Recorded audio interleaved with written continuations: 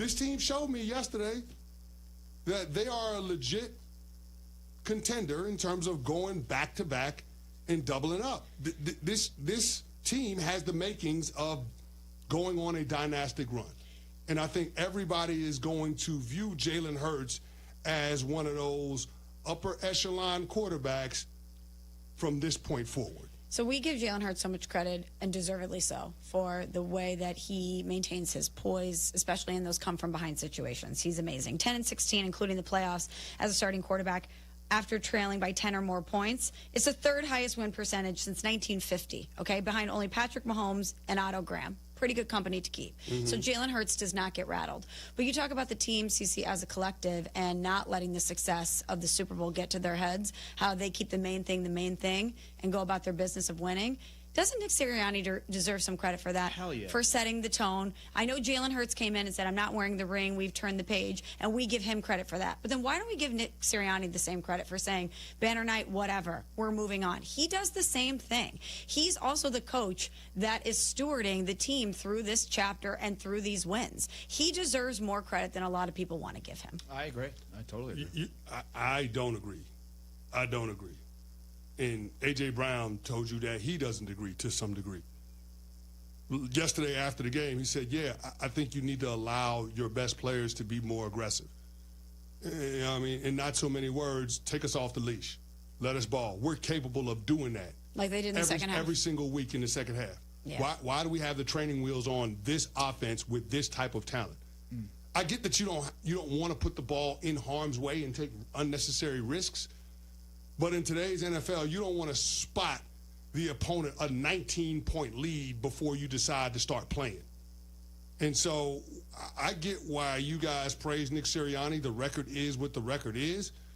But the players showed you and told you that they could be doing more than what they are.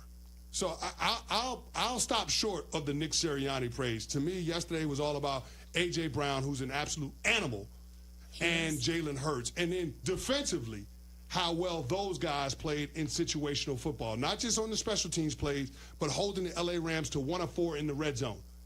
Those things matter. When you can hold them to field goals and not allow them to convert to touchdowns after they move the ball up and down the field, that's being good at defensively. That's bend but don't break. That's Vic Fangio. And so with the flight of all of that top-tier talent in free agency after the Super Bowl, they've shown that they've been able to replenish the coffers, and this team, this unit, is going to be able to pick up where they left off from last year. Well, the Eagles looked like they had some 5-hour energy in that second half the way they played, that's for sure. Oh, yeah. Who knew caffeine could taste so good? With 5-hour energy shots, caffeine just got a serious flavor upgrade. We're talking big flavor from watermelon to strawberry banana to sour apple, packed into a tiny 2-ounce bottle. You'll get as much caffeine as a 12-ounce premium cup of coffee with 0 sugar and, get this, 0 crash. And with 17 bold flavors to choose from, there's a shot for every mood. Find your favorite flavor in store today or grab a variety pack online at 5hourenergy.com or on Amazon and give your caffeine a flavor upgrade. I didn't know it was banner night. ESPN Radio, home of the World Series. The Dodgers are World Series champions. The NBA Finals. The Oklahoma City Thunder 2025 NBA champion. And the College Football National Championship. Ohio State has won the national championship. This is ESPN Radio. Don't wait to start building your future. North Park University in Chicago is enrolling now. North Park is known for its renowned nursing and education programs, a 15-to-1 student-to-faculty ratio, and classes where professors get to know you personally. The warm Christian community welcomes those from all faith backgrounds, and students graduate ready to lead in schools, communities, and beyond. Apply today at northpark.edu. That's northpark.edu. North Park University, where faith, purpose, and career come together. If you're turning 65 or new to Medicare, Humana might just have the health plan you're looking for. Our Medicare Advantage plans offer coverage and care you can count on. You could get a plan with a $0 premium or an all-in-one plan that may include medical and prescription coverage, as well as routine dental, vision, and hearing. Learn more at gethumana.com. Humana, a more human way to healthcare. Humana is a Medicare Advantage HMO and PPO organization with a Medicare contract. Enrollment in any Humana plan depends on contract renewal. Hey, it's Cap. My friends at Automatic are celebrating 80 years of making Chicagoland homes and businesses comfortable. To celebrate their 80th anniversary, Automatic's residential team is giving you $800 off any furnace and AC replacement now through the end of October. It's a great opportunity for Chicagoland homeowners to make sure their home is comfortable. Don't wait for your system to fail. Call the pros you can trust, the best in the business. Go to Automatic.com. Whiskey fans can learn a lot from Professor Carmen DeFalco. Not too many people that can have sports knowledge and also whiskey bourbon knowledge. Carmen's amazing. I do like whiskeys and bourbons. Still kind of a novice, and he helps me understand a little bit better what I should be looking for. I'm a hardcore bourbon guy, and I listen to Carmen Jurko every day. He can pull out the very essentials that I can't even taste. Stay tuned for details on the next session of Whiskey an ESPN Chicago production. Beckett's amazing. He's a miracle child. In the mornings, he'll wake up and he'll roll the shades up and, Dad, it's time to get up. It's a bright, beautiful day. He started getting dizzy. At the first of the year, he started going, I have to sit down, I'm dizzy, Mommy. A month after his 3rd birthday, he got diagnosed with ATRT brain cancer. All you can think of is, the kid's not gonna live. The fact that St. Jude doesn't build is a godsend. And the fact that we don't have to ask for help here makes things a lot easier to go through what we have to go through with Beckett. The fact that they are researching and they are saving these children, it's so important. We wouldn't be where we are without St. Jude, and in turn, we wouldn't be where we are without those people that have donated. They're the reason why my son's still alive. Finding cures, saving children. Learn more at stjude.org. Carmen and Jurko, now 9 a.m. to noon, weekdays on the home of the Bears, ESPN Chicago.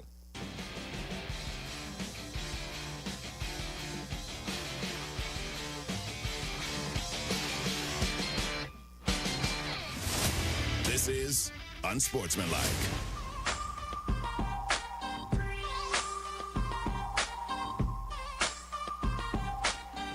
Turbocharge your workout with new Live V2 pre-workout from Beyond Raw. Reformulated to hit harder, last longer, and push you past your limit. Available now at GNC stores and at GNC.com. We are Unsportsmanlike here on ESPN Radio, ESPN2.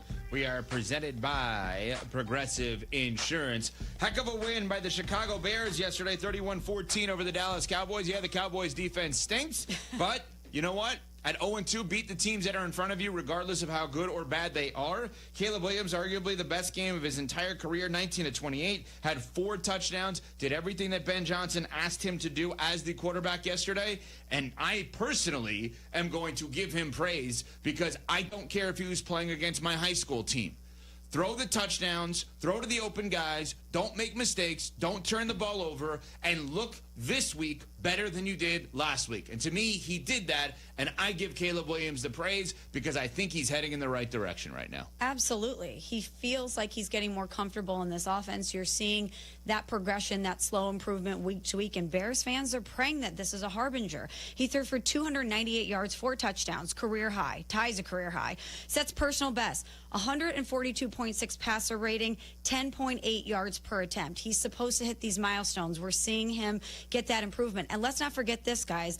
A league-high 68 sacks last year as a rookie. Didn't get sacked for the first time in his entire career. This was the best we've seen of Caleb Williams, and you really hope that he can build upon this. Yeah, I'm not going to go that far. I hear what y'all talking about. I think that's a product of playing against a really bad Dallas Cowboys defense. And I watched the majority of this game yesterday. I saw Caleb Williams skipping passes to wide open receivers. I saw Caleb Williams airmailing passes to wide open receivers. There are throws that are baked into Ben Johnson's offense that your quarterback absolutely has to hit. Now, of course, he's going to give you the wild plays when he uncorked that bomb to his wide receiver off the flea flicker. Like, you love to see stuff like that, and that's going to get everybody enamored.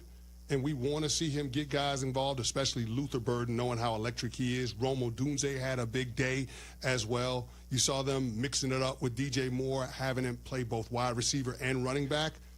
But I'll say this, Caleb Williams has got to do a better job at being able to make the layups more consistently in order for this Bears team to threaten in the NFC North.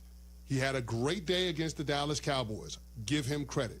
I also think that defense stepped up in a major way, especially after CeeDee Lamb got hurt. I don't know why Brian Schottenheimer has CeeDee Lamb playing running back. That's absolutely ridiculous. Sometimes, even the best coaches make boneheaded plays, boneheaded decisions.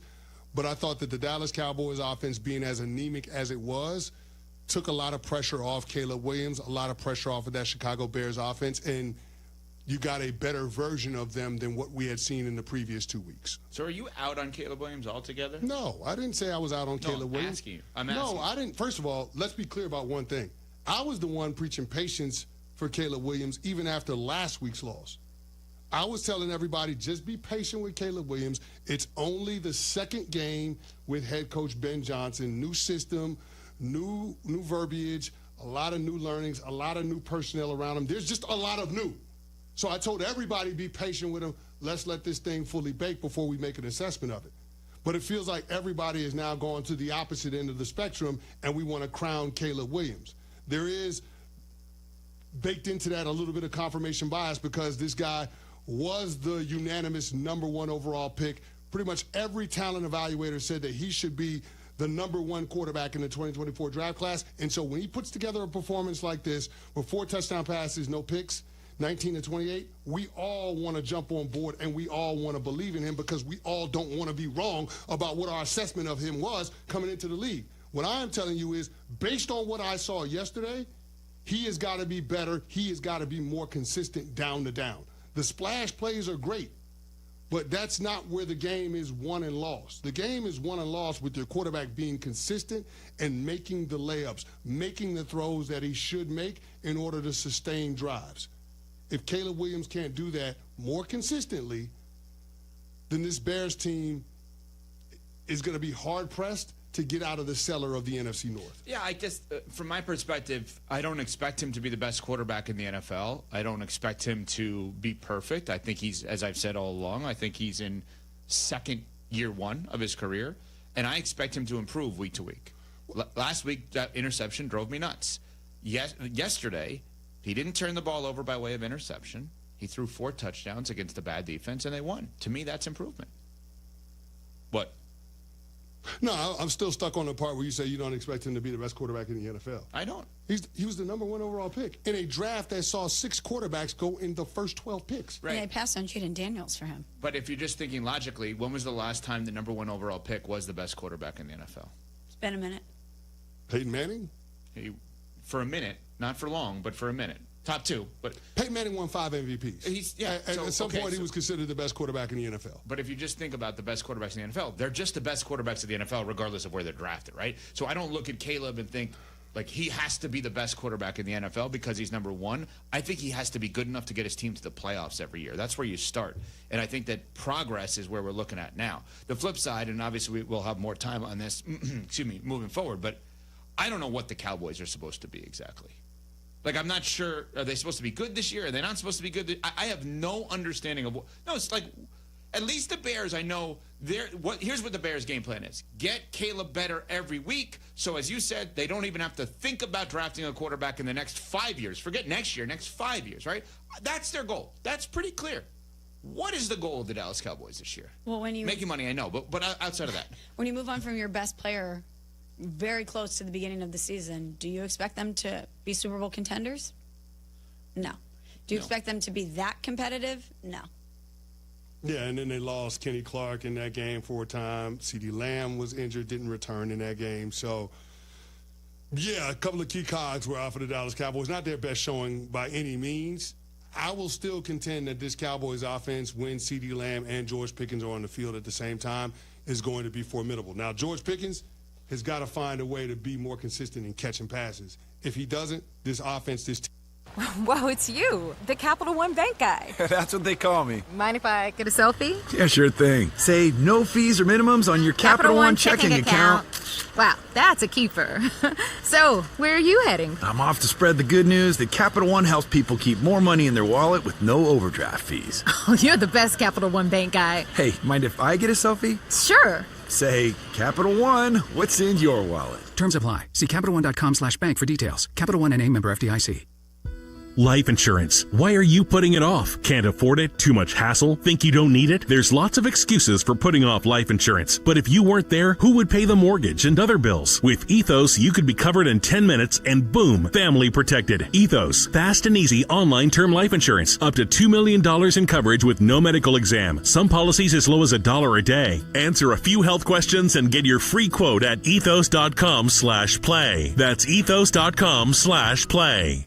There's still time to save big on your landscaping project at Menards. Whether you're creating a new patio or installing a retaining wall, Menards has the largest in-stock selection of concrete blocks ready to take home today. Plus, get free estimates fast using our easy design and buy program in-store or on Menards.com. Save big on all landscape blocks and check out our weekly flyer on Menards.com for all the great deals happening now. Save big money at Menards.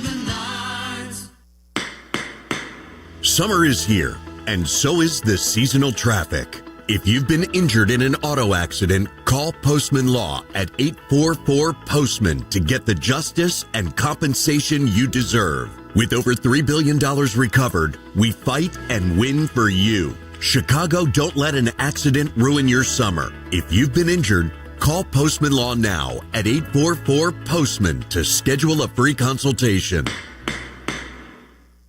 All right, let's be honest. Game day isn't just about football. It's about the food. And for me, that means Nancy's Pizza. Your game day might include putting your favorite jersey on, the remote in hand, but also make sure Nancy's Pizza is front and center. Whether it's with the crew or you're flying solo, nothing beats that crispy crust molten blend of mozzarella cheese and those legendary toppings. Nancy's has been doing it right since 1971. Make Nancy's Pizza part of your game day routine. Order now at nancyspizza.com or go to their flagship restaurant in the West Loop. Dear Rocky Roads, the 2025 Toyota Tacoma doesn't flinch. Rugged twists? Been there. Rutted turns? Done that. With tons of top tech and rock-solid resilience, Tacoma is tougher than any terrain. And when the dust settles, Tacoma's legendary resale value means confidence for the road ahead. Find your Tacoma at Toyota.com or visit your local Toyota dealer today. Toyota, let's go places. Hi, I'm Connie Britton, and I want to share with you the experience of Donna in Washington. She writes, I got injured about 5 years ago. I was let go when, because of the injury, I couldn't keep up with my schedule. I've tried to find other work, but I'm 68 now. No one wants to hire someone that old. This week is tough, though, because I had to get my tooth fixed. So I only have $10 in my checking account. But it will be okay. I at least have food because of this pantry. Millions of people face hunger. Some every day, just like Donna. The Feeding America network of food banks helps provide over 6 billion meals to people in need each year. Learn more at feedingamerica.org. Feeding America, 200 food banks strong. This is ESPN Chicago, WNVP, WTBC, HD2 Chicago, a Good Karma Brands radio station. Chicago. This is your morning routine. Put some respect on my name. Kap and J Hood. That's right, we bad. Watch the show on Twitch. Follow ESPN 1000 Chicago. Stream the show on the ESPN Chicago app and on FM 100.3 HD2 and on ESPN 1000 Chicago. Now, David Kaplan and Jonathan Hood. Good morning, everyone. It's Bears Victory Monday. Snap and ass, big handoff, back to throw. Caleb Williams, tapping to throw, wide open Loveland, backing up to the 50, to the 40-yard line of the Cowboys, and he rustled down near the 37. Left to right from the Cowboy 35. Snap back, Caleb gonna throw down the left sideline, open at the 10 to the 5. Adunze, touchdown Bears! Here's the pitch to Swift. Tosses it back to Caleb Williams. Looking deep down the left side. Going for they're burning over the shoulder. 20, 10, 5, end zone. Touchdown! Touchdown Bears! Ben's bag of tricks. Fans are going berserk. They love it. Johnson to the left. Gets into Bears territory to the 40. Had a steam to the 40. Or knocked him out inside the 30, and they say he fumbled the ball and took it out of his hands. Tyreek Stevenson ripped it out of his hands. Ruling on the field was a fumble and recovered in the field of play by Chicago. Play clock being worked by Caleb Williams. Snap back, fakes it. Little pressure up the middle, back of the end zone. Over the middle, touchdown. Touchdown, Cole Kmet. Touchdown Bears. Prescott to throw again. Pocket starts to close, and down he goes. Avalanche coming in, and it's Montez Sweat. Snap back, four-man rush. Prescott gonna throw, but he's gonna go short, and the pass is intercepted on the tip. And coming up with it is Tremaine Edmonds. Takes the snap, looking, scanning, now running right. Gonna throw back in the end zone.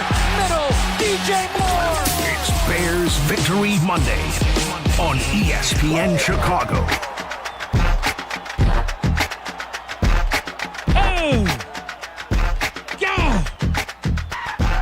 It is a Bears Victory Monday on the Kap J Hood Morning Show on ESPN 1000, and we're streaming on the ESPN Chicago app. Along with David Kaplan, Jonathan Hood with you. We've got Shay, we've got Jay Moore, we've got you for a 3-hour ride as the Bears defeat the Dallas Cowboys by the score of 31-14. We'll open phone lines for you, 312-332-ESPN, 332-3776 is our telephone number. And for the first time since going way back to last year against Carolina, the Bears finally win at home. Finally, the people at Soldier Field can walk out of that building with a smile on their face because the Bears win over the Cowboys 31-14. And yesterday's game, Cap, a 180-degree turn from last week's game against Detroit. Offense, defense, special teams were non-existent a week ago. But in yesterday's game, they all came to play to help Ben Johnson get his first victory as a Chicago Bears head coach.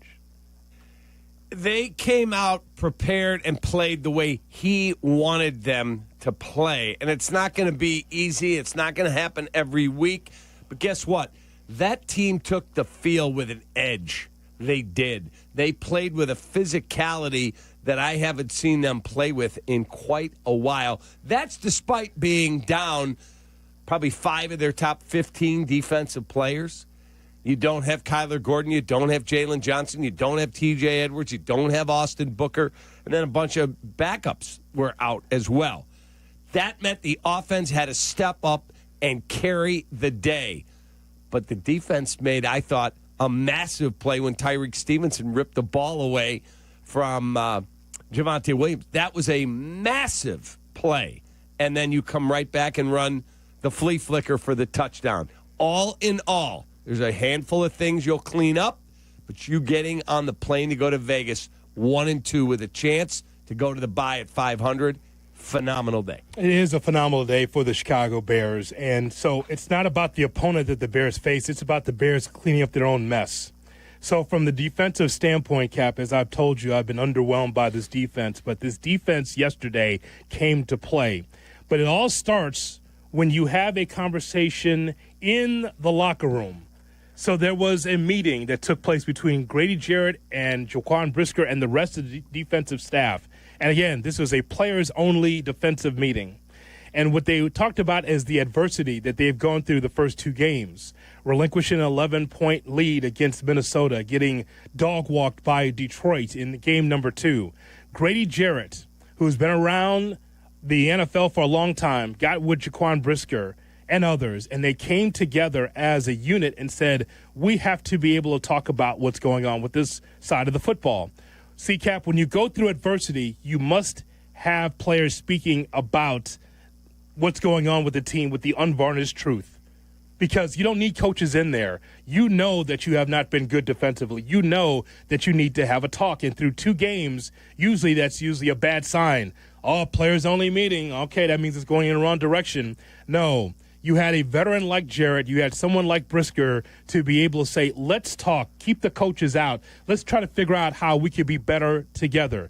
That is a mirror of reality that you have to have when you're that bad defensively. I've been calling it out for a long time, and they did it themselves. They self-policed themselves in order to be a better defense. And it did start with Stevenson, because I'm sure somewhere Peanut Tillman was probably jumping up and down because Stevenson punched that ball out the way Tillman used to.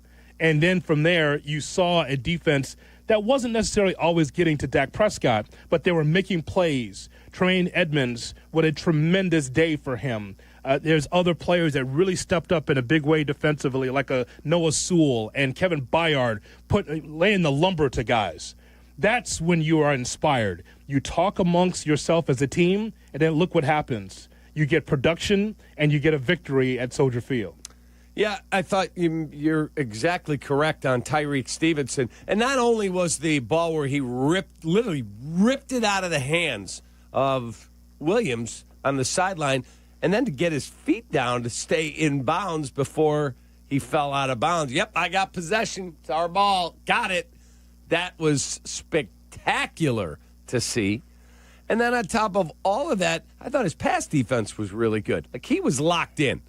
And then they got some pressure on Dak. They sacked him twice.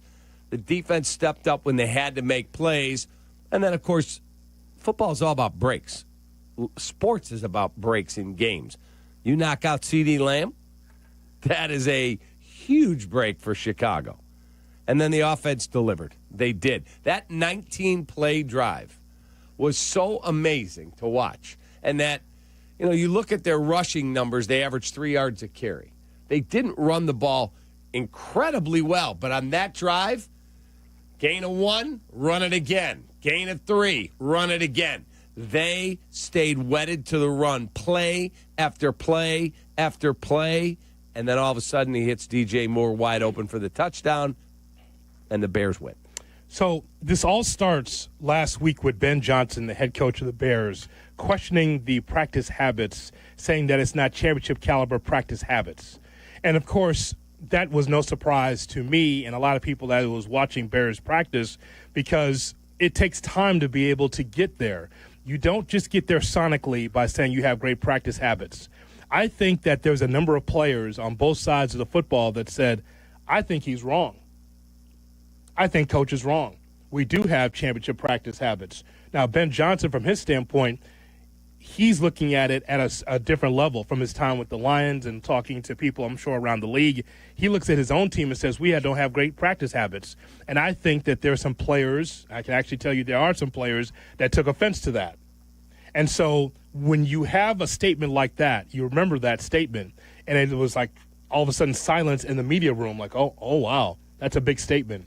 That has Ben Johnson sending a message to the players. I'm sure he said that at House Hall, but he wanted the press to know that, we're not there yet from a practice standpoint. And as you well know as a coach, you practice how you play. If you play half-assed, if you practice half-assed, what do you think that your play is going to be when the bell rings? Yeah, you play how you practice. Is that what you're saying? Yeah. And has there been a day where you have, our practices the last couple days haven't been good and you won? Yeah, because you played a substandard opponent. But when you get in the National Football League and you got to face Dak Prescott and some of these guys, you better be coming in with a good plan A, and I count on Ben to do that, and B, those guys better come ready to play. But you mentioned Grady Jarrett, who I love. He's quickly becoming one of my favorites. I've never interviewed the guy. I hope we get him on one day, and I'd love to talk to him. But when I heard Grady Jarrett say, hey, if the man says our practice habits aren't where they need to be, then we got to fix that. Yeah. Like, he didn't bristle. Well, what do you mean? Nope. If the man says we're not practicing right, then what do we need to do to get better? And when he addressed the team, they said it was impassioned. Yeah. It was demand.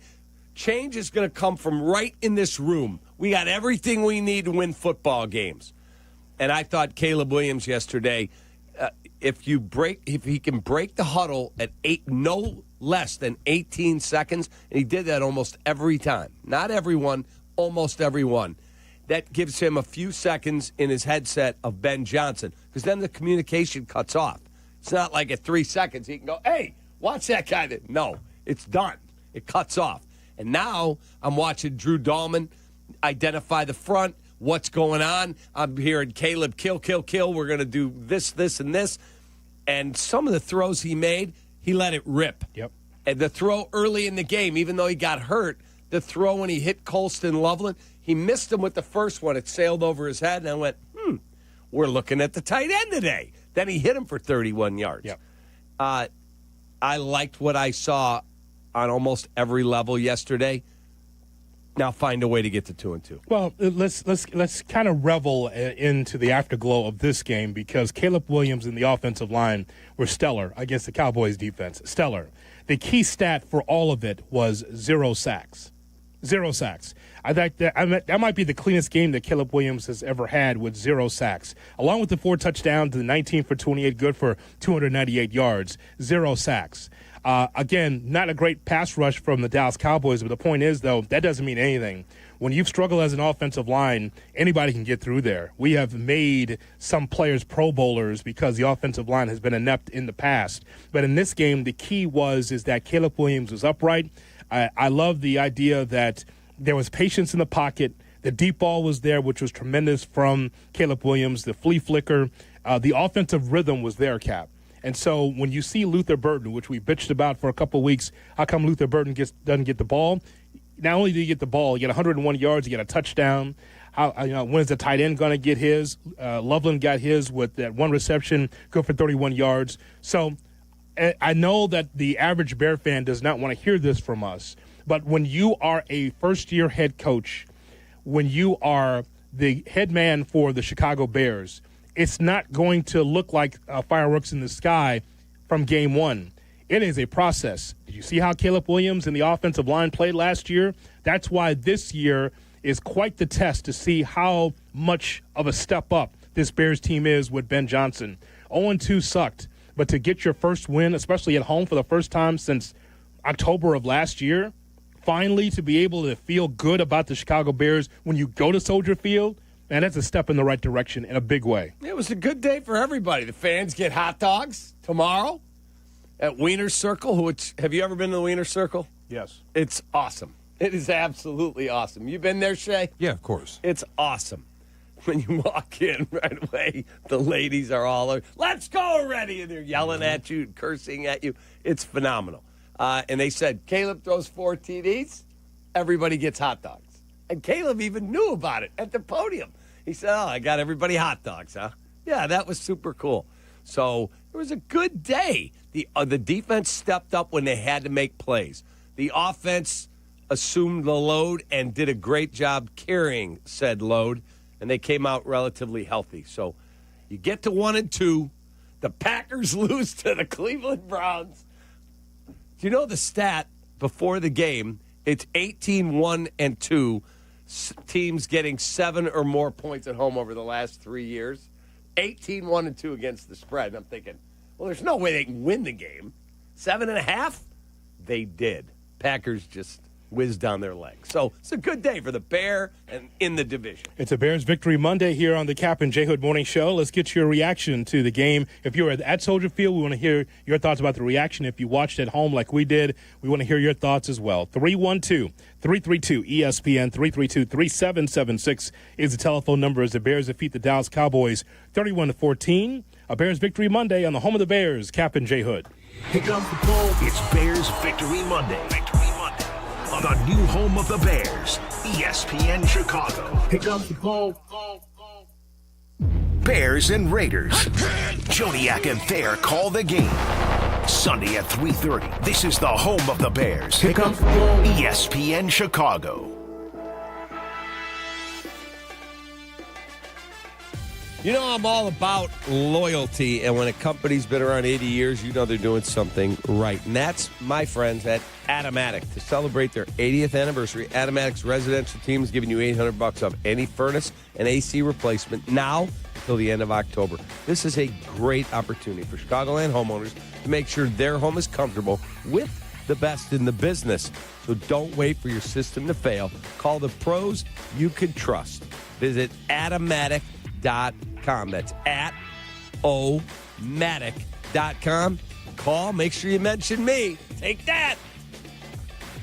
Crash, bang. You know, I've been saying that to Chicago sports fans for the last few seasons. Lisa, why don't you give it a try? Crash, bang. That's what that feels like. Of course, personal injuries feel much worse. They do. That's why the Chicago Personal Injury and Workmen's Compensation lawyers at Maurice Longo are here for you. I'm Jim Morisi, and she's Lisa Longo. Visit us at mauricilongo.com. That's MORICILONGO.com. We're in your huddle when you need us. Hey guys, it's Silvy. Summer might be over and the kids are back to school. Doesn't mean the fun has to stop for the family. FenceWorks, a.k.a. the guy on 41, keeps your backyard and driving buzzing all year long. Stop by their Northbrook showroom for the latest in basketball hoops, trampolines, play sets, and fences. I bought my basketball hoop for the family from FenceWorks, and my kids love it. And the customer service, superb from purchase to install. I only recommend the best for my family and yours, and that's FenceWorks, a.k.a. the guy on 41. Visit theguyon41.com today.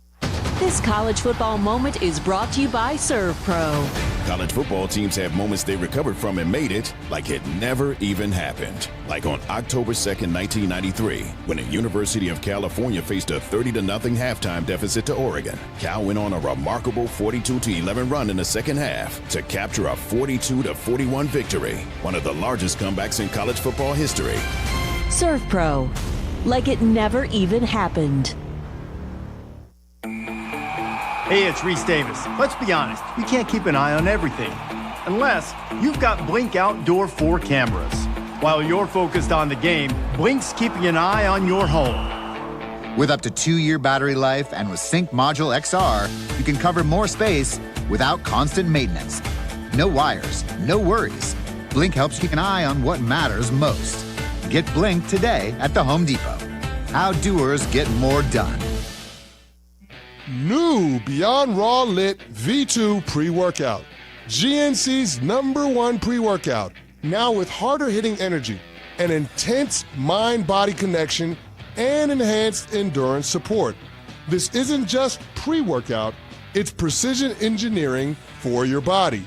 Turbocharge your workout with new Beyond Raw Lit V2. Available now at GNC and GNC.com. The John Deere Gator XUV lets you cut, pack, drive, scout, weld, stack, feed, pull, load, tow, spray, and haul, all in a single day. Because with the highest cargo box volume in its class, customizable features, and a towing capacity of up to 4,000 pounds, it gets the job done. You just have to get in the seat. Learn more at your John Deere dealer or visit johndeere.com/Gator XUV. Hit the road in a brand new Acura in less than 1 hour. At Advantage Acura Naperville, you can sign and drive away in 60 minutes or less. Seriously. Or they'll cover your first car payment. Every new Acura is backed by the Advantage Plus program. Advantage Acura Naperville. Restrictions apply. See dealer for details.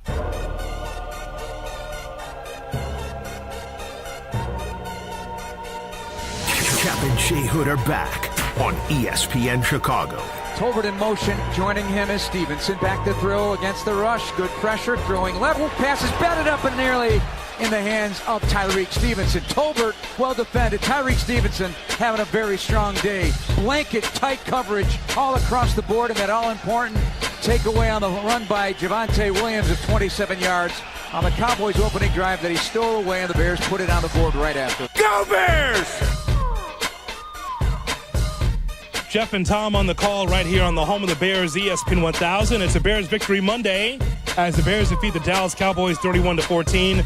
Glad to have you in today. 312-332-ESPN. 332-3776 is our telephone number as we talk to you about the Bears and their victory. You know, the defense, you talked about Tyreek Stevenson, and then the 2 picks by Edmonds. You know, here's what I liked. It was an opportunistic defense that we saw out there. They had to be able to make plays, Cap. After all this time of just letting go of the rope against Minnesota late and then that Detroit game, you had to be able to make some plays.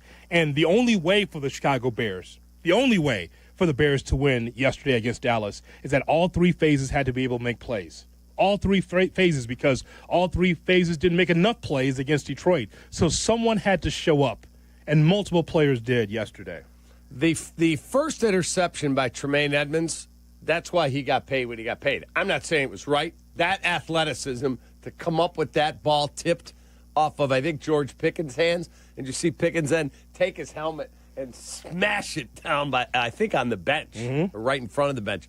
He was so ticked. But that was a spectacularly athletic play to get the job done. The other one was an easier interception, and then Kevin Byard. He's now second in the NFL among active players in career interceptions. Yeah. So super cool to watch that game unfold yesterday. And there was just big play after big play after, good throw to this throw to that throw. So I haven't been listening to Chris Canty this morning. I don't know what he's saying. But you have to look at that game and go, that was the guy that was number one. And if you look just through 3 games, Caleb Williams is playing better than anyone else drafted in his draft class at that position through these 3 games. I'm not talking about last year. Jaden Daniels was way better. No question. But this time, Bo Nix hasn't been great. Jaden Daniels didn't even play yesterday, and he hadn't been great. Drake May was horrifically bad yesterday, threw a pick in the end zone that just can't happen. 5 turnovers. They should have beat the Steelers. That was a tipped ball at the line. Did it get tipped? Yes. All right, I'll give you that one then. But he was not good. Not good. I'm not going to say he was, but that was a tip ball. I didn't see it got tipped. So based on just this year, Caleb's playing better, solid football. Oh, interesting. He's got Ben Johnson to work with him. It's a whole different thing. I kept looking over at Eberflus pacing on the sideline going, this is his worst nightmare. They come in here and his defense just gets trucked. Yeah, that's what happens when you make a deal by trading Micah Parsons, because that means the football team's a lot better. That's Jerry Jones, who was not on the camera very often, by the way, yesterday. I was surprised. There wasn't a lot of Jerry Jones until late on that Fox broadcast, but, not a surprise that the Eberflus defense, especially without Micah Parsons, was ineffective and just not getting enough pass rush. Give the offense of the Bears a lot of credit, because here's one thing that we've mastered. The Bears, that first quarter touchdown, Cap, they've mastered that.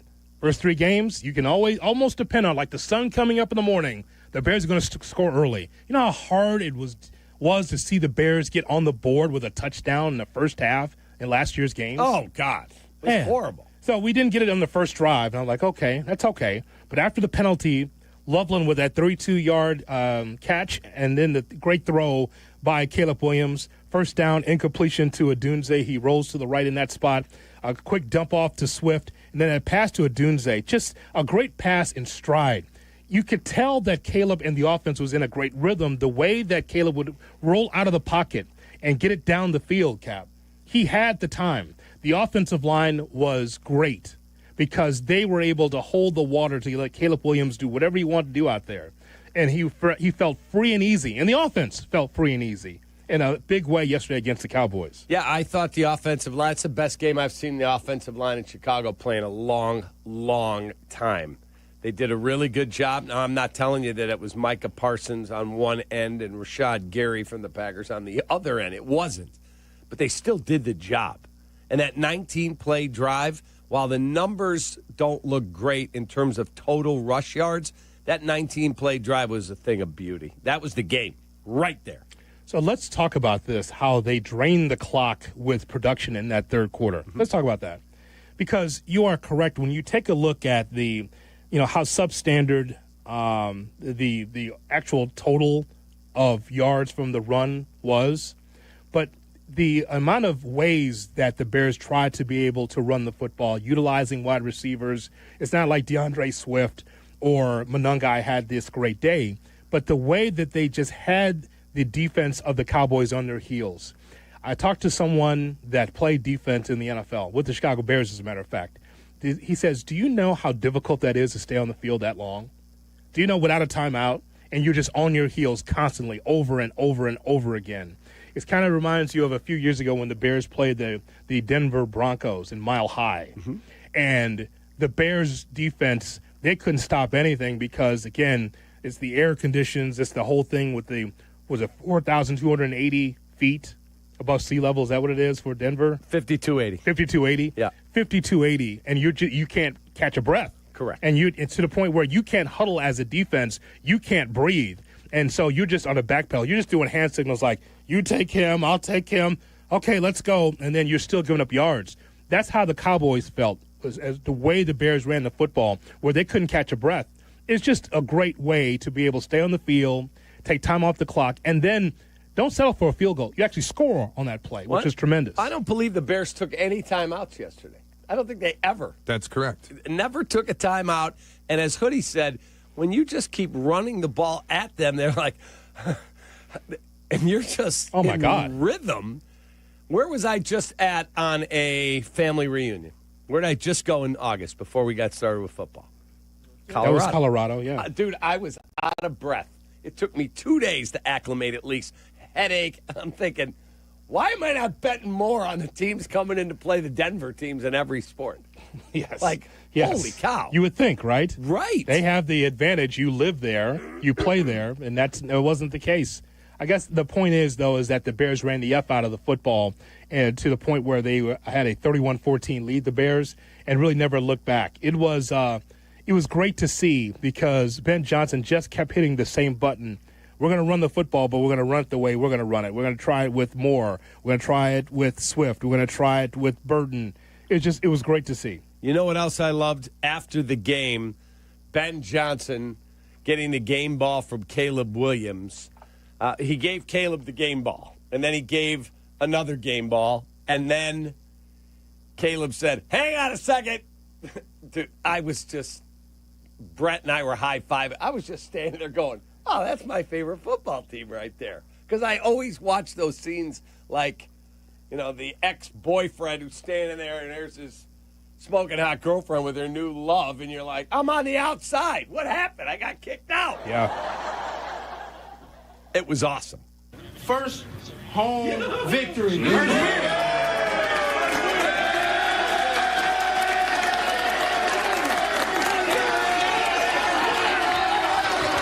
I got the best stop card. You know what I got? Repeat after me now. Good, better, best. Good, better, best. Never let it rest. Never let it rest. Good gets better. Good gets better. And you better get better. And you better get better. Bears on three. 1, 2, 3. Goosebumps. Dude, I have goosebumps right now, and I've watched that 25 times. Good, better, best. Ben Johnson. That's the way it goes. Good, better, best. Yes. The better. What did he say that? And what's next? Good, better, best. Mm-hmm. The better not let it rest or something. Mm-hmm. I don't know. Yeah. It was spectacular. You know what they remind me of? You like that? You like that? Kirk Cousins. Oh, yes. Sound like the same guy. Yes. Very much so. Either Ben was the quarterback in Minnesota or Kirk's our head coach. You like that? You like that? You just have to let it go, man.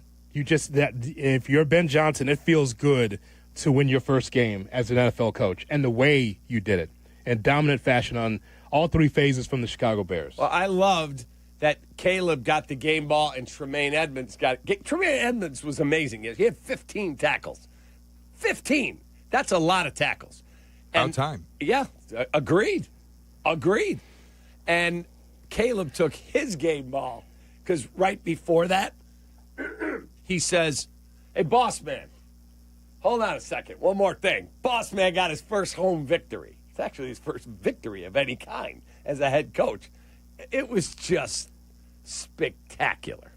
So the Bears win over the Dallas Cowboys. We're going to get your reaction coming up next. 312-332-ESPN, 332-3776 still to come. We'll hear more from Ben Johnson, the head coach for the Bears, as the Bears win on a Bears Victory Monday. Kap and J Hood weekday morning starting at 6. It's Bears Victory Monday. On the new home of the Bears, ESPN Chicago. Let's go, man. The CDGA Golf Show. It's your source for golf news local and golf news from around the world.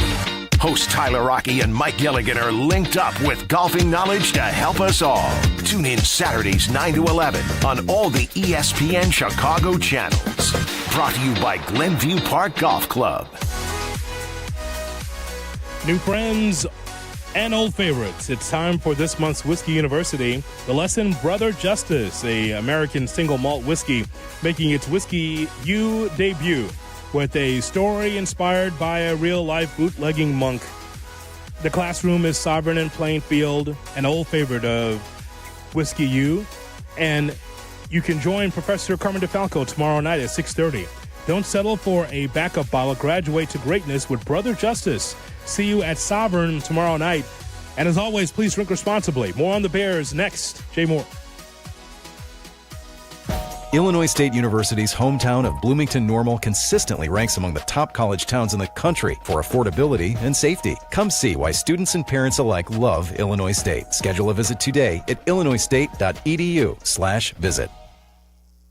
Chicago, when you're hurt in a car crash or on the job, Postman Law delivers. Don't just hope for help, demand results. Others promise. Postman delivers with ease, speed, and results. Call 844-POSTMAN today. That's 844-POSTMAN. Time now for ESPN Chicago's Sports Business Minute. Brought to you by your Chicagoland BMW centers. From Crane Chicago Business, here's Danny Ecker.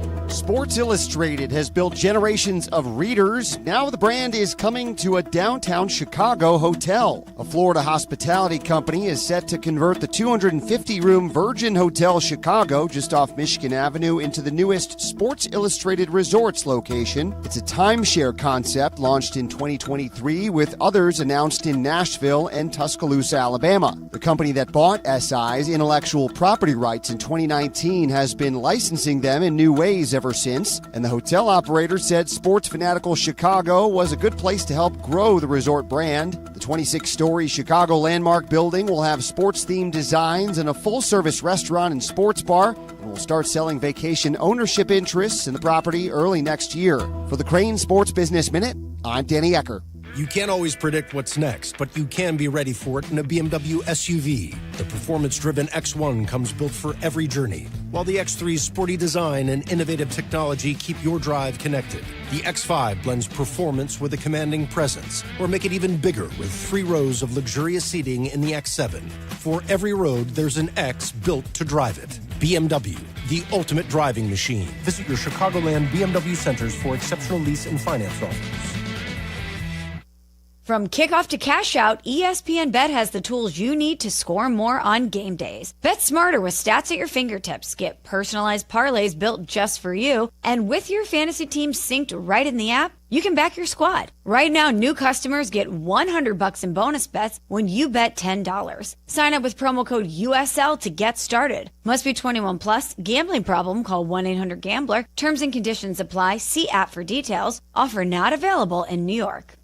Welcome to Only Murders in the Building, the official podcast. Join me, Michael Cyril Creighton, as we go behind the scenes with some of the amazing actors, writers, and crew from Season 5. The audience should never stop suspecting anything. How can you not be funny crawling around on a coffin? No, that's true. Catch Only Murders in the Building official podcast, premiering September 9th wherever you get your podcasts. And watch Only Murders in the Building, streaming on Hulu and Hulu on Disney Plus for bundle subscribers. Terms apply. Hey everybody, Joe here, founder of Fry the Coop. Did you know that we now use Vienna beef pickles in our awesome chicken sandwiches? Vienna beef makes the best pickles ever, and we couldn't be happier. Don't believe me? Stop by any Fry the Coop and prove me right.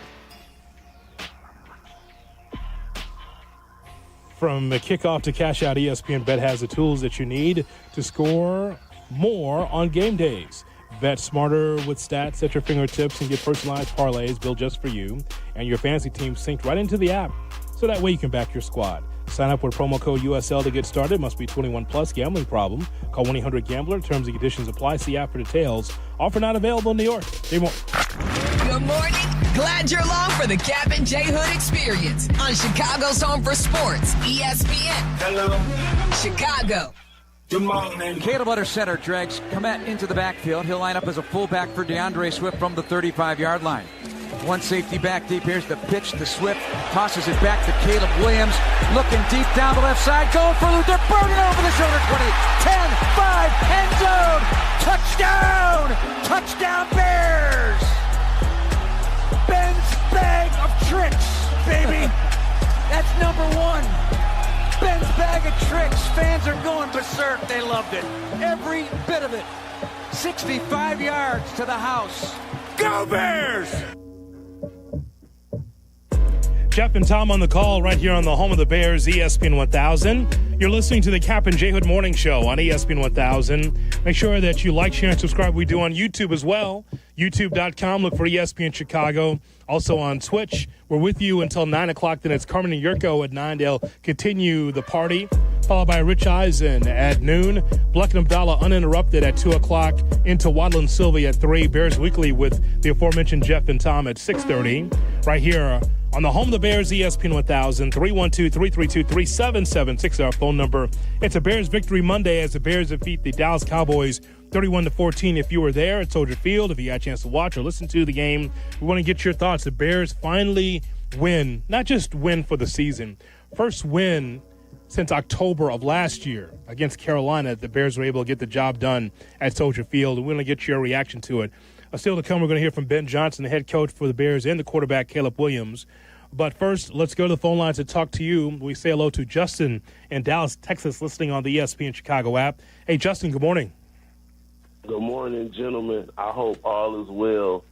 I'm so excited and so happy that we got the W. I'm so happy for Caleb, Ben, and the rest of the team. That just makes next week that much more important. If we win next week, we right back in the mix. It means a lot to me because down here yesterday, all I kept hearing was from Cowboy fans at work telling me how, I'm a Texan now and I need to go ahead and root for the Cowboys. I told them that'll never happen. I'm born and raised in Chicago. Chicago is always going to be in my heart. The Cowboys have been trash and they always will be trash. And last but not least, I'm wondering if you guys seen that clip of CeeDee Lamb. It resurfaced on Twitter and IG talking about how the Bears are trash. Well, we see how that worked out for him, and I mean that in more ways than one. Bear down. Bear down. Have a great week, brother. Yeah, Noah Sewell took care of CeeDee Lamb. Yeah, they just showed the play on the monitor in here. And, yeah, first of all, let me ask you a question. That was like a toss play. Mm-hmm. What are you doing with CeeDee? I wouldn't use CeeDee Lamb in that way. I'm paying that dude $30-some million because he's an elite downfield receiver.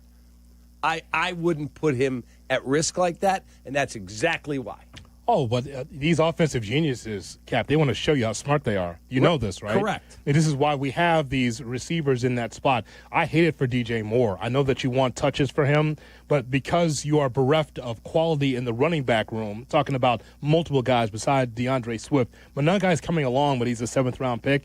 You see this all the time. I know you watch all the games like I do. You see these wide receivers in peril, these skinny, fast guys. Like, here you go. If I give you the ball, will you run? That works on Saturdays, Cap. On Sundays, those defensive players are coming at you with a ruthless aggression. You got to be careful of those plays with some of those swift wide receivers, you know? Yeah, like if you're going to run Jade Walker, I'm not saying they did yesterday, Sure. He's hurt. You're going to, even Luther Burton, he's a rookie. You're paying DJ $27.5 million because you didn't take care of the running back room? Like if you had done something in the running back room, he wouldn't be in that situation running between the tackles. You want to use him on an end around? Okay, I got it. Between the tackles? A $27.5 million receiver? No thanks. We see it all the time. This is a thing all the time because they think they're fooling a defense, and the defense, all right, they're going to gear up on you. Now, again, a running back is built for that type of punishment. Right. A wide receiver? No, thank you. Like Cordero Patterson, he was not a great wide receiver, so they used him in a multitude of ways, but he was also paid commensurate with a gadget-type guy. Not $27.5 million a year, paid to be a number 1 or 2 receiver. Yeah, that's what it is, man. Again, I was saying to you and Shay before the show, who's on an 0-3 team that I can go trade for a running back? Because I need one. Okay, I'm sure. And I'm not trying to make it like baseball. Yeah, exactly like baseball. This is not in June when a team's out of it. Okay, can I get your hitter? Can I get your pitcher?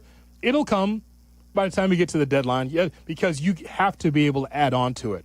As much as I was happy of how the Bears drained the clock in that third quarter running the football, you need more than what you had there.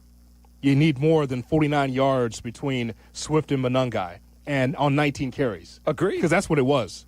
Agreed. Like, Monangai's just a little slow for my taste. DeAndre Swift, he's a serviceable journeyman back. That's all he is. He is a journeyman back. So I'm going to spend the next couple of days studying the standings and going, hang on a second. Can I get that guy? Yes. You're 0-3. Trade me that guy. Yeah, there's going to be Cap going through the wires going, that's who I want, Eugenio Suarez to run the ball. Wow. How about that, Space? Kap Hoodie, what's going on, fellas? How y'all feeling? What's up, kid? How are you? Man, it's a great Monday morning. It's a great day to be a Bears fan, man. Tell me about it. We got the dub. It feels good to be on this side. You know, we had sighting. You know what I'm saying? We got Montez Sweat out of retirement. The offensive line played really well. It was great to see. You know, this is how we can look in a Ben Johnson offense. And then the deflating part was being on this side of the field. You know, when, like last week, how they scored right before halftime and all the air just got sucked out of us. And this week, we did the same thing to them. And you saw they just had nothing when they came back from halftime. They had no momentum, nothing to fight for. So it was great to be a Bears fan right now. I hear you, Cap. We do need to be on the waiver wire. We do need to get another back. But right now, let's just soak this in. Let's get ready for next week. We got Vegas. Let's go, baby. All right, Space. We appreciate Have a the great telephone week, call. kid. And don't be calling in here about Montez Sweat. If I was in charge of the box score, you know what it would be? It would be an asterisk next to that sack. He dropped his bags in the tunnel in the fourth quarter and go, let me get in here. Again, late to the game. He does a great job. I think Sweat does it perfectly. He makes sure that the traffic's already settled in. He doesn't worry about traffic, and then he could just show up late in the ball game and come through. At least he took the ski mask off. Ski mask off. It's like he dropped Still got the gun, but dropped that in the tunnel and was like, okay, let me just get in here late in the game. So that's an asterisk next to that sack. Wow. Seriously. He's going to walk in here and go, Hoodie, I was hustling, man. You see me running down after him all day long? Nothing to show for it except the sack. Let's just be honest. Just be honest, man. Just the way it is. He called just now and said to tell you that Edmonds stole some of those tackles from him. I'm sure he did. I'm sure he did. That's how that works, too. That's my sack. That's my tackle. No, you came in the fourth quarter. But, you know, it's a smart move, though. Yeah. Smart move. Mm-hmm. You know, you get there late in the game and then start coming through. We saw that last week, too. That's it. 312-332-ESPN is our phone number. Burr Ridge, here's Mike on Kap and J Hood. Hey, Mike, good morning. Good morning, gentlemen. Hey, man, you know what? I just want to, show some praise to my boy Luther Burden. His third catch of the season was a big one. Usually, I get a little nail biting, right? When these big bombs are going down. How many times have we seen the ball drop from players? I think this is going to set the tone for him for the rest of the season. That was not an easy catch. And I did see that hands-only catch. It kind of slipped a little bit, but he got it. I love it. I think it's going to be a great season for him. He had a great game, and I just wanted to leave it at that. Yeah, I mean, I know that everyone wants everything all at once when it comes to Chicago Bears. Everything that's new, everything is old, you want to succeed. We're Bears fans. I get that. But with Luther Burden, it was good for him to have a breakout game because it wasn't going to happen right away. I think, as I've been saying all along with the Chicago Bears, because you have so many offensive weapons that want to eat, they can't all eat at the same time. There's going to be some guys that's going to want more than just a touch. Cole Kmet, I know is refreshing for him to get the one reception and the 10 yards and the touchdown because he hasn't done that golf swing in a long time. That whole swing thing that he does. I know it felt refreshing for him to finally they found me wide open in the end zone. Hello, touchdown. But it is not a golf swing. That is him hitting a home run at Wrigley because he's a Cubs fan. Love it, Cole. Nicely done, kid. Let me just retract. That's my golf swing. 312-332-ESPN, 332-3776 is our telephone number. Shay's Platforms coming up and more of your phone calls on this Bears Victory Monday as the Bears beat the Dallas Cowboys 31-14 on Kap and J Hood. It's Bears Victory Monday. ESPN Chicago. Bears Weekly. Host Jeff Joniak and Tom Thayer take you inside with the latest on your team. The latest news and the best interviews. Bears Weekly, tonight at 6:30 on ESPN Chicago and the ESPN Chicago app.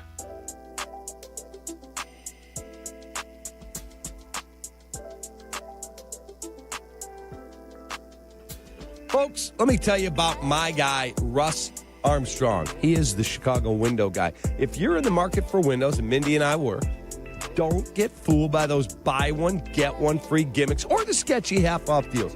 Russ keeps it real. He offers the most energy-efficient windows and doors at the lowest price, guaranteed.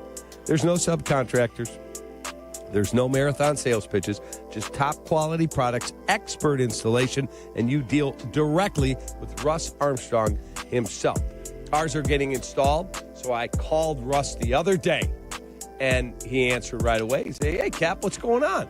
So just checking on the status of the windows that you're adding into the home, and he said, give me a second. Boom, boom, boom. Here's the date. Lock it in. We'll be there at 8 in the morning and get it done for you.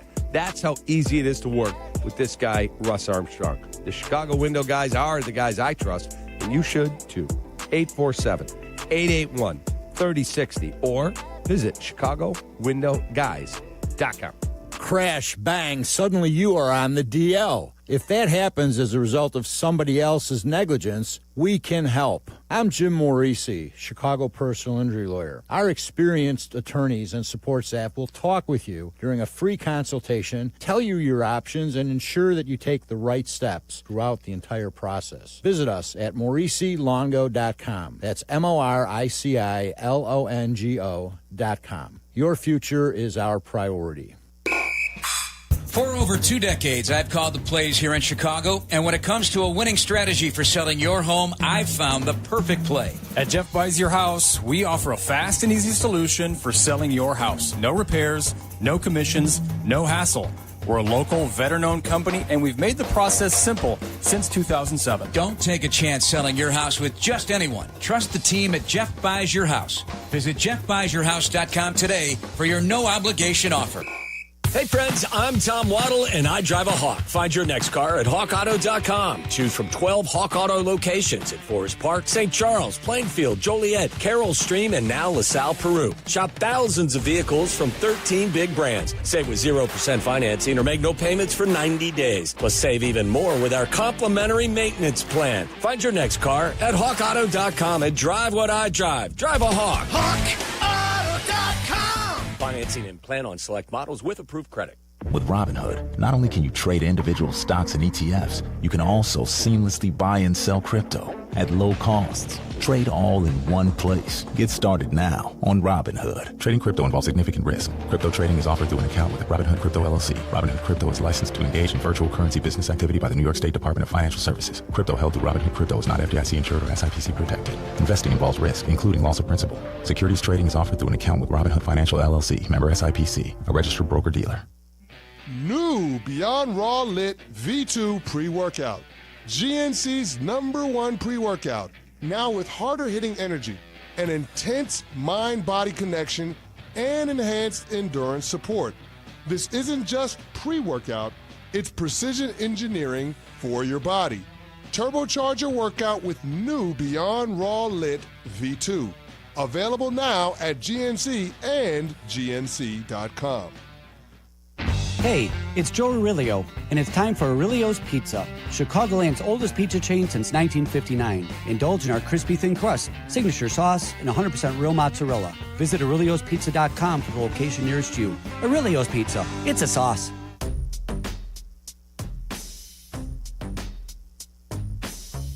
Tire care shouldn't come with extra costs or surprise fees.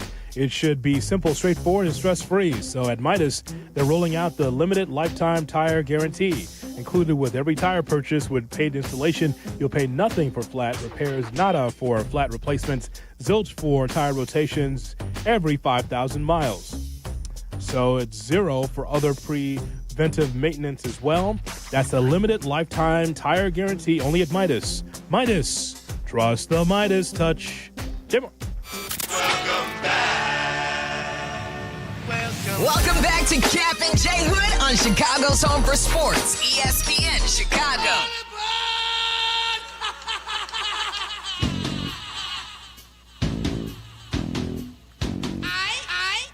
More of your phone calls coming up on this Bears Victory Monday as the Bears defeat the Dallas Cowboys by the score of 31-14. But now it's time for Shay's Platform. Shay? Shay's Platform brought to you by the Chicago Transit Authority. Save money, do more, ride CTA. Speaking of, are we talking about Montez Sweat robbing the Bears with his contract? Speaking of robbing your franchise for a contract, enter Brian Daboll and Joe Schoen. Did either of you catch the end of the game last night? Were you up to see it? I did. I watched it, yeah. You have Jackson Dart on the field running consecutive read options. Why in the world on third down do you run a read option with Russell Wilson? Either put Jackson Dart in the game and run that play or don't run that play. And then I got to watch Russell Wilson at the end of the game throw 3 passes out of the back of the end zone. What does that do for you, Russ? It's fourth down. You can't throw the ball out of bounds. Damn.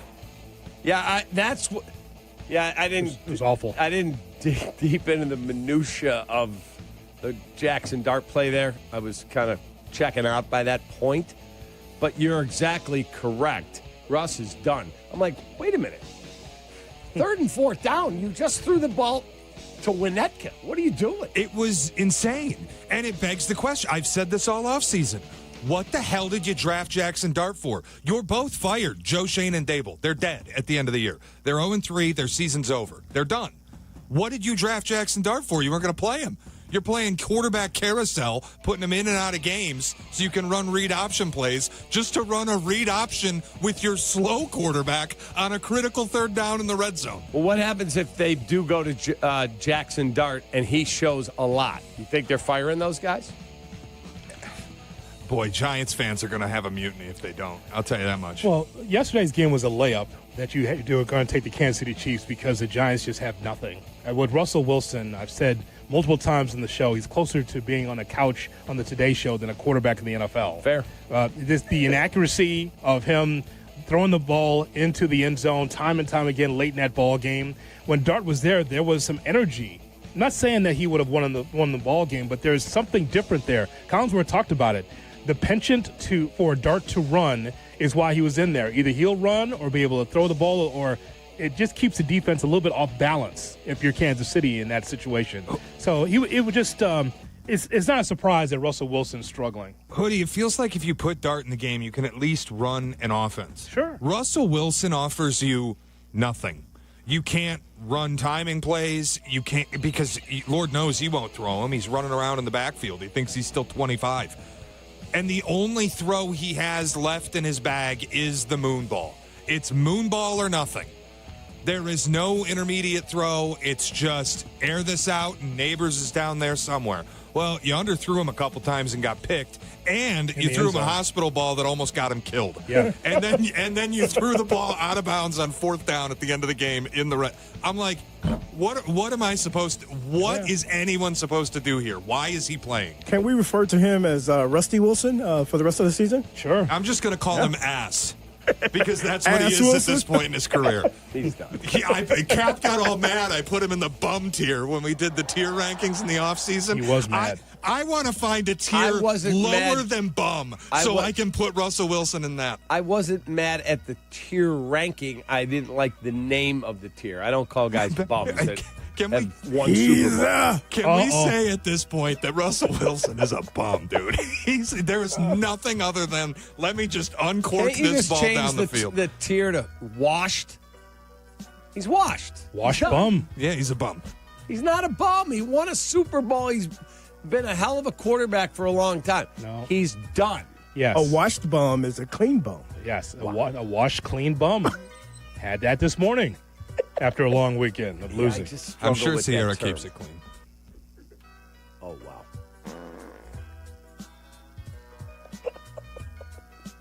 I'm just going to know who's going to clean up that dead fish that got dropped into the studio. Anyone want to clean that up? Pass. Sierra's husband, washed bum. His platform brought to you by. Did you just say Sierra Washington's bum? I'm sorry. Let me just apologize to the No, CTA. For no, it's already out there. That's proudly brought to you by the CTA. Good luck. That is my bad. Yeah. There's no way to segue nicely into it. Boy, that's awful. Metra, it's available if you want it. I mean, seriously. I mean, honest to God, you'll South Shore line if you're interested, because that is just wow. Proudly presented, by the Chicago Transit Authority. If you're stuck in traffic this morning, what are you doing? Why are you stressing yourself out, taking longer on your commute than you need to? Let the CTA be your driver. You know, yeah. The CTA throws better passes than Russell Wilson. Get into the city and back fast and stress-free. Avoid the hassle of stop-and-go traffic, spending money on gas, or those unexpected costs for car repair. $5 covers your trip and back on the CTA. Just sit back. We'll do the driving. Tap to Pay is also available on all CTA trains and buses. Save money, do more, ride CTA. All right, we're talking to you on this Bears Victory Monday. I know that we have Dallas Cowboys fans listening in the Metroplex, and they hide out in the city. You know that, Cap. They do. There are Dallas Cowboys fans in the city. Hey, Dallas Cowboys, you can't spell Dallas without S-A-D, sad, okay? You can't spell Dallas without two L's that you've had this year. So, hey, Dallas Cowboys fans, I know that you're going to work. I know that you hide in the shadows in the suburbs and in the city around here amongst us Bears fans. Yeah, take those L's and go back to Dallas.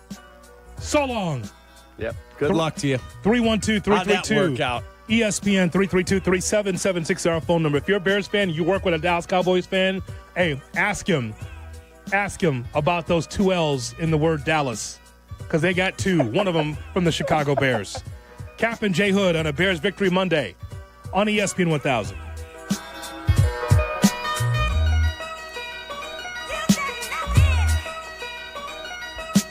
Kap and J Hood, morning 6 to 9, ESPN Chicago. Property managers and GCs use FinishingChicago.com's contractors for finishes and protective coatings in the most iconic venues, interior spaces, and essential infrastructure. Our painters apply industry-leading commercial and industrial finishes inside and out, so your biggest assets always put their best square footage forward. FinishingChicago.com has your free list of painting, wall covering, glass systems, drywall finishing, and signage contractors. For a great finish, start with FinishingChicago.com.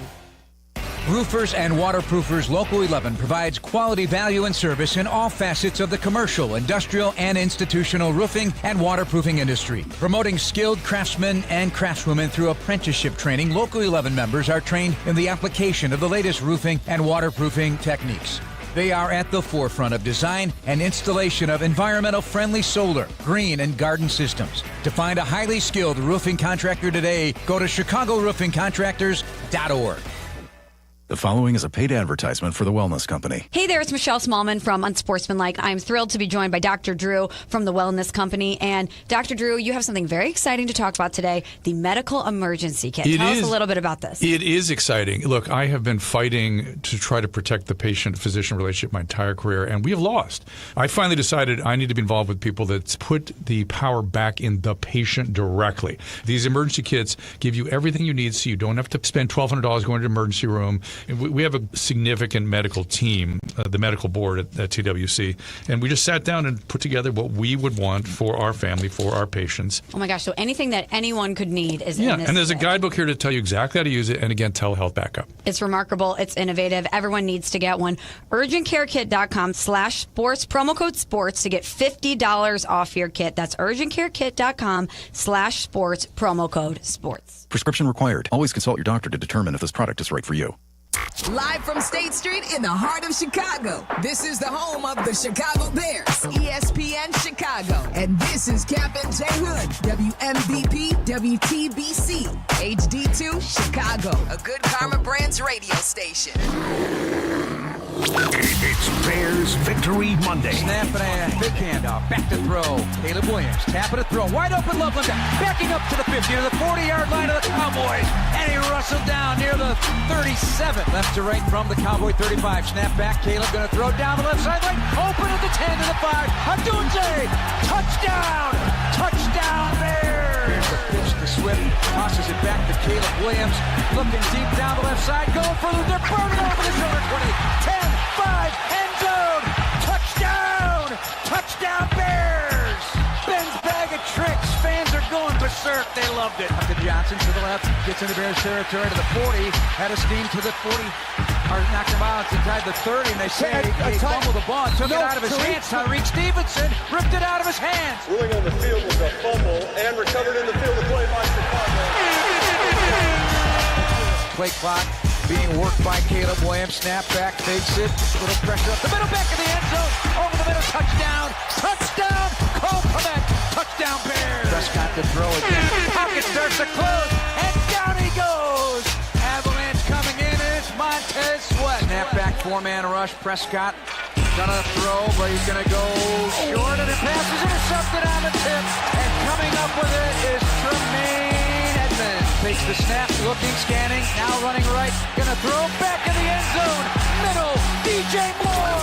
It's Bears Victory Monday on ESPN Chicago. Good morning, Chicago. And welcome in to the Kap J Hood Morning Show on ESPN 1000 and streaming on the ESPN Chicago app. With Hall of Famer David Kaplan, Jonathan Hood with you as we talk to you about the Bears and their victory over the Dallas Cowboys 31-14. Watch our show and all the shows today on YouTube, youtube.com, ESPN Chicago, and on Twitch, twitch.tv/ESPN 1000 Chicago, as the Bears win their first game in the Ben Johnson era, winning 31-14. Cap, could you just take this one side of the sign, please? I'll get the other side. Let's just hammer this up here. Brand new sign. Complimentary football, because that's what we saw. Yeah, watching the way that when they had to run it, they did. When they had to throw it, they were more than a little successful. When they had to make a big defensive play, outstanding. Outstanding. All three phases came to play yesterday, and it was our guy, J Mack, from the Bears Radio Network that got a chance to talk to Caleb Williams first as the Chicago Bears win over Dallas 31-14. Caleb Williams with thoughts with the win over the Cowboys. First off, here with Bears quarterback Caleb Williams. First off, congratulations on the big win. Big day for you. 4 touchdowns on the day. Offense generated a lot of explosive plays. What made the offense so effective today? Yeah, I think it's just the details that we've been harping on as a group, and also just knowing how close we are as an offense and how close we work. We got to keep doing. We got to be consistent, and so that's the goal now. We're 1-0 this week. The goal is to be able to go 1-0 next week, and we got to be able to be consistent with the details, tough practices and things like that, to be able to go out here and win on Sundays and things like that. Yeah, you mentioned the details and tough practices. Coach Johnson called you guys out on practice habits this week. How intense were the practices, and how much did it have an effect on today's outcome?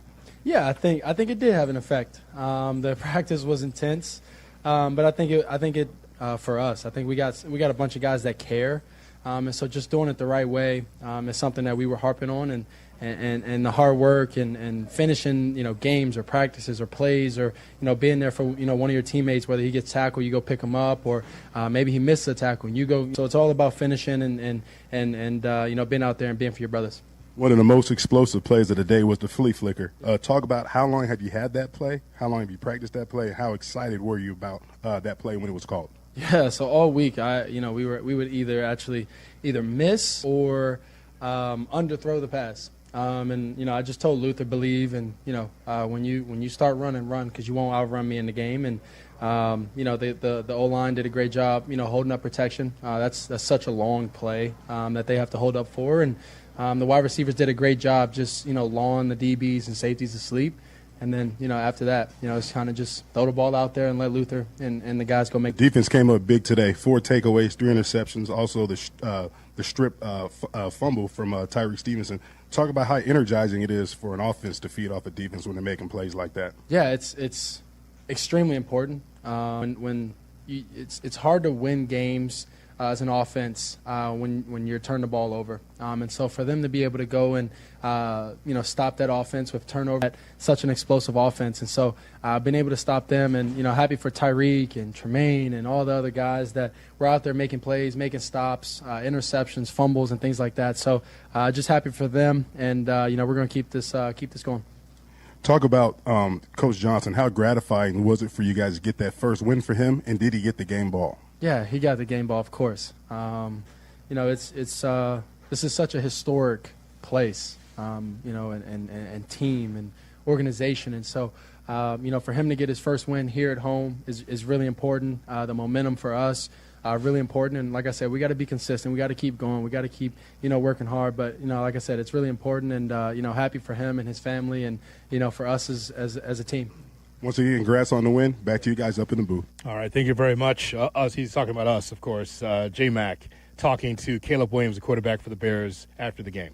Yeah, I love listening to that. It's before he meets with the rest of the media, and he's talking player to player. There's a different respect level. That's not a shot at the media, because I've been doing that job like you have for 30-plus years. But when you talk player to player, coach to coach, they just give you different stuff. And listening to Caleb there in a relaxed setting where he's comfortable with J-Mac, I thought it was really, really good, and there's some really good insight there. And even in that interview, you can hear Caleb, we're going to have to go back and really hard practices again. And he talked about after the game that Ben is intense, man. Like he said, I saw one smile on his face the entire day. Even though a lot of his stuff was working, Ben's intense, and he's going to call you out. He's not being personal. He's not being mean. This is the National Football League. It's tough stuff. And for me as a fan, I don't get caught up in personality. What I can't get caught up in is how the Bears could be better. Look, I know that Ben Johnson, because he was curt on some answers, which we'll hear a little bit later on with the media yesterday, he saw that flea flicker and thought, that pass back to Caleb was not crisp, and it was not. It was a wobbler. No, because he gets hit. Yes, but still, he wanted to be perfect. Correct. That's you could tell that there's some things that irked him. You saw that in the sideline as far as his demeanor. But, hey, it's about repetition and being good and playing at a championship level. That's what he wants for the Bears. That's what we all want for the Bears. No question about it. I was actually really, really impressed that he even got the ball back there, because I went back last night as I was watching your New York Giants, DeBall and that crew. Don't do that now. As I was watching, I muted it. I had my laptop on, and you can go on NFL Game Pass. I always tell people, if you're really into this stuff, I think it's $99 for the year. If you can afford it, you should do it. You can get the game. You've watched it with me. Yes. Condensed. The all 22 doesn't drop till tomorrow.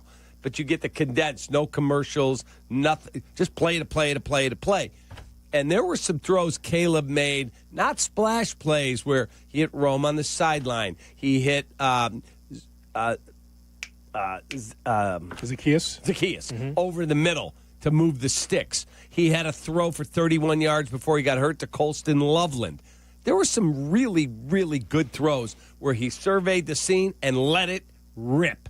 That's the guy we're looking for. All right, let's go to the phone lines to talk to you, the Bears fan, on this Bears Victory Monday. 312-332-ESPN is our phone number. Homewood, here's Jason on Kap and J Hood. Jason, good morning. Jason?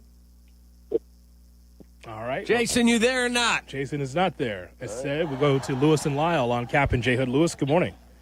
Good morning. Happy Monday. What's up, buddy? It has been 1,106 days since I last got to witness a victory at Soldier Field. That was September 11th, 2022, the first year of Matt Eberflus. That was beyond satisfying, everybody.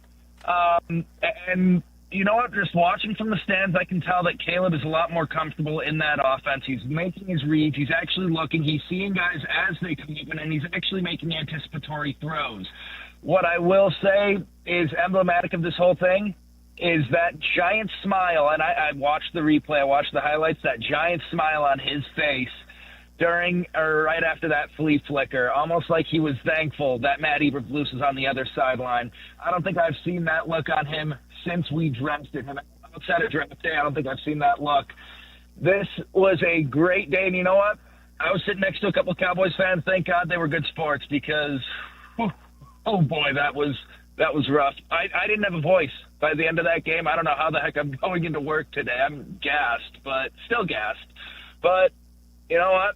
I'm going to ride this high and imagine Chris Conte sitting at his desk, just kind of with a little tear running down his face as Caleb just continues to get better and better.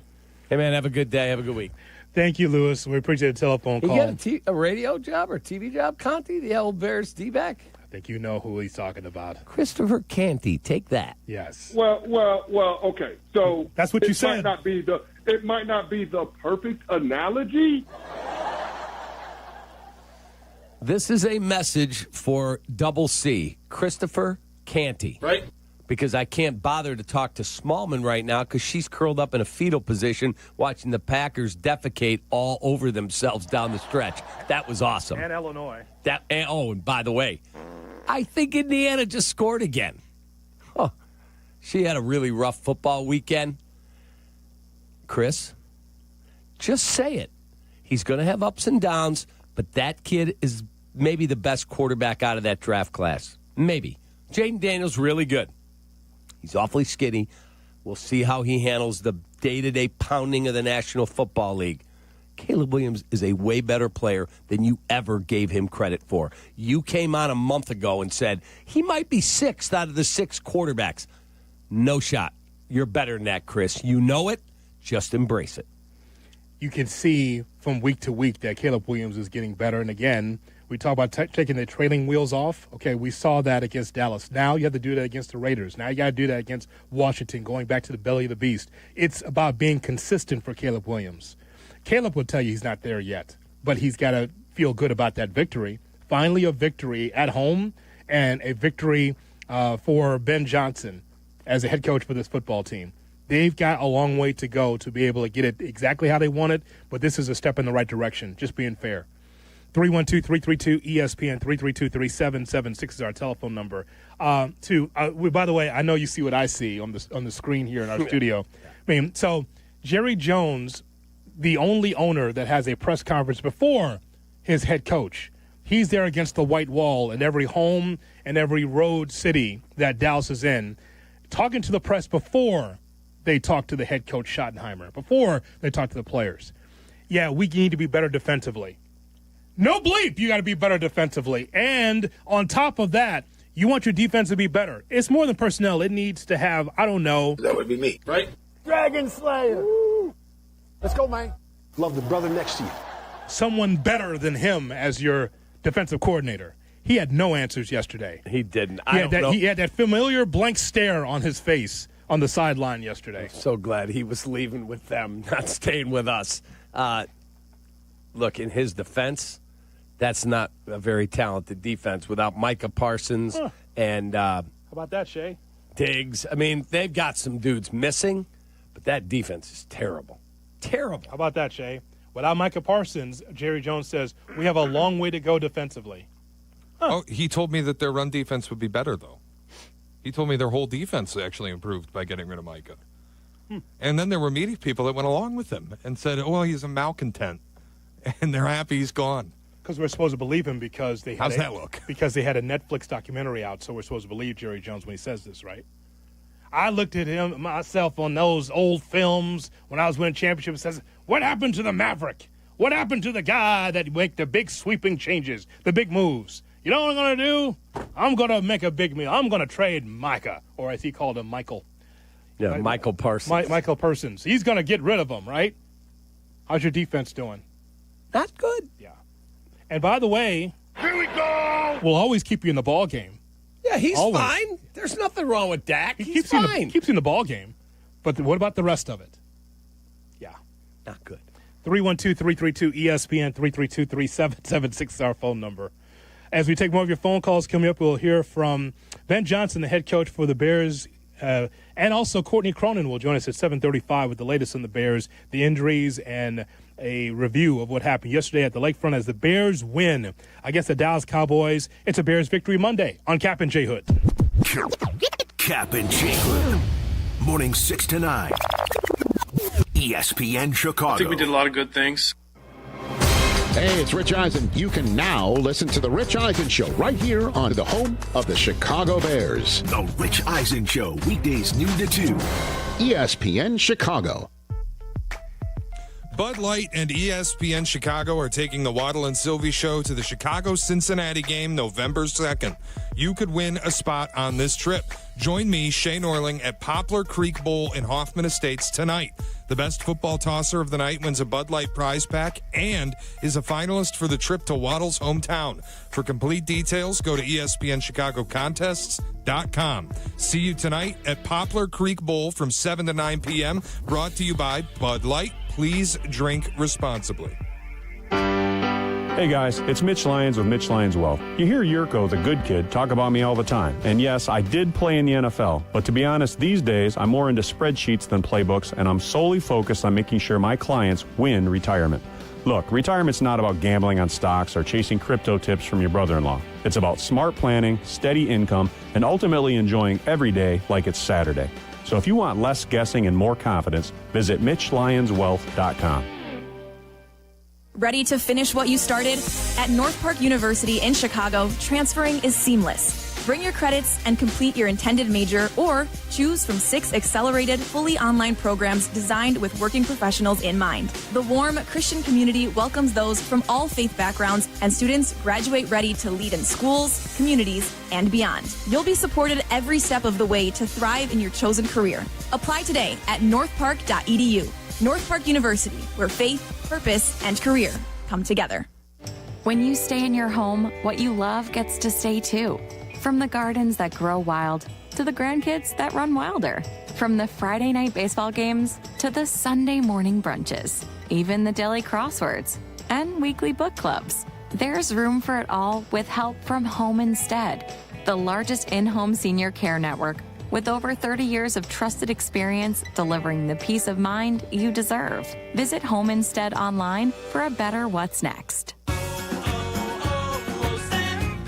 Hi, I'm Michael from the War and Treaty. You know the jingle. Now discover the facts about Ozempic, a GLP-1. Only Novo Nordisk makes FDA-approved Ozempic. Learn about the real thing. Talk to your healthcare professional today. Call 1-833-OZEMPIC or visit Ozempic.com to view the medication guide and to learn more about Ozempic. Semaglutide injection 0.5 milligram, 1 milligram, and 2 milligrams.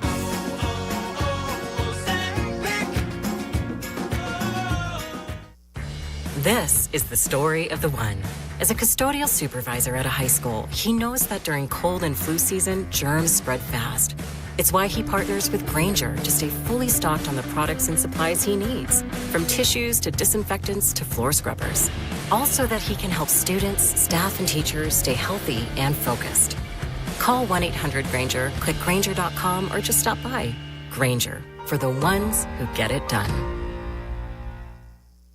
From kickoff to cash out, ESPN Bet has the tools you need to score more on game days. Bet smarter with stats at your fingertips. Get personalized parlays built just for you. And with your fantasy team synced right in the app, you can back your squad. Right now, new customers get $100 in bonus bets when you bet $10. Sign up with promo code USL to get started. Must be 21 plus. Gambling problem? Call 1-800-GAMBLER. Terms and conditions apply. See app for details. Offer not available in New York. Looking for the best live music in Chicagoland? Joe's Live in Rosemont is the place to be. See Nico Moon on October 2nd and Randall King November 1st. Tickets are flying, so grab yours now at joesliverosemont.com. That's joesliverosemont.com.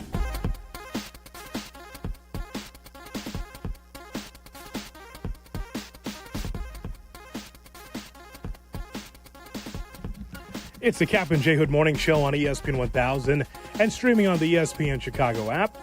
This portion of which is brought to you by the fine folks over at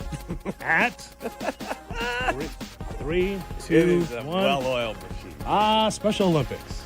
Let me tell you about Special Olympics Illinois. They have a special place in my heart. I am the father of a special needs child. You think you're strong? Prove it at the Illinois Plain Pole, Saturday, September 27 at O'Hare.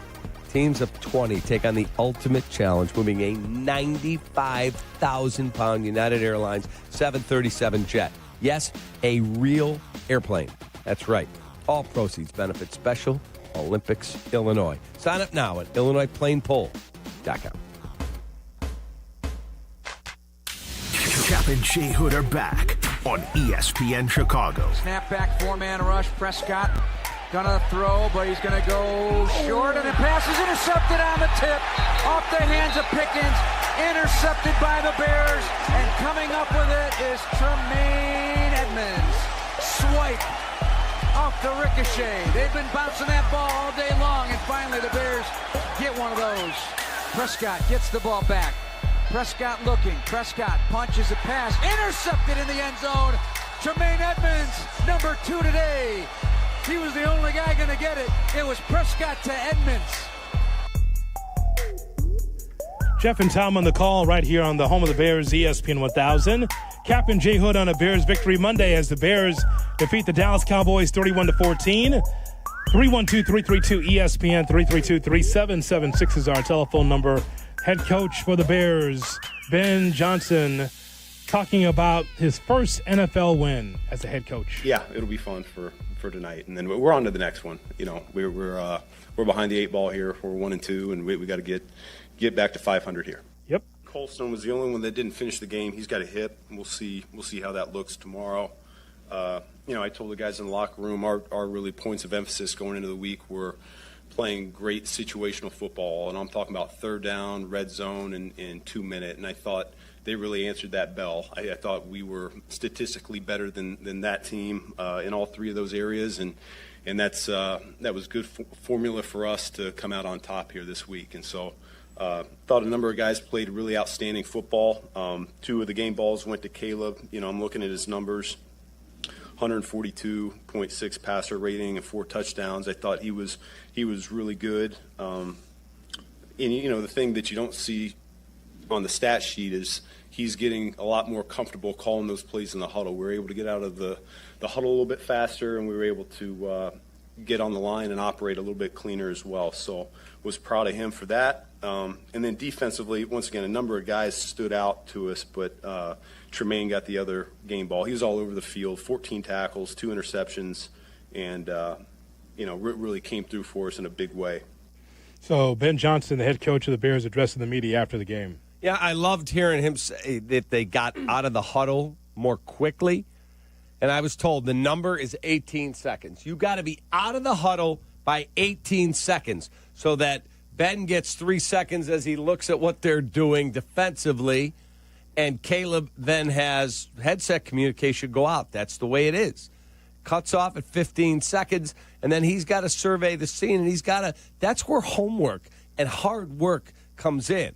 And that's where the whole process got screwed up last year under Eberflus. So when he got fired, then it was just Katie bar the door. You've lost 10 straight. You lose a little bit of your edge. You're a rookie. You don't know how to handle it. Well, now you got a guy in there who's intense, driven, passionate, and going to hold you to a standard you've never been held to before. Never. And he delivered. And he talked after the game when he was saying, I know how intense the practices are going to be. And that's what he asked for, and that's what he's getting. Yeah, so everyone was impressed, including the GOAT Tom Brady, who did color on the television side yesterday. There's so much young development quarterback play that's happening. We're playing these quarterbacks at young ages before they're really, in my mind, developed, mature enough to understand the role and responsibility of being a QB1 for an entire franchise, an entire city. And that takes time to grow into that. And I think some of the greatest examples are guys that sat behind guys that really showed them the way. And then what does a good head coach do, which I would obviously consider Ben Johnson that? You know, it's kind of spoon-feeding him new styles of offense that Caleb hasn't really run. Caleb in college didn't huddle. He didn't motion. There was a lot of things that was very stationary offense. Here, that is a hallmark of Ben Johnson's offense. A lot of multiplicity, a lot of different formation variations. He's got to get up to speed, and they do that by layering on that information every single week. So they did a good job of that today. They're going to have to continue it as the season moves forward. So some thoughts from Tom Brady talking about Caleb adjusting to Ben Johnson's offense. Yeah, I also loved his play-by-play call of the flea flicker, where he was literally just like, oh, my God.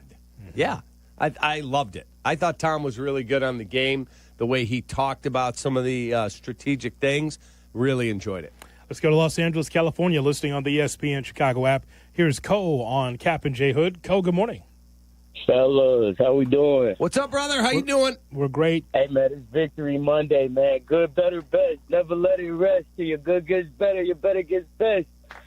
Big Ben Johnson, man. Hey, yo, I just want to shout out Tyreek Stevenson, man. I was one of the main ones that was, like, on him, man. And I was like, yo, he's got to show up today. He's got to. And I know our defensive line can't stop a nosebleed. But, man, the defense really hung in there. Tyreek Stevenson with the takeaway on doing his best. Peanut Tillman. Let's go, fellas. Victory Monday. Bear down. Bear down. Bear down. There you go, Cole. Appreciate your phone call from Los Angeles. He leaves line open for you. 312-332-ESPN is our phone number. Joey G in Melrose Park on Kap and J Hood on this Bears Victory Monday. Joey, good morning.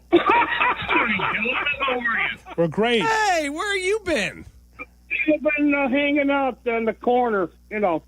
God bless, man. Hey, Cap, listen, it's been taken care of. I donated my part to the American Cancer Society. Love it. In our name. There you go. You're the man. Okay, awesome. even though you won the bet. There you What go. I'm going to say about the game yesterday, boys, is we finally saw a championship playoff team. Bears finally showed up. I believe, maybe Shea might ride the train, I believe they're going to run the table now. They're just going to get better and better and better. I love you guys. Thank you for taking my call. Have a great day. You too, Joey. I'm gonna stick to the red line. I am not going to get on the train that Joey just offered. I'll stick to the CTA trains. Yeah, I'll stick to the CTA trains. I'm good. I'm good on that train. Run the table. We're 1-2. 15-2, boys. It's coming down the pipe. Come on, Joey. Can we just take these one game at a time? Period. Enjoy this one. Tomorrow's your off day. And then Wednesday, you go back to game planning and you find a way to get to 2-2. That's it. That's all that matters now. Run the table? It's just never happy medium. It's either it's the worst or it's the very best. There's never happy medium. I guess he's going to be announcing that he is going to be the executive producer of First Take. Same ebb and flow, that is for sure. Boston, Massachusetts, listening on the ESPN Chicago app. Here's Adam on Kap and J Hood. Hey, Adam, good morning. Good morning. What's up? Go up? Bears. Bear Big down. Win. Bear down? Great. I heard you guys talking running backs earlier, and it triggered me, even though I was so excited about the win, because they need more than they have. And I was thinking, I don't understand why they still didn't sign David Montgomery way back when. They offered him. Drafted, They offered him. He wanted out of here. Okay, they drafted Torrey Buford instead of Bucky Irving. Who? Corey Taylor. Oh, Torrey Taylor. Sorry. Yeah. Yep. And then last year, the last couple picks didn't make sense to me. Cam Scatterbu went in the fourth round. They probably could have moved up instead of drafting Ruben Hippolyte and Luke Newman, who probably weren't on anybody else's draft board. Okay, so what can we do about it now, Adam? I mean, you gave us stuff from 2 years ago, from last year, so what can we do about it now? The only way you can do that is to be better in drafting and selecting free agents. You can't do anything about the past, though. True story. But I'm just frustrated. They've had so many opportunities to have running backs. I don't understand why they're not putting more attention on that room. I hear you. And is there anyone out there you could get now? Tell him about Eugenio Suarez. He's hitting the ball well. Yeah, Eugenio Suarez, whenever the Mariners get released, he has a little football in his background. No, I'm kidding. Look, you got to look at the 0-3 teams, and if they get to 0-4 at some point, somebody will be made available. I would love to get Devon A-Chain from Miami. He's on a rookie contract. They're not trading him. For what reason? Unless you grossly overpaid. I'm not doing that. Alvin Kamara, his cap number, I don't know how they would make it work. He's got 1 year left on his deal. He had signed an extension. He's up after 26. But he's also getting long in the tooth. I mean, what are you giving up to get him? So right now there's nothing there. We'll see. Adam mentioned Scatterbo. Could you imagine Scatterbo in this town? He'd have all the billboards. He'd be huge. Are you kidding me? Yeah. Him? Oh, my God. Did you hear Giants fans? Every time he got the ball yesterday, it was like if that place had a roof, it would have popped off the top of the building. Yeah, they love that kid. There's something to be said about unique athletes. Who looks like him's doing that? Nobody. Okay. That's usually a linebacker in that situation. 10 carries. Jack Sanborn. Well, 10 carries for 60 yards, had a touchdown, and it was with force. That guy. Seriously. Yeah. He'd own the town. Urlacher Jr.? He would. Yeah. I don't know how his hair is doing, Jay Moore, but I don't know if he needs a hair deal. But I'm just saying, he would own the town. Yeah. 100%. Because an impact player like that, he's the only pulse in that offense for the Giants. Yes. It's crazy. He's good. All right, coming up, we'll hear from Courtney Cronin with the latest on the Bears, some of the injuries we got to talk about, and also just a review of what happened at Soldier Field. The Bears defeat the Dallas Cowboys 31-14. This is a Bears Victory Monday with Kap and J Hood. It's Bears Victory Monday. On the new home of the Bears, ESPN Chicago. Bear down. Sometimes the conversation can get away from the team on ESPN Chicago's Kap and J Hood show. Fortunately, there's always room for a sidebar. Just a quick sidebar, may I approach? Sidebars on the Kap and J Hood show are presented by Ankin Law. Let me tell you about our friend Howard Ankin. He is the best personal injury, rideshare injury attorney in Illinois. He's won all the big awards, Hoodie. Oh, yeah, all the big awards, and always available to you. I recall Kap and I being there in the studio recording commercials with Howard Ankin, and he started off starting to read his spot, and he says, hang on a second, hold on. This is Howard. You know what? When I'm done with my recording, I'll call you right back. Wrote the guy's name down and his number and called him right back. That is truth in advertising, that Howard is there for you. Takes the call, writes the number down, and calls you back. It's great. He is the best. He doesn't say, well, I'll have my assistant call you back. Nope. He makes the call. So if you're hurt, you have a rideshare injury, you have medical malpractice, personal injury, Howard is in your corner. 312-6-million. Ankin Law. Back in my glory days, I always showed up ready to perform, whether it was on the field or off of it. Confidence, energy, swagger. I had it all. And yeah, even little Johnny was playing like an all-pro. Now, thanks to Blue Chew, those days don't have to stay in the past. Blue Chew's chewable tablets give you that extra boost of confidence when it matters most. Stronger, harder, longer lasting. Like someone gave you a pep talk right where you need it. And here's the best part. It's all online. No awkward doctor visits. No standing in line at the pharmacy. Their licensed medical providers help you find the right fit, and it ships right to your door in a discreet package. Made in the USA, less expensive than the pharmacy. So, fellas, when it's your time to perform, don't just hope for the glory days. Bring them back. Head to BlueChew.com. Use promo code ESPN, and your first month is free. Just pay $5 for shipping. Blue Chew. Chew it and do it. At Uline, they know firsthand the road to success is an uphill climb.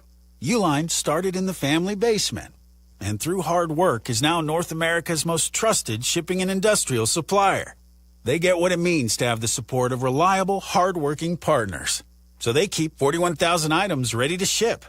Whether your company is still in a basement office or expanding cross-country, Uline will be there on your road to success. Visit uline.com. Guests appearing live on ESPN Chicago. Call in on the Yuengling hotline. Yuengling is in Chicago. After 196 years, you can now enjoy Yuengling Traditional Lager, Light Lager, Golden Pilsner, Black and Tan, and Flight.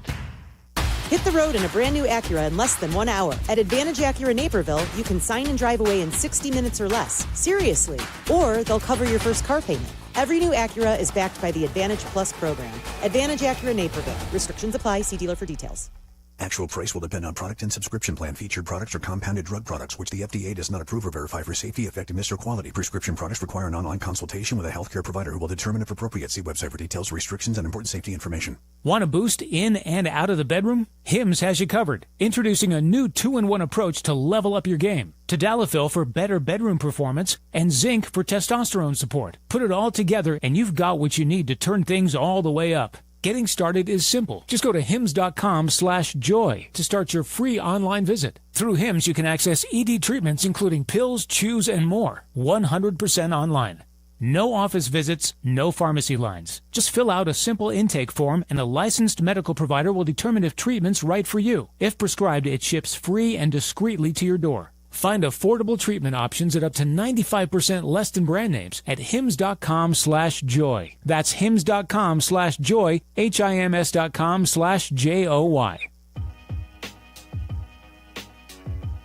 Ah, yes. The medical emergency kit.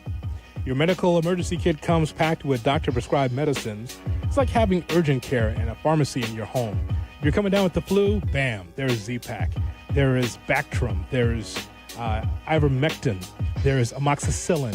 There's a lot of different medicines that are in there to help strep and pneumonia and sinus infections, UTI, COVID, and more. It's all in that one kit. So here's where I want you to go. You can get $50 off with the code SMALLS if you go to urgentcarekit.com. Again, urgentcarekit.com/smalls. Save $50 on this. Think about this. You're feeling sick. Hey, you may not have time to go to the doctor or may not have time to go to emergency care, but you can be able to get this medical emergency kit. Again, it is urgentcare.com/smalls. Jay Moore. If you missed something, get the podcast on the ESPN Chicago app. Kap and J Hood are back on Chicago's home for sports. ESPN Chicago. Keep your beak out of this.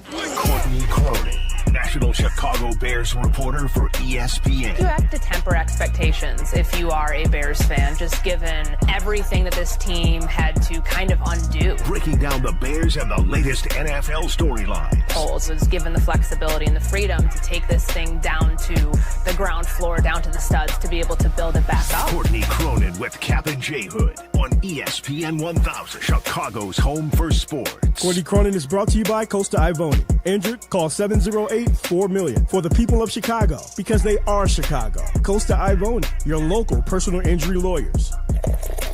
Yuengling, the oldest brewery in America. Bears Victory Monday here on the Kap and J Hood Morning Show on ESPN 1000 and streaming on the ESPN Chicago app as the Bears defeat the Dallas Cowboys 31-14. Courtney's with us here on Kap and J Hood. Good morning, Courtney. How are you? Oh, I'm great. How are you guys doing? We are awesome. I found a few extra pennies in the couch when I was cleaning up yesterday after my son and I watched the Bears, so I can afford Taco Bell for you for lunch. I very much appreciate the thought. A Crunchwrap Supreme sounds like a great way to celebrate Indiana's win over Illinois. But oh, God. I just want everybody to know, Kap called me to concede. He did it. He handled this like a gentleman. He handled it like with all class. So I very much appreciate that you were willing to go all in on this bet. I wasn't sure about it because I wasn't sure that I believed that they could beat him by a full touchdown. But then to see that, that's revenge for any Hoosier knows. That's revenge for 2010, number 6 Wisconsin, 83-20 on Indiana when Brett Bielema ran up the score on Kevin Wilson. So I was very, very happy at the way that this thing turned out on Saturday night. That's very good of you, Governor Dukakis, to be able to call to concede. As you got beat down. I said to my wife, hang on a second, I got to call Courtney. And she, hello? I said, all right, I concede.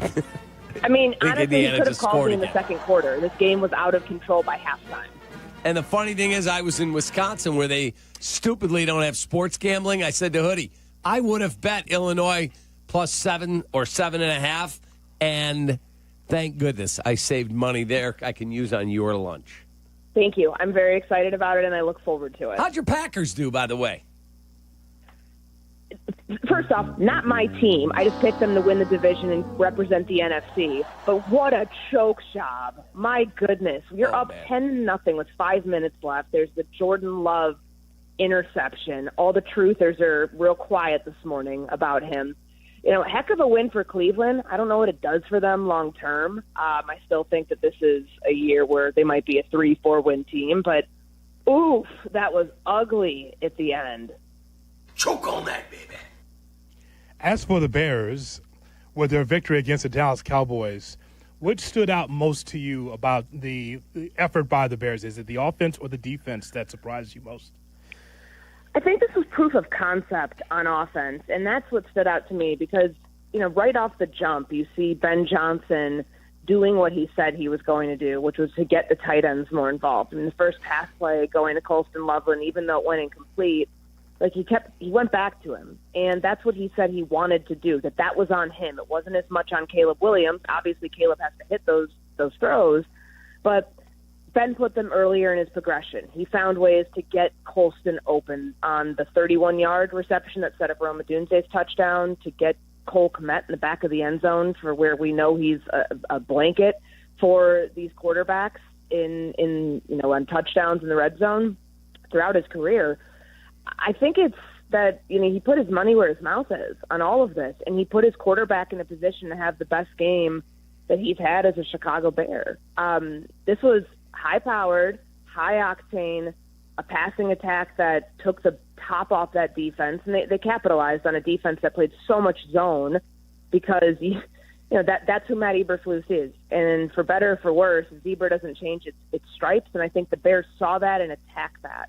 But then to grind it out with that 19-play drive to finally get the run game going, I know the stats won't necessarily reflect it, but to see just how effective they can be when they double down on something and when they can carry that out. I mean, the 2-minute drive before halftime was really good. What we saw, in the third quarter too. I mean, that was, like, to me, I know the defense played terrific yesterday, and the 4 turnovers are absolutely a part of the storyline and set them up for scoring drives. But I think we've just been waiting to see if this offense could do what it said it was going to do the moment Ben Johnson was hired, and you saw that yesterday.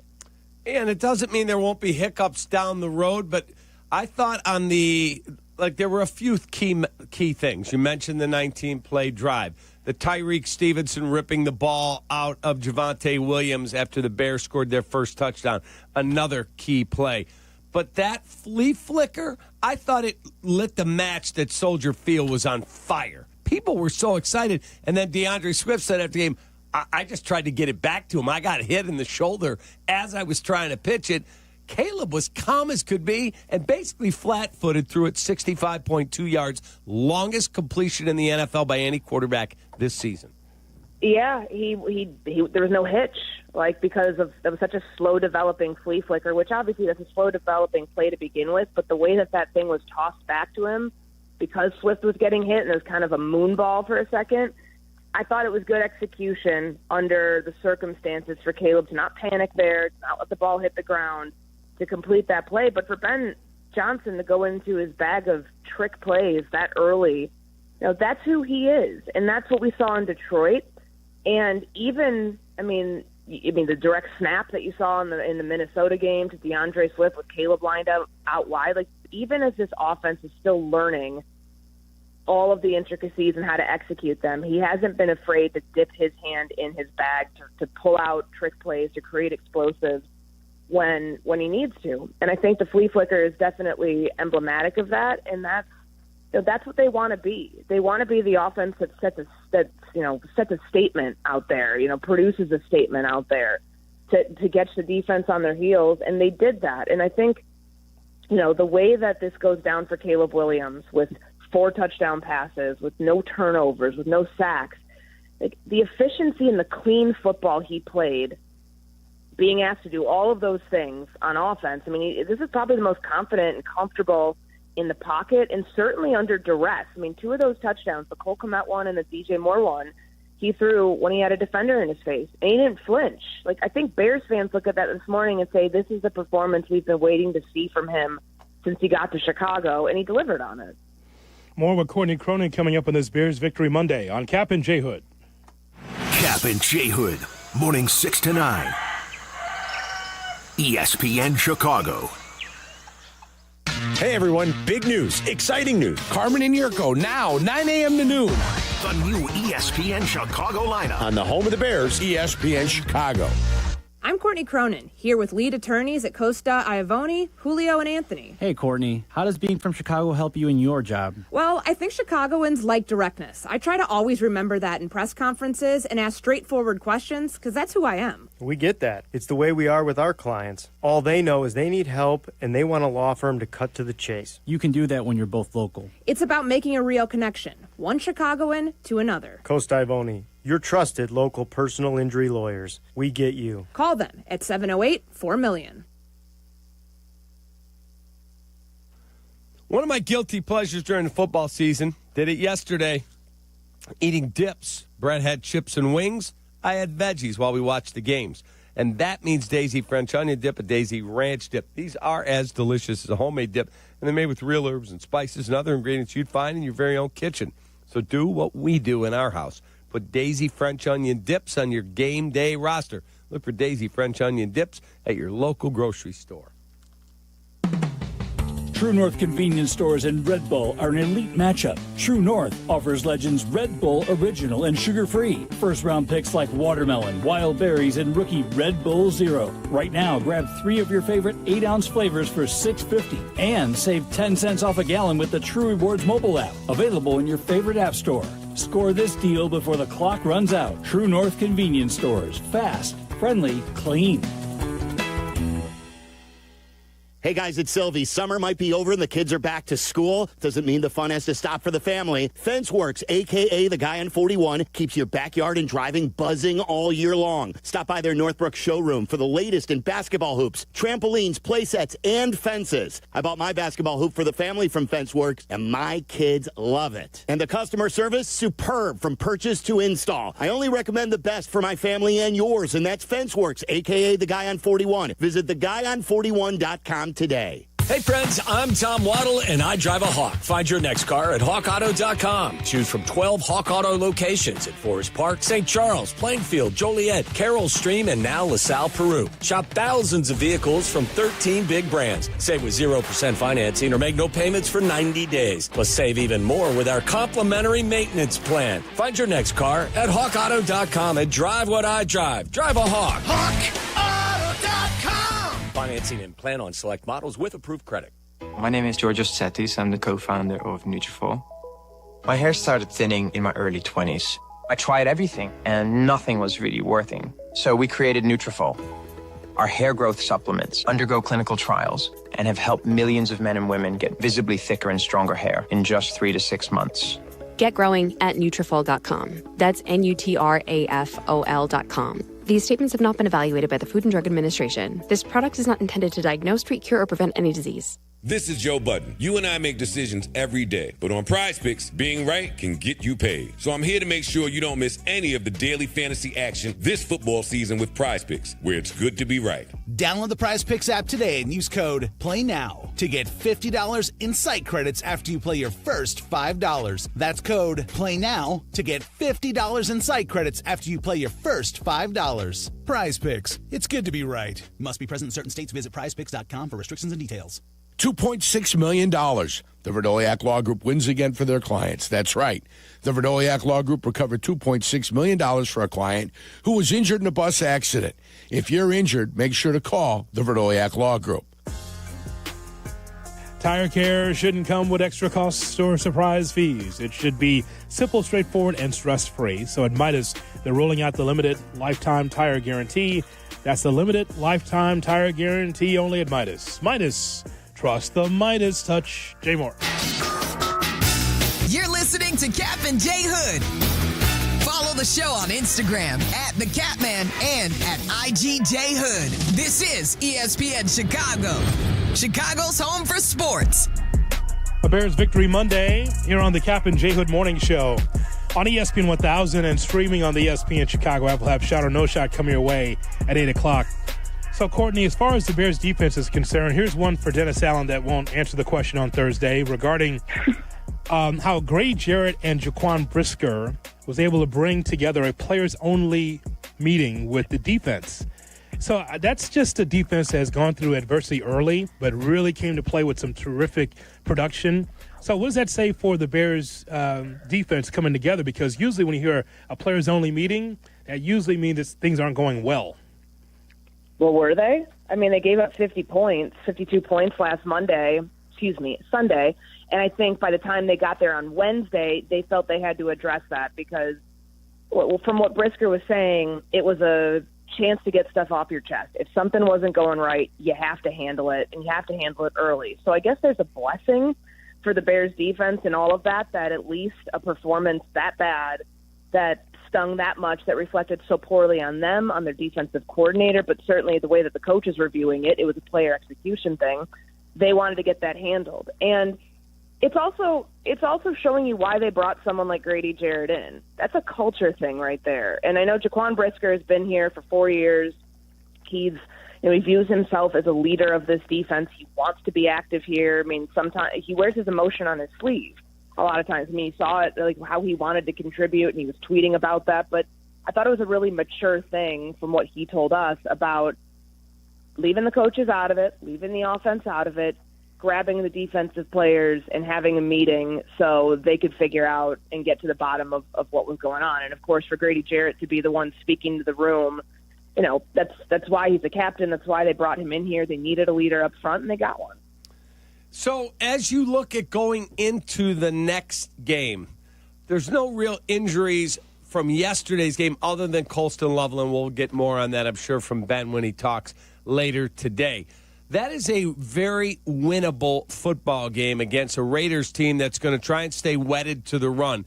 Any concerns about that game going into it? Because Ashton Genty, guys like that, they can run the football on that team now, and Geno can make some plays.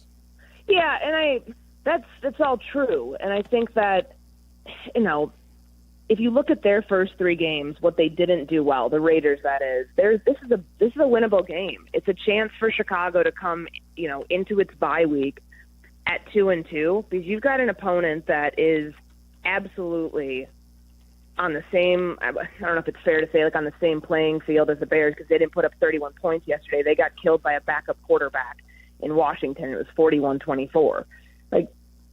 I think there's a lot to be happy about here if you're a Bears fan, knowing that this is gettable. And the way that your defense is playing, can that translate to the road? Can you start off that game the way that the Chargers started off that game by, a lot of that was Geno Smith and some bad decisions that he made on Monday Night Football the last time we saw them in Vegas. But, I think that they're hitting their stride now. They took 2 weeks to figure out some of the big kinks that they have. And that should put the Bears in position to, be favored in that game, but to go into that game confident that we are the better team.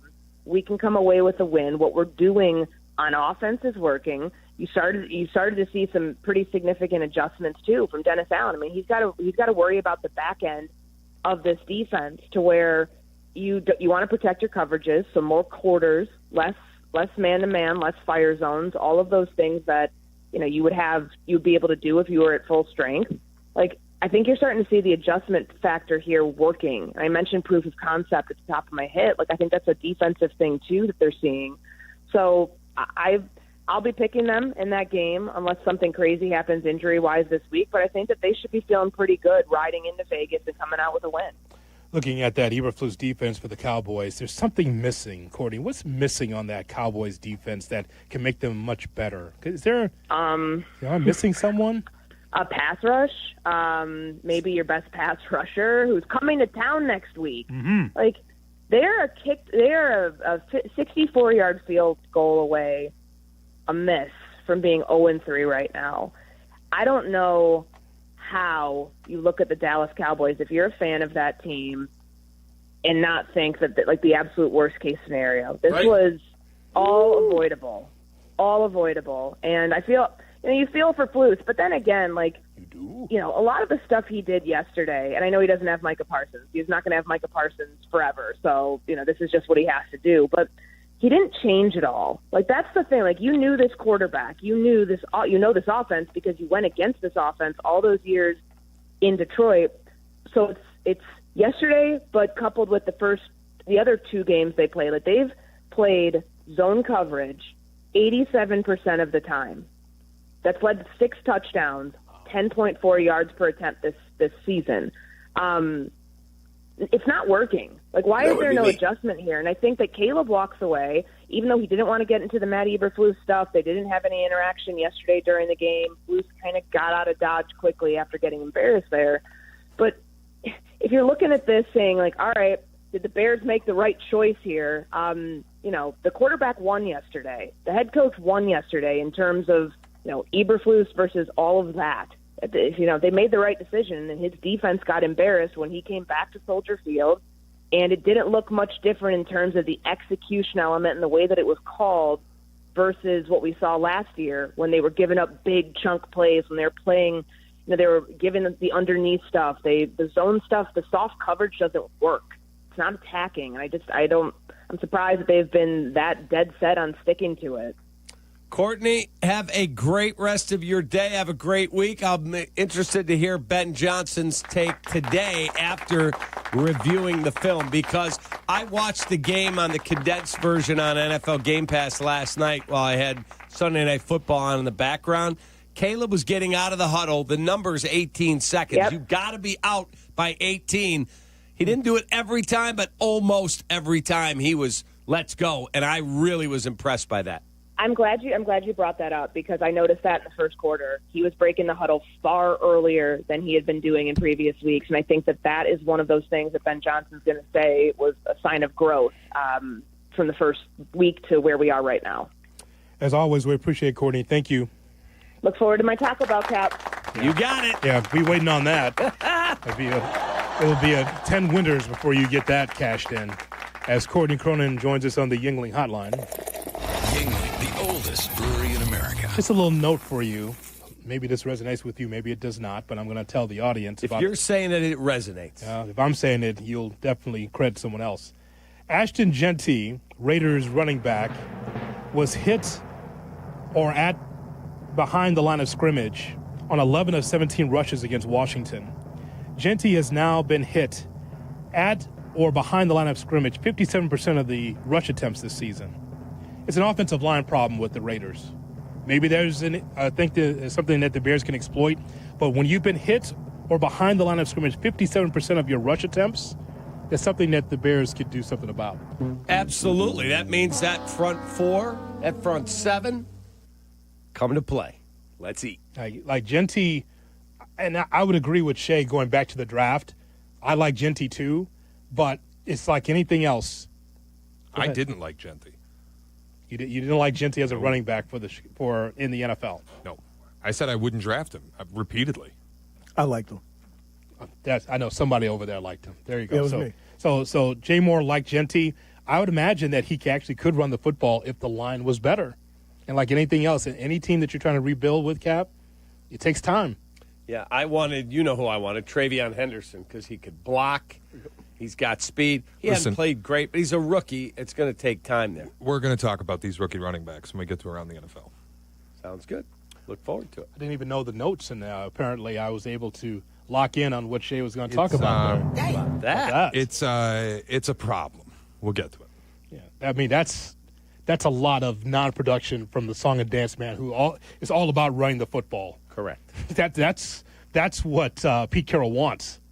Not getting it. It's Pete Van Dyke. It is Pete Van Dyke. He's song and dance man. That's what he is. Dick Van Dyke's brother. There's a little soft shoe. He likes to be able to give you a little cane, a little top hat, and likes to run the football.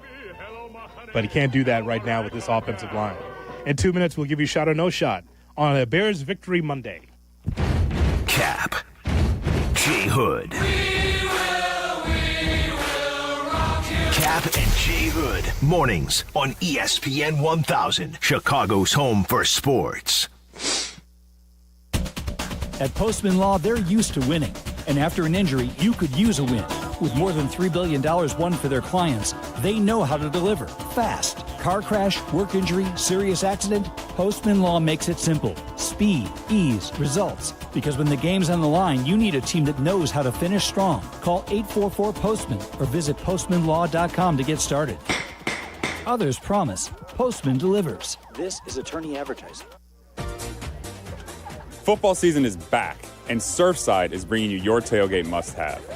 There's nothing more refreshing than an ice-cold Surfside to enjoy while you cheer on your home team. Made with real vodka and real brewed tea, Surfside is only 100 calories, 2 grams of sugar, and 0 bubbles. That's right, no carbonation, so it's easy to sip and enjoy. It's not a seltzer, it's Surfside. Ask for it at bars, restaurants, and stores near you. Must be 21. Please drink responsibly. Hey, it's Cap. My friends at Automatic are celebrating 80 years of making Chicagoland homes and businesses comfortable. To celebrate their 80th anniversary, Automatic's residential team is giving you $800 off any furnace and AC replacement now through the end of October. It's a great opportunity for Chicagoland homeowners to make sure their home is comfortable. Don't wait for your system to fail. Call the pros you can trust, the best in the business. Go to Automatic.com. In football, the red zone is where games are won and lost. Same thing with retirement. The 5 years before and after you ride off into the sunset, that's your retirement red zone. And when it comes to navigating that critical window, you can trust Mitch Lyons and his team at Mitch Lyons Wealth. Mitch played in the NFL. He knows how to build a winning game plan for your future. Visit MitchLyonsWealth.com to make sure you have the income you need when you are done working. MitchLyonsWealth.com, your best game plan to protect, grow, and win retirement. Live from State Street in the heart of Chicago, this is the home for every Bears game. ESPN Chicago. And this is Kap J Hood, WMVP, WTBC, HD2, Chicago, a Good Karma Brands radio station. Checkmate 1-6, suppression on target. That's why I say him and I shot. Shot or no shot with Kap J Hood on ESPN 1000 and the ESPN Chicago app. That's why I say him and I shot. Good morning and welcome in to a Bears Victory Monday on the Kap J Hood Morning Show on ESPN 1000 and streaming on the ESPN Chicago app. With David Kaplan, Jonathan Hood with you. We got Shay, we got Jay Moore, we've got you here as the Bears defeat the Dallas Cowboys by the score of 31-14. We're getting your reaction, 312-332-3776. Watch our show on all the shows on YouTube, youtube.com, and on Twitch, twitch.tv/ESPN 1000 Chicago's. We have coverage all day of the first victory in the Ben Johnson era. We turn now to Shay Norling with this edition of Shot or No Shot. Shay? Good morning, boys. Finally on a Victory Monday. How we feeling? We are good, man. We are really, really good. Had a good day at the window yesterday because I pounded Caleb Williams over 225, 250, 275. I also had him at 300. He had 298. But it was just fun. My son and I we're high-fiving and getting up out of my seat. Like time. Like, did you see that throw? Like the one to Zacchaeus? Yeah. Right over the top of the linebacker. He just dropped in and was right before the Cole Kmet touchdown. Yep. That was a dime. Dangerous throw. Like, those are the throws I'm talking about. Like, okay, you hit Cole Kmet for the touchdown. Great. It was open. But the throw to set it up, magnificent. Got an early line on Bears in Vegas. ESPN Bet has Vegas 1.5 over the Bears. Total 47.5. I thought I saw yesterday the Bears were a 1-point favorite somewhere. They did. They opened Bears, I saw, as a 1.5-point favorite in a lot of places. Same thing as the Dallas number. It just flipped through zero pretty immediately. There you go. And that Ben Johnson video they're playing now on Get Up, that one that you played, Hoodie, It's just so cool. That's us. Yeah. It's our guy. Yes. Not someone else beating the Bears' ass. Correct. Someone else. Correct. All right, here we go, Shay, with the Monday edition, the Bears Victory Monday edition of Shot or No Shot. All right, I'll start with it would be easy to take credit away from the Bears yesterday because the Cowboys appear to be a junior varsity opponent. I heard Chris Canty trying to take some credit away, saying Caleb once again missed layups, and it was more about the Cowboys' defense being terrible than it was about the Bears finally having a good offensive performance. even if that's true, and it's just the Cowboys are that bad and the Bears took advantage, I still think it was important to see one go through the hoop, to get a victory for Ben Johnson, to have the moment you had in the locker room yesterday where he got to embrace his team and have that awesome locker room speech. Caleb playing clean football, Bears getting off the schneid, all of that matters. And the Bears needed this badly. So shot or no shot, this win will boost them to a victory in Vegas and back to 2-2. It's an absolute shot. And Dan Orlovsky right now is saying Caleb Williams had calm feet and an aggressive mind, the most professional game I have seen from him. I don't understand why Chris can't just say, okay, for 1 week he was really, really good. To say he was inconsistent, that's not true. Just put the tape on. I've already watched it once. I'll watch it 3 more times when the All-22 drops. Did he hit every throw? No, he didn't. But guess what? He hit some. The one where he got rushed and he was able to get it out to the right side and complete it, that was an insane throw. And the flea flicker, flat-footed, 65.2 yards. Stop yourself, Chris. Just stop. So that is a shot. I always thought, even when the schedule came out, that the Bears could beat Vegas. So I think that is a shot. But it's always good to have momentum, like this last game we saw yesterday, that you can carry over into Vegas. You know it's going to be a hostile Bears crowd in Las Vegas. We're going to take over the Strip. There's no question. Not just ESPN Chicago, but the rest of the Bears fans are going to take it over. So it is going to be a pro-Bears crowd. And if you could just keep that momentum, Shay, that you had offensively, got a shot to be able to beat this team, there's no doubt. And as far as what you were just talking about, I just don't know why this show consistently just takes the cheese. I just don't get it. I just don't understand why we always have to take the cheese. You know, I made a line in the sand by saying whatever Chris says, it's right, because he's got the big megaphone in New York on ESPN radio, so he's right. Whoever he says, he's right. Because all I know is that we're watching this every day. We're privy to the information every day. And so we just don't helicopter in with just some non-nuanced thought about the Chicago Bears. We just don't just watch the highlights and just be able to have an opinion based on the highlights. We're in this every day. We live here. Every day. So that's why I don't take the cheese with it. Doesn't matter. We know that Caleb's getting better. We know that the Bears would love to be 500 going into the bye. I think that's possible. But the idea that the quarterback of the Bears is going backwards or sideways just based on the opponent is just nonsense. So I don't know. Again, I do not take the cheese anymore with that nonsense. Well, it's just silly to me. And I always ask the question, like, there's a little bit of a college football thing happening here where people are like, the Cowboys, they stink, so what can we really take out of it? What would we have said if they lost this game? Exactly.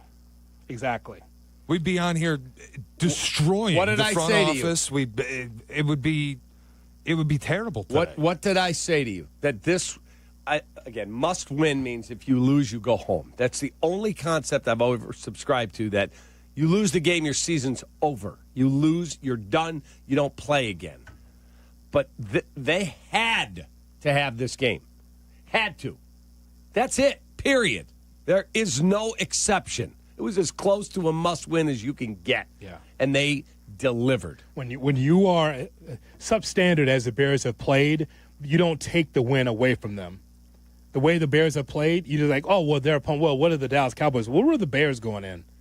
Really, who were the Bears at 0-2 going into that game? So, no, you don't take the credit away from the Bears just based on their opponent. The Bears earned that victory in all 3 phases. And but you'd have to watch the game to be able to have that opinion, though.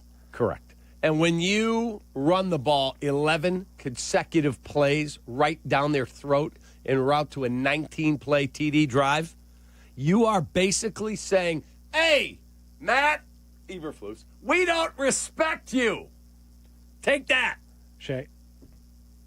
All right, well, speaking of the quarterback who we just talked about, according to some, didn't move forward at all yesterday, I think the narratives are totally overblown. I've said that. Last year, in any normal year, he would have contended for Rookie of the Year, but because Bo Nix and Jaden Daniels did what they did, all you heard was Caleb stinks. Well, now you look up and you see that Caleb leads the league in touchdown passes, a tie with Aaron Rodgers. He's 8th in yards. He's 2nd in fewest interceptions. He's 6th in passer rating, and he's 3rd in passes of at least 20 yards. So shot or no shot, Caleb is finally becoming the best quarterback from his rookie class. It's an absolute shot. It is. He's working that way. He's not there yet. Jaden Daniels took a team to the NFC title game. All credit due. Mm-hmm. Now, he's banged up. There are some teams that had him not number 2 behind Caleb on their draft board because he's very slight of build. They were afraid he would not last in the National Football League. This is the first real injury he's had to deal with. It does not appear to be serious, but he did not dress yesterday. But Caleb Williams should be the best player in his class. He's given a ton of ability, and now they've surrounded him with weapons, offensive linemen, and the head coach of his choosing. No excuses. You hear coaches use the cliche about how the NFL is a week-to-week league. Mm-hmm. It really is. And for this week, Caleb Williams does look that part from the question that Shay asked. Now, it's about consistency. Can you be that same quarterback against Vegas? Can you be that same quarterback on the road against Washington, going back to the belly of the beast? That's what it comes down to. It is a week-to-week league. But what I'm seeing is a guy that is growing. Even from the Minnesota game, you saw growth.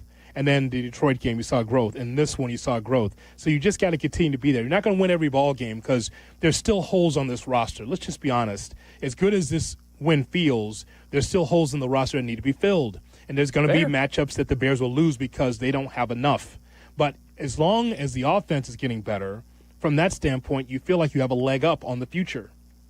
Shay? All right, the best thing I saw yesterday watching the game was the Bears playing with intensity and physicality. It was everything that was missing from Detroit. They were physical on the offensive side of the ball, but especially defensively. I thought guys were flying around to the football. They were hitting hard. It felt like every single down, Bears players were excited to get up and hit somebody. So shot or no shot, Ben Johnson's call-out of their practice habits worked. Would I say it worked? I mean, these are not children here. They know that there's mind games played. They just know we got to work harder. We have to work smarter, and this is an opportunity to get right, and we have to execute. And they did. I think it worked on some. I don't know about the entire ball club because, from my knowledge, there was some that took offense to it. Just like, wait a minute, we actually do practice hard. Now, again, it's what Ben said. He talked about a championship level when it comes to practicing. There's a regular season level to it. There's a training camp level of practice. And so I think that Ben is right. That's what he's shooting for. And if that was the burr under the saddle of some of those players, good for them. But some, Shay, took offense to what was said there, to the point where maybe that was the impetus of the meeting from the defensive squad, from the defensive players. Maybe that was, I mean, outside of just getting your ass kicked by Detroit, I think that Ben's words resonated with some of the players that thought, well, maybe we should sit down and talk about this. So I think some, for sure. It was interesting, though, because the Detroit game, I go back and watch, and you would think, like, okay, we know our guy, our coach, he's coming back to where he came from. We'd love to get this win for him. And there was no intensity and no physicality from the team. And then yesterday, after they got called out midweek, it was like a totally different football team where they wanted to hit people. So I wondered, either Ben Johnson got it right or these dudes really wanted to let some steam off on Eberflus. I think Bayard did for sure. No question. No question. Jesus. I don't think most guys had a problem with what Ben said. Maybe a couple did. Yeah. But I think when Grady Jarrett spoke and said, if that's what the man says, then we have to practice better, smarter, and harder, period. Yeah, I was told that there's some players that did not like that very much. But you use that for fuel, though. Yeah. It's you kicking the player's ass as a coach, Cap. You hear what Coach had to say? Okay. I'm going to stick it up his ass. Watch this. Yeah. I'm going to play the defense that he's looking for. I'm going to shoot the ball well. I'm going to show him that I'm better than what he said I was in practice. Fair. You know how you guys are the day before a game. Fair. You're the worst. The worst. It's guys absolute like you. Correct. Guys like you are the worst. Yeah, Watch this, Hoodie. I'm an a-hole today. Watch this. Because you don't know how your team's going to play. Yeah, it is what it is, man. Maniac. Yep. You. Not anymore. Nice and calm now. Occasionally I go on the edge. Occasionally. All right, coming up, that's a lie. Coming up next, we will give you shot or no shot, and then we got Around the NFL coming up. Now, what's the theme for Around the NFL, did you say? It's Overreaction Monday. But there's a rookie running back. There's a rookie running back overreaction, yeah. Okay, I want to hear this. We all want to hear it. Coming up next, and more of your phone calls here on this Bears Victory Monday. 312-332-ESPN is our phone number on Kap and J Hood. Kap and J Hood, morning 6 to 9. This is how it should be done. ESPN Chicago. Need insights on your favorite football team? I mean, do you want to know more than all your friends? Done. Courtney Cronin checks in often with breaking news, insight, and foresight on ESPN Chicago. Reports brought to you by Costa Ivoni. Bud Light and ESPN Chicago are taking the Waddle and Silvy show to Chicago and Cincinnati. The game on November 2nd.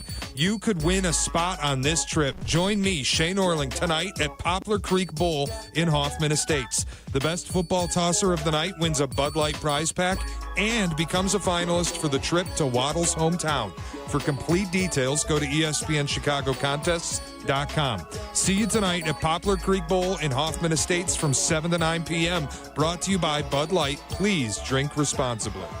Hey, fellas, it's your pal Yurko, the good kid. Sometimes you all need a little extra confidence when it's your time to perform. And guess what? That's where Blue Chew comes in. Blue Chew provides access to chewable tablets that can help you feel and perform at your best. Stronger, harder, longer lasting. Like somebody gave your downstairs a pep talk and a gym membership. And here's what I love. It's simple. No awkward doctor visits, no pharmacy lines. Everything is online. Their licensed medical providers work with you to find the right option. And it all ships in a discreet package right to your door. Think about it. Whether it's a big date night, an anniversary, or just a normal Tuesday, showing up ready makes all the difference. Confidence counts. Guys, this isn't just about performance. Give her group chat something to talk about. Be the legend of the night. And right now, I've got a special deal for you. Your first month is free. Just go to BlueChew.com, use promo code ESPN, and pay only $5 for shipping. That's it. Chew it and do it. Blue Chew, a small chew for a big difference. I'm Chicago personal injury lawyer Jim Morisi. Even when we're careful, other people's negligence can threaten our futures.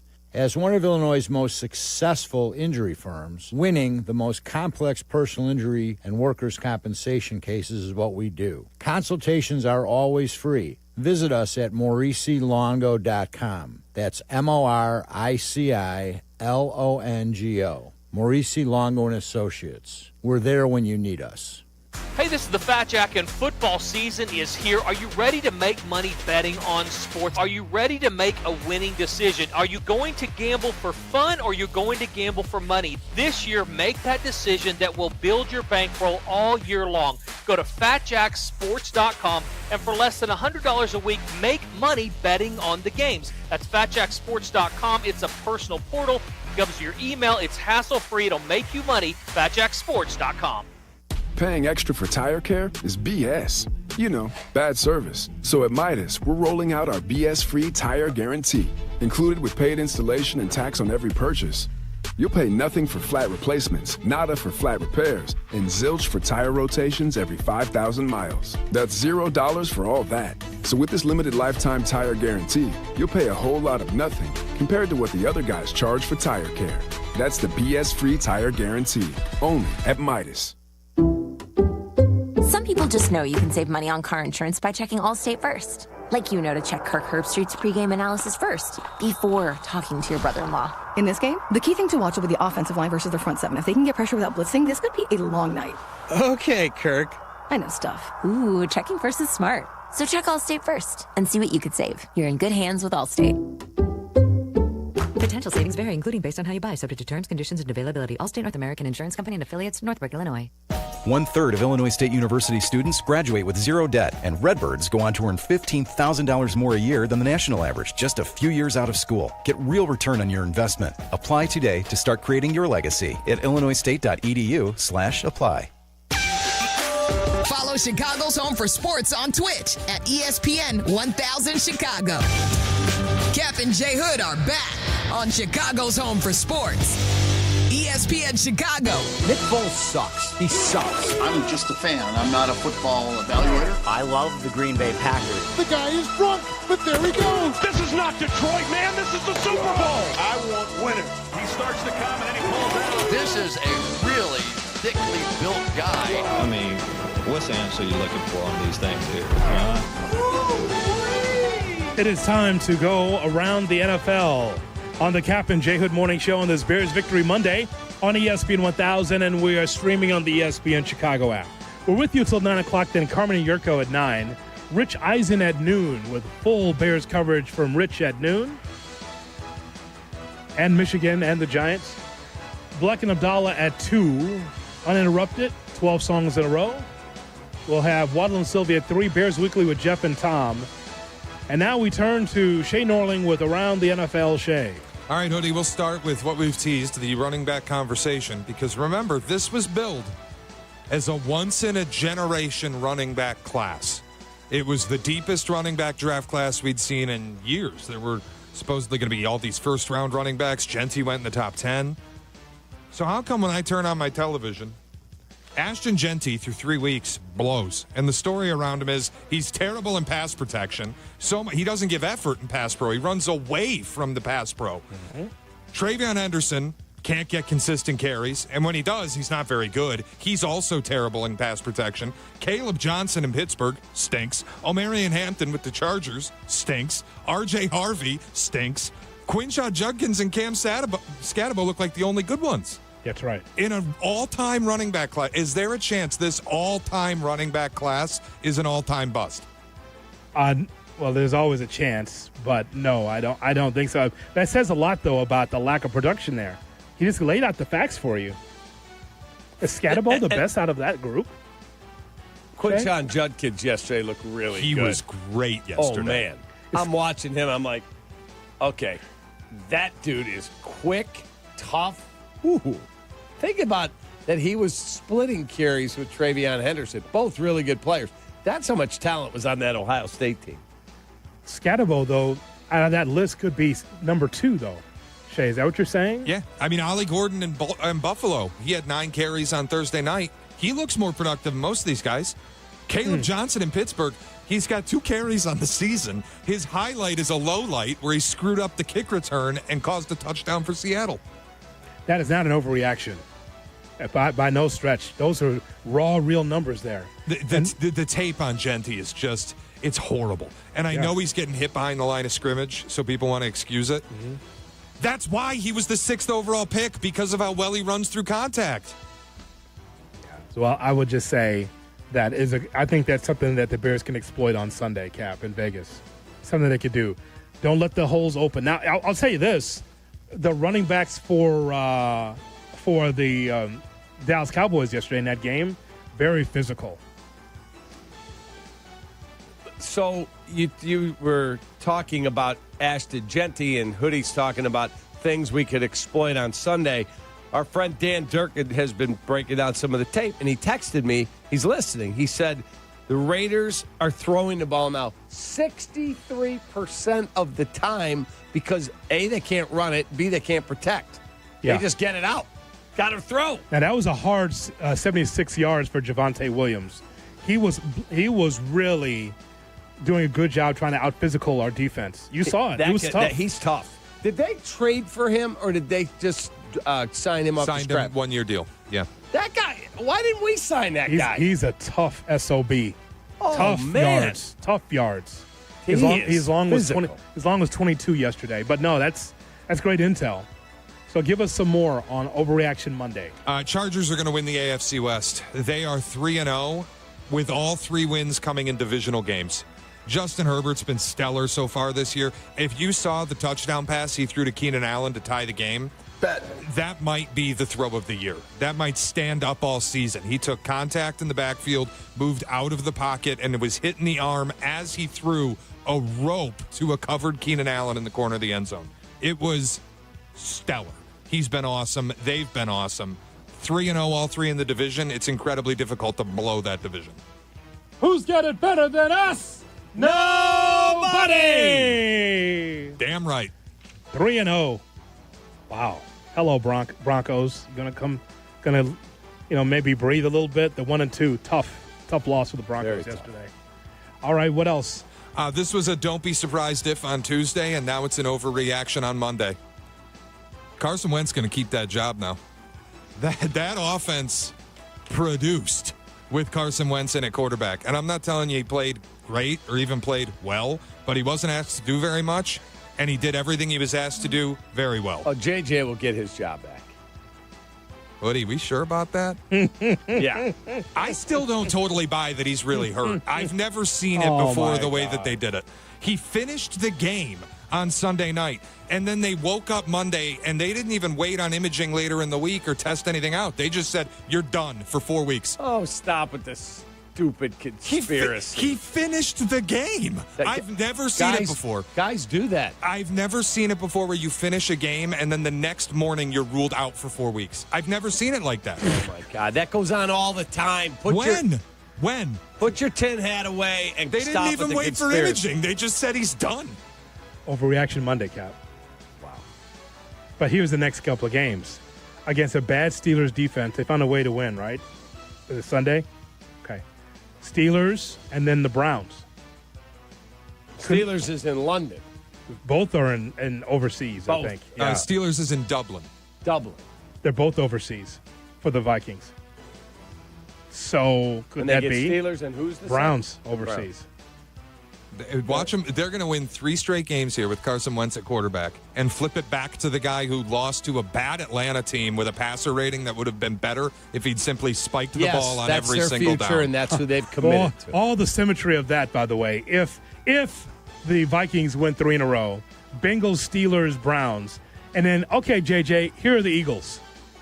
Because that's their next game. Cap. God! I'm telling you. Eagles. And remember, once upon a time, Trey Lance was the future in San Francisco. He never got his job back either. Come on, man. Okay, we'll see. Overreaction Monday. That's it. What kind of cheese do you like today? Is it cheddar? What do you like? Pepper jack? What'd you like? I would like a habanero. I bought some over the weekend at the farmer's market. Habanero cheese, phenomenal. You're taking a lot of cheese today. A lot of cheese. Overreaction Monday. Speaking of cheese, this is for all of us to feed on. Jordan Love is the Packers' Achilles heel. He has been the Packers' Achilles heel and will be the Packers' Achilles heel. Listen, you go into Cleveland and you just survive in advance against the number 2 defense in football, all good. I can excuse it. But you lose with a 10-0 lead with 5 minutes to go because your quarterback throws one of the most inexplicable, indefensible interceptions I've watched all season. That's unforgivable. So let's go now to ESPN Milwaukee and hear from Steve Homer True, the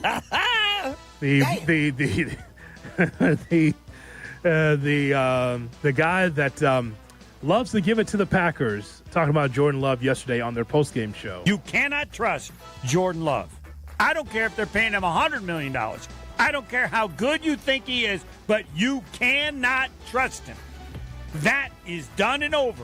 You must recognize one of his weaknesses, and there are other strengths, is his ability to do incredibly stupid things, and you cannot give him the opportunity, because the next time it happens when you do, it's going to cost you something way bigger than this. So there you have Love it.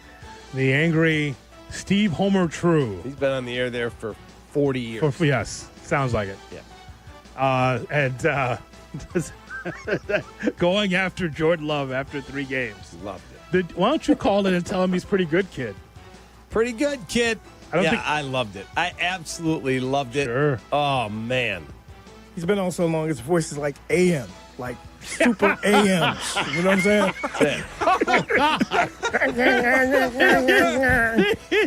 It's all trouble and no bass from a Homer True. That's bad when you've been in the business. You just sound like AM radio. That's it. You just kind of fit. Sounds like the speaker it's coming out of. You cannot trust Jordan Love. That is great. You've been winning and beating people's ass for a long time, and you're yelling about Jordan Love? Nothing better than watching the Packers choke job. You cannot trust Jordan Love. I don't care if they're paying him $100 million. Jay Moore, we need You Cannot Trust Jordan Love on the board, please. You cannot trust Jordan Love. I don't care if they're paying him $100 million. I don't care how good you think he is, but you cannot trust him. That is done and over. You must recognize one of his weaknesses, and there are other strengths, is his ability to do incredibly stupid things, and you cannot give him the opportunity, because the next time it happens when you do, it's going to cost you something way bigger than this. Back on AM 1560 Milwaukee. You should be totally against him.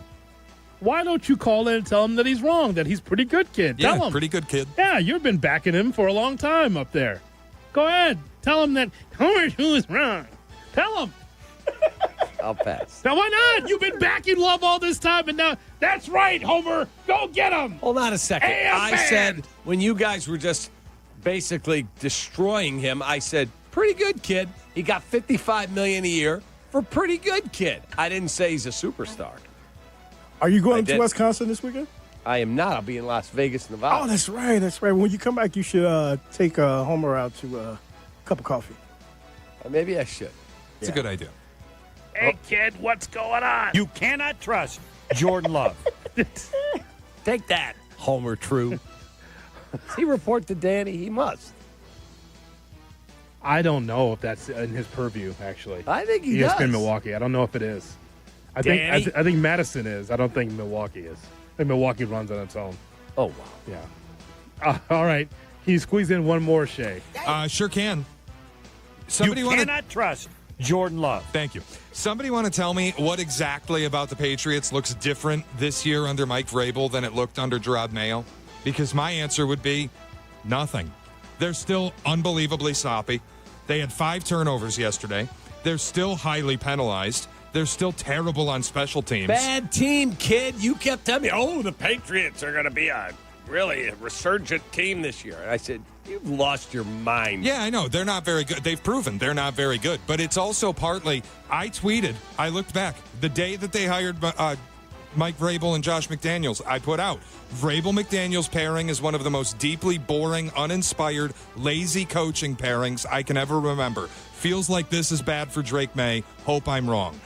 Through 3 weeks, I feel pretty right on that. They don't look any different at all. And none of the culture-setting standard stuff has played into the way that they operate on a football field even remotely.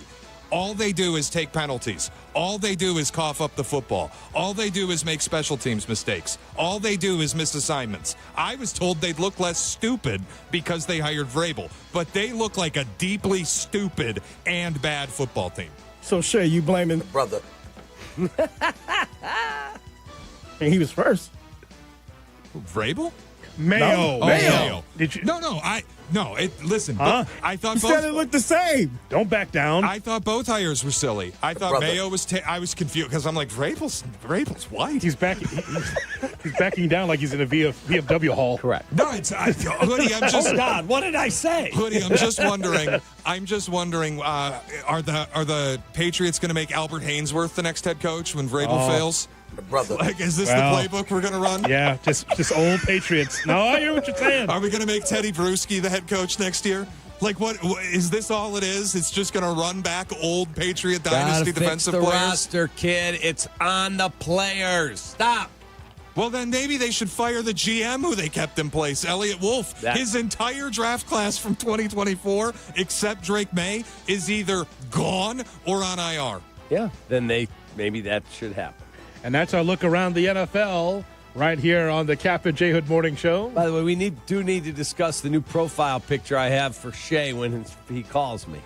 Phone rings. Mm-hmm. I've got him. Oh, yeah. It's always...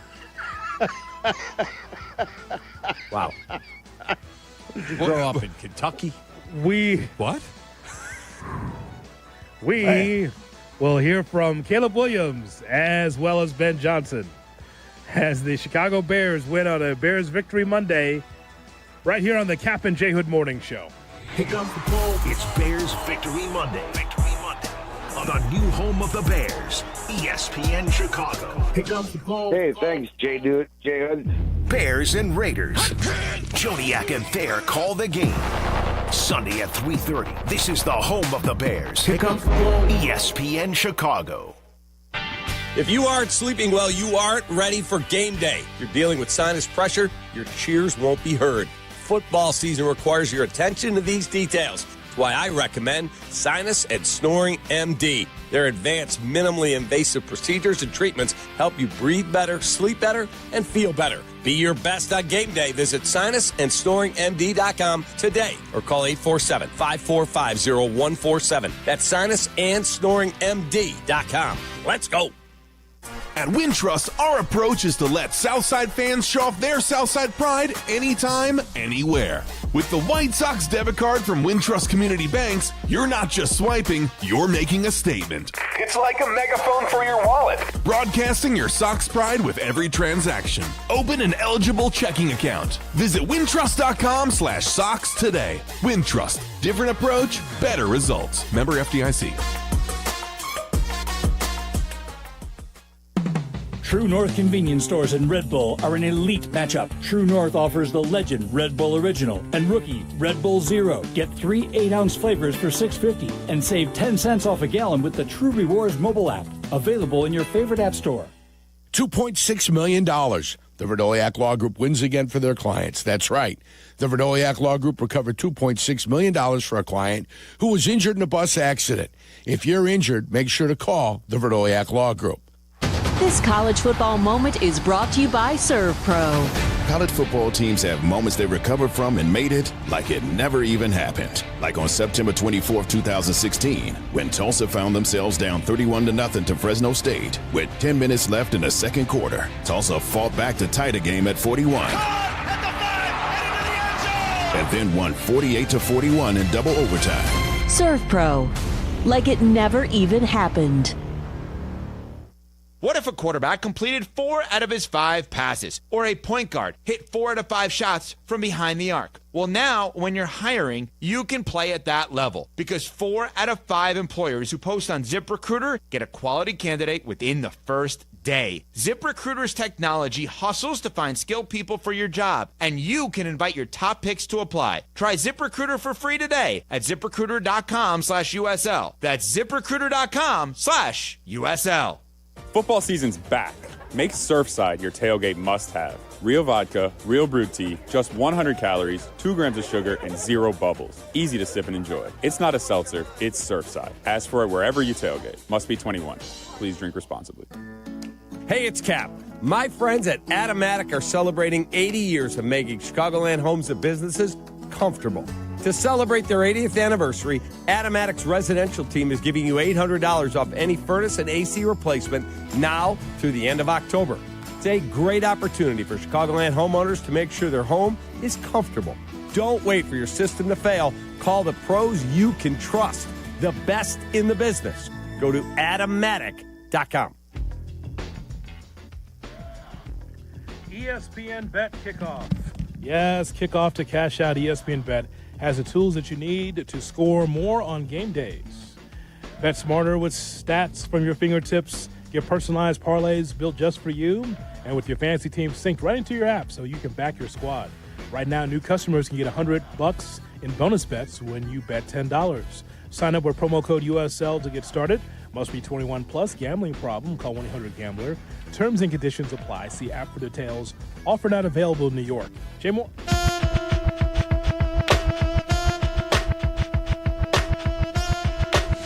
Kap and J Hood are back on ESPN Chicago. Play clock being worked by Caleb Williams. Snap back, fakes it. Little pressure up the middle, back of the end zone. Over the middle, touchdown. Touchdown, Cole Kmet. Touchdown, Bears. Left to right from the Cowboy 35. Snap back, Caleb going to throw down the left side. Right, open at the 10 to the 5. Hadunze. Touchdown. Touchdown, Bears. Jeff and Tom on the call right here on the home of the Bears, ESPN 1000, as the Bears defeat the Dallas Cowboys by a score of 31-14. I'm still behind on calls I got to make to all my Cowboys friends and media that I know over the years, Cap. I got a lot of, how about them apples, I got to send to them. How about them apples? And I know those Cowboys fans going to work today, hiding in the shadows in the Chicagoland area, Cap. You make sure if you're a Bears fan that you give it to them today, because the Bears were able to win their first game of the year and the first win for Ben Johnson. Some thoughts here for Ben Johnson, the head coach for the Bears, talking about pressuring Dak Prescott. Well, when you're up by multiple scores and it turns into a drop-back game, it makes it a lot simpler to tee off. And so, they really did a nice job in those situations. We talked about that 2-minute stuff being a big deal for us, and I thought the way we handled the end of the first half on both sides of the ball was really good. And then same thing, the way they finished the game there in the fourth quarter for us was huge. I'm watching the game with Peacock yesterday in the Hood Cave, and even when the Bears were up, was 31-14? Was it? No, it was in the third quarter. She wasn't sure because she's seen the movie before, Cap. The final was 31-14, but she's watching the third quarter with me, and she goes, I'm not so sure. That's the fear you have when you're not sure if your defense can hold up. Even though the offense looked great, you still wasn't sure until you saw zeros on the board that for sure the Bears are going to win that football game. They haven't earned our trust yet until we saw zeros on the board. Yeah. As I watched the game, I kept thinking, oh, boy, if they come down here and score, they're right back in the game. And then we got the interception off the tip on a great play by Tremaine Edmonds. And at that point, I went, I'm feeling better here. And then when they got the second interception, not the Byard interception, the second one by Edmonds in the end zone, right at the goal line, okay, we're good. We got this. So it was a good quality win. Caleb was very, very good. Probably a handful of throws he wishes he could have back. Rome should have caught his 5th touchdown pass. Caleb should have had 5. You got to catch that ball. Yep. You're at the goal line. You got the defender behind you, and he did not break the play up. It hit him right in the hands. You got to haul that in. I saw that, too. That's one of those tough throws, but he's got to be able to come down with that ball. I agree with you. 100%. Defensively, by the way, I want to give a shout-out to Don Robinson. Don Robinson with his first solo sack since week 1 of 2022. That was his NFL debut, as you recall. Never had 1.5 or 2.5 sacks in his first game of his career. Yeah. Haven't known that he was on the roster since. The best was when Javonte Williams on a run play picked Don Robinson up onto his back and ran through it. Ooh. He was a load, man. That was amazing. How is Javonte Williams sitting on the sidelines looking for a gig, like going into this offseason? Like, how is a guy like that who runs that angry with speed, power, the whole thing, how is he on a 1-year deal? He was he really burned up his value in Denver. And give him credit. He's resuscitated his value in Dallas through 3 weeks. Knicks, yeah. He was not good for the Broncos, though. He was not this. So, and people weren't expecting this, I don't think. Yeah, so I just got to give shout-out to the defense. I've been kicking their ass for quite a few months here. But it starts with making plays with Stevenson, knocking the ball out and staying in bounds. Correct. But then Tremaine Edmonds has the best game he's had as a Chicago Bear for my taste. And having a pair of interceptions and Byard with that interception in the end zone and some quality hits, and then the Bears overall with 4 takeaways. That run defense showed leaks, and the pass rush still could be better, but the Bears defense had timely plays enough to be able to help the victory. So, again, none of this is a complete product just as of yet, a complete team. But, again, you need to have a win someplace. I'd rather be 1-2 than 0-3 in us looking into the draft this week. Right. Everyone going, well, I don't know. Who's going to be the number 1 pick? Is it a quarterback? What do you do? No. Seriously. Everybody's calm down, relax, chance to get to 2-2. Just go back to work. That's it. Go back to work. Find a way to win a football game. And also Noah Sewell, give him credit. As I've called him the wrong Sewell for a few years around here, he's actually getting the job done. He is. Sewell's flying around. He's been really good Like this year. Wance used to say, they're flying around. They're flying around. He's flying around. He is. He looks really good. He's in plays. But you went into that game going, who's going to step up and make plays? We were down on Edmonds. He stepped up. 15 tackles and 2 picks. Noah Sewell stepped up. And Tyreek Stevenson. Tip your cap, man. Is Sewell the starter when Edmonds not Edmonds, but Edwards come back? Yes. Yep. Okay. Oh, when he comes back? Yeah. It's a great question. Rotation?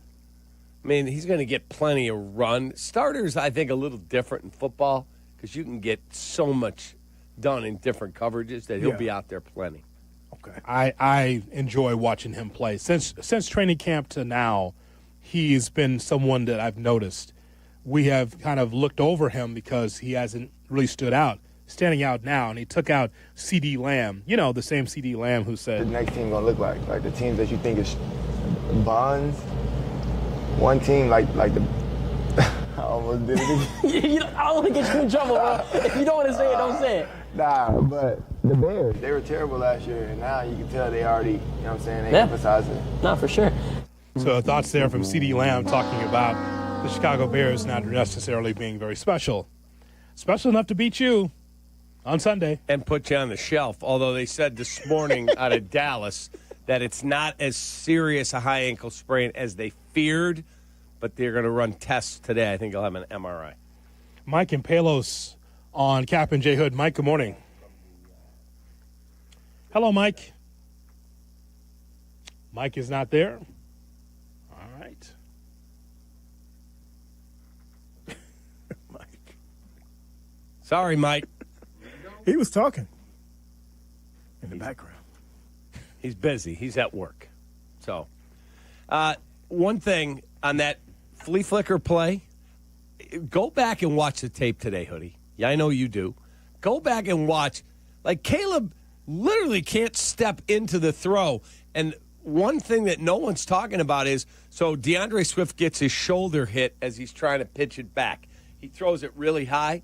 Caleb calmly catches it, but go watch what number 4 does, DeAndre Swift. He doesn't stand there and go, oh, God.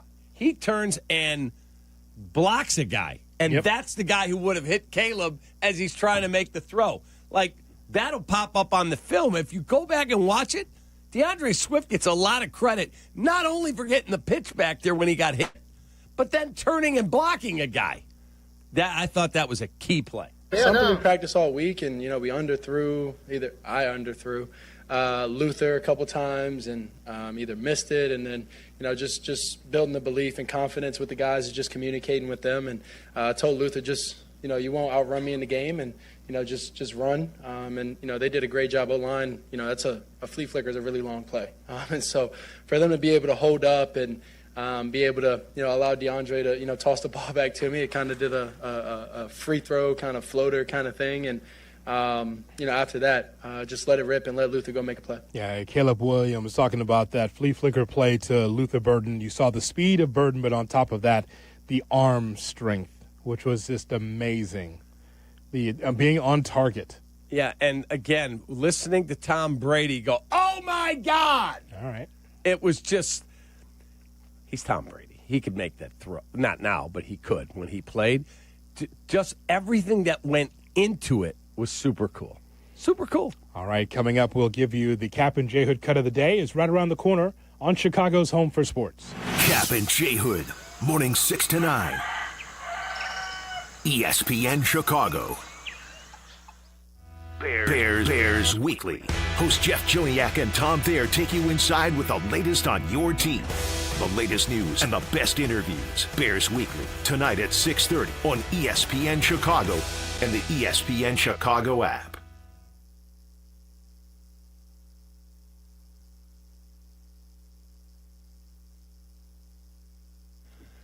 One of my guilty pleasures during football season is eating dips with chips, wings, and veggies while we watch the big games. Brett and I did it yesterday, and that means Daisy French onion dip and Daisy ranch dip. They're as delicious as a homemade dip, and they're made with real herbs and spices and other ingredients you'd find in your own kitchen. So do what we do in our house.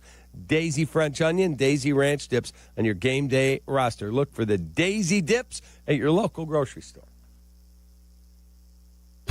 Hey football fans, it's Adam Colopy with the Village of Bedford Park. Just like a winning team needs great players, your business needs the right support to succeed. And that's exactly what you'll find in Bedford Park. Our team works hard to block obstacles, open lanes, and help drive your business into the end zone. Plus, we offer a safe and reliable Lake Michigan water supply. Ready to move the chains for your business? Contact me, Adam Colopy, at ACOLLOPY at villageofbedfordpark.com.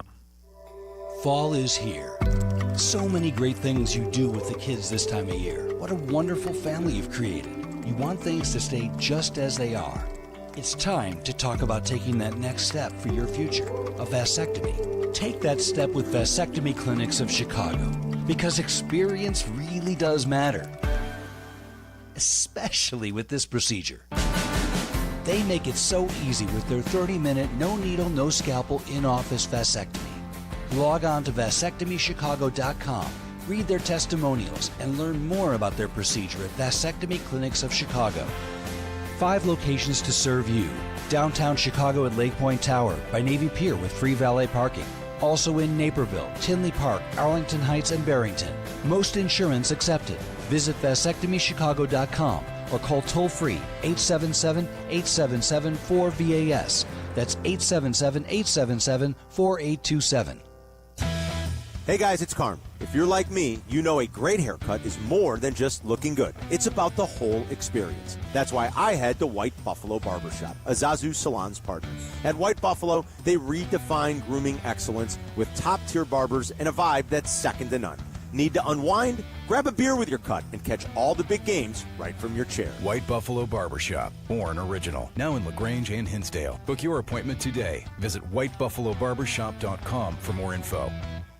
Twin Peaks is the best in the game. Here, your favorite drafts are poured at a frosty 29 degrees, and rare barrel-aged whiskeys are served just the way you want them. It's bigger game days and bolder fight nights. I mean, where else can you find a scratch kitchen that always comes in clutch every day from lunch to late night? Only at Twin Peaks, the #1 sports bar.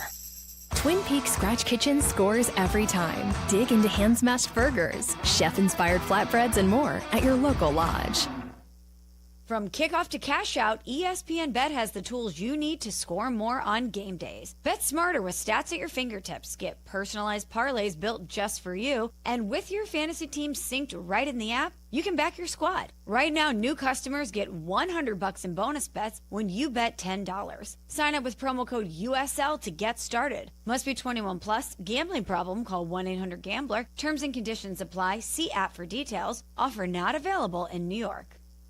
Every great team has its core players, but when the season gets tough, adding the right free agent can make all the difference. The same goes for business. At Robert Half, we found that 67% of companies surveyed plan to increase their use of contract talent to handle workload peaks and backlogged projects. With Robert Half's specialized recruiters' experience, combined with our award-winning AI, you can quickly find the skilled candidates you want. At Robert Half, we know talent. Discover how we can help at roberthalf.com/talent.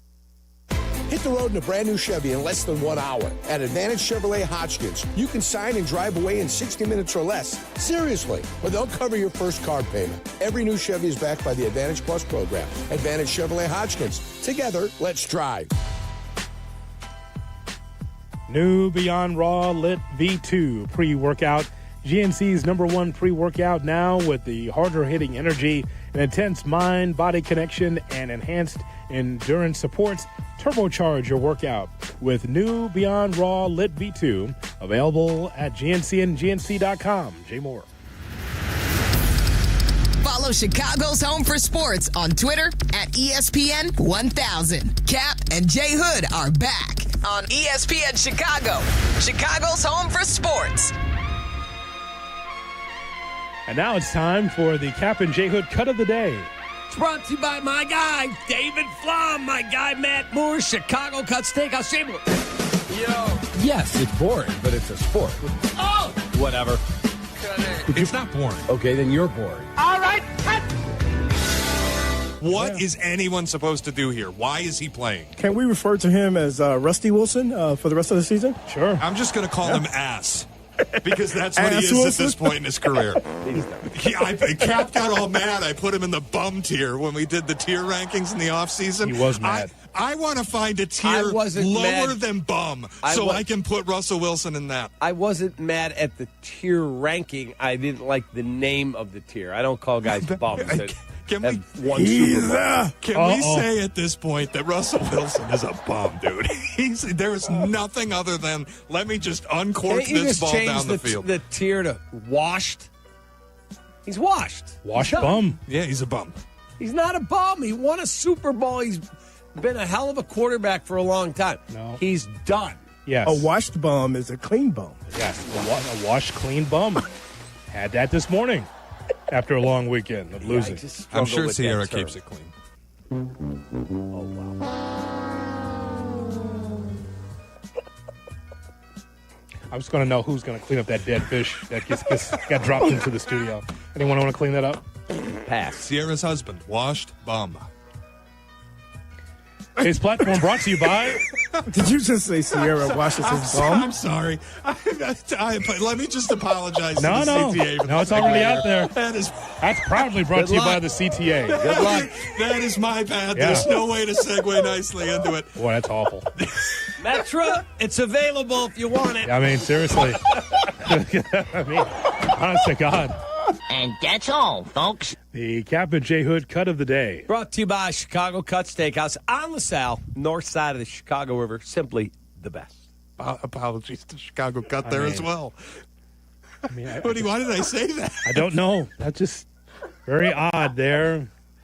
Now you gave the audience the imagery of Ciara washing Russell Wilson's bottom. That's what you just did there. As if he can't do it on his own. All right. So dangerous. By the way, Cap. Yes, sir. Are Cubs going to win at all for the rest of the regular season, or are you still drunk from the champagne? You haven't won since you popped bottles, you know. Yeah, it's ridiculous. So pathetic. Swept by the Reds. You take on the Mets starting tomorrow. So you're going to maybe pull the nose up and win a few games? Because I was the one telling you that you need momentum going into the playoffs. Yeah, they'd won 4 in a row. I'm like, oh, they're looking good. Now they lose 4 in a row. But you could be the Tigers. Don't you have a 90 I was just game? going to say, Sorry. your baseball angst, I don't even find it compelling. I'm going to jump out of the window hearing other people's baseball angst. Cap, do you have a 90 game bet with somebody? Yeah, with Jurko. So if they don't reach 90, you lose, right? Right. At least they're in, though. What are we at, 88? 88, yeah. You'll win against the Mets. We'll win it. I would think we'll win 2 this week, and I will escape having to pay your Hoodie, who is Metsing worse, the Tigers or the Mets? Well, right now, the new Metsing are the Tigers, without question. You know this is good. If they finish the trick here and end up trailing Cleveland after this 3-game set, it will be the worst collapse in the history of the sport. That's no horrible. team has ever blown a 15-game lead. They might blow 15 and a half. Damn. Wow. No team ever has? No. What did the Red Sox blow in 78? Not that much. I saw the stat this weekend that no team has ever blown a 15-game division lead. Bucky Dent? Yeah. That's what you're talking about? Yeah. That's pretty bad. We'll talk more to Jesse about this tomorrow. Sounds good. That sounds interesting, though. But, again, we are in the afterglow of a victory for the Chicago Bears, defeating the Dallas Cowboys, and we'll see what happens on Sunday against Vegas. But we'll be talking about the Bears all week, ramping into that game on Sunday. As we thank you for listening and calling in and being part of the program here on Kap and J Hood. Our thanks to Shay and Jay Moore on the other side of the glass. It was 14 games the Red Sox blew. 15 and a half we're going to blow. Wow. How about that? Not good. All right, let's do this tomorrow starting at 6 a.m., my friend. You got it. Have a great day, man. All right, Carmen and Jurko are coming up next. So long, everybody. Take that. Bear down. From Chicago. Well, see you later. Kap and J Hood. Morning 6 to 9. ESPN Chicago. Nipped it in the butt. When you're catching me, then your dog is too. And it's hard to know what's fake or true. Just raise a glass with a friend or two. You tell them more, tell them more, tell them more, do. When the online trends keep getting worse, And you lost your keys in the metaverse. Now your right swipe just went left on you. You tell them more, tell them more, tell them more, do. It's a crazy world, so what do you do? Don't wait to start building your future. North Park University in Chicago is enrolling now. North Park is known for its renowned nursing and education programs, a 15-to-1 student-to-faculty ratio, and classes where professors get to know you personally. The warm Christian community welcomes those from all faith backgrounds, and students graduate ready to lead in schools, communities, and beyond. Apply today at northpark.edu. That's northpark.edu. North Park University, where faith, purpose, and career come together. When your life turns upside down after an accident, you need an advocate like Wallner Law. I'm John Wallner, and for over 50 years, Wallner Law has fought for people just like you, injured, overwhelmed, and searching for answers. We don't just take cases, we take care of people, and we win for you. From car crashes to workplace injuries, Wallner Law stands by your side every step of the way. So call us today, 312-8-MILLION, and win with Wallner. Hey guys, are you craving that legendary Chicago pizzeria taste without the wait or the price tag? Meet Connie's Frozen Pizza. Premium pizzeria-inspired pies from your freezer to your table. Oh, yeah. Born in Connie's restaurants, now in your freezer. Connie's brings that unmistakable flavor that says, I could have gone out, but why? Hosting, dodging cooking, or are you just hungry? The solution is Connie's. Find Connie's Frozen Pizza in your local freezer aisle. Connie's Frozen Pizza. Authentic Chicago taste without the pizzeria prices. Live from State Street in the heart of Chicago, this is the home of the Chicago Bears, ESPN Chicago. And this is Carmen and Jurko, WMVP, WTBC, HD2, Chicago, a good Karma Brands radio station. It's Bears Victory Monday. Snap and a big handoff. Back to throw. Caleb Williams tapping a throw. Wide open Loveland. Backing up to the 50 to the 40-yard line of the Cowboys. And he rustled down near the 37. Left to right from the Cowboy 35. Snap back. Caleb going to throw down the left sideline. Open at the 10 to the 5. Adunze. Touchdown. Touchdown Bears. Here's the pitch to Swift. Tosses it back to Caleb Williams. Looking deep down the left side. Going for the burning over the shoulder. 20. 10. 5, end zone, touchdown, touchdown Bears. Ben's bag of tricks, fans are going berserk, they loved it. To Johnson to the left, gets into Bears territory to the 40, had a steam to the 40, or knocked him out inside the 30, and they say he fumbled the ball, took it out of his hands. Tyreek Stevenson ripped it out of his hands. Ruling on the field was a fumble and recovered in the field of play by Chicago. Touchdown. Play clock. Being worked by Caleb Williams. Snap back, fakes it. Little pressure up the middle, back of the end zone. Over the middle, touchdown. Touchdown. Cole Kmet. Touchdown Bears. Prescott to throw again. Pocket starts to close. And down he goes. Avalanche coming in. And it's Montez Sweat. Snap back, four-man rush. Prescott gonna throw, but he's gonna go short. And the pass is intercepted on the tip. And coming up with it is Tremaine. Takes the snap, looking, scanning, now running right, gonna throw back in the end zone, middle, DJ Moore! It's Bears Victory Monday on ESPN Chicago. Ben Johnson's first win, very excitable in the locker room afterwards. That's more like it. We called for a response. We thought it might happen, and it did, and then some. And the Bears get their first victory in 2025. Now it's on the road at Vegas with another very winnable game in Week 4, and we're all going to be there this weekend. We'll all be there at the end of the week broadcasting live from the Mandalay Bay. If you're going to Vegas, we hope to see you. But that was nice yesterday. That's how you stretch your legs a little bit and you take advantage of a god-awful defense. You don't apologize. You just pulverize them, and that's what the Bears did.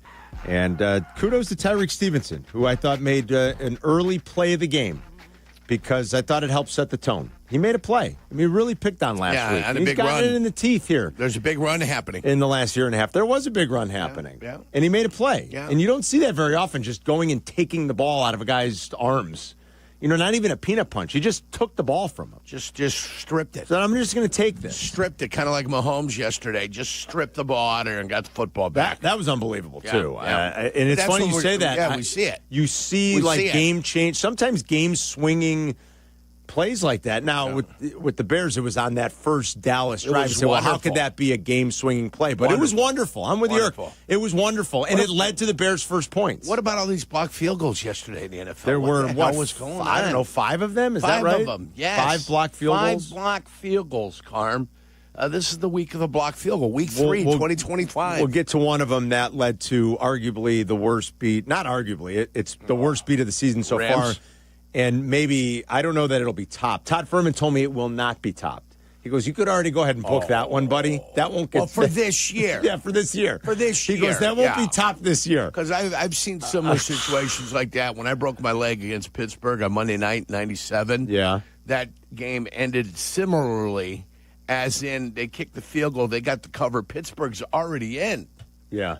You know, I remember you told me this story. Coming to Chicago. You told me this. They were already in. Chris Hudson, somebody blocked the field goal. Hudson picked it up and ran down the sidelines all the way into the end zone. And that's where Cowher almost stepped on the field and wanted to punch him. Right. You know, as he was coming by, and he didn't, fortunately. And then we had the cover. Then we ended up covering the spread with that touchdown. That's a bad beat right there. But this year, there won't be a worse one. It was absolutely brutal. Just when you say it, 5 weeks from now, there'll be something just as brutal. I mean, we'll go through the entire day's events as we always do on a Bears Monday and an NFL Monday. So that's why this league, I'm telling you, like for a lot of that early window, it was a little bit, there's nothing really too exciting happening here. And then the finish turned out to be great again. That witching hour, that Scott Hand, like he's got some magic. He's got some black magic he's doing or something because there wasn't much. Even Scott Hansen was sort of feigning excitement for the witching hour because it was like, there's not much happening. And then a bunch of stuff happened, and that's why this league is great, and we love Sundays, and the red zone is great, and the witching hour was great as always. And then the Bears offense was great, and the Bears defense was great. And they got their first win, and everything was good. Everything's hunky-dory. If you want to talk Bears with us, you can at 312-332-3776. Here's my number one observation from yesterday. I mean, there are a bunch of things that stand out. Like Neeks. How many observations have you come up with? If we've got number one, what's the finality? I've got a few. All right. But I think the most important observation. You made it. Tyreek Stevenson rebounded and had a great game. Well, no, that's not the most important. I mean, that is one of them. Okay. And Ben Johnson and his bag of tricks, and just Ben Johnson's offense and the way he calls plays in general. And Tom Brady couldn't stop heaping effusive praise on him, and how he does the things that, what has Jurko been saying for years about what makes a good offensive coordinator? It's the way they set things up. It's the way they marry things. It's that one thing looks one way, but then really he's doing something else. It's all the clever, creative things that keeps defenses off balance and keeps defenses guessing. And I think that's what he does so well. And it's a little easier when you build a lead and you've got some momentum and you're playing a bad defense. Yeah. I get it. It's going to look good. Oh, yeah. But I thought Ben Johnson really flexed a little bit yesterday. But the number one biggest takeaway for me is that Caleb Williams was in the pocket a lot. That's important. You play this game in the pocket, from the pocket at this level. And in the last 2 weeks, you see a quarterback understanding, I think he's being taught, this is the way you have to play. And he's learning it. And it wasn't perfect. And, yeah, there were some missed throws. Sure. There was the first throw of the game was a miss, quite frankly. That's a window throw. That's a shot that's got to be hit. That's one of those window throws that has to be hit. And then the other one, he tried to feather to Odunze. I thought that pass could have been a little bit better. It hit his outstretched hand. But it's one that he could have put on the spot. But you see a quarterback that is being taught and is learning and is responding. You have to play from the pocket. Yeah. And I think that's the biggest takeaway. There wasn't a lot of ejecting the pocket yesterday, and maybe some of that's got to do with the pretty feeble pass rush of the Cowboys. But I don't even think that I wouldn't even downgrade anything Caleb did by saying, well, it's easy when there's not a lot of pressure because that pass rush isn't good. There were still opportunities where maybe the old Caleb, and I'm talking about as recently as 2 weeks ago, would quickly have the happy feet and the happy eyes and just eject the pocket. Yeah. And that hasn't been the case the last couple of weeks. And to me, that is growth. That is a quarterback learning. That is a quarterback growing. And with all these young quarterbacks, there's still growth that has to happen. Yes. It's not always linear. Yes. It's not always meteoric. Right, Yerk? It's not. Yeah. Bo Nix is showing you that right now here in year 2. I mean, it hasn't looked particularly good. He threw that bad interception where if he gets a little height on the ball, maybe leads the guy a little bit to the inside. The corner can't have a chance to come back. In essence, play two guys. He's playing the guy in the flat, and he ended up getting enough depth to go ahead and play that little route that was in the end zone. Yeah. It was a bad throw. Bad throw. Bad throw. Drake's May showing you, although that bad pick he threw in the end zone looked like it was deflected. Maybe a little bit of maybe a little bad luck there. But Drake May's showing you. I mean, all these guys, they show you the ups and downs, and it's going to happen to most of them. Rare are the Mahomeses of the world that just come in and they're very, very good from the word go. You don't see that very often, and there's going to be bumps along the way, and I think that's the best way I can sum up the first. What is it now? 20 games of Caleb Williams' career. Yes, it's 20 starts. You're going to see some ups and downs, but I think there's been a lot of growth here in the last 2 weeks. And I'd like to know if people agree. 312-332-3776 is the number. I get it was a bad defense. I remember Mitch Trubisky lighting up one of the worst defenses I've ever seen probably in 2018. Right? Remember that? 6 touchdowns. Yeah, that Tampa defense was one of the worst probably the last decade. And that was the Mitch confidence game. That's what we called it. Right. Because even on 1st and 1 from the 1, they were throwing the football. Yeah. Trying to build the stats up. This didn't feel like anybody was trying to build up any stats. This just felt that this is the way the game worked out. Yeah. And I thought Caleb was pretty damn good again yesterday. And again, I think the most important takeaway the last 2 weeks is more of a presence in the pocket. Yeah, you'd like to see some of the accuracy issues continue to get cleaned up. I hope they will. But I think there's been some growth here the last couple of weeks. Caleb's tied for the league lead in touchdown passes, by the way. I like 7. that. I assume Roma Dunze is up there as far as touchdown receptions. He's got to be up there. Yeah. Secondly, I think the most important point is they avoided going 0-3. Yes. 0-3 is a death knell. Mm-hmm. Name the last 0-3 team that made the playoffs. It was Was it a Texans team? They're going to have to do it again. It was a Texans team. It was that's right, here in the last 2018, decade. Houston Texans were the last 0-3 team to make it, and there they are, 0-3. And now they're going to have to do it again. And then Nico Collins is fumbling the ball. What are you doing? I mean, you're talking about your best players now starting to screw things up. And he said, it's on me. Yeah, the whole world knows it's on you. We watched you fumble. It's on television, guy. Come on. We know who it is. You don't have to take responsibility for it. Here's one of my observations, Carm. Okay, yes. Observations of the day. Let us know, Bears fans. Well, our guy number 14, Zachariah Heap. Okay. What's his name? That's Olamide Zacchaeus. Boom. Zacchaeus. That's my guy. That is a great. Zacchaeus and 4. Swift? Yes. They're bringing the energy. I like it. They're bringing the energy.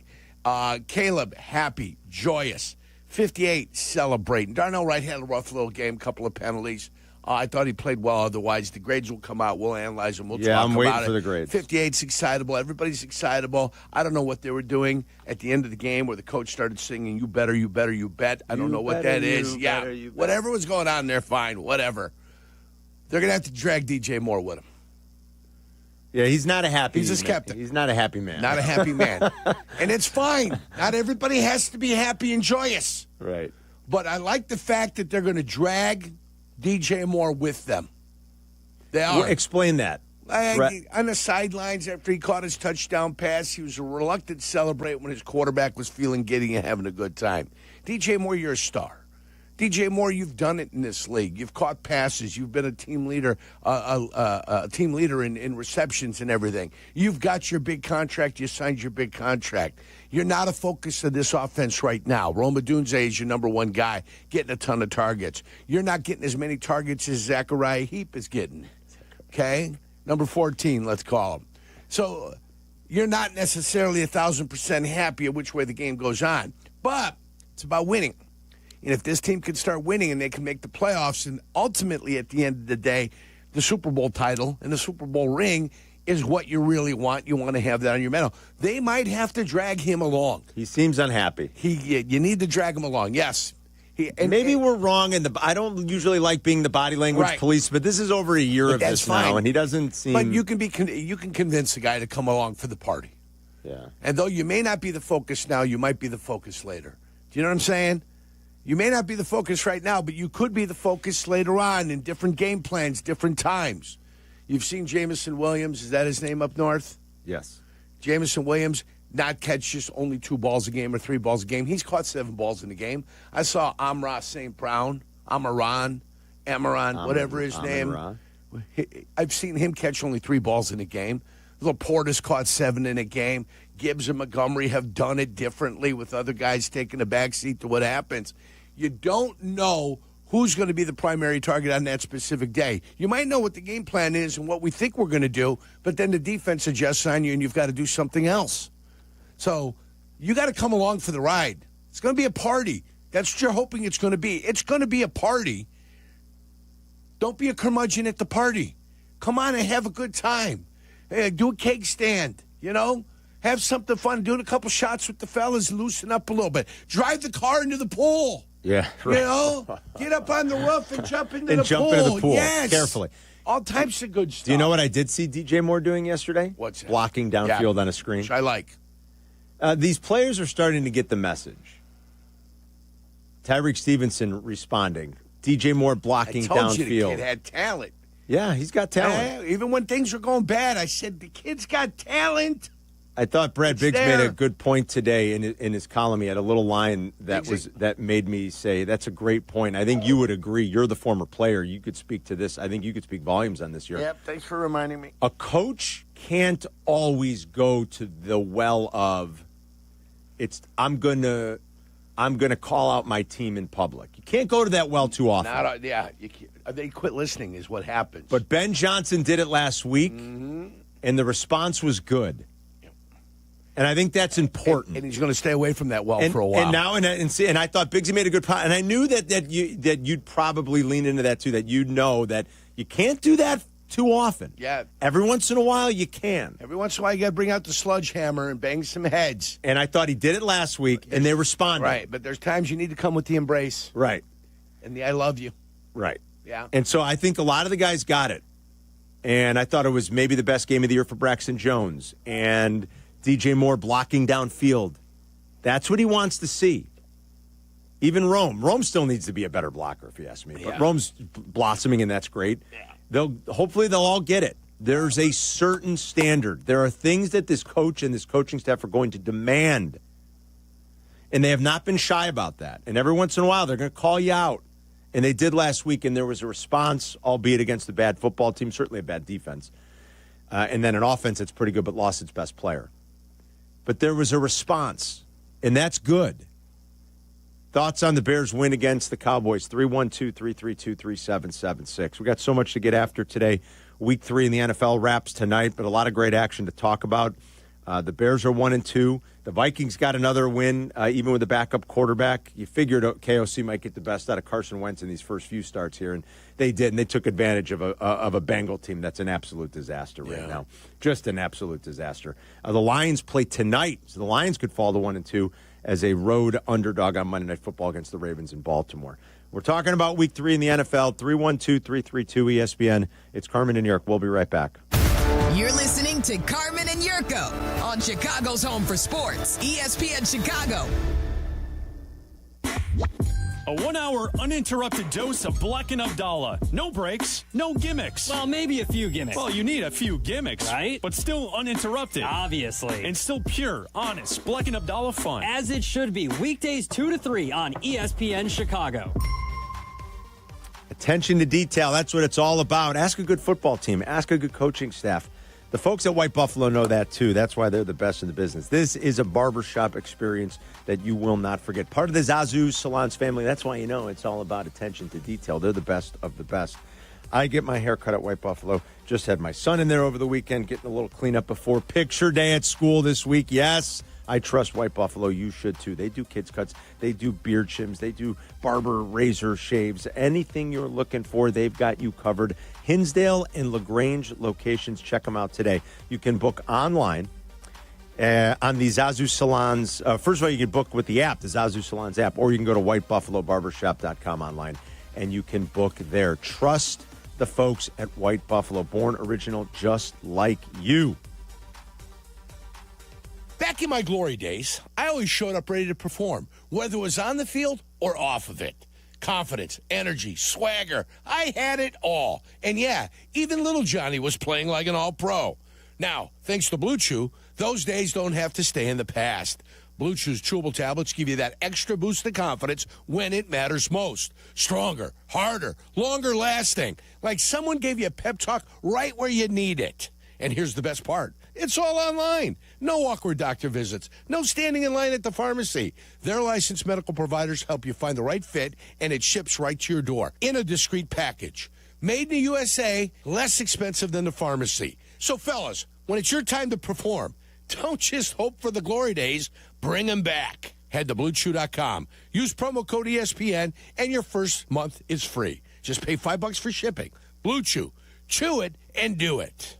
Want to live life at max volume? Then look no further than Hard Rock Casino, Northern Indiana. With over 1,700 slots, 80 table games, live entertainment, and 5 restaurants which span a wide range of culinary genres, we are sure to have something for everyone. Whether you want to indulge in a savory dish at Council Oaks Steaks and Seafood, or take in dinner and live music at the world-renowned Hard Rock Cafe. Amplify your entertainment experience at Hard Rock Casino, Northern Indiana. Just off Exit 6, I-8094. Must be 21. Gambling problem? Call 1-800-9-WITH-IT. Accidents happen, but don't let them ruin your summer. Postman Law has recovered over $3 billion for clients. Call 844-POSTMAN now for justice and fast compensation. Think you've got what it takes to pull a plane? The Illinois Plane Pull is back September 27th at O'Hare. Teams of 20 go head-to-head towing a 737 jet. Yes, a real plane. All proceeds benefit Special Olympics Illinois. Register now at IllinoisPlanePull.com. From kickoff to cash out, ESPN Bet has the tools you need to score more on game days. Bet smarter with stats at your fingertips. Get personalized parlays built just for you. And with your fantasy team synced right in the app, you can back your squad. Right now, new customers get $100 in bonus bets when you bet $10. Sign up with promo code USL to get started. Must be 21 plus. Gambling problem? Call 1-800-GAMBLER. Terms and conditions apply. See app for details. Offer not available in New York. Out here, it's football season, where nothing beats backyard grilling, gathering around the fire pit, and cheering on your favorite team with friends. The yard is mowed, the lights are strung, and the grill is warming up. Whether you need to fill up your propane, get a new grill, or even a generator, out here, it's game day. And we're ready for it. Tractor Supply, for life out here. Nature is calling. No, not that way. Fishing, hunting, hiking, nature. Chauncey's Great Outdoors, Saturday mornings from 6 to 7 and available on demand on the ESPN Chicago app. Zoning out on that Zoom meeting? Zoom. Find out what Carmen and Jurko were talking about. Tell your smart speaker to play ESPN 1000. Caleb under center drags Komet into the backfield. He'll line up as a fullback for DeAndre Swift from the 35-yard line. One safety back deep. Here's the pitch to Swift. Tosses it back to Caleb Williams. Looking deep down the left side. Going for Luther Burden over the shoulder. 20, 10, 5, end zone. Touchdown! Touchdown Bears! Ben's bag of tricks, baby. That's number one. Ben's bag of tricks. Fans are going berserk. They loved it. Every bit of it. 65 yards to the house. How could you not? A very excitable Jeff Joniak right here on your home for Bears football, ESPN 1000 and the ESPN Chicago app. Happy Monday. Hope everyone had a great weekend. It's Carmen and York. Bears win 31-14. Yes, Ben and his bag of tricks. I love the play call right there. I really did love the play call. Take advantage of this secondary. Obviously, they're beat up. They got torched last week, and I think he hinted that as they game planned and put install in this week, they noticed a few things. They thought maybe they could take advantage with a little trick play like that. It almost was a disaster because the toss back from DeAndre Swift was not great. It wasn't perfect. It was far. It wasn't perfect. And then Luther Burden played a little, hey, I've got the ball in my hands. Now it's in the air. And then he snagged it back and he got it into the end zone. They don't all look like masterpieces out there. Yeah. They're not Rembrandts or Michelangelos. Sometimes they just do good enough to get it into the end zone. Who doesn't love a good flea flicker, though? That was fantastic. They executed. That's what I like to see. And they got the young guys involved. I mean, we begged for that after a couple of weeks. It was head-scratching to me to see neither hide nor hair of guys like Loveland and Burden that they invested heavy draft capital, top 40 picks in. How's Loveland doing? I don't know. I hope it's not bad. It's a hip. He got knocked out. He's got a hip. And so we'll have to wait and see. I don't know if Ben Johnson will give much of an update today. They usually don't on things like that. We'll probably have to wait till Wednesday. Well, thank heavens you have Cole Kmet. Loveland could not finish the game, but he got Loveland and Burden involved. Loveland was targeted on the first play of the game. You've got to get these guys involved. These are your playmakers. You like them. You wanted them. You got them. Get them involved. That's all we asked for. They're yours. And he got them involved, and I thought it was a pretty impressive display of play calling by Ben Johnson yesterday. If you want to talk Bears, 312-332-3776. Kevin is in Plainfield on a Victory Monday. What's up, Kev? Hey, guys. Taking my call. 2 quick points, and I'll hang up and listen. The first one is you mentioned what really stuck out. I have to say the defense really surprised me because when Dallas came back and tied it with that 2-point conversion, I thought the wheels were going to fall off. So, Kevin. All right, Kevin. Well, unfortunately, we couldn't get that second point because your phone crapped Kevin out. Cleaned up. But he said he thought that the response from the defense was good. And that's what we were asking. Like, what are your big takeaways? What were you impressed with from yesterday? And you could, I think there was a noticeable sense of this team wanting to come out and respond for this coaching staff. They were pressed. They got embarrassed last week, and I thought the response was pretty good. And I think it started with Tyreek Stevenson making a play. He's been a much maligned player after last week and after last year in Washington. After last year. That's what I mean. Yeah. And I thought I thought he played pretty well. I thought he played a solid game. Tremaine Edmonds responded with a couple of interceptions. If not for a historic performance in Minneapolis, you might have been looking at a candidate for Defensive Player of the Week in the NFC in Tremaine Edmonds. Anytime you get 2 picks in a game. That won't happen because Isaiah Rodgers in Minneapolis did something that no player in the history of the NFL has ever done. He returned an interception for a touchdown. He returned a fumble for a touchdown, and he forced 2 fumbles. Never been done before in one game in NFL history. And he also had, I believe this is true, the one and only perfect grade ever for a single game from PFF. From a defensive player. Yeah. He had, I believe it is the first time since PFF has been in existence, which goes back to 06. It was the first time a defensive player ever had a perfect grade in a game. So Isaiah Rodgers will obviously be your NFC Defensive Player of the Week. It seems that way. But I thought the response was pretty good from the Bears defense in general. And sure, it helps when CeeDee Lamb goes out. But they gave up the run. They were giving up the booty on the run. The other team, I think, averaged 6 yards a rush, Carm. I could tell you. Yeah, 6.1 a rush, I have a feeling. It was probably pretty good. Probably close to that. Yes, it was, Yurko. You're right. It was 6 yards a rush. I think the defense grew into the game. I think the defense is searching for confidence. And I think as the game started going, they started becoming a little bit more confident in each other. By the way, the Grady Jarrett penalty after being drugged down.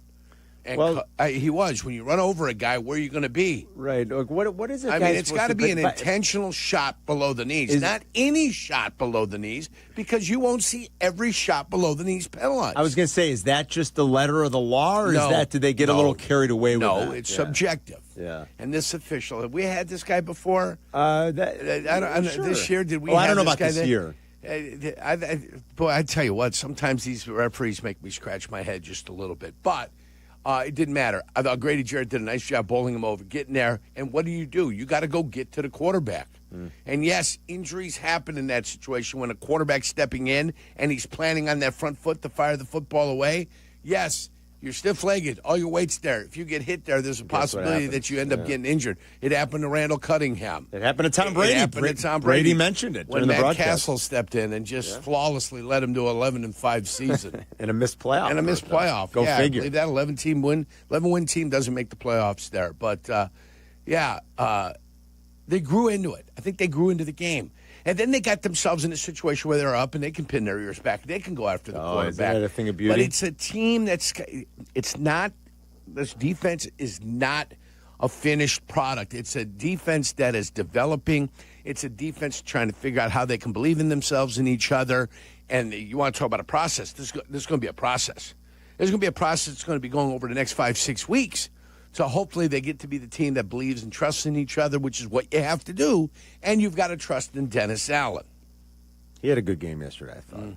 I liked the way he mixed and matched a little bit. And I know that some of the Cowboys players were saying, well, it was pretty basic stuff. We just didn't do a good enough job of taking advantage, or they settled for a lot of underneath stuff. But that's kind of the game plan. I thought it was a good adjustment by I think they did enough Dennis things. Allen. They did enough things downfield to make the underneath stuff much more available, easily available. Yeah. Do you know what I'm saying? I think that was the plan. Those weren't difficult throws out to the flat for 8-9 yards and first downs. For Ferguson and all that. Yeah, that was, I mean, not so much them, what Dallas was doing. I'm talking about what Chicago was doing. Sorry.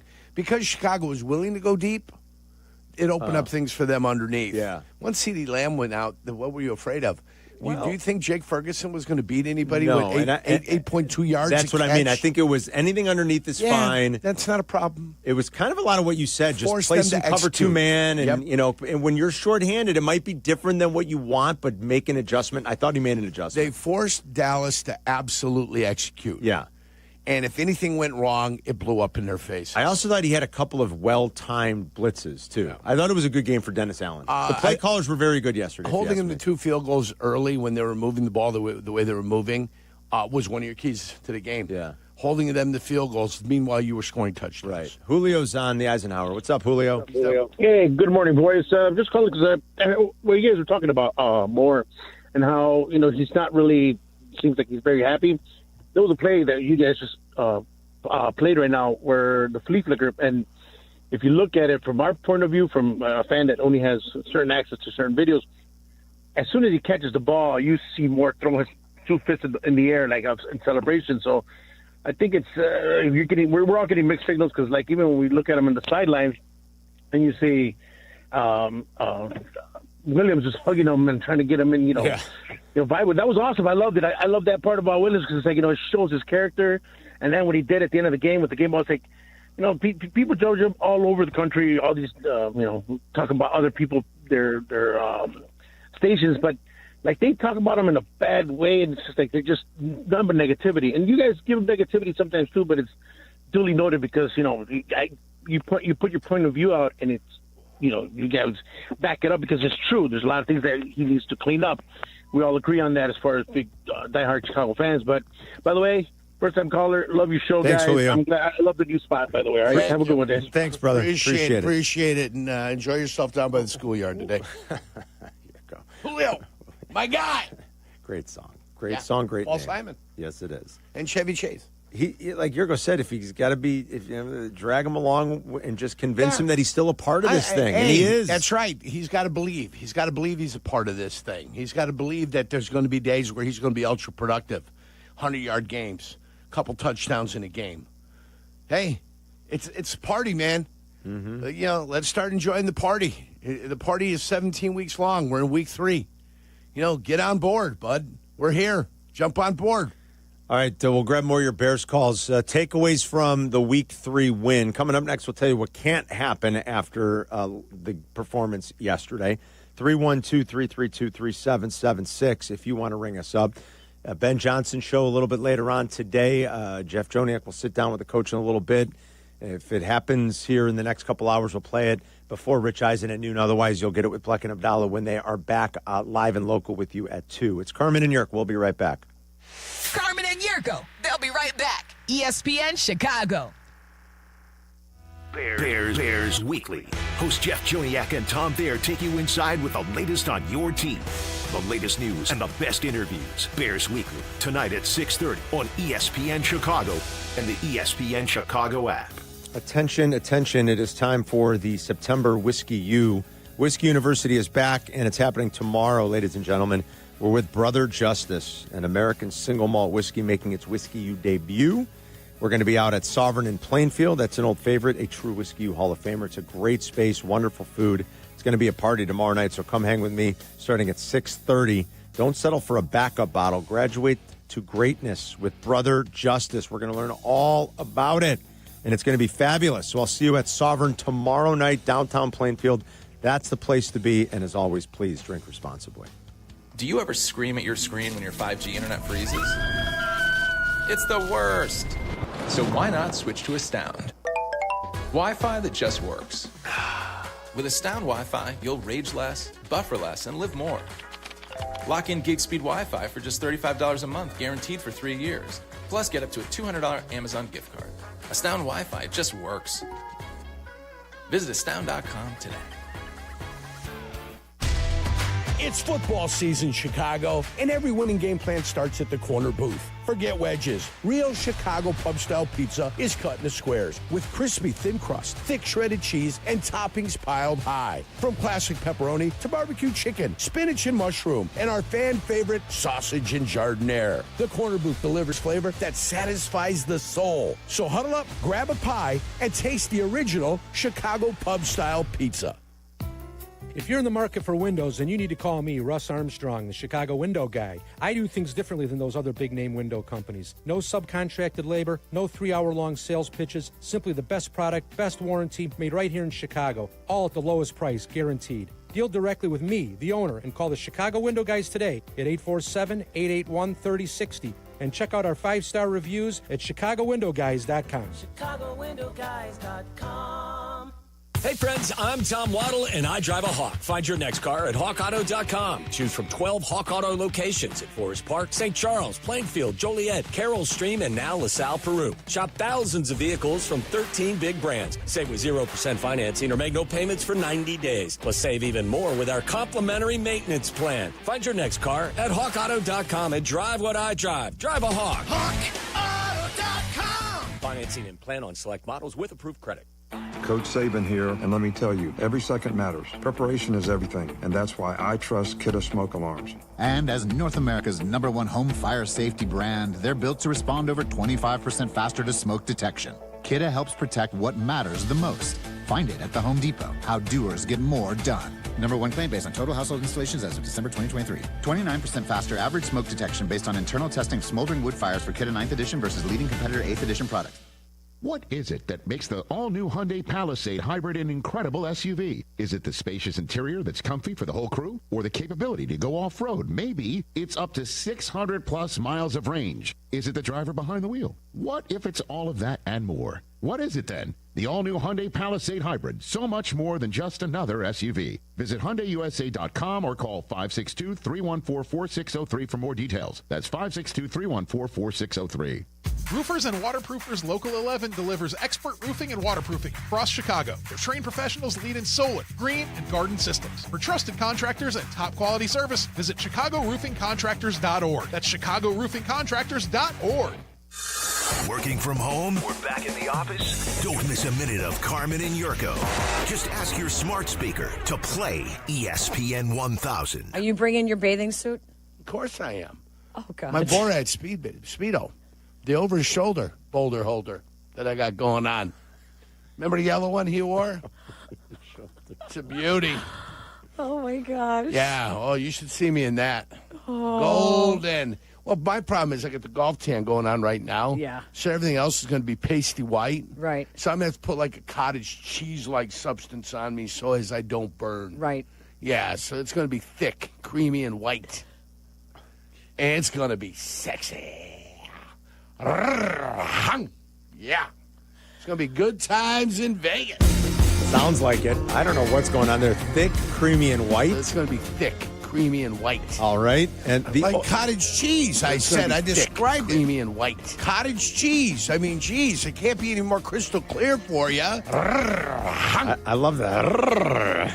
It's going to be thick, creamy, and white. Nothing viscous. There's a very low percentage of this that is smiles and glory holes. And glory holes. Very low percentage. It's going to be thick, creamy, and white. No glory holes for Jerry this weekend. I love the over-the-shoulder boulder holder. Well, that's usually described as a bra. Well, no brassiere. kidding. Thank you. But for the Borat one, because the is straps, that what it is, Jurko? The two straps go over the shoulder, and they hold the smaller set of those boulders. Boulders like for a pebbles. man. Yeah, for you. For they call you pebbles. Like pebbles. For Jurko, it's double. It holds those and his moves. Over the shoulder. Oh, no, they don't hold the moves at all. The moves would be free-flowing at that point, my friend. Peggy didn't even know what to say. Oh, she was stuck. Nobody's wearing any Speedos. We're not animale. I mean, come on. If any, Speedos. see, Chris and I on the pre-pre were saying that if anybody on the ESPN 1000 staff, Chris tried to bait me and say, if anybody is most likely to, he was trying to bait me to say Cap. But I did not take the low-hanging fruit. Cap would. You know me so well. I did not take the low-hanging fruit as Cap's low-hanging fruits are. But it's going to be thick, creamy, and white. I did not take it. I said it would be you, Carmen, as the inner Italian. No, because where you're here, I've been on the beach in Europe. You're the most European on the staff. Your olive oil skin. Yeah. Here's the deal. I'll support the team. If you guys wear them, I'll wear it. Speaking of 0% chance. 0%. What do you have to hide, Walt? I'll tell you what I have to hide. Let's let the thighs fly. We'll go get some tube socks. Well, okay, then that's the difference. Then I the guess. thighs can fly. Let's go. I've been on the beach in Europe before. We'll go get I don't wear a Speedo over there. I'm sure not wearing one in Vegas. He wears nothing over there. No, please stop it. Carmen's out there just wearing nada. I wish. Hello. I wish. Guys, it's a toptional pool. It's not a... Yeah, right. Yeah, it's optional. It's not a bottomless pool. It's bottomless mimosas, not bottomless. I will be topless, but bottoms will be on and it will be full bathing suit. Full bird dogs, baby. That's for damn sure.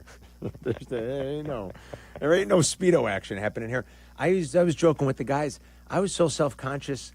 Like when I used to do swim team, I mean, those Umbros were on right before I got up on that platform, boys. I mean, it was there was no walking around. Always with Umbros on over the Speedo because you had to race in the Speedo for swim team. No, I remember. Yeah, embarrassing. There's a world record holder over at You were Calumet not Memorial Park. You were a Southside record holder. Absolutely, Calumet City record holder, 8 and under, 20-meter swim. World record holder.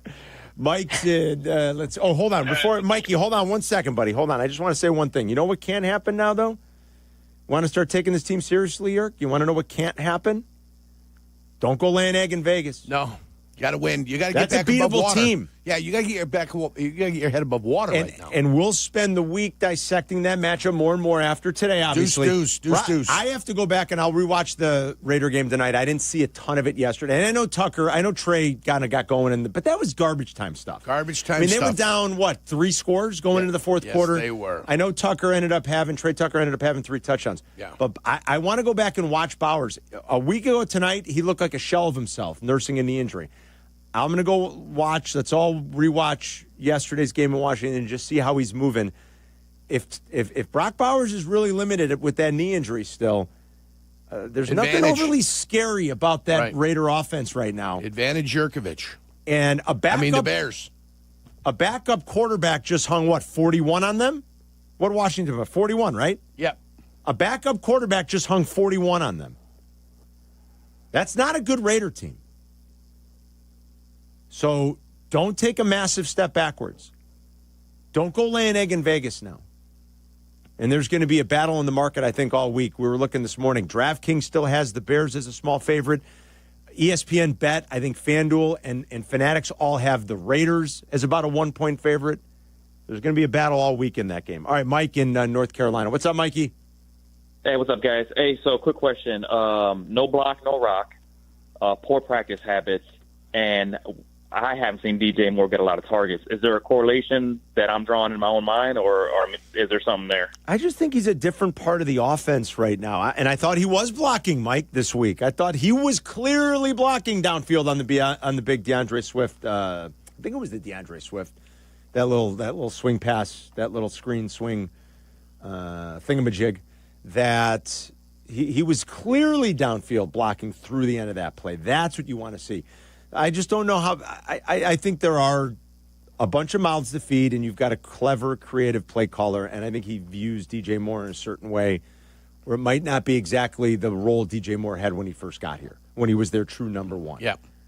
So I think it's a different kind of role. I don't think there's a lack of targets because he's not blocking as much, but I think DJ Moore and all of them got the message about what is expected when you're on offense and what's expected when you're on defense, quite frankly, and how they want these guys to practice. There's a certain look. Yurko told you what that looked like last week after Ben Johnson's comments a week ago Wednesday. Right. There's a certain look about what a practice should look like, even when you can't beat the crap out of each other.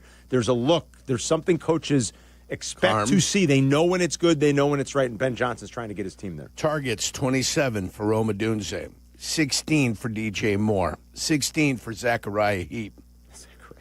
You got 12 for DeAndre Swift. I told you how this thing's going to end up working out. 6 for Luther Burden, 7 for Cole Kmet, Colston Loveland, 6. So 13 out of your tight ends. Your running backs got 5, and where is he? Where is the guy you looking for? 17. 17 targets. for the running backs, 13 for the tight ends, right? So, I mean, that's what you're starting to see. And the rest of them for your wide receivers. DJ Moore's still second on the team, though, you said, right? DJ Moore is tied with Zechariah Heap. He's tied with Zacchaeus. Zacchaeus. Let's go to Eddie in Texas with Carmen and Jurko on ESPN 1000. What's up, Eddie? What's up, brothers? How y'all doing? Good morning, man. Good morning. Good morning, Eddie. Morning. That's what's up. Hey, look, check it out. So DJ Moore is an 8-year vet, bro. In 8 years, this man ain't won. Think about it. Every season is a losing season for this brother. Yes. Would you be running around here smiling and, highs with the highs and lows with the lows, or would you be even killed? You got to think about it. It's an 8-year vet. Yeah. You might have got a bag, but that bag don't cure losing, right? No, you're right. On the second side of that, I want to bring this up, too. Y'all say that the Raiders just lost to a backup quarterback. But that backup quarterback been in the league and probably unseen enough defense to get them prepared for what the Raiders had for them. So I don't think the Raiders that bad of a team. I don't think no team in the NFL is that bad of a team. I think that the Bears got lucky this week with the Cowgirls, and I think next week they're going to have to strap up them 10 straps and play physical if they want to W. Oh, that's fine. That's fine. Then go do it, Eddie. And I thought they played a physical game for the most part this week, which is a good sign. And I hear what you're saying. There's not much that separates the Bears and the Raiders. All I'm saying is don't go lay an egg. Yeah. You're not playing a juggernaut. You're not playing a real dynamic offense right now. And whether Mariota's been around for a long time or a little, it doesn't matter. Yes, he's been around a long time. He's a backup quarterback. They hung 41 on the Raiders. The Raiders are 1-2 just like you are. There's not much that separates the Bears and the Raiders. You're not playing the Ravens this week. Don't go lay an egg. That's all I'm saying. Yep. You go out there and you lose 35-10. That's a problem. That's a problem. You got to put your best foot forward. And I think they will. We expected them to do it this week. We said the Bears were going to beat the Cowboys. They did, and they won by margin. And I think the Bears are going to go out and have a similarly good game against the Raiders. Before you become a good team, you have to win on the road. That's part of the process. You've got to find a way to win on the road, split on the road. If you've got 8 this year, you've got to find a way to go 4-4 on the road. This is one of those games that's winnable. First of all, half the crowd's going to be Chicago. Yeah, or close to it. Yeah, this is going to be a home game. This is going to feel like a home game. It's going to feel like a home game. Half Chicago is going to be out there, and the suburbs, and the greater metropolitan area. That's right. Yeah. And you, even with the debacle in week 1, I mean, you could be 2-1 here. Okay, woulda, coulda, shoulda. Yeah. All right, a lot of teams can say that. You're not. You're right. Not. The Jets are a few plays away from being 3-0, but they're 0-3. Yep. But then, so it woulda, coulda, shoulda. And they're not taking any moral victory laps in in Florham Park, New Jersey, where the Jets are headquartered. So I get that. You are what you are. Your record is your record, right? Yes. Bears could be 2-1. They're not. They're 1-2. Even with that debacle, you get to 2-2 going into your bye. You want to make us all believe. You believe. You want to make us believe. You want to hang around in the race. I want to believe. You don't take a step back and lose this weekend. You do what Jurko just said. You go win a road game in which you might even close as a small favorite. Yep. So go win it. Yep. And get to 2-2 at the bye. Let's do it. What do you think, Bears fans? 312-332 ESPN. It's Carmen and Jurko. We'll be right back. You're listening to Carmen and Jurko on ESPN 1000, Chicago's home for sports. Hey, it's Rich Eisen. You can now listen to The Rich Eisen Show right here on the home of the Chicago Bears. The Rich Eisen Show, weekdays noon to 2. ESPN Chicago. Hard Rock Casino Northern Indiana wants you to drive away a winner this September. Every Friday, we're giving away a brand new 2026 Jaguar. Earn entries weekly to increase your chances of driving away in luxury and style. Join us at Hard Rock Casino Northern Indiana each Friday in September. Be there, and you could be the next lucky winner to drive away in a Jaguar. Hard Rock Casino Northern Indiana, just off Exit 6, I-8094. Must be 21 or older. Gambling problem? Call 1-800-9-WITH-IT. Bud Light and ESPN Chicago are taking the Waddle and Silvy Show to the Chicago-Cincinnati game November 2nd. You could win a spot on this trip. Join me, Shane Orling, at Poplar Creek Bowl in Hoffman Estates tonight. The best football tosser wins a Bud Light prize pack and is a finalist for the trip to Waddle's hometown. For complete details, go to ESPNChicagoContests.com. See you tonight at Poplar Creek Bowl from 7 to 9. Brought to you by Bud Light. Please drink responsibly. Dude, did you hear Fry the Coop has Vienna beef on their chicken sandwiches now? Wait, hot dogs on chicken? That's interesting. No, not their famous hot dogs. They're pickles. Vienna Beef has been making pickles for over 100 years. Now their zesty pickles are stacked on Fry the Coop's epic fried chicken sandwiches. Oh, sweet, spicy, crinkle cut? This is unreal. Fry the Coop and Vienna Beef pickles, the perfect combo, the perfect sandwich, the perfect bite every single time. Hey, it's your friend Tom Waddle. On the field, every great team starts with a strong defense, and the same's true in business. That's why companies trust my friends at Trend Micro. They protect your network, your cloud, your data, and your people from ransomware, phishing, and today's toughest cyber threats. With AI-powered proactive security, Trend Micro stops attacks before they ever reach you. Trusted worldwide and backed by over 35 years of innovation, this is enterprise defense done right. Go to trendmicro.com today. That's trendmicro.com. Injured in an accident this summer? Postman Law can help. Call us at 844-POSTMAN to get the justice and compensation you deserve fast. That's 844-POSTMAN. Your summer shouldn't be spent panicking about medical bills or stressing over legal documents. With over $3 billion recovered for our clients, the Postman team gets you the results you deserve. Ready to get started? Call 844-POSTMAN to schedule a free consultation now. A Progressive Home and Auto Bundle can protect you round the clock, but we can't protect you from those painful moments in sports. Oh, I can't believe we blew a 5-touchdown lead. Sure, but you got to feel like they were going to win for almost the entire game. But I was about to buy playoff tickets. So you were prepared for a good time. That's pretty nice. It's the worst loss any team has ever had. And you got to witness history. Okay, we're done here. Well, at least your home and auto are protected with a bundle from Progressive. Progressive Casualty Insurance Company affiliates and other insurers. Not available in all states or situations. From kickoff to cash out, ESPN Bet has the tools you need to score more on game days. Bet smarter with stats at your fingertips. Get personalized parlays built just for you. And with your fantasy team synced right in the app, you can back your squad. Right now, new customers get $100 in bonus bets when you bet $10. Sign up with promo code USL to get started. Must be 21 plus. Gambling problem? Call 1-800-GAMBLER. Terms and conditions apply. See app for details. Offer not available in New York. Hey guys, it's Jurko, and if you're worried at all about having the income you need for retirement, then reach out to my guy, Mitch Lyons at Mitch Lyons Wealth. Mitch Lyons Wealth will provide you with your best game plan to protect, grow, and win retirement. That's Mitch Lyons Wealth. Visit MitchLyonsWealth.com today. Zoning out on that Zoom meeting? Zoom. Find out what Carmen and Jurko were talking about. Tell your smart speaker to play ESPN 1000. Caleb Williams, snap back, fakes it. Little pressure up the middle, back of the end zone. Over the middle, touchdown. Touchdown, Cole Kmet. Touchdown, Bears. A lot of that yesterday. Touchdown Bears. Jeff Joniak in your home for Bears football, ESPN Chicago. We're all off to Vegas later in the week. Bears and Raiders in week 4. And then it'll be the bye, the early bye for the Bears. Part of that first wave after the first month of the season. 312-332-3776 if you want to talk Bears with us. We'll continue to break down this game and go around the NFL. Lots to react to. Do some of that during the 10 o'clock hour. Rich Eisen up at noon until 2. Then Bleck and Abdalla are back with you live and local 2 to 3 every day, Monday through Friday.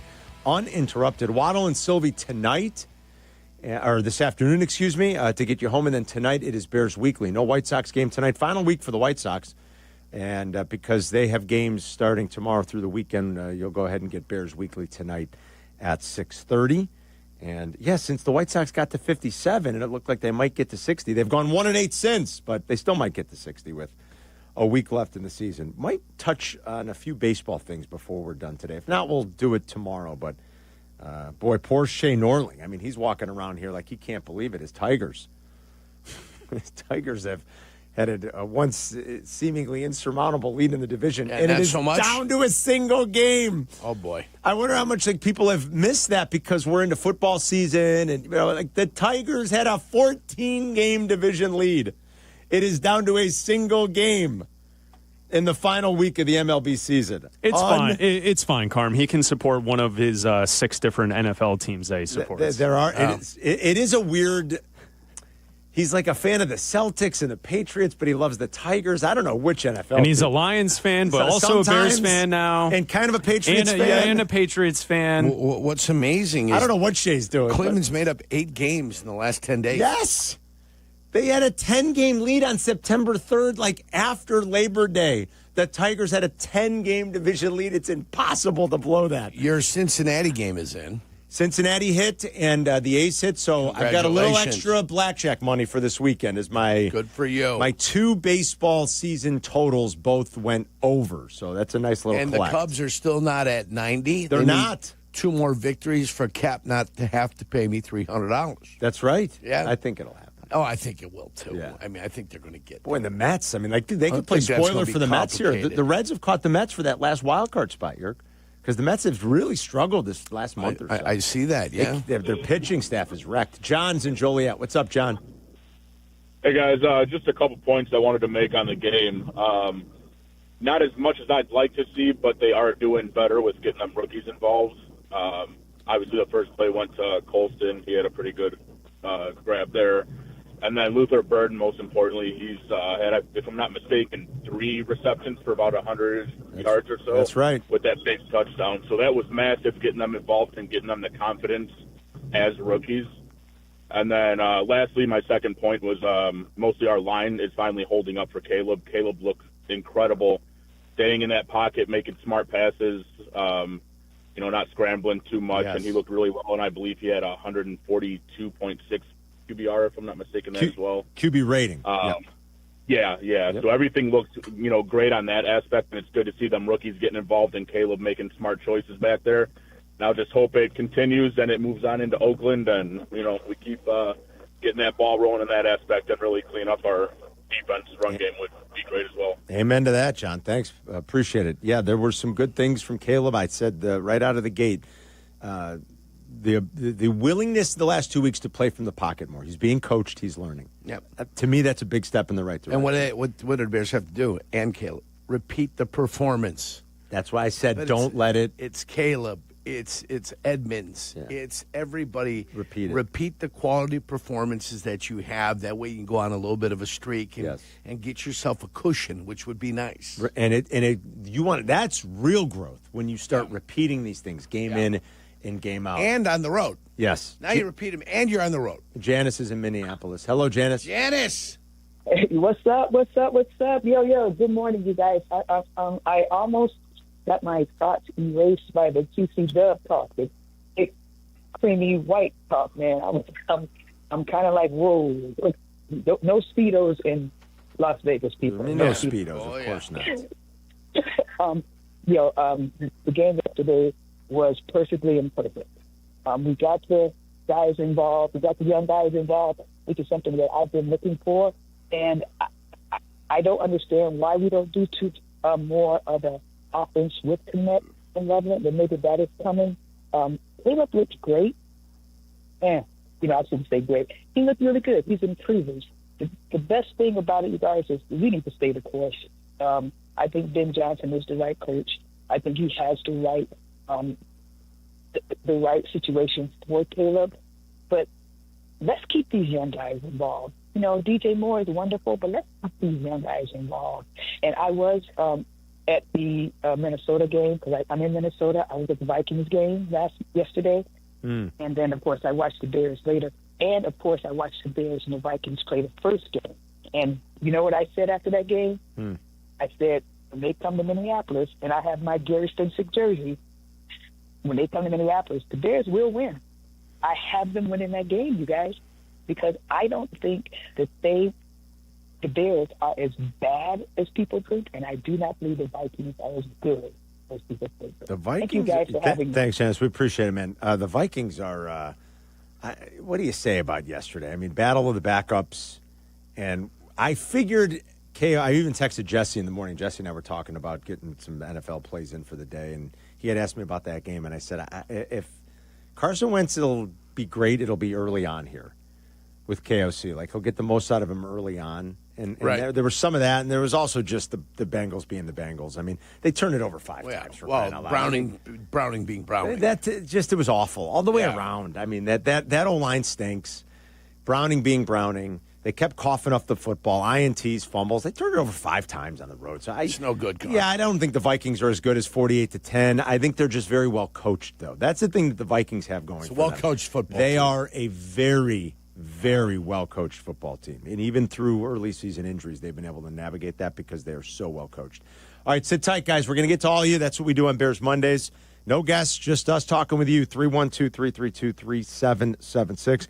Got a great next-gen stat for you that Bears fans will like about the offensive line. And we'll continue to go around the league in week 3 with one game to go tonight, the Monday Nighter in Baltimore. It's Carmen and York back in 2 minutes. So it's going to be thick, creamy, and white. You're listening to Carmen and Yurko on Chicago's home for sports, ESPN Chicago. It's football season, Chicago, and every winning game plan starts at the corner booth. Forget wedges. Real Chicago pub-style pizza is cut into squares with crispy thin crust, thick shredded cheese, and toppings piled high. From classic pepperoni to barbecue chicken, spinach and mushroom, and our fan favorite sausage and jardiniere. The corner booth delivers flavor that satisfies the soul. So huddle up, grab a pie, and taste the original Chicago pub-style pizza. College football is back. Nothing like kicking off game day with an ice-cold Yuengling, crisp, classic, and always refreshing. Whether you're in the stadium under the lights or gathered with friends for game day, Yuengling is the perfect companion for every college football fan. And now Flight by Yuengling is a proud partner of Fighting Illini Athletics. It makes sense. America's oldest brewery, Yuengling, is all about tradition, and Illinois football in Champaign is one of the best traditions around. Celebrate every touchdown and enjoy the taste of game day all season long. And celebrate college football, good company, and Yuengling. DG Yuengling & Son, Pottsville, PA. Hey guys, it's Silvy. Football season is finally here, and if you want to kick off like a pro, you need Circa Sports Illinois, the world's largest sports book, now right at your fingertips. Circa does it the right way. High app limits, low holds, incredible customer service, and no bet fees, ever. Other books might charge you just to get in the game, but not Circa. With Circa, every play is your play. Download your new bookie today at circasports.com. Must be 21 years or older. Gambling problem? Call 1-800-GAMBLER. To help those who want to be helped, but may not be able to afford it. That's what PGA Tour winner Grayson Murray had envisioned for a foundation before he sadly took his own life at just 30 years old. His parents channeled their grief into creating the Grayson Murray Foundation, carrying out his vision to help those struggling with mental health and addiction. To donate and learn more, visit GraysonMurrayFoundation.com. Live from State Street in the heart of Chicago. This is the home for every Bears game. ESPN Chicago. And this is Carmen and Yurko. WMVP, WTBC, HD2, Chicago. A good Karma Brands radio station. To right, to left, takes the snap, looking, scanning, now running right, gonna throw back in the end zone, middle, DJ Moore, touchdown! Touchdown Bears! That's 4, baby! 4 Caleb Williams touchdowns. Jeff Joniak right here in your home for the Bears. It's Carmen and York. Hope everyone's having a great Monday morning. Hope you had a great weekend. Beautiful again. Loving this weather. Caleb Williams is tied for the league lead in touchdown passes. Love that. He's got 7. You know who he's tied with? You know who else has 7? 7 touchdown passes this year. I'll give you a hint. Old Man River. That old man River. Stafford. Nope. He is an Even old man older. River. He is an old man River. Jared Goff. Even older. Even older. I mean, the oldest. Aaron Rodgers. Aaron Rodgers has 7.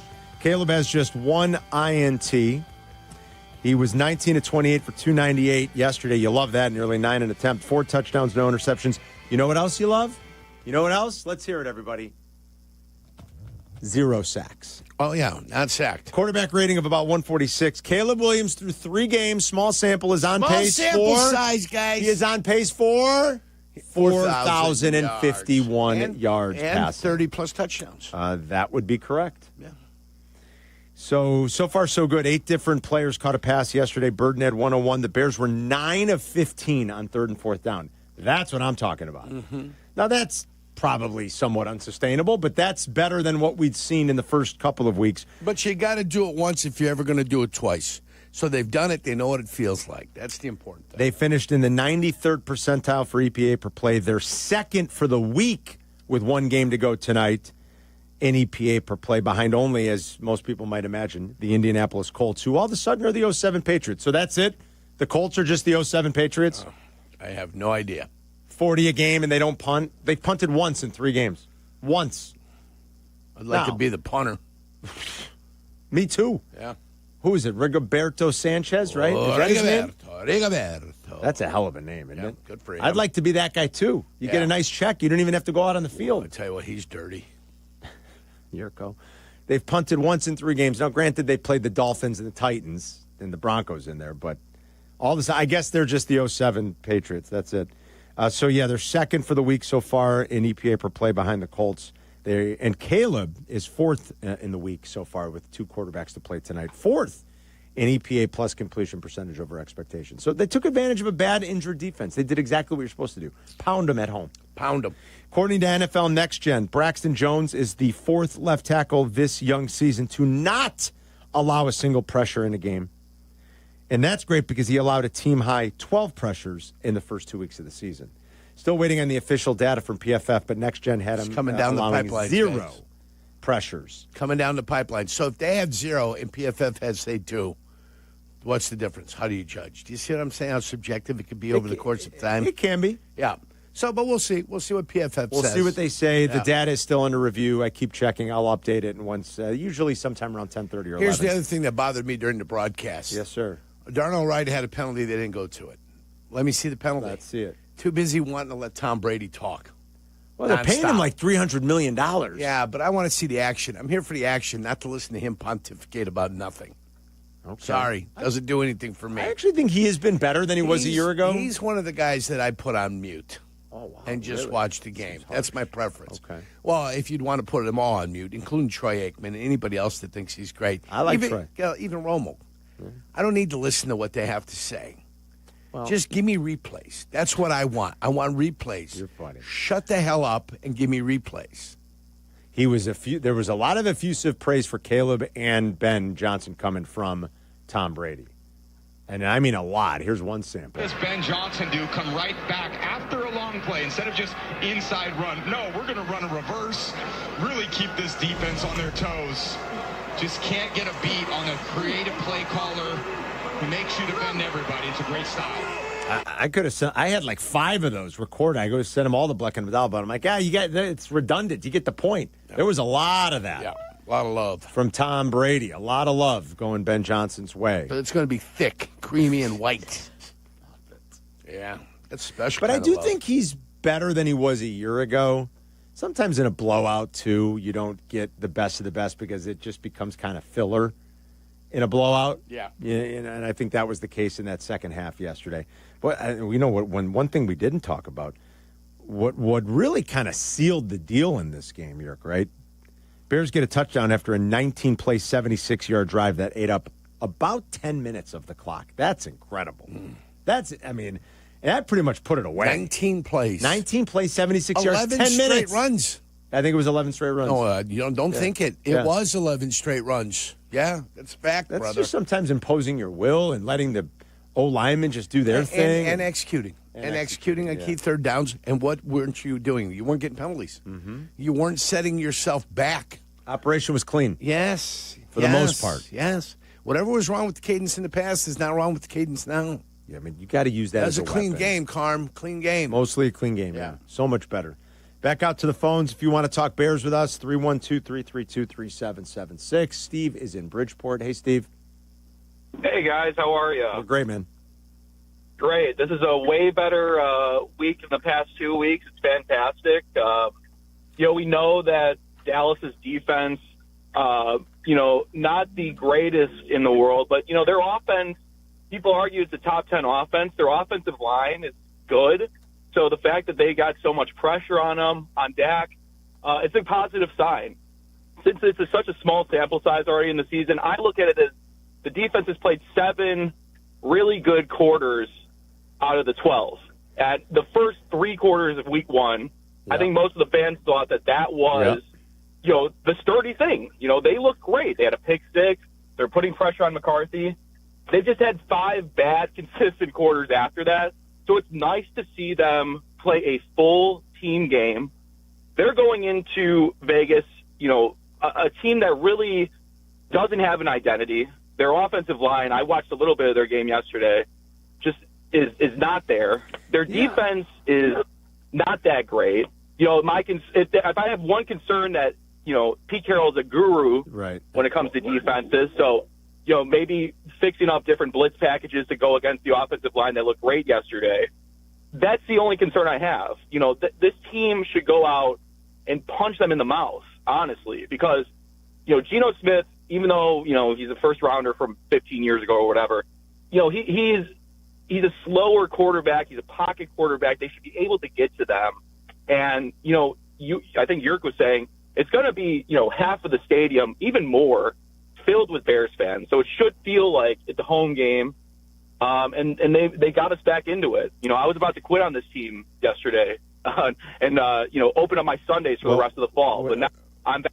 With a loss yesterday, that might have happened at 0-3. Steve, thank you. You're right about the Raiders, too. I'm not sure what the offensive identity is, especially if Bowers isn't healthy, Yerk. They're not running the ball right now. I don't really blame Ashton Genty for that. He's one of, I think Pep Boyle actually sent this stat out to us late last night in our group text chain that he had seen a next-gen stat. I think Genty's one of only 2 players right now that is averaging negative yards before contact per attempt out of all qualified running backs in the league. So I don't blame Ashton Genty for that. I will say this. He has been a disaster in pass pro, and I mean a disaster. He's a smaller running back, and it's looked like it in pass protection. But I don't blame his whatever it is. It's like 3 yards a carry. We've been through this. Yurko and I, our stance on this. Yeah, I'm not giving him credit, and I'm not giving him blame. But that said, I don't know that they have much of an identity without a healthy Brock Bowers. I think that's an astute point. And that line has not done a good job in assisting their run game yet. Which is why you have to do the task that's in front of you. Go on the road. It's a business trip. Don't get caught up in the flashy lights. Don't get caught up in, all the things that Vegas has to offer. Get out there, get your business done, get the hell out with a victory, and come on home. You just made me think. Then you got a week off. Then you got a bye week. 2-2. Everybody can go back to their respective colleges and go there and tell the world how great they are. I got to ask you something. Hold that thought. But on Genty, the Bears haven't been great at stopping the run. Don't let him get going this week. Yeah. Don't let that ground game get going this week. You don't want that to happen. You obviously never would have taken a road trip as a player to Vegas. There wasn't a team in Vegas. There was no team in Vegas. What was the place that was like the most glitzy, glamorous? Was it when you guys went to New York? Meadowlands. Yeah? Yeah. Because you stayed in Manhattan? Sure. The Meadowlands, L.A. could be that way when we went out there to play the Rams and the Raiders because the Raiders were down there at that time. Okay, yep. In the early 90s. Right, before they went back to Oakland? Shifted up back to Oakland in 96, and we ended up in Oakland. Trust me, there's nothing to see in Oakland. Nothing in Oakland. Nothing. New York, Miami could be that way. Miami, that's a good one, yeah. The Dolphins could be that way, and of course... New Orleans? Tampa Bay. With all their wonderful distractions that they have down in Tampa Bay. Hello, Dale Mabry Lane. Is that what it's called down there? Mabry Lane, I think, yeah. Hello, how are you? Yeah, but it's a good point. What's your name? Magenta? Hey, wonderful. How are you? New Orleans could be that way, too. Oh, yeah. Yeah, New Orleans could be that way. And I had friends lived in Covington. So we'd bump into them, and, boy, 11 screwdrivers later, we barely made bed check. Oh, yeah. Yeah, but Vegas, I mean, you talk about the bright lights. You're flying in, you see it. It's majestic. Yeah. And it is tempting. I played well in New Orleans. Did you? For one reason or another, we won in New Orleans a lot. Even when I was with Cleveland, 2 victories. One of them was against New Orleans. It was Coach Ditka's led. That's right. Yes, in 1999. You guys went and beat the Ditka's. Ricky Williams gave us the ball 3 times that day. That'll help. Yeah, I kept coughing it up for one reason or another. That's how you win a road game. Yeah. Let's say hi to Darian in Berwyn. What's up, Darian? Hey, how's it going, fellas? Good morning. Thanks for taking my call. You got it. First thing I want to say, hey, Chris Canty, that boy Sambu, he definitely looked good slinging that rock yesterday, didn't he, huh? We're going to play Canty from this morning in a little bit. He's still not impressed with Caleb. We'll play it next, actually. Yeah, I hope he was sitting back watching that game, the whole thing. Take that, brother. First of all, guys, as a diehard fan, I've had this particular game circled on my calendar since it came out. And given how devastating it was to the season last year, my question for you guys is, will the game against the Commanders be the turning point of the season again? That could be. I mean, in a positive manner, I hope. Right. Yes. I think that's what he means. Darian, thanks. I mean, first things first. Go on the road and win this weekend if you can. Yeah. Running on the road is not easy. Like Yurko always says. We're not putting the cart in front of the horse. So go out and win and get to 2-2. And then could it be a turning point type of game? We'll see how it goes in a couple of weeks. That game's still a couple of weeks away. We got a while. Yeah.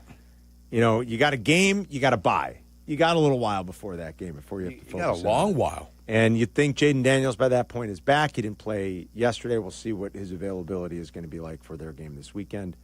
More of your Bears calls coming up at 312-332-3776. Did Caleb make a believer of Canty at all? You know, Chris Canty's been a pretty vocal critic on our national morning show, which you still get an hour's worth before Cap and Hoodie go on every morning from 5 to 6. We'll play that for you coming up next, and we'll take more of your Bears calls. It's Carmen and Yurko. We'll be right back. You're listening to Carmen and Yurko on ESPN Chicago, Chicago's home for sports. Bears and Raiders. Joniak and Thayer call the game.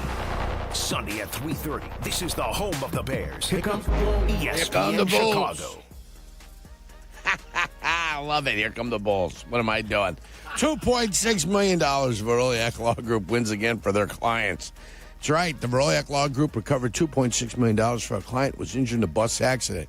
If you're injured, make sure to call the Veroliak Law Group. In professional football, being on the radio for years, I've had the chance to endorse many companies, but I've never endorsed one owned by close friends until now.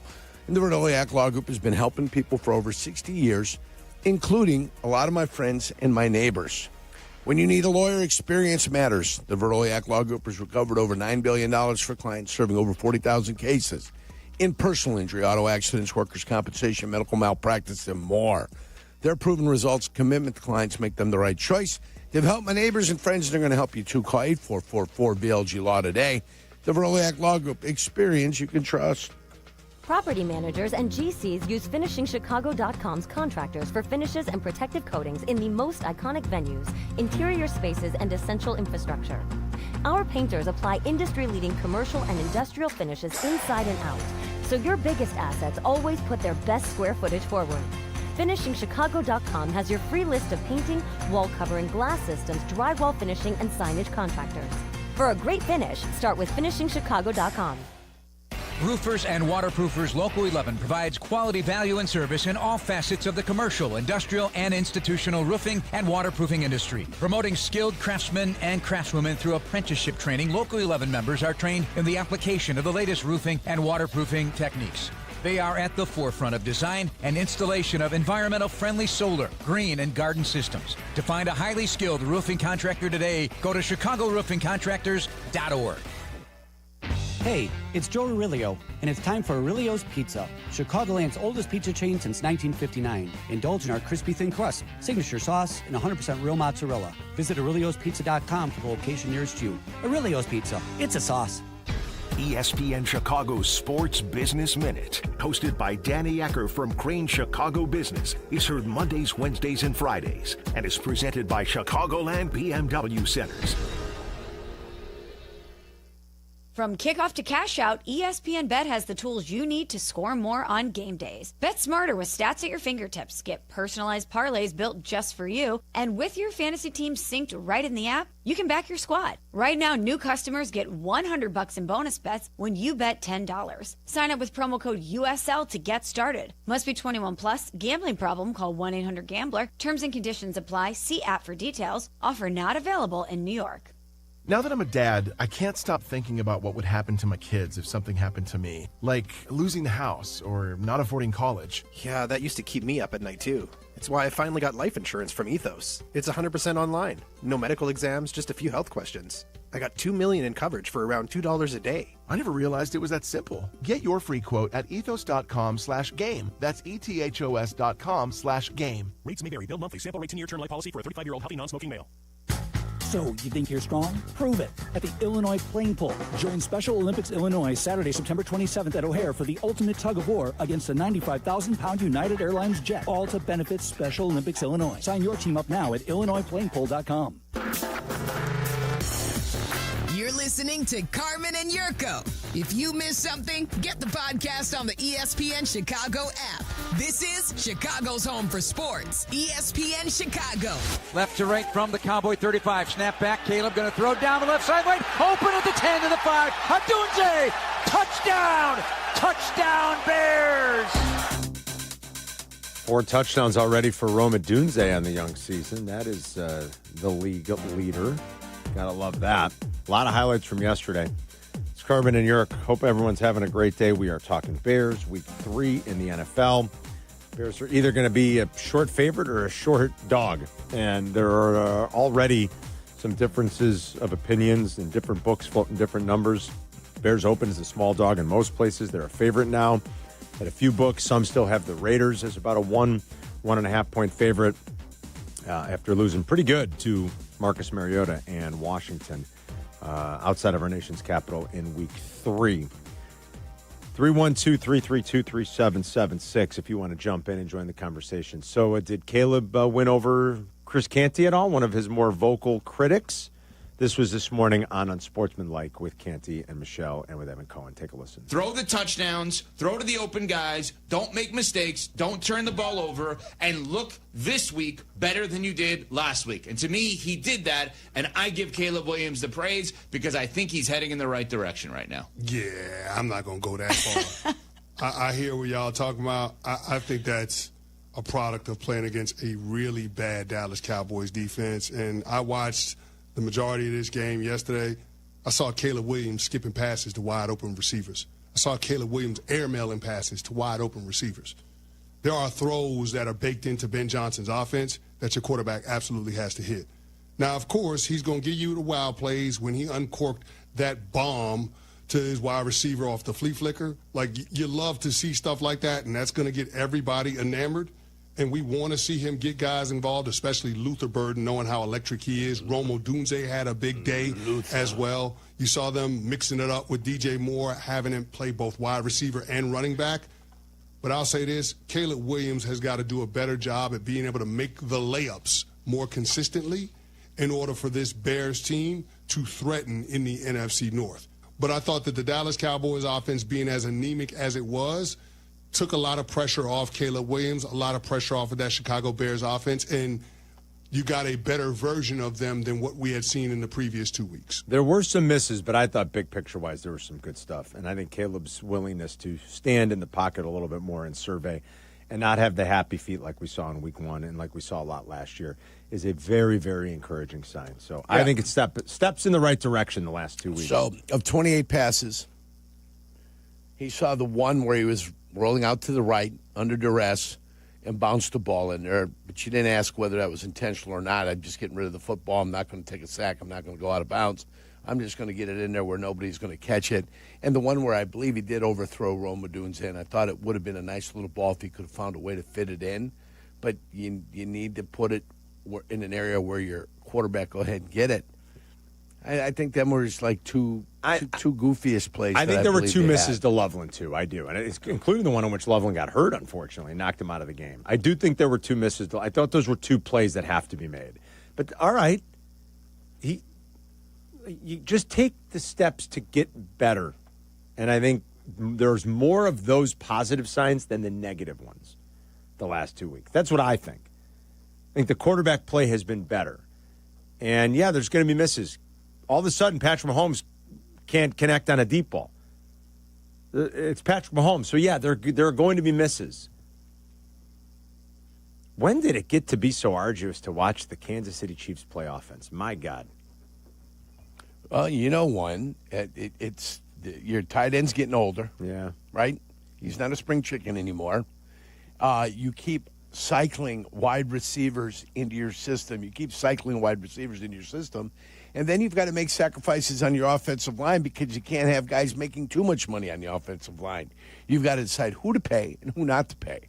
They decide not to pay the old guy and get rid of him for a 6th-round draft choice and keep the young kid that they had to pay. Yeah, Smith. Yeah. So all those and they paid decisions, Humphrey, obviously. But all these decisions have to get made. Whether you like, that's why you sacrifice, and that's why 74 sits out there and does what he does. He's terrible. Why? Because at some point you need inexpensive young talent that you try to develop, and it's something that's going to be better than what they are today. Because with the salary cap and with the dynamics and with your quarterback taking $60 million of your salary cap, it's the reason you sacrificed on Tyreek Hill.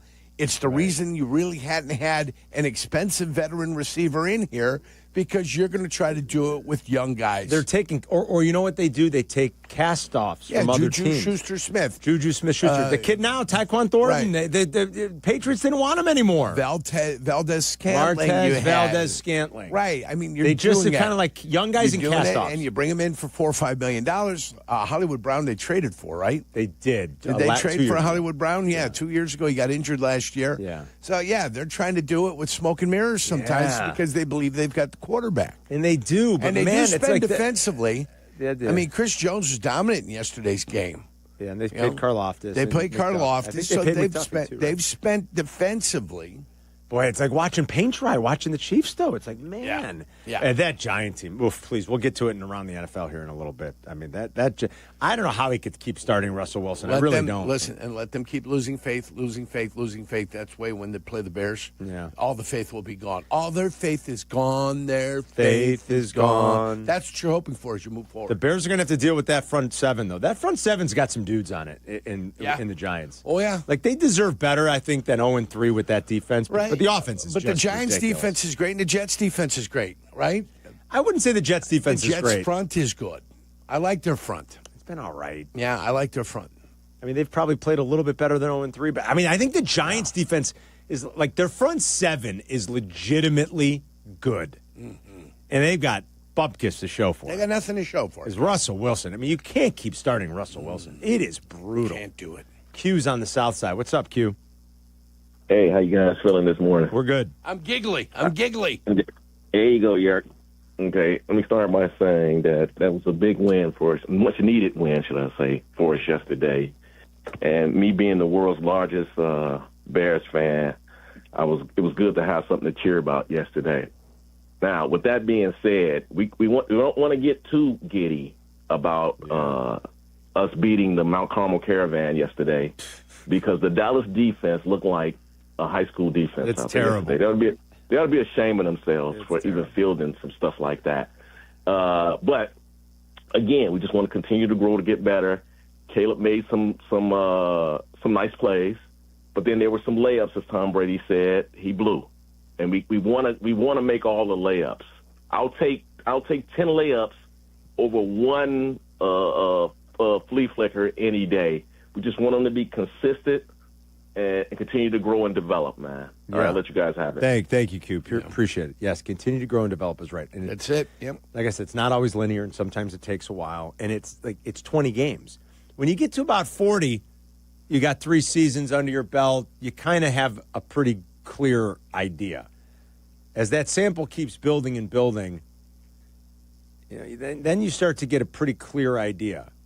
But in year 2, to still, be asking questions, I think, is okay, and to see some ups and downs is okay. And you're seeing it with a lot of the young quarterbacks, and all the guys we keep talking about from last year's draft class. It's not always perfect with Drake May. It hasn't been perfect with Bo Nix so far to start the year. Penix and J.J. McCarthy haven't played a lot. Michael Penix looks terrible. Now, I'm not saying he will be or he is for sure, but right now, he hasn't played a lot. Michael Penix looks terrible. Terrible. Can he get better? Sure. He's young. And he's showing it. Youthful.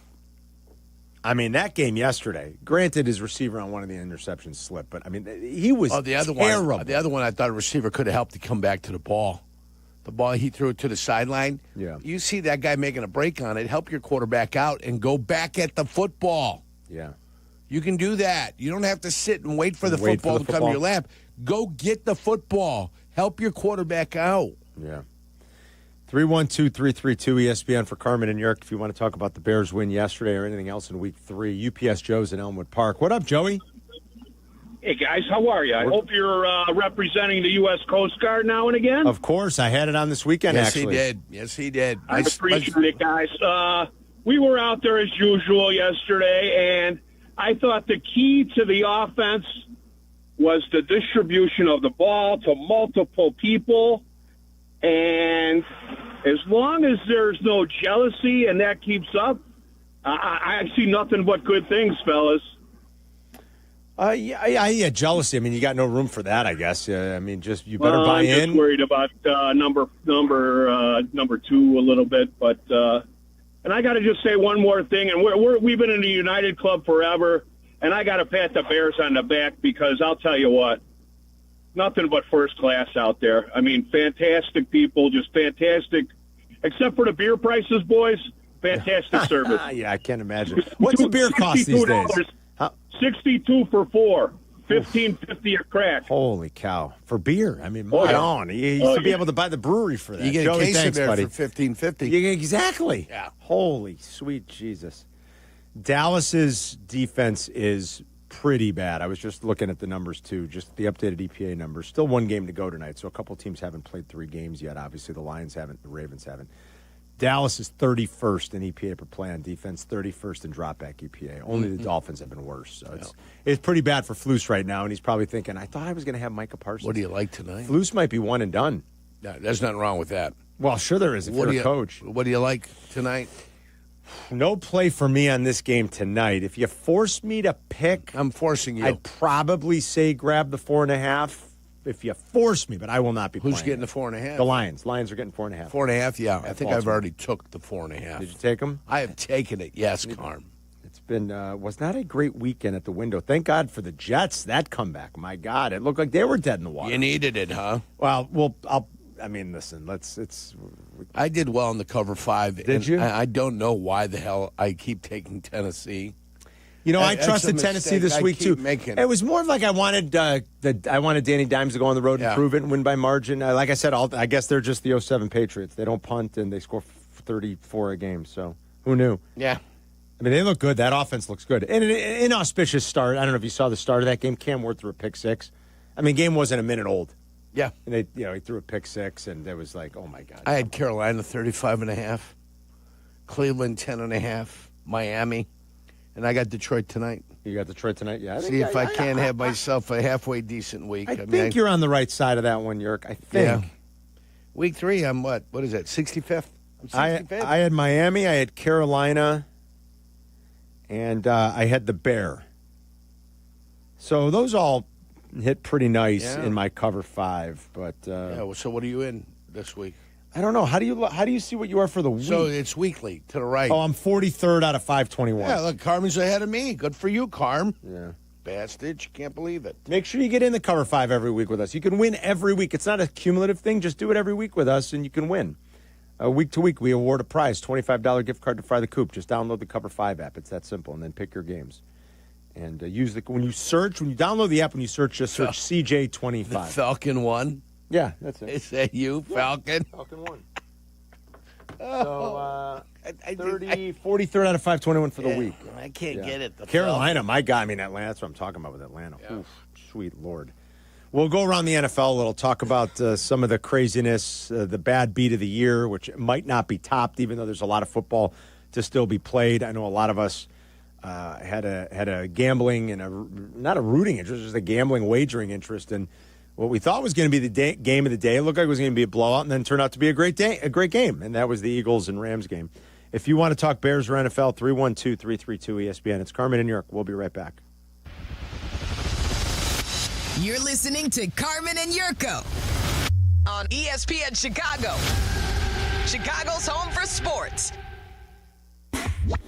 A 1-hour uninterrupted dose of Bleck Abdalla. No breaks, no gimmicks. Well, maybe a few gimmicks. Well, you need a few gimmicks, right? But still uninterrupted. Obviously. And still pure, honest Bleck Abdalla fun. As it should be. Weekdays 2 to 3 on ESPN Chicago.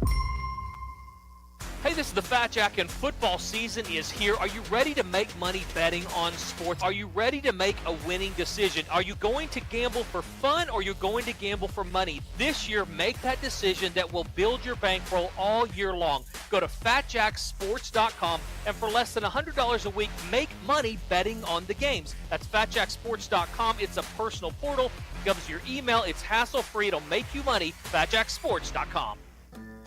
Hey, it's Cap. My friends at Automatic are celebrating 80 years of making Chicagoland homes and businesses comfortable. To celebrate their 80th anniversary, Automatic's residential team is giving you $800 off any furnace and AC replacement now through the end of October. It's a great opportunity for Chicagoland homeowners to make sure their home is comfortable.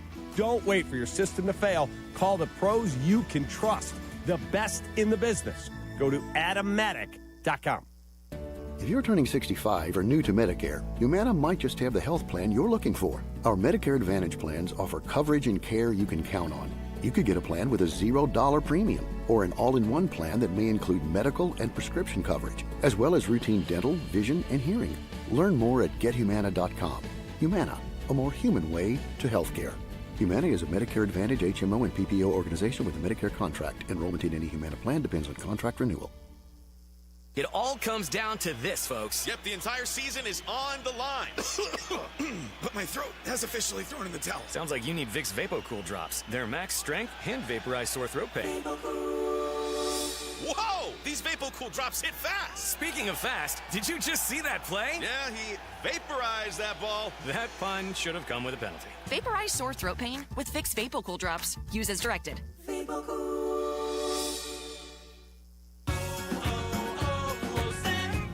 Hi, I'm Michael from the Warren Treaty. You know the jingle. Now discover the facts about Ozempic, a GLP-1. Only Novo Nordisk makes FDA-approved Ozempic. Learn about the real thing. Talk to your healthcare professional today. Call 1-833-OZEMPIC or visit Ozempic.com to view the medication guide and to learn more about Ozempic. Semaglutide injection 0.5 milligram, 1 milligram, and 2 milligrams.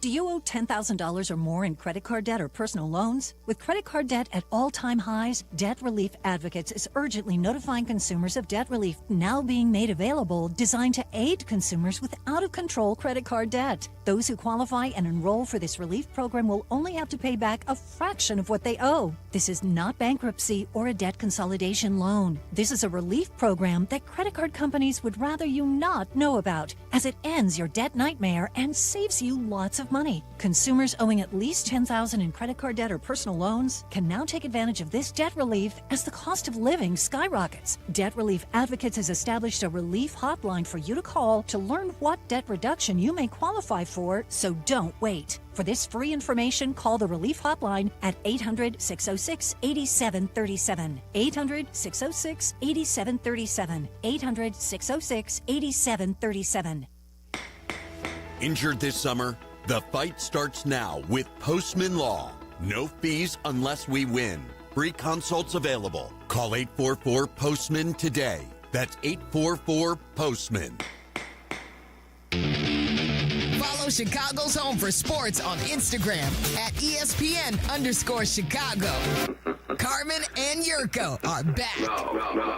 This is ESPN Chicago, Chicago's Home for Sports. Caleb under center drags Komet into the backfield. He'll line up as a fullback for DeAndre Swift from the 35-yard line. One safety back deep. Here's the pitch to Swift. Tosses it back to Caleb Williams. Looking deep down the left side. Going for Luther. Burning over the shoulder. 20, 10, 5, end zone. Touchdown! Touchdown Bears! Ben's bag of tricks, baby. That's number one. Ben's bag of tricks. Fans are going berserk. They loved it. Every bit of it. 65 yards to the house. Really love it when it works, when the trick play works. Yes, Ben in his bag. I love that play call at that time, actually. I thought that was well done, taking advantage and exploiting a banged-up defense, a banged-up secondary, a bad secondary. That is a... They're not going to be able to stop many teams, the Dallas Cowboys. That's what happens when you trade Micah Parsons and you don't really have a great coverage unit, and it's your best player is missing. As Jerron Bland missed his second straight game. Bears win 31-14. You heard it all, pregame, postgame, everything right here on your home for Bears football. And you'll get it all again this weekend, and we'll all be live in Vegas. We're all doing our shows live from Vegas on Friday. And then, of course, all the fun on Sunday with the usual festivities that you would expect on game day. We'll be doing a big tailgate with all the listeners we're going to be out there with. outside of Allegiant Stadium on Sunday. It's going to be great. The Week 4 matchup, Bears against the Raiders in Vegas. We can go around the NFL a little bit here in the Brunch Rush if you want. Do you want to do that, fellas? You want to kick around a few things? Don't tell me how to brunch rush. Sure. That's what we'll do. Can I play a highlight to start, Adam? Yeah, sure. Play it. I mean, there's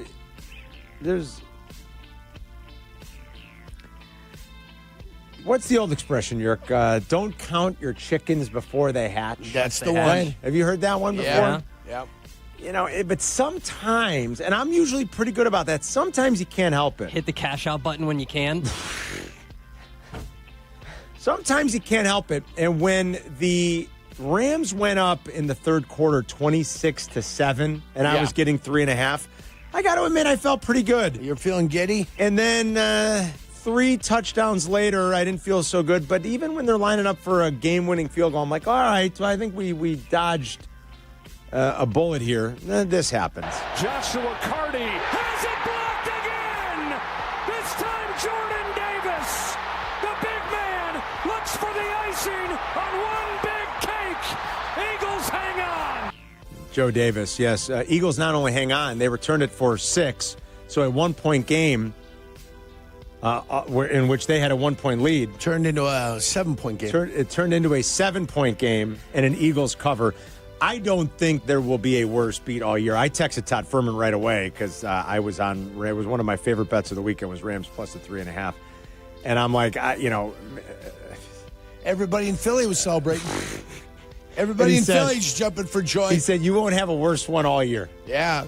Everybody went out, got some pumpkin spice lattes this morning. Do you want to know why? Yurko piles on the kickers, and it's great because Yurko played. And he can pile on the kickers. He played where it mattered in the trenches. This is why kickers stink. The guy he just gave up. I mean, really all the Rams did. But nobody even went and tried to Nobody gave chase. Nobody gave tackle chase. Jordan Davis. Nobody came up quick. Nobody put their face in MC Rick. Oh, I can't believe the way that game ended. So hopefully that's the only one of those this year. But that one was. Let me tell you. That one was. I didn't gamble on it, so I didn't lose a dime. Well, I did. And for those who gamble, you end up in shambles. That remember that was brutal. Wasn't that happening right as the Jets blocked a field goal? So the Jets blocked it about, honestly, in real time, Adam, I bet it was no more than 3 minutes later. I think it was almost in real time. It might have been. I mean, it was damn close. And the Packers were botching it. Yeah. I mean, it was all happening at once. I think it was all within. I think the Jets game and the Rams game were legit within a minute of each other. And then the Browns and Packers game were all within the same 5 minutes. But I think the Jets and the Rams were happening within the same 60 seconds. For as brutal as the Rams beat was, I got to say, the Jets did bail me out a little bit. That was a nice backdoor cover. So for as bad as it was, the gods I think the football gods even realized, we just kind of did you dirty.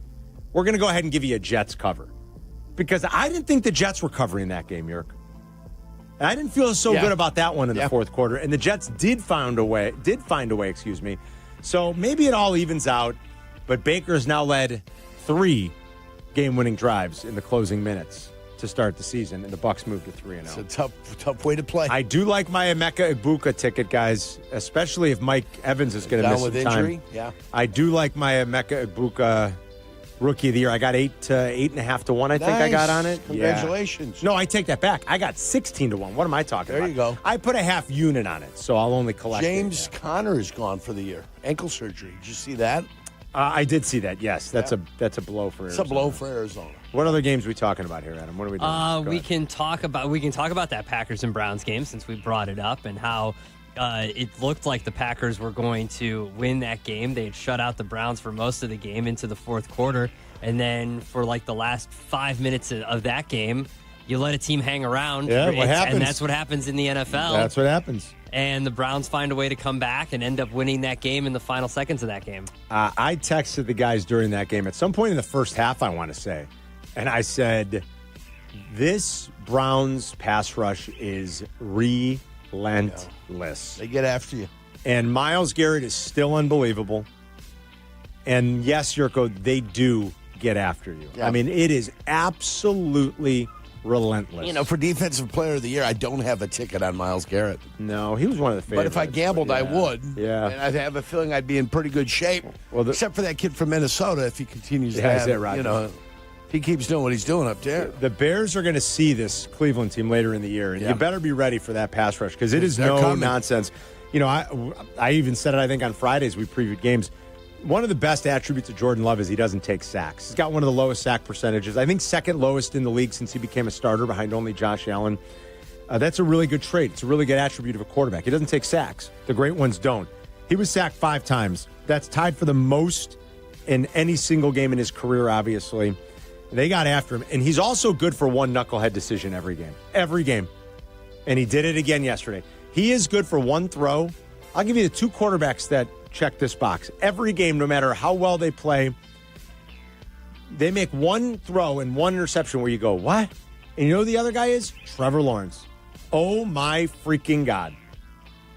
Every game, and he even did it yesterday. I don't know if you saw his reaction. He got in the squat, and he put his head down like, yeah, knucklehead. Can't do that. What are you doing? Now his team won. Yeah. But what are you doing? And Jordan Love is worth 1 a game. Where you just go, what was that throw in that decision? So one thing that's maybe holding him back from being like a great quarterback, I think he's good, right? I think he's very good, Jordan Love. One thing that's holding him back from maybe being a great quarterback is the knucklehead throw every game that leads to an interception. All right, Adam, what else? You said that, and it made me think of the very beginning of the Colts and Titans game where Cam Ward did that. Well, how do you like being on the Titans getting the 4.5, and that's the way it starts? I'm like, oh, geez, that's an inauspicious start. Well, and it just kept on piling on, and the Colts are now 3-0. And how would you like to be a Colts and IU fan right now?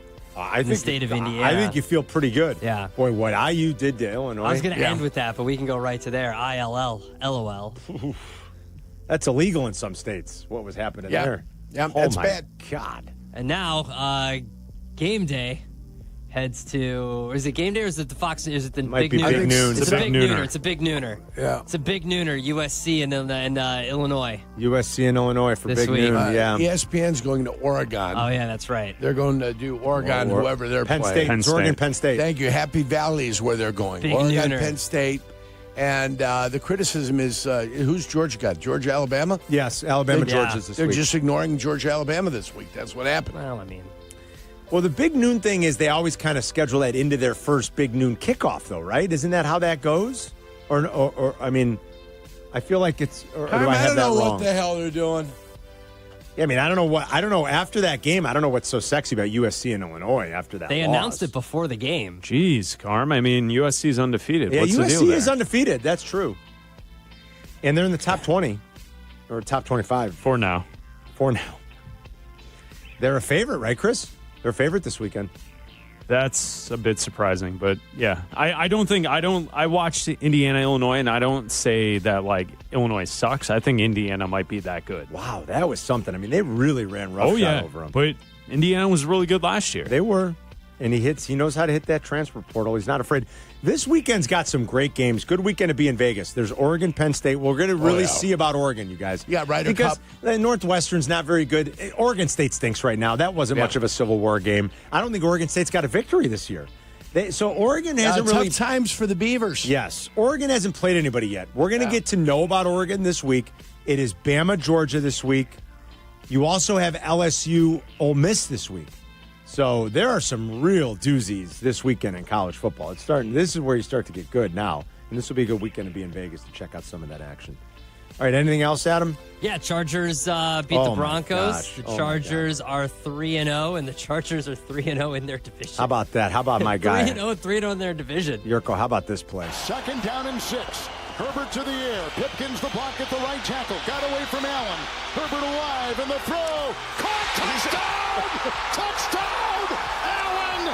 What a play! That game-tying touchdown pass to Keenan Allen? I watched Justin Herbert. I got a note in the mail from Justin Herbert. It said, "Dear Carmen, I thought we were friends. Go F yourself.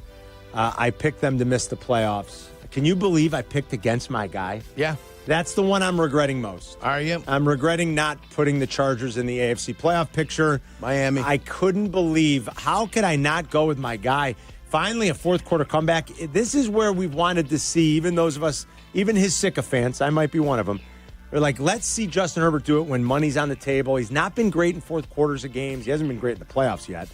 Well, that to be determined on that. But that was impressive. That was a fourth quarter comeback and a couple of the drives that they needed, and he delivered. And that touchdown pass was go towel off. That's all I'll say. Go towel off. You got a serious man crush for your guy. I've always had a man crush on Justin. I know. That's why couldn't you believe I picked against him? Yes, I do. What's the matter with me? How dare I? I do. That's why he's very mad at me now. How dare you? How dare you? Sent you a man-on-man letter. Yes, he did.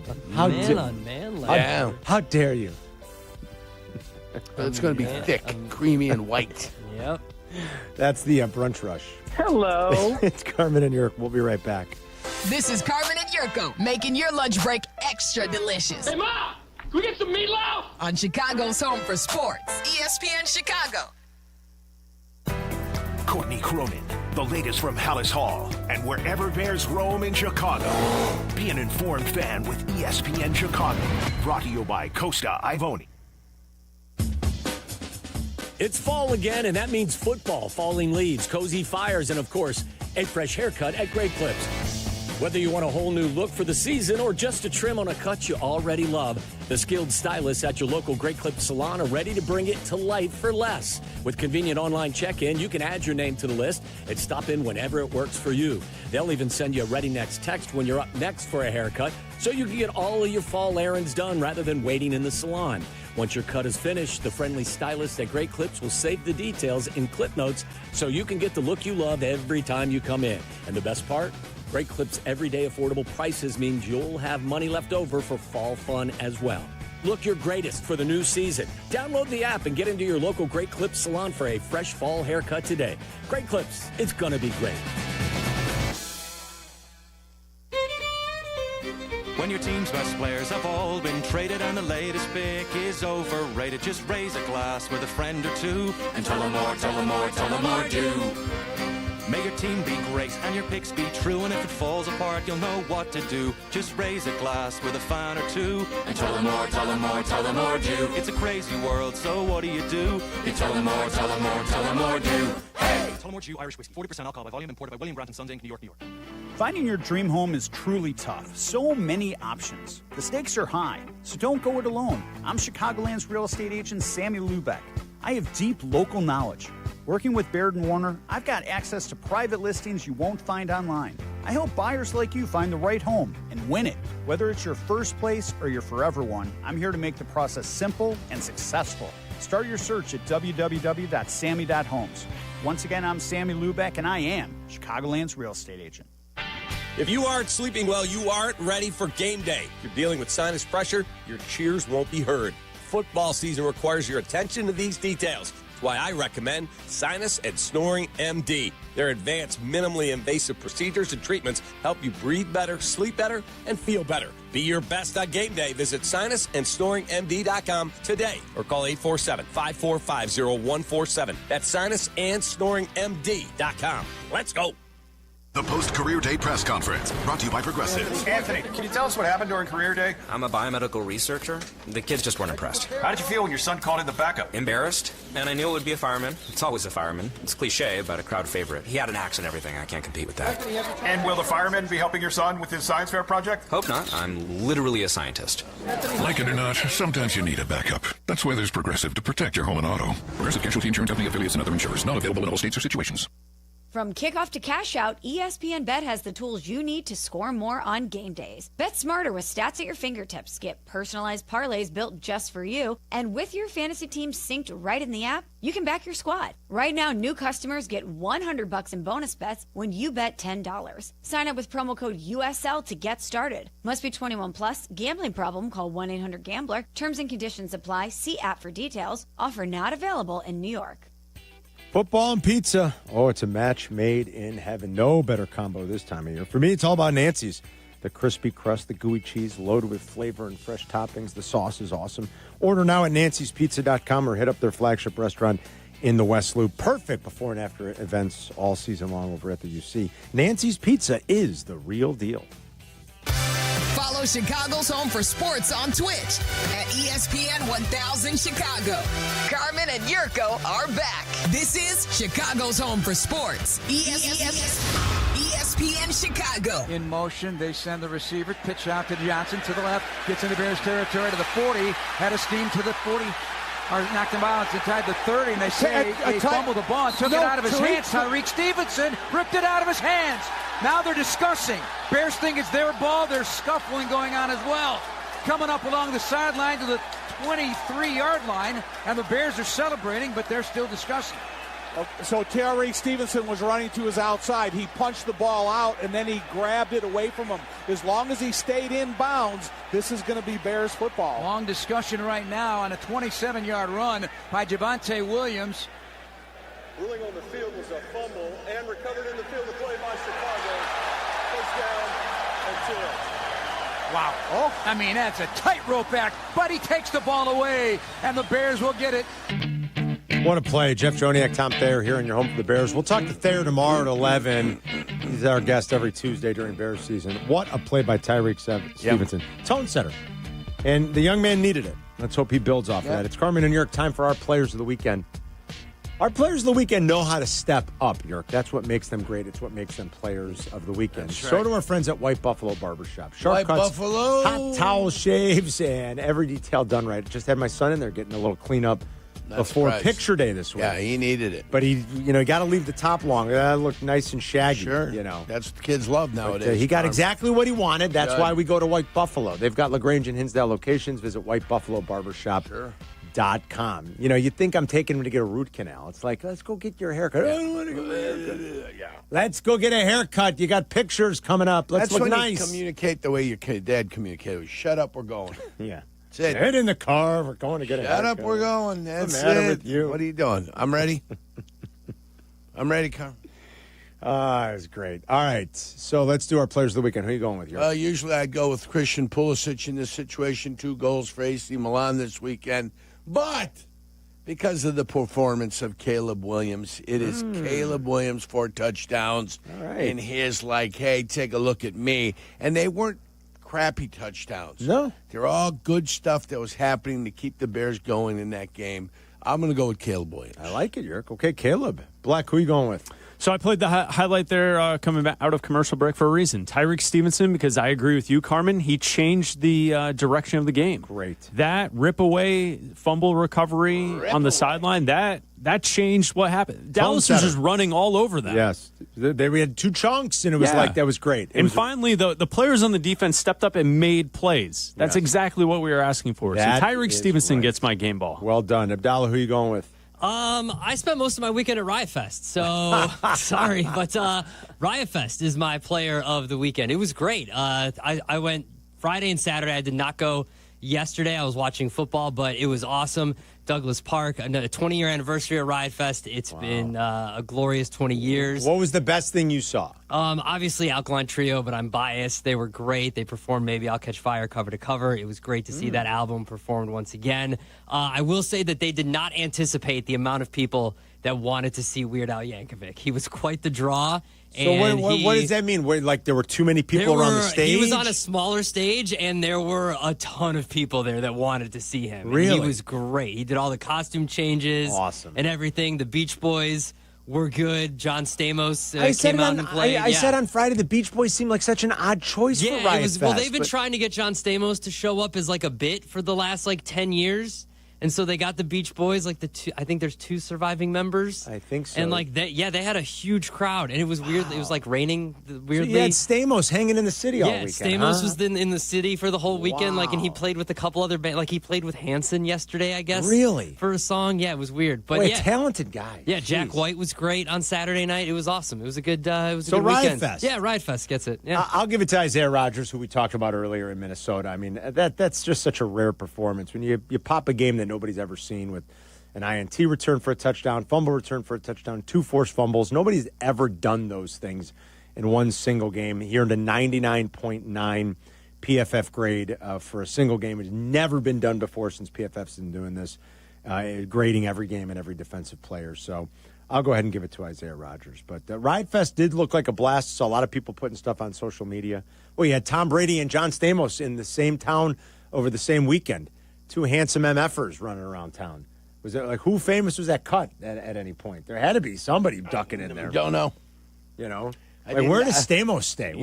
Stay at the Langham? Does he stay at Peninsula? Usually sends out a picture of Flammy. Yeah, I should look on their Instagram. There. They might have had something. Yeah, they might have had something, but I don't know. Where do they stay? They stay in the fanciest joints in the city, baby. Stamos, pretty talented dude. Where do you think they're going to stay? Probably Langham, Peninsula, the Ritz, something like that. The West End across the street over here. Beautiful. By us, the one, the one on the north side of the river. Sure. That one's beautiful. Glorious. They're staying somewhere fancy schmancy. You know they are, Carl. All right, we're talking Bears and Cowboys. Impressive win. Give us your thoughts. I know that defense stinks for Dallas. The Bears took advantage. They did exactly what you're supposed to do. And they really made it kind of a snoozer in the fourth quarter. That's how you stretch your legs at home a little bit. What's most important now going into this Week 4 matchup against the Raiders? We'll continue to talk about that. 312-332-ESPN. It's Carmen and Jurko back in 2 minutes. You're listening to Carmen and Jurko on ESPN Chicago, Chicago's home for sports. When it comes to looking sharp, I don't mess around. That's why I head to White Buffalo Barbershop. These guys aren't just barbers, they're artists. Whether it's a classic cut, a fresh fade, or a hot shave, they do it all with precision. And the vibe is top-notch, blending tradition with a modern twist. At White Buffalo, every cut is as unique as you are, born original, just like you. White Buffalo Barbershop, born original. Now in LaGrange and Hinsdale. Visit whitebuffalobarbershop.com to book your appointment today. Hey guys, are you craving that legendary Chicago pizzeria taste without the wait or the price tag? Meet Connie's Frozen Pizza. Premium pizzeria-inspired pies from your freezer to your table. Oh, yeah. Born in Connie's restaurants, now in your freezer. Connie's brings that unmistakable flavor that says, I could have gone out, but why? Hosting, dodging cooking, or are you just hungry? The solution is Connie's. Find Connie's Frozen Pizza in your local freezer aisle. Connie's Frozen Pizza. Authentic Chicago taste without the pizzeria prices. Has the excitement of betting turned into worry? Feeling overwhelmed every time you roll the dice? Problem gambling doesn't just affect your wallet. It can impact your health, relationships, and peace of mind. But there's hope. Gateway Foundation is here to help you take back control of your life with personalized treatment options. You don't have to face this alone. Call Gateway Foundation today at 844-444-5780. That's 844-444-5780. Roofers and waterproofers Local 11 provides quality value and service in all facets of the commercial, industrial, and institutional roofing and waterproofing industry. Promoting skilled craftsmen and craftswomen through apprenticeship training, Local 11 members are trained in the application of the latest roofing and waterproofing techniques. They are at the forefront of design and installation of environmental-friendly solar, green, and garden systems. To find a highly skilled roofing contractor today, go to chicago-roofingcontractors.org. Live from State Street in the heart of Chicago, this is the home of the Chicago Bears, ESPN Chicago. And this is Carmen and Jurko, WMVP, WTBC, HD2, Chicago, a good Karma Brands radio station. It's Bears Victory Monday. Snap and a big handoff. Back to throw. Caleb Williams tapping a throw. Wide open Loveland. Backing up to the 50 to the 40-yard line of the Cowboys. And he wrestled down near the 37. Left to right from the Cowboy 35. Snap back. Caleb going to throw down the left sideline. Open at the 10 to the 5. Adunze. Touchdown. Touchdown Bears. Here's the pitch to Swift. Tosses it back to Caleb Williams. Looking deep down the left side. Going for the burning over the shoulder. 20. 10. 5, end zone, touchdown, touchdown Bears. Ben's bag of tricks, fans are going berserk, they loved it. To Johnson to the left, gets into Bears territory to the 40, had a steam to the 40, or knocked him out inside the 30, and they say he fumbled the ball and took it out of his hands. Tyreek Stevenson ripped it out of his hands. Ruling on the field was a fumble and recovered in the field of play by Chicago. Touchdown. Play clock being worked by Caleb Williams. Snap back, fakes it. Little pressure up the middle, back of the end zone. Over the middle, touchdown. Touchdown. Cole Kmet. Touchdown Bears. Prescott to throw again. Pocket starts to close, and down he goes. Avalanche coming in, and it's my Montez Sweat. Snapback, four-man rush. Prescott gonna throw. Brady's gonna go short, and the pass is intercepted on the tip. And coming up with it is Tremaine Edmonds. Takes the snap, looking, scanning, now running right. Gonna throw back in the end zone. Middle, DJ Moore. It's Bears Victory Monday on ESPN Chicago. Victory Monday indeed. For the first time, Ben Johnson is a winner as a head coach. Bears beat the Cowboys 31-14. Both teams now 1-2, and the Bears take on the 1-2 Raiders in Vegas this coming weekend for Week 4. They're, depending on where you're shopping, either a very short favorite or a very short underdog. We'll see how this game goes throughout the course of the weekend. Of course, we all broadcast live, so if you're going, starting very early Vegas time, obviously. 2-hour difference. It's going to be Remember early, that. Carm. It's going to be early. So because of that, 4 in the morning, Cap and Hoodie will start, and then we're going to be on at 7. Bleck and Abdalla will have a nice spot. Bleck and Abdalla and Waddle and Silvy will be right in the meaty part of the day, poolside in Vegas. Yeah. And we're all just going to be kicking it at the Cabana, I guess. We're going to be poolside in Mandalay. We're going to be kicking it. Doing the shows. So come hang with us on Friday. I might be gambling. I will be, too, at some point, for sure.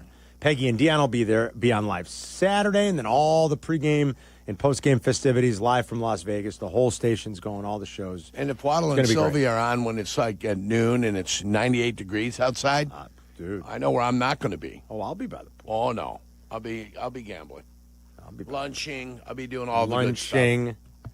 Lunching. Yeah, that's the great thing about Vegas. Even when it's 98, you got the pool right there. You just hop in, you cool off. We had a pond. Got a pool and a pond. Ben Johnson got the game ball afterwards. This was the scene, the sights and sounds inside the Bears locker room. First home victory.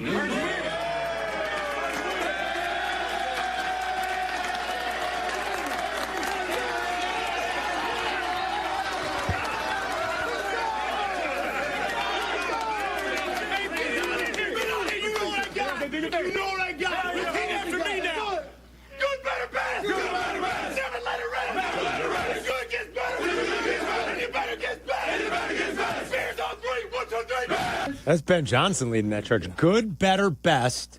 Never let it rest. Never let it rest. I'm trying to remember. I'm trying to get it all. Good, better, best. Never let it rest. Birds are always in a nest.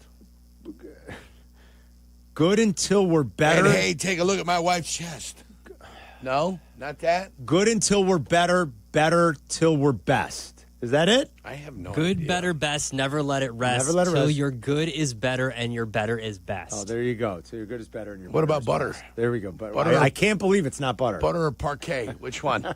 Parquet. The hell was going on? I can't believe it's bunch not of butter. grown men grunting in a pile. Oh, what? What's You've never going done that on? before in a locker room? What the hell? That was awesome. Come on. Was it? You liked it? I liked it. You dig Yeah, that? I liked Carmen it. likes to get in a nice little man pile. I like and Ben Johnson. Start yelling at each other. It's good stuff. I hope this is the start of something good for this franchise. I believe in him a lot. It's good and to I love see- the way he calls offense. It's good to see the Bears players smile. It's good to see the Bears players be excited about something.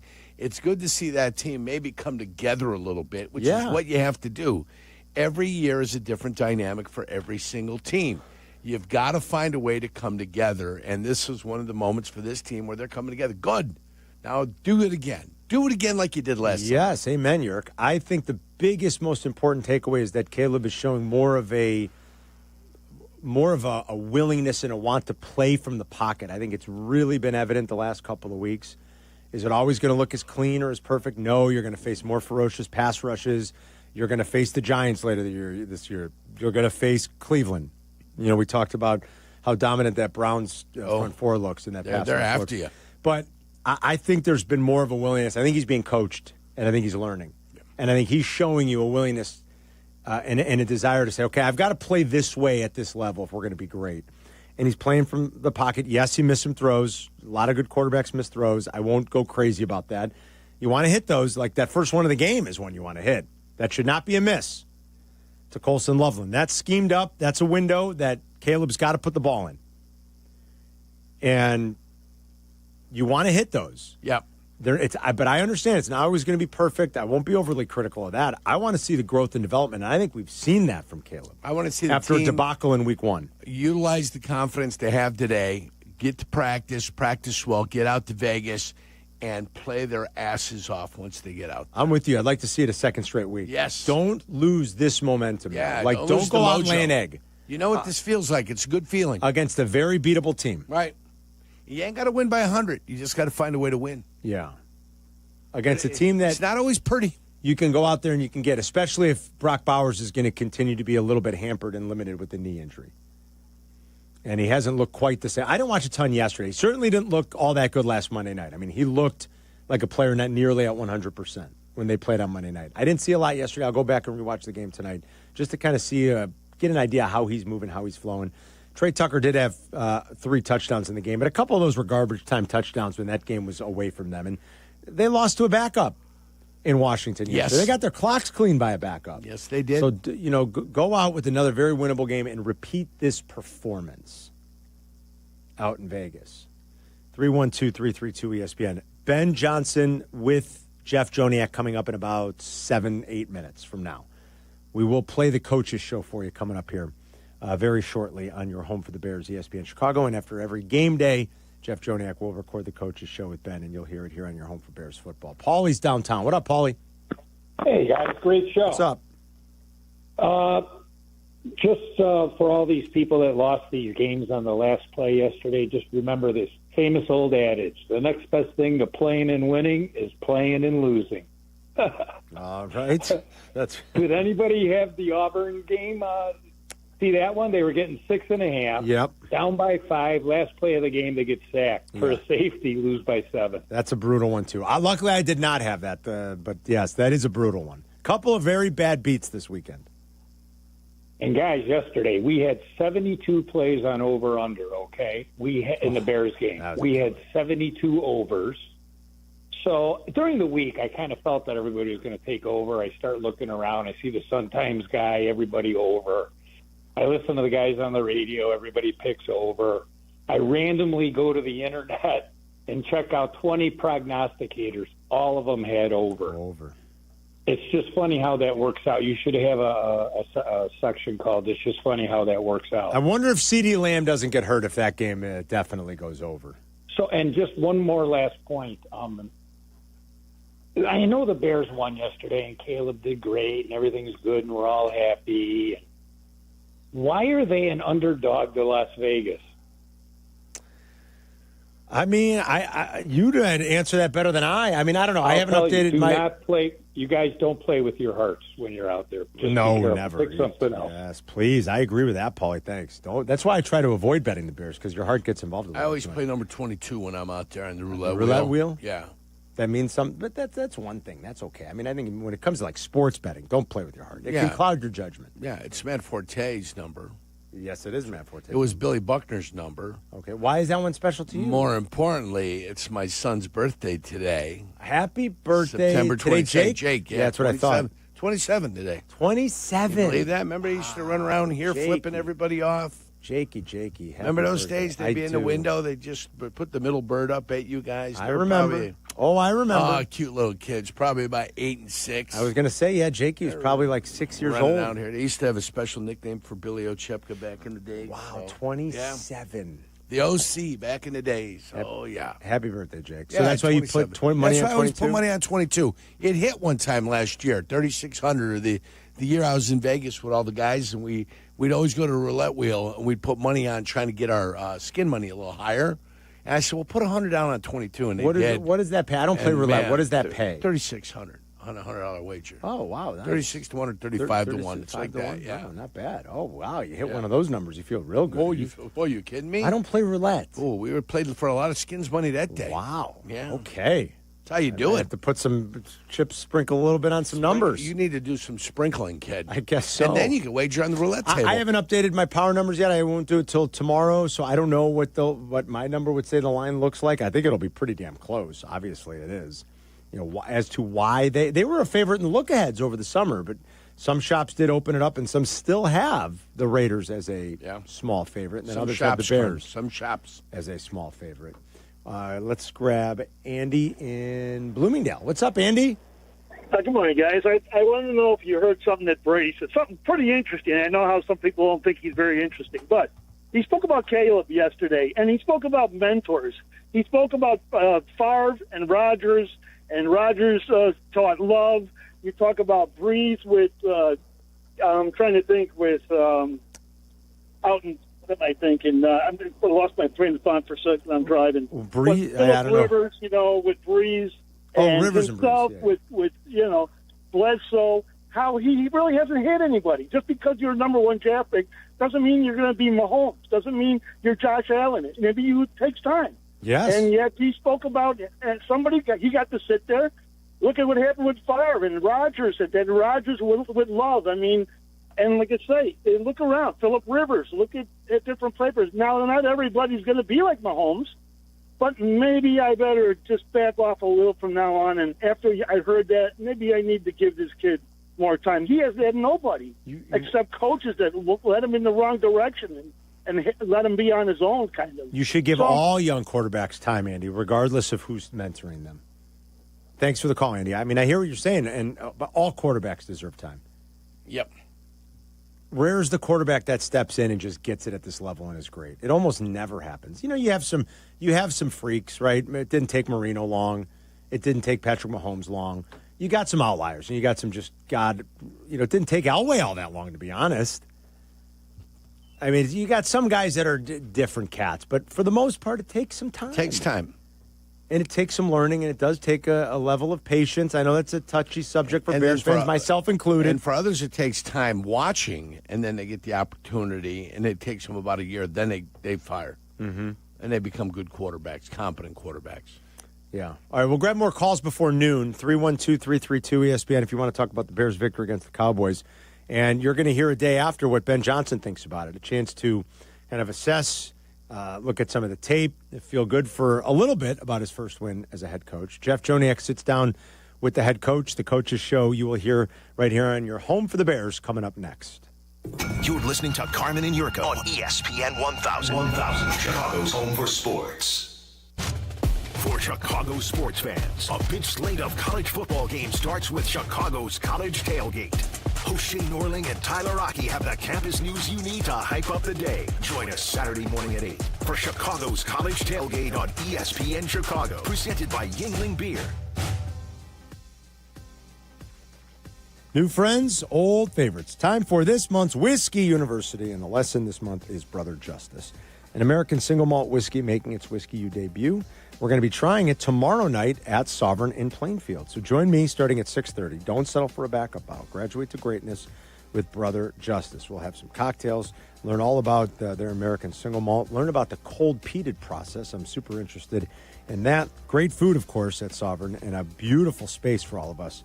So we're going to be hanging downtown Plainfield at Sovereign for Whiskey U tomorrow night, not Wednesday this week, tomorrow night, Tuesday night, starting at 6:30. Please drink responsibly. All right, let's be honest. Game day isn't just about football. It's about the food. And for me, that means Nancy's Pizza. Your game day might include putting your favorite jersey on, the remote in hand, but also make sure Nancy's Pizza is front and center. Whether it's with the crew or you're flying solo, nothing beats that crispy crust molten blend of mozzarella cheese and those legendary toppings. Nancy's has been doing it right since 1971. Make Nancy's Pizza part of your game day routine. Order now at nancyspizza.com or go to their flagship restaurant in the West Loop. Think you've got what it takes to pull a plane? The Illinois Plane Pull is back September 27th at O'Hare. Teams of 20 go head-to-head towing a 737 jet. Yes, a real plane. All proceeds benefit Special Olympics Illinois. Register now at IllinoisPlanePull.com. $2.6 million. The Verdoliak Law Group wins again for their clients. That's right. The Verdoliak Law Group recovered $2.6 million for a client who was injured in a bus accident. If you're injured, make sure to call the Verdoliak Law Group. That's the sound of James adding long-lasting Gain scent boosters to his laundry this morning.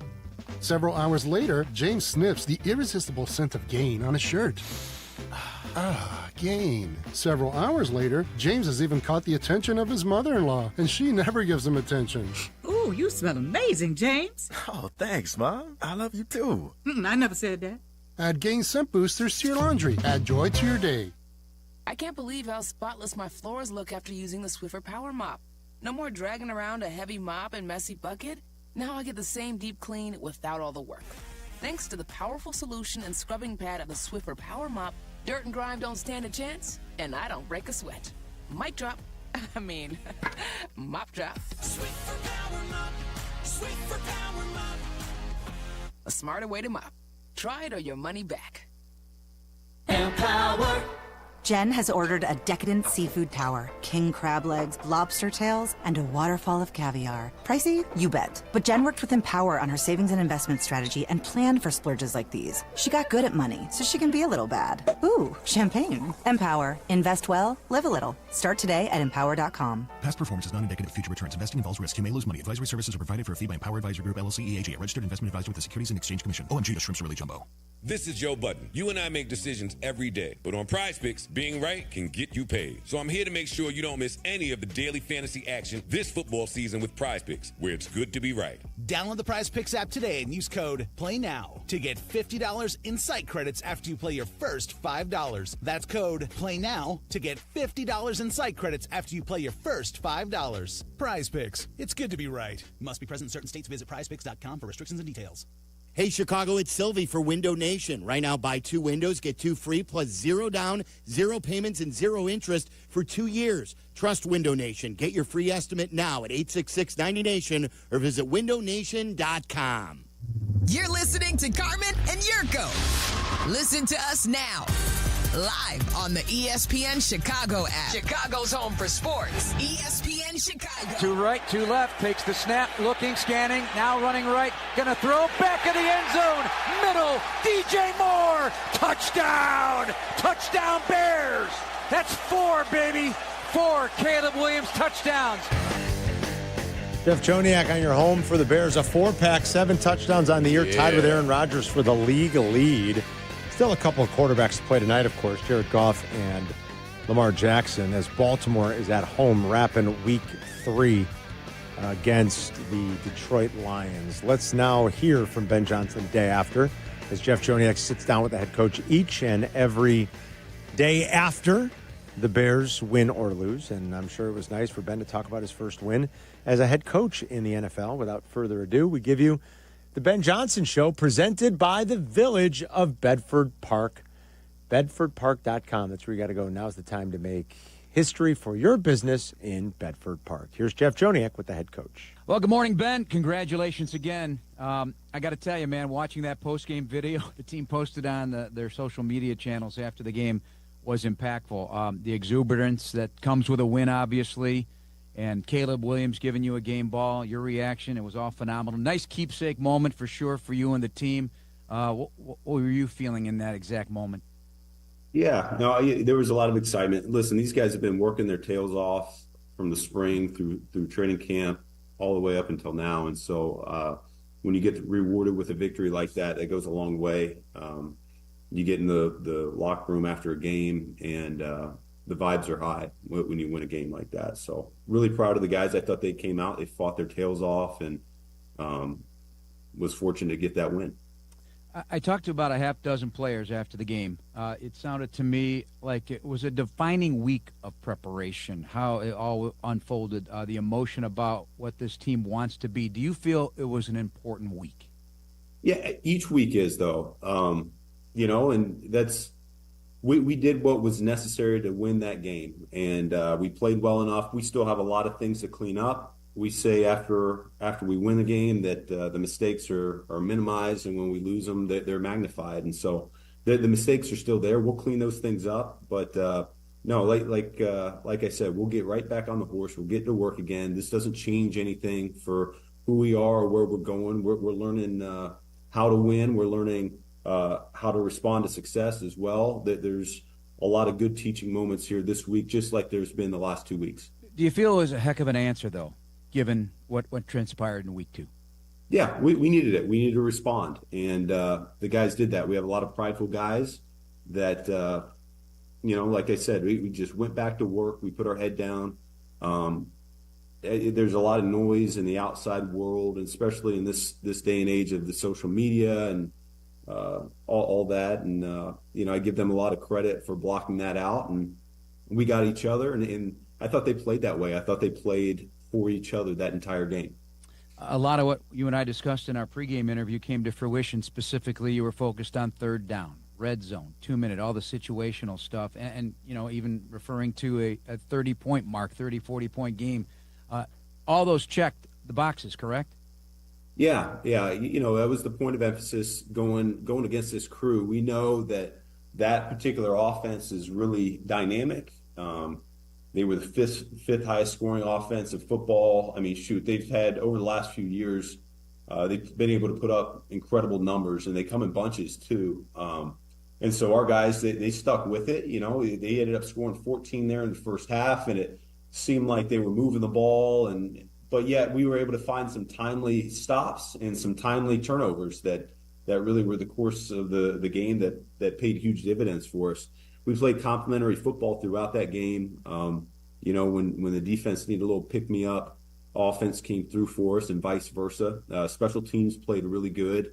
They have a dynamic returner in Turpin, and I thought we were able to contain him fairly well throughout that game as well. So what we said going into the game, we were able to do. What did you like after watching the tape about Caleb Williams' performance? He continues to get better. There's still room for improvement, just like there's going to be all season long. And there's a few plays that I wish we could get back for him.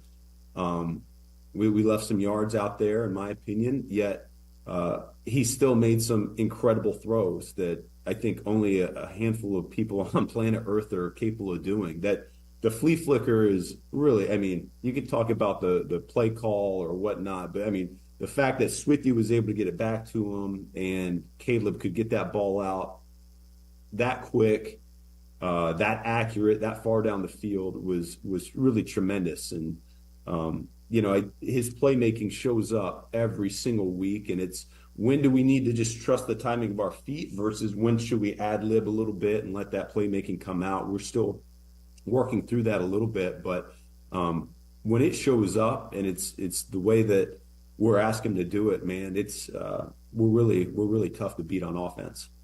Longest pass in the NFL this season, air yard, 62 in the air on a 65-yard touchdown.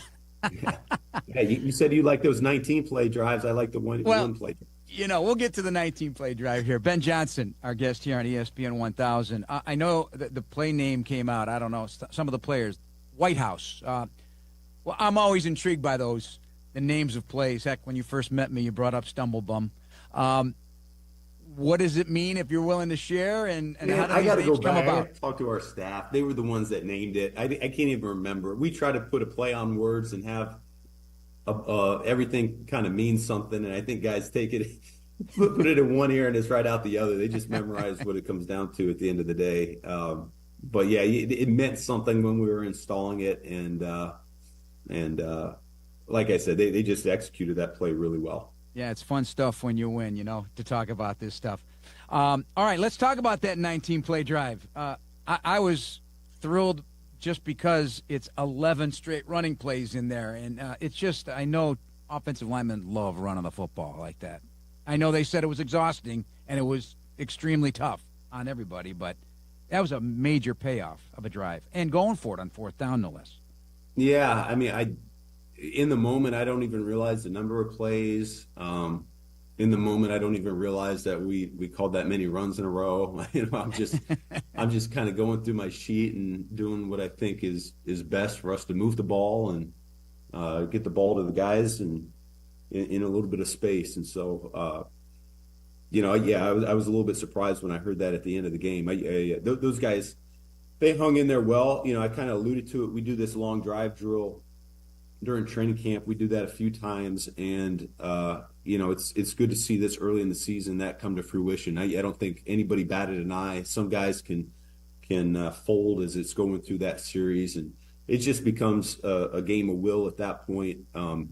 Because as bad as you're feeling, you can look across the ball and you can see those guys doubled over or on a knee, and you know that, shoot, man, if we just dig down a little bit more, we're going to end up with points on this drive. And it's demoralizing to a degree there for the opposition when you're able to come away with the touchdown. And so, yeah, I had in my head with how that one was going that if we got the ball inside the 5, that I wanted to go for the touchdown. And And a credit to those guys, they were able to do that. Luther did a nice job there on the 3rd and long, being able to get it down there inside the 5, and then good execution there on the 4th down. What did you think of the Dennis Allen game plan for this one?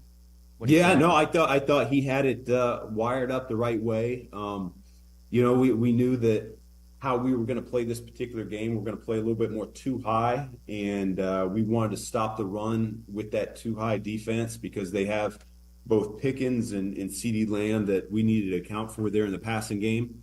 And because of that, it's difficult, particularly when you're going against a front that is that good. They had a number of first rounders.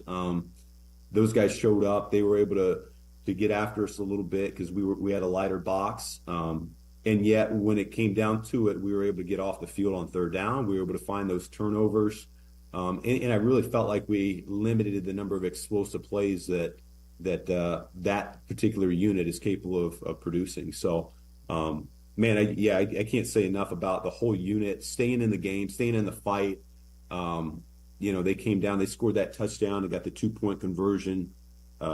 Things could have easily spiraled a little bit from there, but they put a end to it, and I think they ended up getting a 3 and out the next time they hit the field, and were able to score a touchdown right before halftime, which was huge. You never want to place so much emphasis on one play, but a case could be made that Tyreek Stevenson's strip and how he did that play off a 27-yard run, one of the few explosives. Mighty significant.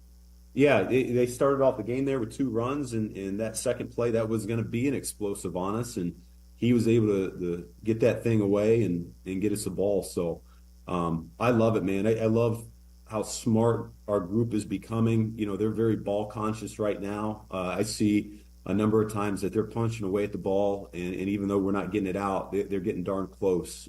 Between that and the interceptions, that's huge for us. If we come away positive in the turnover margin, it's no secret in the National Football League that you're going to end up winning the majority of the games. All right, one last sneak peek before we let you go. Pete Carroll's Raiders, they go down in Washington, but you think of Max Crosby, you think of Brock Bowers, and Geno Smith is leading the NFL in passing yards. Those are the headlines, I guess.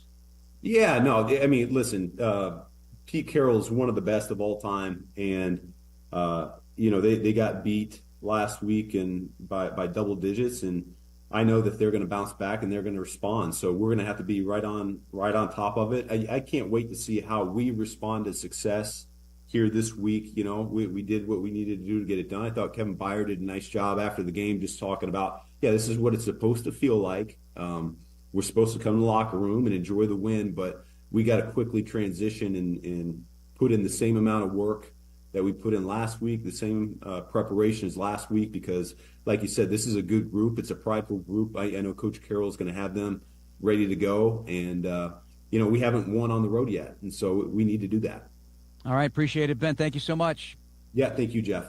For Ben Johnson, I'm Jeff Joniak on ESPN 1000. There is the coach's show. Yeah, I don't think you can put too much emphasis on how big of a play that was by Tyreek Stevenson. And he was, he was a little bit of the bad goat, not the good goat. Last year after what happened in Washington, maybe it's flipped this year. Like if the Bears can find some momentum and win some games and hang around in the playoff picture in the NFC for a little while here or deep into the season, New York, we might look at that and say, yeah, remember week 3 and what a big play that was early in the game by Tyreek Stevenson, because it was great. I mean, let's remember he was awful in game 2 against Detroit. He was awful. He was. And maybe he had a moment to reflect. Maybe he had a reckoning with himself. Yeah. He came out, and as poor as he played the week before is as good as he played this week. He came out and had a wonderful performance. Set the tone a little bit. You got to love that. And took that ball right away, and the rest was history. I mean, and the defense pitched a shutout in the second half. CeeDee Lamb plays, maybe things are different, but the Bears win comfortably. And, again, a shutout in the second half against that high-powered Dallas offense is pretty impressive. It is amazing that game didn't go over, man. So we told everybody hit it at 48.5 and went all the way up to like 51. If you would have told me the Bears scored 31 and that game stayed under, I don't think there's any way I would have believed that. Yeah. That Dallas was going to go scoreless in the second half. But that's just the way it was. And nobody had to throttle up to them. And certainly the Bears didn't after that long drive in the third quarter. By the time they got to the fourth, that game was pretty much a snoozer and they didn't have to throttle up much. So the game, unfortunately, for all of us on the over, did finish under with just 45 points. 312-332-ESPN if you want to recap the Week 3 win against the Cowboys. It's Carmen in New York. We'll be right back. You're listening listening to Carmen and Yurko on ESPN Chicago, Chicago's home for sports. Hey, it's Rich Eisen. You can now listen to The Rich Eisen Show right here on the home of the Chicago Bears. The Rich Eisen Show, weekdays noon to 2. ESPN Chicago. If you aren't sleeping well, you aren't ready for game day. If you're dealing with sinus pressure, your cheers won't be heard. Football season requires your attention to these details. That's why I recommend Sinus and Snoring MD. Their advanced, minimally invasive procedures and treatments help you breathe better, sleep better, and feel better. Be your best on game day. Visit sinusandsnoringmd.com today or call 847-545-0147. That's sinusandsnoringmd.com. Let's go. Football season is back, and Surfside is bringing you your tailgate must-have. There's nothing more refreshing than an ice-cold Surfside to enjoy while you cheer on your home team. Made with real vodka and real brewed tea, Surfside is only 100 calories, 2 grams of sugar, and 0 bubbles. That's right, no carbonation, so it's easy to sip and enjoy. It's not a seltzer, it's Surfside. Ask for it at bars, restaurants, and stores near you. Must be 21. Please drink responsibly. Property managers and GCs use FinishingChicago.com's contractors for finishes and protective coatings in the most iconic venues, interior spaces, and essential infrastructure. Our painters apply industry-leading commercial and industrial finishes inside and out, so your biggest assets always put their best square footage forward. FinishingChicago.com has your free list of painting, wall covering, glass systems, drywall finishing, and signage contractors. For a great finish, start with FinishingChicago.com. Hey, this is the Fat Jack, and football season is here. Are you ready to make money betting on sports? Are you ready to make a winning decision? Are you going to gamble for fun, or are you going to gamble for money? This year, make that decision that will build your bankroll all year long. Go to FatJackSports.com, and for less than $100 a week, make money betting on the games. That's FatJackSports.com. It's a personal portal. It comes to your email. It's hassle-free. It'll make you money. FatJackSports.com. And here we are, folks. It's the Jeff and Jeff Call. I know football. And I know houses, because when it comes to selling your house, you need a winning team you can trust. No surprises, no fumbles, just a clear path to closing, just like a perfect play. Jeff Buys Your House makes it simple. A fair offer, no repairs needed, and a closing date on your timeline. Don't take a chance selling your house with just anyone. Visit us at jeffbuysyourhouse.com for your no-obligation offer today. A SoFi personal loan is here to help you achieve something once thought impossible, overcoming high-interest credit card debt. Walk the tightrope of your finances with one low, fixed-rate monthly payment, no fees required, and as soon as the same-day funding. That's right. Pull off your own debt-defying stunt with a SoFi personal loan. Visit SoFi.com/trick to learn more. Loans originated by SoFi Bank, N.A., member FDIC. Terms and conditions apply. NMLS 696891. From kickoff to cash out, ESPN Bet has the tools you need to score more on game days. Bet smarter with stats at your fingertips. Get personalized parlays built just for you. And with your fantasy team synced right in the app, you can back your squad. Right now, new customers get $100 in bonus bets when you bet $10. Sign up with promo code USL to get started. Must be 21 plus. Gambling problem? Call 1-800-GAMBLER. Terms and conditions apply. See app for details. Offer not available in New York.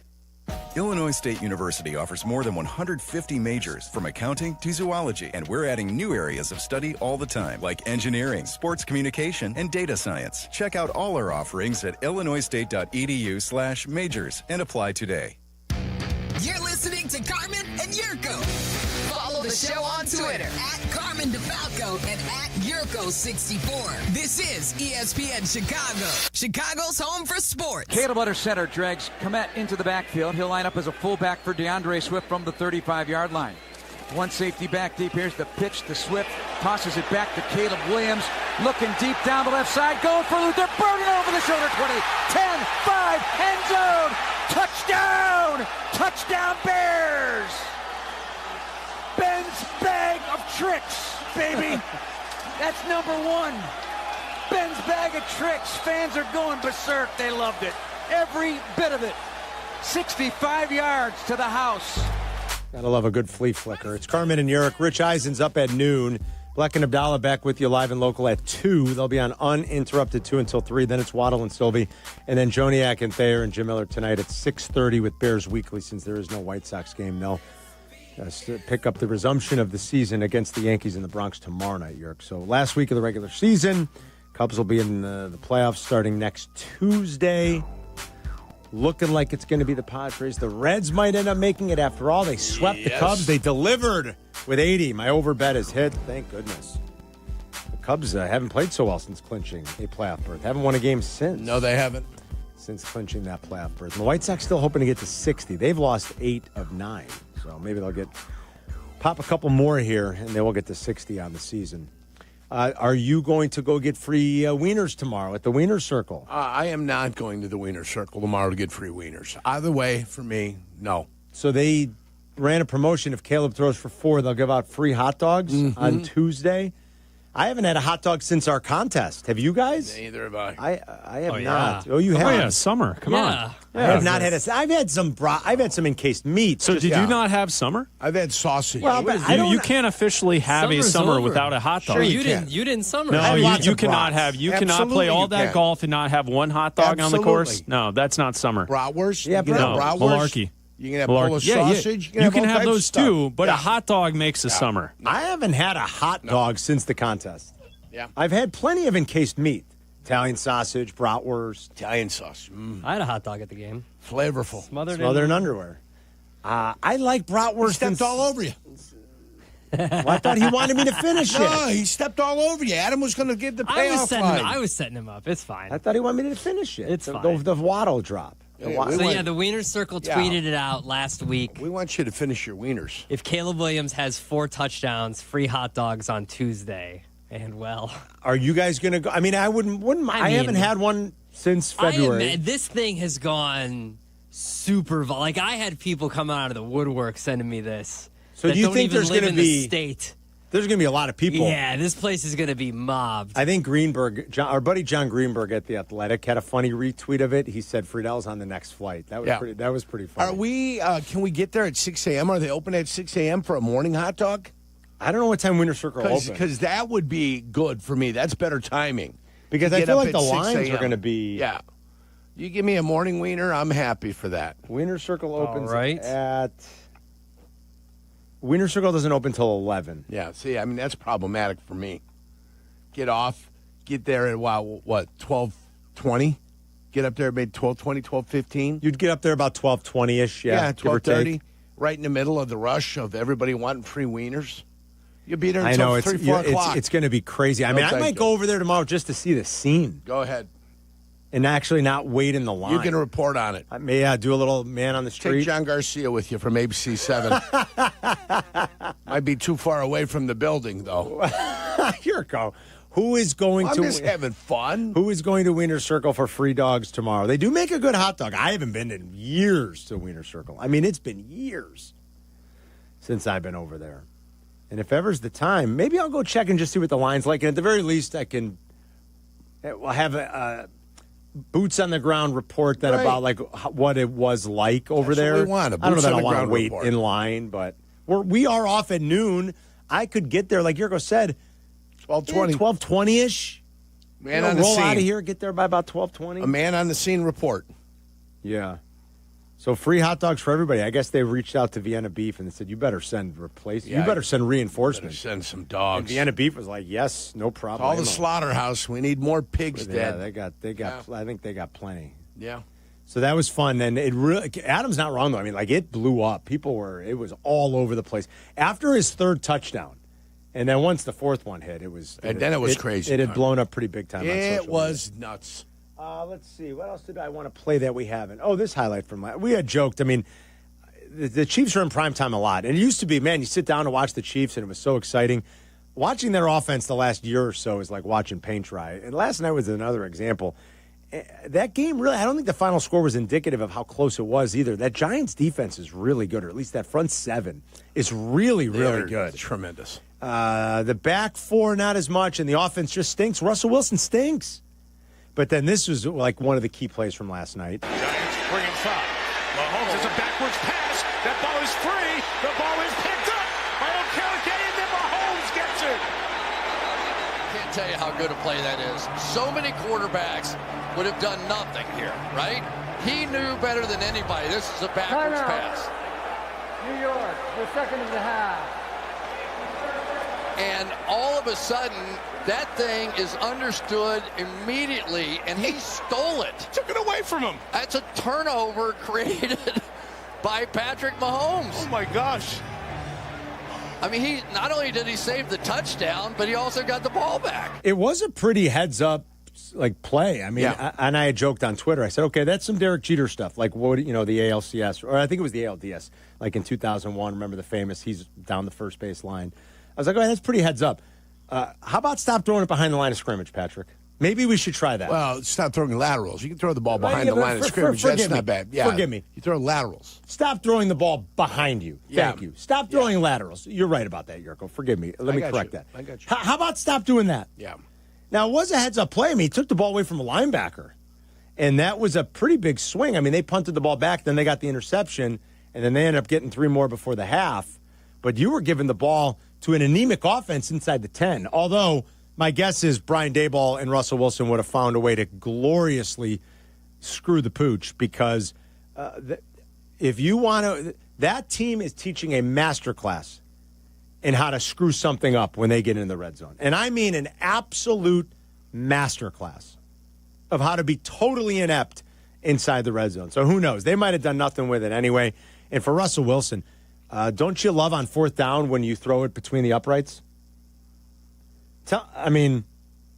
Twice in those 4 downs, he was throwing the ball away. Like on 4th down, you really can't throw the ball away, Russ. I know you've been in the league a long time, but throwing it, it's not rugby. Is that like a playing rugby? Can you throw it through the uprights? It is. I thought you could. You got to kick it through the uprights. Oh, you do? Just that like gives American you a try, football? yes. Oh, you got to kick it through. I you got to kick it through the uprights. I don't know anything about rugby. I got news for you, Russ. It doesn't count for anything. Yeah. You can't throw it through the uprights on 4th down. He stinks. And it's shocking that that Brian Daboll continues to go to him. I mean, absolutely shocking. And it also tells you how bad that Cowboys defense is. And he wouldn't commit to benching him either. No, it's crazy. He wouldn't make the commitment to put him on the pine. He absolutely stinks. Where he belongs, on the pine. And it's too bad because their D is not bad. Yeah, they're good. I believe the Jets and Giants are winless, right? They're 0-6. I believe so. Good times in New York for their football teams.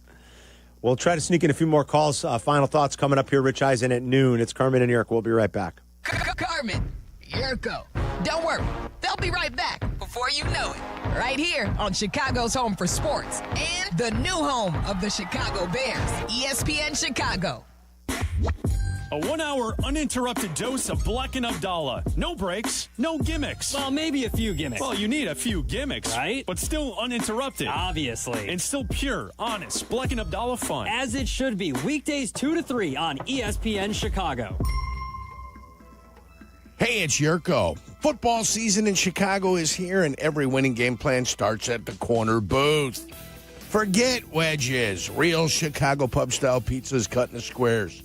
We're talking crispy, thin crust, thick shredded cheese, top stacked high.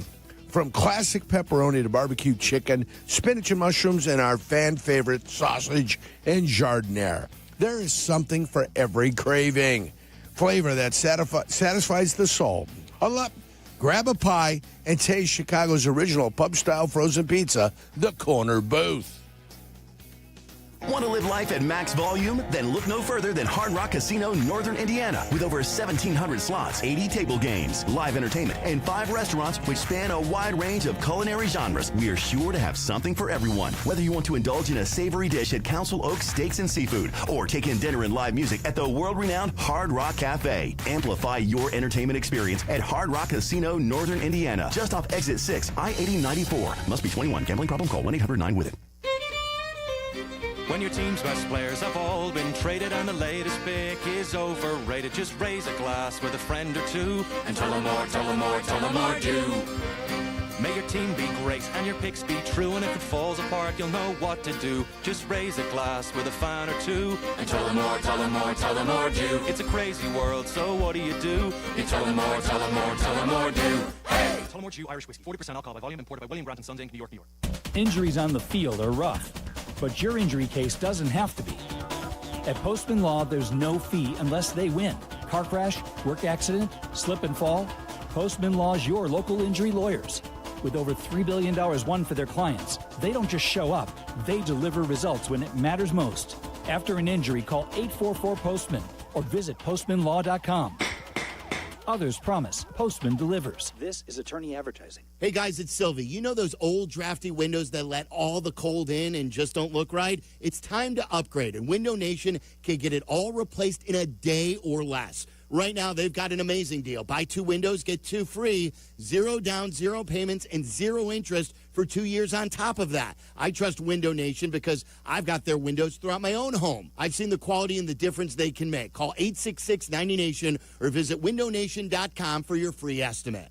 From kickoff to cash out, ESPN Bet has the tools you need to score more on game days. Bet smarter with stats at your fingertips. Get personalized parlays built just for you. And with your fantasy team synced right in the app, you can back your squad. Right now, new customers get $100 in bonus bets when you bet $10. Sign up with promo code USL to get started. Must be 21 plus. Gambling problem? Call 1-800-GAMBLER. Terms and conditions apply. See app for details. Offer not available in New York. Tire care shouldn't come with extra costs or surprise fees. It should be simple, straightforward, and stress-free. So at Midas, they're rolling out the limited lifetime tire guarantee, included with every tire purchase with paid installation. You'll pay nothing for flat repairs, nada for flat replacements, zilch for tire rotations every 5,000 miles, and 0 for other preventative maintenance. So with this limited lifetime tire guarantee, you'll pay a whole lot of nothing compared to what the other guys charge for tire care. That's the limited lifetime tire guarantee, only at Midas.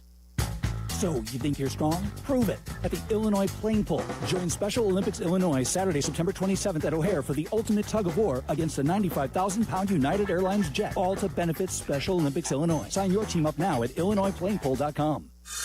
Working from home? We're back in the office? Don't miss a minute of Carmen and Yurko. Just ask your smart speaker to play ESPN 1000. Are you bringing your bathing suit? Of course I am. Oh, God. My boy had Speedo.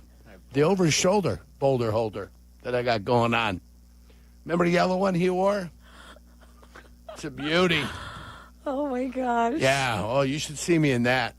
Oh. Golden. Well, my problem is I got the golf tan going on right now. Yeah. So everything else is going to be pasty white. Right. So I'm going to have to put like a cottage cheese-like substance on me so as I don't burn. Right. Yeah, so it's going to be thick, creamy, and white. And it's going to be sexy. Yeah. It's going to be good times in Vegas. Peggy was speechless, which is rare. Yeah, she was just speechless. I like that. I like that. That was good. There. I never heard that from you. That was natural. That one was good. That one's just natural. Speedo's poolside. Mandalay Bay, that's where we're going to be at the pool broadcasting live. You know, I did play for the Jaguars. You did. That's true, Yurko. That could have been a Jaguar right there. That's true. Good point. Yeah. I hope one day you end up coaching for them. So instead of a Duval, we get that. That's in your introductory press conference. We want to introduce our new coach. You never John Yurkovich. Jacksonville. The community. Duval. Just dumb. Hey, at least they're 2-1. I'm thankful to the heavens that the Jaguars are 2-1. It's good. It's good to see them relevant. You're gonna have to chase the Colts down. Yes, you are. But you got 2 against the Colts where you can go ahead and make an immediate impact. So that'll be nice when the Jaguars do have to face them. But yeah, Duval, stupid. I said in Green Bay, do they go Brown? Do we do it here? Does anybody go Cook County? Cook. Dumb, Cook. stupid. We stupid. Duval. What? Silliness. The hell out of here. Pure silliness. Crazy. We told you earlier. What a Maricopa. Maricopa. Did they do that in Arizona? No. Because they're not idiots. Where's is Miami in Davie County? Or is that is Miami in Dade County. Davie, Florida. But they may not be Davie may not be in Dade County.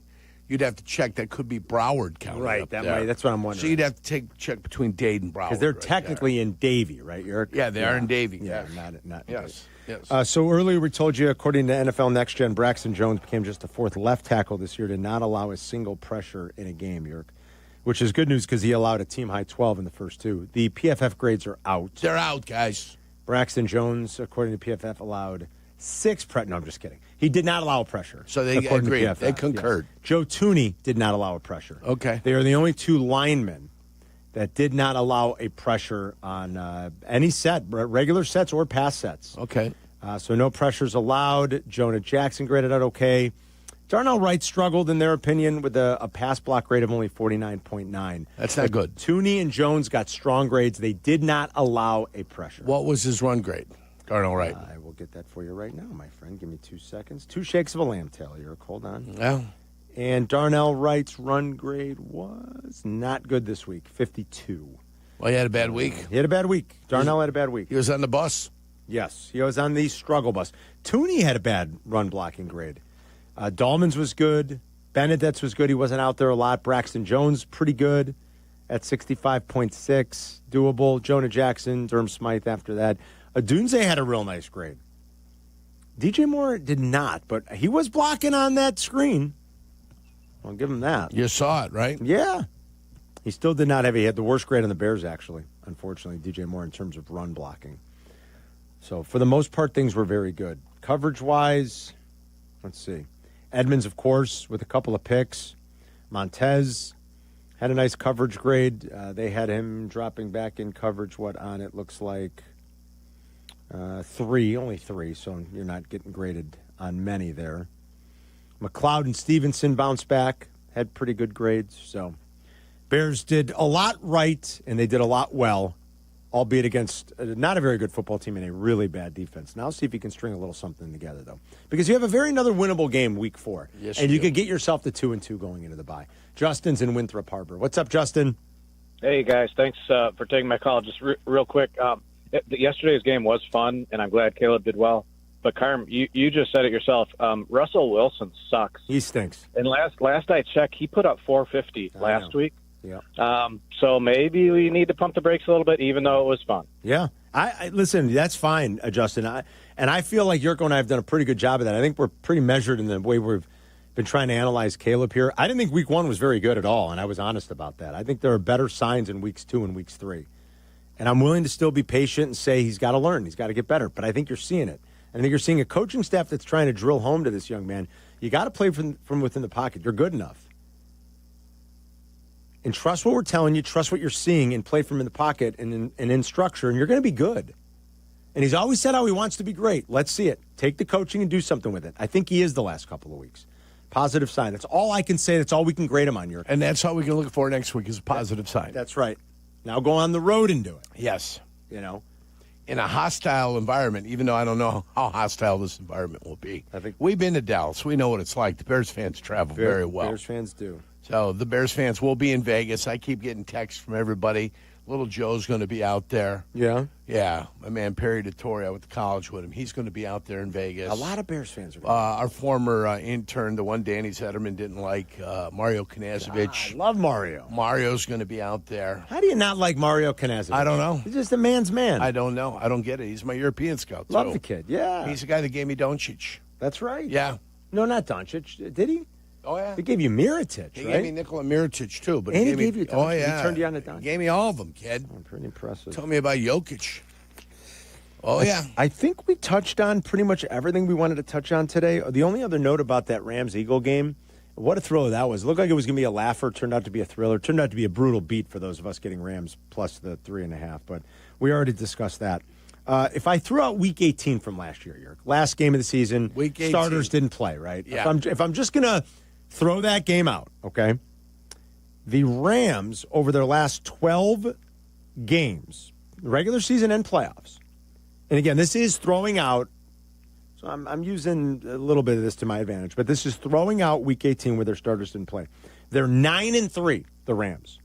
Do you know who the 3 losses are against? They're 9-0.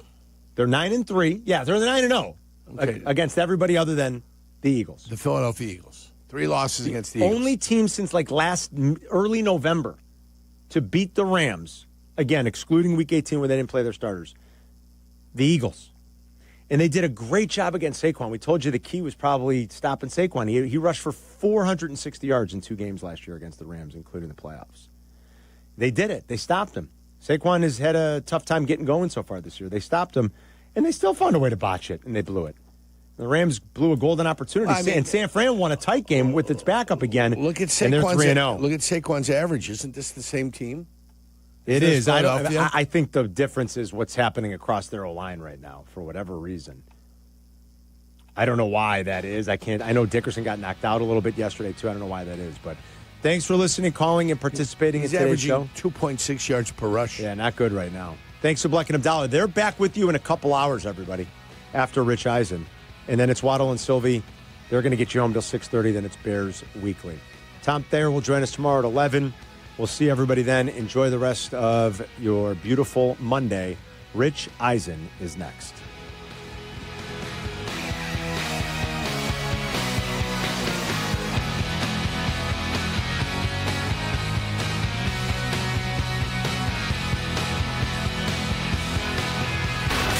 You're listening to Carmen and Yurko on ESPN 1000, Chicago's home for sports.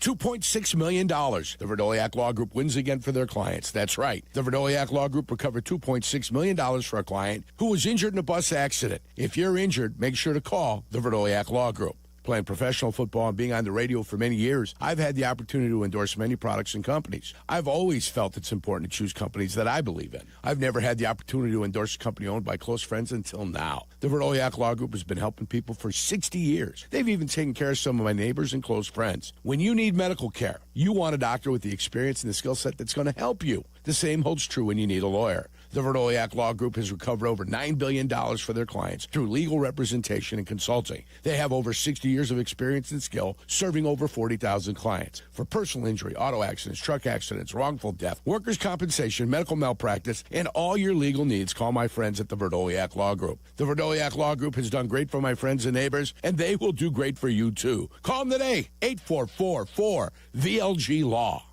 Hey, it's your friend Tom Waddle. In football, speed and quick decision-making change the game. The same's true for business. Cyber threats move fast, and you can't afford to play catch-up. That's why companies trust Trend Micro. With AI-powered proactive security, they detect and stop threats in real time before they ever slow your team down. Trusted by enterprises worldwide, backed by over 35 years of innovation, Trend Micro helps your business stay fast, agile, and secure. Cyber threats move fast. Trend Micro moves faster. Go to trendmicro.com to see for yourself. This is an ad by BetterHelp. Guys, we turn to some funny places for support, but not everyone is a therapist. Not everyone is the one. Find your right match with BetterHelp.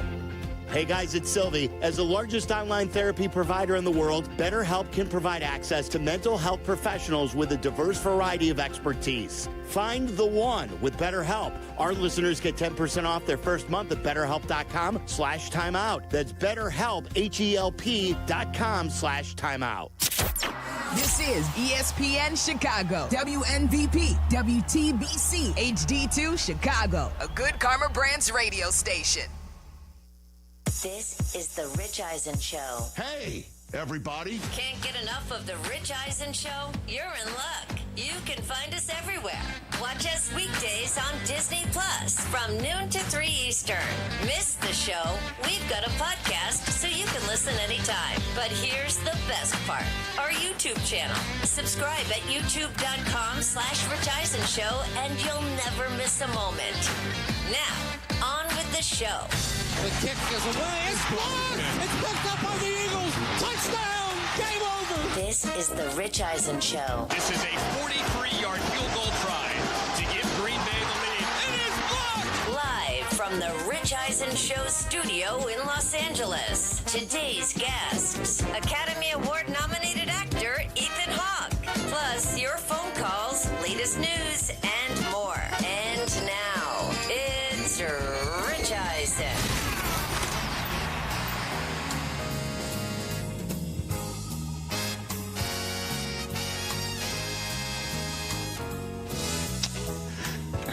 number 2 of the Rich Eisen Show is on the air. 844-204-RICH is the number to dial. We've got tons of time for you in this hour. And then the next hour, we have Ethan Hawke joining us in studio in advance of his new show we talked about with Kyle MacLachlan last week, The Lowdown on Hulu. It premieres tomorrow at 9 p.m. Eastern on FX, and then streams the next day on Hulu. So we're all about watching it on the family of Disney networks. And he's going to be joining us. We got a great celebrity true or false there. 844-204-RICH is the number to dial. We talked in hour number 1 about the Eagles beating the Rams, and then the Giants taking one on the chin against the Kansas City Chiefs. Tyrone Tracy is out for the foreseeable future now, Christopher, as we lead off hour number 2. Yeah, dislocated shoulder. He's going to miss, quote, sometime. Sometime. So it's Scatterboo season. Scatterboo season. And the Giants like what they see out of that kid. And I'm sure Giants fans are like, oh, man, Jackson Dart handing off to Scatterboo and throwing to Malik Neighbors is the way we're going to start winning some football games around here. But Jackson Dart is not going to be walking through that door next week because the Los Angeles Chargers are coming in, and they are killing it. We'll talk about the AFC West in hour number 3, including the Chiefs win on Sunday night. 844-204-RICH, number to dial. Let's take Josh in New Mexico's phone call here for the moment. 844-204-RICH is the number to dial. Have a conversation with us here. Certainly if you're listening to us on ESPN Radio, presented by Progressive Insurance. What's up, Josh? That's Can you line hear 2. me? Yes, Hello. we're on. Josh, what's up? Hello. Oh, not much. Thank you for calling. First time, long time. It is an honor to talk to you. Hello to the boys in the studio. Thank you. What's up, Josh? Just riding on a high from a victory Monday for the Bears. First time in what feels like a decade. And just wanted to hit a higher register and say I think they may be above 500. Okay. Ladies and gentlemen, we appreciate that. What do you think the bar is for Caleb to get some of the haters off his back? I'll hang up and listen. Okay. Thank you so much. Look for at taking my Josh call. giving the whole business of See you, long-time buddy. listener, first-time caller. I'll hang up and listen. That is just some top-notch caller in the radio show type of language. Not this first rodeo. Listen, the Cowboys' defense is problematic. Yeah. We saw Russ go for 450 against him in week 2, and Caleb have his first sackless game since college and 4 touchdowns. So, there'll be a conversation. Can he do it again? Their next game is against Vegas, which has now lost 2 in a row after a surprising season-opening win in New England. And so that's a pretty darn big football game for both. Nobody wants to go 1-3. The Bears lost their first 2. The Raiders have lost their last 2. So, obviously, the Bears have good momentum coming in. You just got to keep stacking them. Keep stacking them. Get that whole pre-snap business that they've had problems with all last year and a little bit the first 2 weeks out of their system. Didn't see a lot of that. Keep spreading it around. Be able to go through your progressions. Don't take sacks. Run the football well. Let the defense do its takeaway thing. And win football games. Like, it's that simple. And there'll be the conversation. Is it the Dallas defense or is it Caleb? It can be both. Like, Caleb did what he's supposed to do against the Dallas defense. And it's not like that's the only way he's going to do it. Through the first 2 weeks, all we got out of Caleb that looked good was the first 15 scripted. Can he do it outside of the first 15 scripted? Yeah, he just did it on Sunday. Well, can he do it against the defense that's not named Dallas? Well, we'll see against the Raiders, honestly. So just keep stacking them. The problem is there's a lack of patience because we're waiting for the development that you would think a second-year player doesn't have to go through. But you're not seeing regression. You're not seeing it worse than last year. You're seeing a progression here now. And you're seeing Rome Odunze doing things. So you check the box if you got that right in that first round as well. Okay? So let's see what goes from here. At least we're not talking about putting the arm wrestling's kid in, right? You're not talking about going over the top. Mm-hmm. Like it? I like that. Thank you. Good one. No, in all seriousness, I mean, Tyson Bagent has got some talent. That's the reason why they gave him the contract that they gave him. But this is going to be Caleb's show, and you got to stick with it. Last year was just so dreadful that you want to see instant progression. Like, everything's fine. We're good. We're in a rocking chair. Now, that's not the way the NFL works. Got to expect the unexpected on occasion. And that's the way I turn to the Green Bay Packers. I thought about putting the Packers 1 in my power rankings last week because of the way they looked. And you're like, okay, let's see what happens when you get outside of the confines of Lambeau Field. And in the same way I just said, well, Caleb looked good, and a lot of people are going to be wondering, can he do it against another team not named Dallas after Dallas's defense just gave up a ton to Russell Wilson and the Giants in a way that we did not see the Commanders give up in Week 1 or the Chiefs give up in Week 3 Sunday night. And in the same way we were talking about the Lions and the Commanders, let's see what they can do when they're not playing the Packers.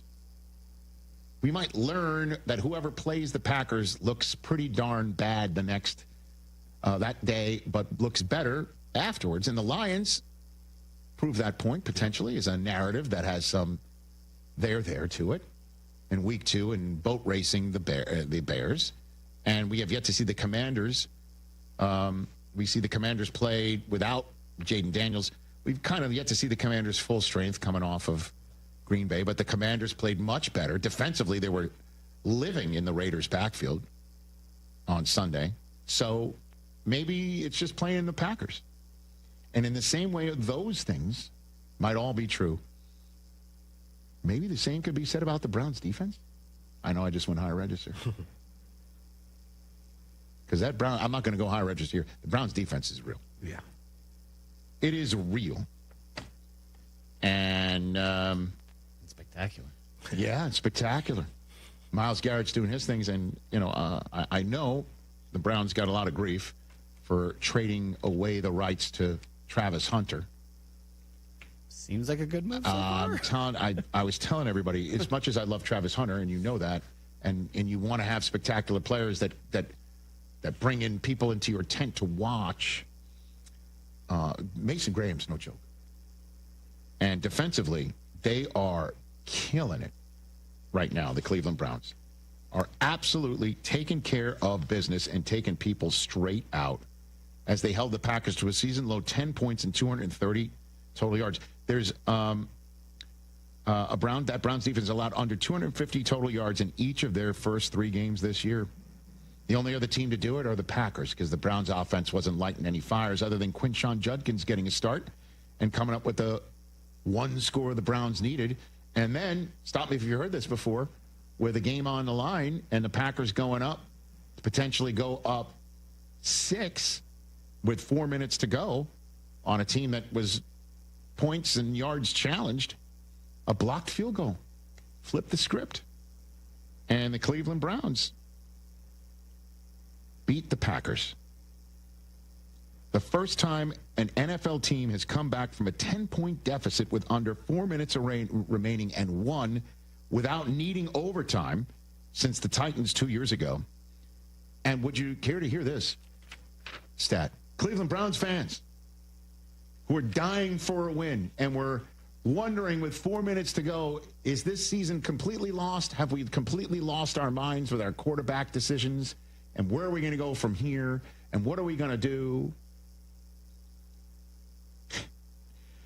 The last time the Browns had a 10 or more point comeback with a win with under 4 minutes remaining was when Tim Couch did it in 2002 against Steve McNair and the Titans when they won in overtime. That's it. That's the stuff. So it's been a while since you've seen it. And now we're let everyone sit there and wonder what's wrong with the Packers for this week. That's what you get in the NFL, right? When Jordan Love ties his career high with 5 sacks, they couldn't protect him. Josh Jacobs, they finally stopped his 11-game streak of scoring at least a rushing touchdown, including the playoffs. It's his fewest rush yards in a game with the Packers, 30 rush yards on 16 carries. Hey, I think we're just going to learn you better pack your lunch pail and hard hat when you're playing the Cleveland Browns this year. And, next up for them are the Lions. We'll see what happens on Monday night tonight. And they're going into Ford Field where I think they play much better. I think we can say that even though they've only played one game. We haven't seen what they've done on this Monday night. the Browns can start scoring some touchdowns. This defense is going to carry some days, man. And the 55-yard field goal from Andre Schmidt. You know, it was a four-letter word. And in week one, it's the longest successful walk-off field goal in the history of the Cleveland Browns. Wow. So we saw some stuff that we've never seen from the Browns ever, and also since Tim Couch did it. And so they've got to feel good about themselves. Packers, go hey, NFL media, go in as much as you want on them. Whatever. I bet you LaFleur is just going to be sticking it right in their faces all week long. This is Matt LaFleur afterwards. Well, that was extremely disappointing. I knew going into this, like, it was going to be a dogfight, and it was going to be a challenge. And what's disappointing is, you know, I felt like you could argue that we lost the game offensively by making a critical error in a critical situation. And so, you know, that's a tough pill to swallow. You know what? Teams don't go 17-0 for a reason. There's clunkers every year. Every single year. There's clunkers. Don't forget last year's Philadelphia Eagles started 2-2. You know, they started 2-2. Whatever. Everybody go in all you want on the Packers. I just know they're showing up to Dallas next week, and their new teammate, they're going to be playing for him, and he's going to be playing with his hair on absolute fire. Maca. And this is, I'm sorry, TJ. I'm not doing this for trolling on you. I really am not. You sure about that? I promise you. Like, this is the worst result you would want to see for the Packers coming into this game. Yeah, I thought. I mean, you would much rather have, the Browns are terrible. They boat raced. They're now 3-0. Like, this was exactly what maybe a doctor orders when you look back on it. Like, some guys in the locker room feeling good about themselves. Let's just roll out the footballs and roll over the Cleveland Browns, and they got rolled over on offense. What was the score of that playoff game a couple years ago, TJ? The Cowboys, Green Bay and Dallas. Yeah, I don't know. I don't remember. It's going to be That's all something I'm like saying. that. I'm not worried about the Packers. What if the Cowboys are everybody's get right team? Like, they're not that bad. Quarterback get right game. They're not that bad. They're not that good. They got defensively. Again, when you trade away one of the best pass rushers in the game with zero plan to supplement it, other than let's see what Jadeveon Clowney's doing. Let's have him. Maybe he was on the Tua watching Disney Plus plan. I don't know. You know, like that's. You know you're going to have issues rushing the passer if you're trading away Micah Parsons, and then the back of the defense is not healthy and doing well. You're just going to that's the Packers. I think are going to go in on Sunday night, and they're going to really hit the Dallas Cowboys in the mouth. Yeah, I might go to the movies tomorrow night or next Sunday night. Okay, I ain't watching. I'm sure there's nice things for you to see. Probably. Unconcerned about the Green Bay Packers. Mike, you want to go hit a bar in the South Bay? No. 844-204-RICH is the number to dial here on the program. And let's talk about another 3-0 team in the National Football Conference. Our boy Baker did it again. Stop me if you've heard this one before. So the Packers are getting ready to kick a field goal to go up 2 scores late in the game. And the other team blocks the field goal and returns it for a touchdown. Have you heard this story from week 3? Insane how it happened over and over and over again. So many times. I don't know who's just chronologically. I don't have Scott Hansen here to tell me about this particular part of witching hour in the early window of week 3. I don't know which one happened first. I think did Jordan Davis happen before Will McDonald jumped just perfectly. I mean, he did the same thing. He did the same thing as Jordan Davis, which is jump into the backfield, right up the gut, block it, return it for a score. And God bless Aaron Glenn. He was just having his moment, running up the field and then doing a fun dance. I don't blame him, man. You're 0-2, and you're like, this thing could be over right now. Wait a minute. The special teams to the rescue.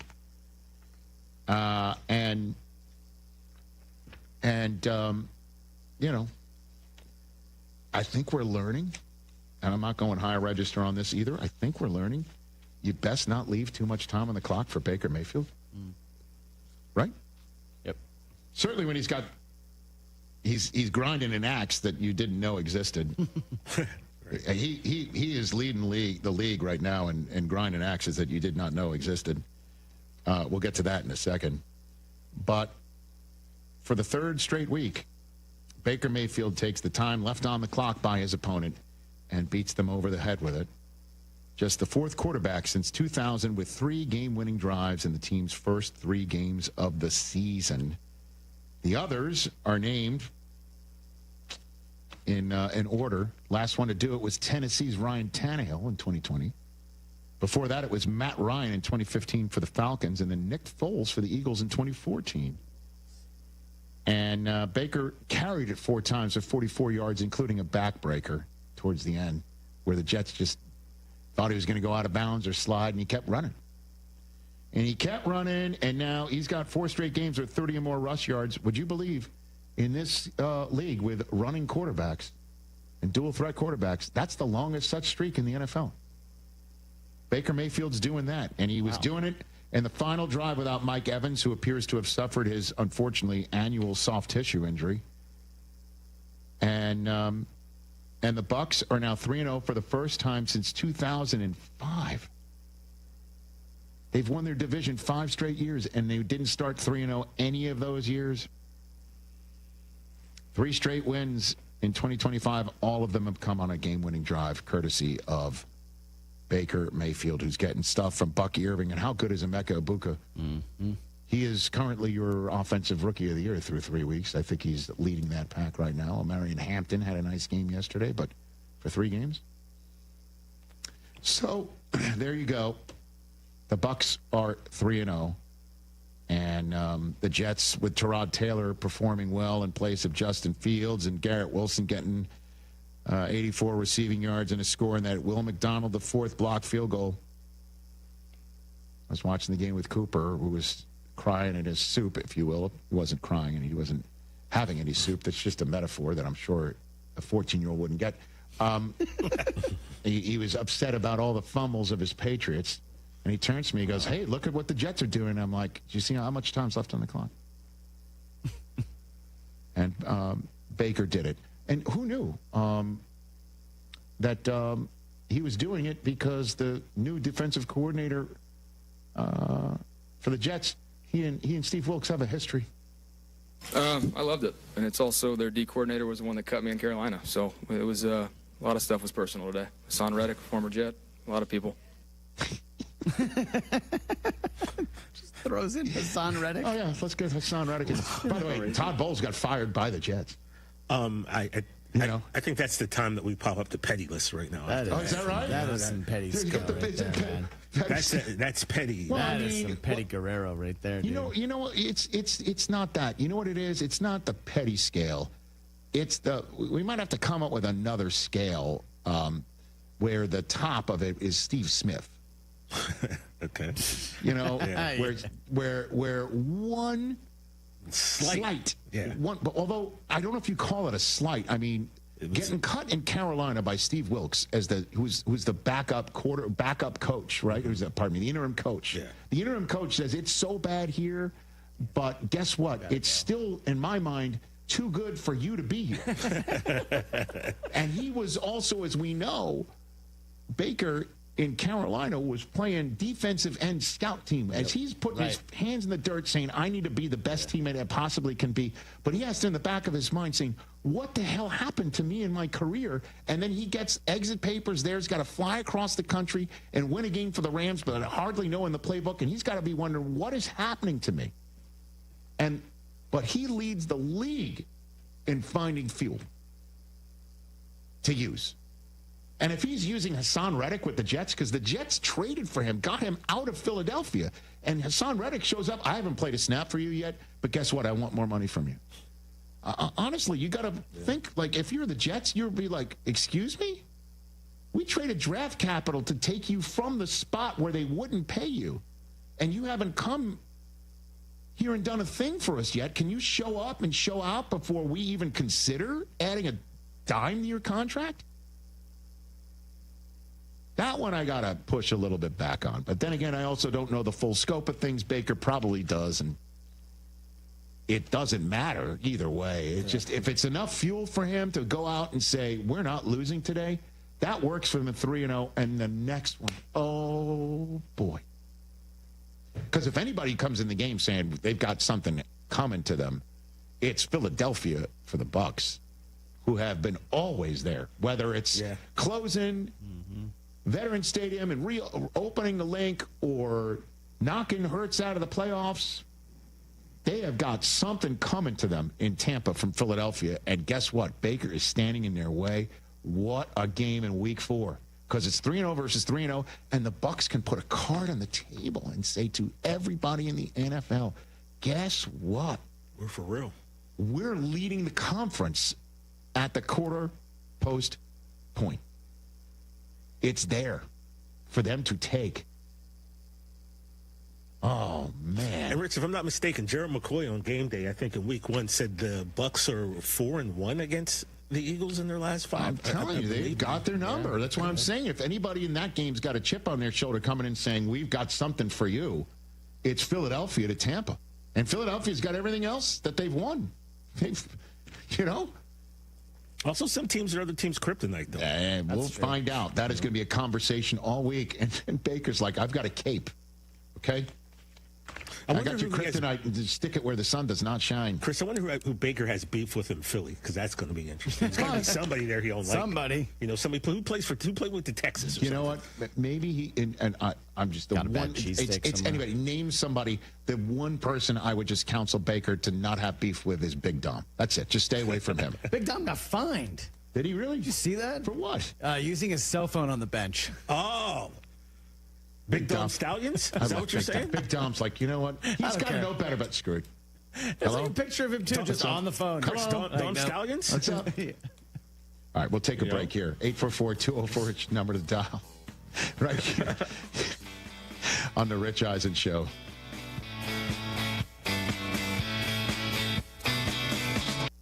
That leaf pile is 100 feet tall. Your dad can't handle this. Not without the right equipment. Yard work piling up? Gear up for fall with John Deere. Get $750 off select mowers, $2,000 off select Gator UVs, and $3,000 off select compact tractors. Did I hear your dad got a John Deere? Yep, bad day to be a leaf pile. Gear up for fall at an authorized John Deere dealer, now through September 30th. Learn more at johndeere.com/gearupforfall. Are you ready to unleash the beast? Monster Energy is here to give you the edge this college tailgate season. Loaded with bold flavors, our powerful blend gives you the energy you need to push you beyond your limits. Tune in all season long with Monster, the energy drink of ESPN Radio College Football Tour. Power your performance with a drink that's as hungry for victory as you are. Crack open an ice-cold Monster and dominate your competition. Monster Energy. Unleash the beast. Grab yours today.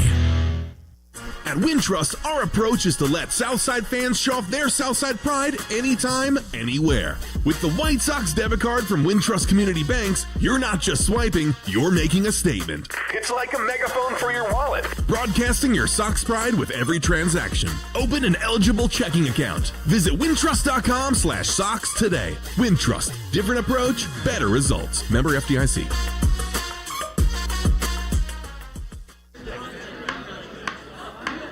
When your cat's a me, then your dog is too. And it's hard to know what's fake or true. Just raise a glass with a friend or two. You tell them more, tell them more, tell them more, do.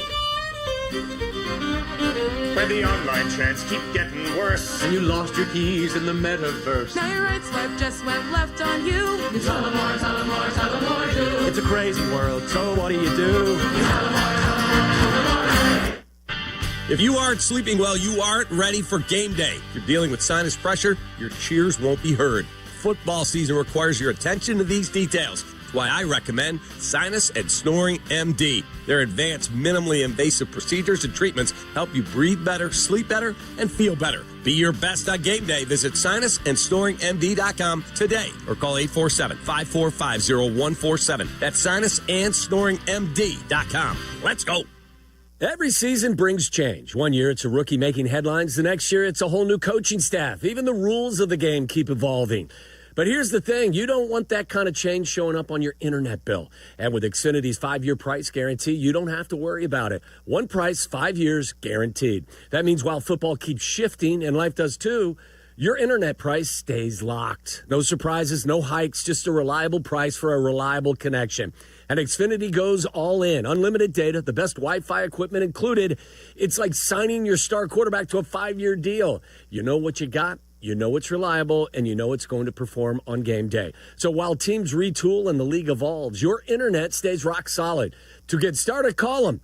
Visit Xfinity.com or drop into an Xfinity store today. Xfinity, the Wi-Fi is booming. Restrictions apply. New residential customers only. Taxes and fees are extra and subject to change.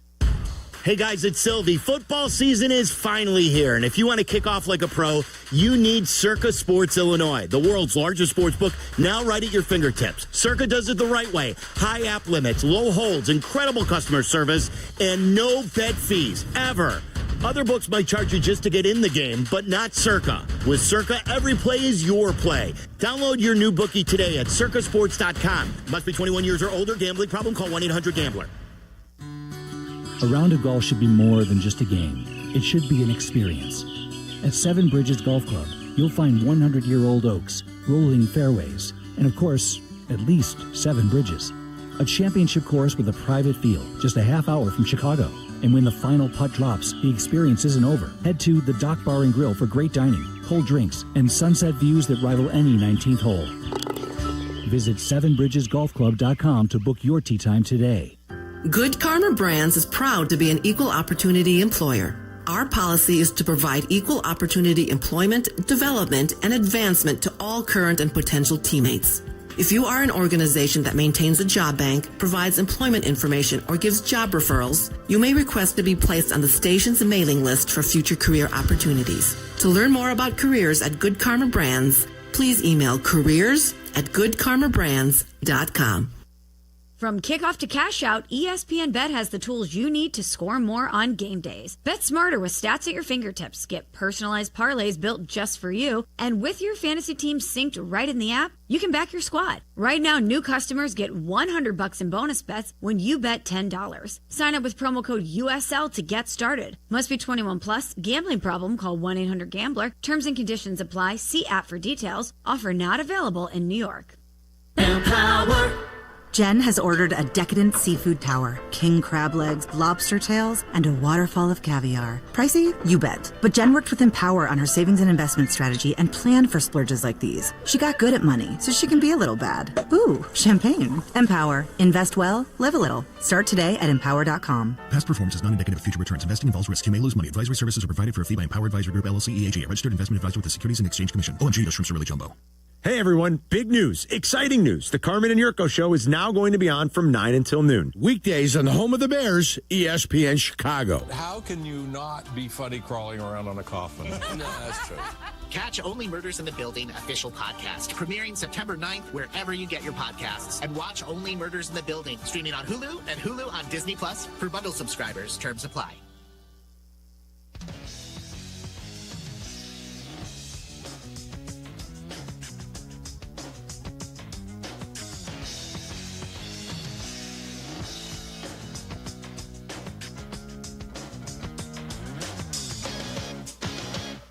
Back here on the Rich Eisen Show simulcast all together on Disney Plus, the ESPN app everywhere, and ESPN Radio presented by Progressive Insurance. Listen, in case you're new to these parts, I don't mind being wrong. I really don't. Really? I prefer to be right, okay? I prefer to be accurate. I'll give you what I feel in my gut, my heart, my mind, and my soul, and my experiences. I'll put it all together. Am I right all the time? No. But I know now that we're on this platform, Disney Plus, ESPN, the app, ESPN Radio, I know there's more eyes on us in Bristol, Connecticut than ever before. Sure.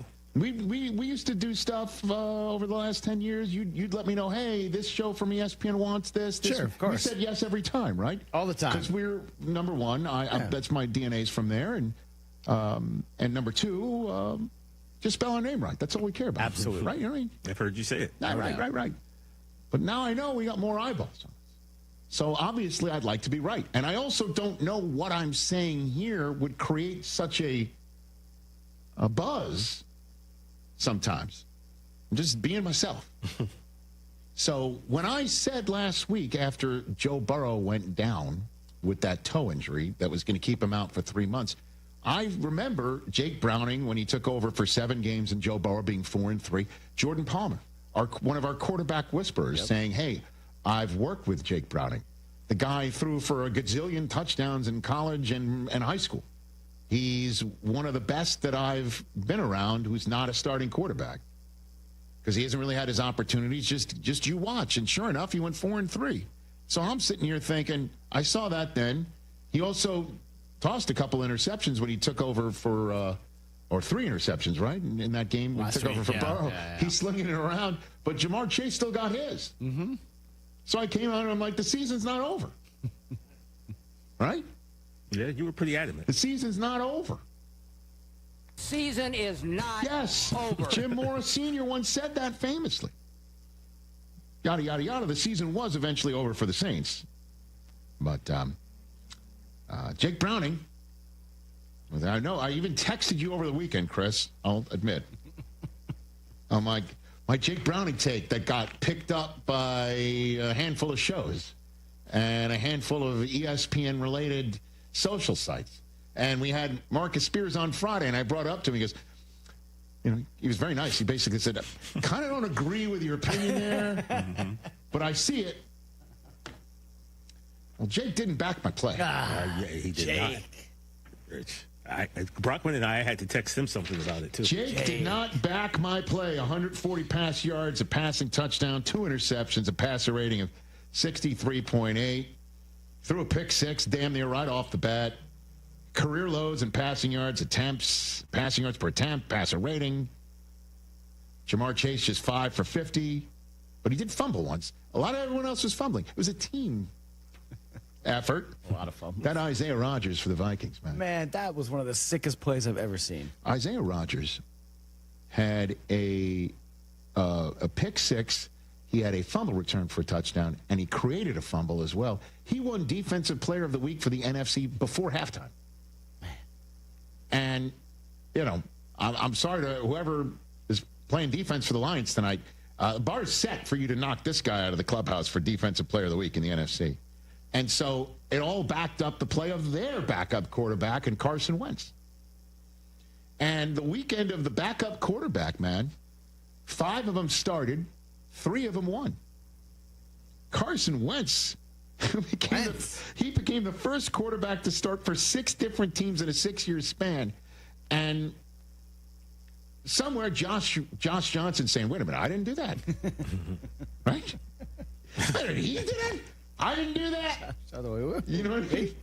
If anybody has a record for starting for a whole bunch of teams in many different years, it's got to be me, right? And yada, yada, yada. The Vikings are now 2-1, and they look great. And the Bengals are now 2-1, and they did not look great at all. And I'll just say this on this front, just to finish it up, okay? It's still a long way to go, okay? And I'll even say this. Jake Browning may wind up starting 0-2 because their next game, if you got the Bengals schedule, oh, boy. Here come the Denver Broncos. You want to talk about a team with some bad taste in their mouths. They lose on a leverage penalty in Indianapolis in week 2. They had that one wrapped up. And they lose against the Chargers when they had that game essentially wrapped up just up the road from us yesterday. They are 1-2, and they are bitter, and they are hosting Jake Browning on Monday Night Football next week. And then they got Detroit and Green Bay next, and then Pittsburgh. Oh, boy. And Pittsburgh just turned the Vikings into their own, the Patriots into their own personal turnover. So it's not looking good off the start. We're marathoning. And just in case anybody out there at ESPN is wondering, not even close to my worst take ever. Not even close. I mean, the clubhouse leader in that one was during COVID when the Heat almost won the championship in the bubble. Remember that? Yeah. And I'm like, why would they break up their team for Giannis if Giannis is available? Don't trade for Giannis are 4 words that live in, if they still echo in this, this studio. To be honest, they should. Didn't you make that your fantasy? Yeah, team name one year? By the way, I won our fantasy league with Don't Trade for Giannis. Very proud of that. Well, that was the universe trying to give you some good faith because you messed up so bad on the call. So this is not, and I'm going to keep firing away. I don't care. Don't care. Don't care. We tried to warn you against both of those. No, I understand it. I understand it. I did my best, but who am I? You guys have done your great work of being here on this show and backing plays and also trying to help. Tried to. But yeah, that was my look when I was starting reading his stat line, and I'm like, no, and there goes my next first take appearance. Yeah, that's the look I had right there. Maybe I can mimic it. Oh no! No. And when you lose, I win. No, not in this case, though, Mike. And then how about Marcus Mariota, everybody? Yeah, showing that Heisman flashes right there. Revenge game. Come on. He was on the Raiders. No, I know. By the way, there's a ton of ties there yesterday. Marcus Mariota is there, okay? And the guy who won a national championship is up in the booth coordinating the offense for the Raiders, right? There's Pete Carroll, and there's Bobby Wagner, living in Pete Carroll's offensive backfield. Yeah. Okay. He was everywhere. There's Dan Quinn, who was the defensive coordinator for those back-to-back NFC champion Seattle Seahawks. There are a lot of ties, except on the scoreboard. This thing was a washout. And Mariota got it done. So if Jaden Daniels is going to be out for just one game, check the box. The Washington Commanders getting it done. And Mariota getting it done for Dan Quinn, who, by the way, took one in the chops. Dude, look at him bleeding from the bridge of his nose. That was scary when it happened, man. Because his head whipped off the ground like that. I know. Oh, Mariota trucked him. Reminded me of, I forget the name of that, the assistant coach for the Packers that one year. He took one, he went down. It looked pretty terrible. Yeah. But Jeremy McNichols, who I think was also a child star in Eight is Enough. So it sounds like. Oh, Christy McNichols. No, I have no idea. Just sounds like Jeremy McNichols. Wasn't he a Bradford kid living in Sacramento in the 80s? Okay. He could have been just the 10 of us, too. Like just the 10 of us. Great shot. Hey, man, he scored the longest rushing touchdown in the NFL this year. He got a 60-yarder. Ooh. Chris Rodriguez led Washington with 11 carries. That's a start. Bill Krosky. Damn glad to meet you. Got in the end zone. He did get in the end zone, too. 170 rush yards in the first half of Week 3. The Raiders defense, oi. It's the only word you could say for that. Can we all say that word? No, you sure you can. Okay. Oi. I mean. Oi. And the Commanders are 2-1, right? That's a good one. They're in second place, just one game behind the Eagles. Just keep on lingering there. Just keep on doing it. Well. Nice backup quarterback spot there. And then there's Mac Jones, everybody. Mac 10. Who? Mac Jones, baby Mac Jones. Thank you. Dude, how about Mac Jones? All he does is win. No matter what. Mac freaking Jones, man. Should have kept him, Bruckman. Stop it. That was bad. That was over. I saw it myself. I called it. It was rough. I called it in Germany, man. If Belichick could have left Mac Jones in Germany, I think he would have. Should have left Bill in Germany. Oh, my God. Look at you talking that way. But it's just it's just the third 3-0 start for the Niners this century. Really? Yep. The last time were 2019 and 2023, and those were their Super Bowl seasons. Mm-hmm. How about Eddie Pinheiro? He's kicking field goals. Jake Moody, see you later. Eddie Pinheiro, everybody. Eddie P. Yeah, McCaffrey keeps doing his thing. He keeps doing his thing. Yeah, Ricky Pearsall, 8 catches, 117 yards. Mac Jones is finding receivers. Peace. Problem is Nick Bosa. We're trying to find out how bad his knee injury is there. But Mac Jones, 21 of 25, 174 pass yards and 1 pass touchdown on throws under 10 air yards. He was dinking and dunking. It just doesn't matter. He did throw a terrible pick. It looked bad. But Mac, when the Niners needed it, 63-yard game-winning drive with under 2 minutes to go. And the Niners are 3-0. That's what you need. You need your backup quarterback to win you some games. The problem is for the Bengals is they need their backup quarterback to win a season. Can Jake Browning do that? We shall see. We shall see. But if Brock Purdy's coming back, Niners have the 2-1 Jaguars in their house next week before they come down to the Rams' house to kick off Week 5 on a Thursday night. They're 3-0. They're in front of the Seattle Seahawks. They're in front of the Rams now. And everyone's just going to be like, yeah, so what? So what? So what? Who did you beat? What are you doing? Can you keep it up? Guess what? Purdy's coming back. Kittle's going to walk through that door. At some point, Ayuk, we're assuming, is going to walk through that door. They're going to start getting healthier. If Nick Bosa is not out for the foreseeable future, maybe, just maybe, the back end of that schedule. Home for Carolina at Cleveland, which we know is not going to be anything easy. Home for Tennessee. Remember we were wondering that Monday night game at Indianapolis? That's going to be something that's winnable. Maybe not anymore. We'll see how the back end looks.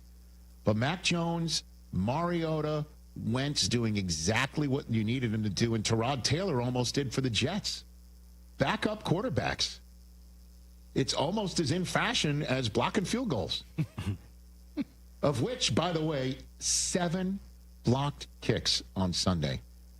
Tied for the second most blocked kicks, punts, extra points, and field goals. There were 5 blocked field goals yesterday in the history of the NFL in just one single day. Backup quarterbacks and block kicks. Not exactly what the NFL's trying to sell. But could have been better. In this day and age where we're watching for fantasy purposes or for your purposes, something where American dollars are on the line. Yeah. Oh, and by the way, Scott Hansen texted me during the commercial break. What's up, Scott? Oh, he's out there watching? What's up, Scott? He did, in fact, confirm Jordan Davis blocked the field goal before Will McDonald IV did. Jordan Davis was first. Wildest witching hour in some time is what Scott called it. There you go. We take a break here on the Rich Eisen Show. 844-204-RICH is the number to dial. Ethan Hawke is making his way to our green room right now for a studio appearance in hour number 3. Don't you dare go anywhere. We'll take your phone calls in a moment. What is it that makes the all-new Hyundai Palisade hybrid an incredible SUV? Is it the spacious interior that's comfy for the whole crew? Or the capability to go off-road? Maybe it's up to 600-plus miles of range. Is it the driver behind the wheel? What if it's all of that and more? What is it then? The all-new Hyundai Palisade hybrid. So much more than just another SUV. Visit HyundaiUSA.com or call 562-314-4603 for more details. That's 562-314-4603. Empower. Tim collects bobbleheads. A lot of bobbleheads. Baseball bobbleheads. Race car bobbleheads. Little Chihuahua bobbleheads. He's got an entire room strictly for bobbleheads. Does he need them? No. Is his wife mad about it? A little. But Tim works with Empower, and he got good at money, so he can be a little bad. Ooh, horse bobblehead. Classy, Tim. Empower. Invest well, live a little. Start today at empower.com. Hard Rock Casino Northern Indiana wants you to drive away a winner this September. Every Friday, we're giving away a brand new 2026 Jaguar. Earn entries weekly to increase your chances of driving away in luxury and style. Join us at Hard Rock Casino Northern Indiana each Friday in September. Be there, and you could be the next lucky winner to drive away in a Jaguar. Hard Rock Casino Northern Indiana, just off Exit 6, I-8094. Must be 21 or older. Gambling problem? Call 1-800-9-WITH-IT. Hey guys, it's Silvy. Are you feeling sore, stiff, or just not at your best? Maybe you've been dealing with pain for months, hoping it will just go away. You deserve to feel your best. Chiro One Wellness Centers offer personalized chiropractic care to help you live pain-free. No drugs, no surgery. Too many of us think pain is just part of getting older, but that's not true. Visit Chiro1.com today. They have locations across Chicagoland, including Schaumburg East, West Addison, and Des Plaines. That's Chiro1.com, and let them know that Silvy sent you. With 3 locations to serve Chicagoland, Advantage Chevrolet gives you so much more. Visit and see the amazing inventory and savings at Advantage Chevrolet Bolingbrook.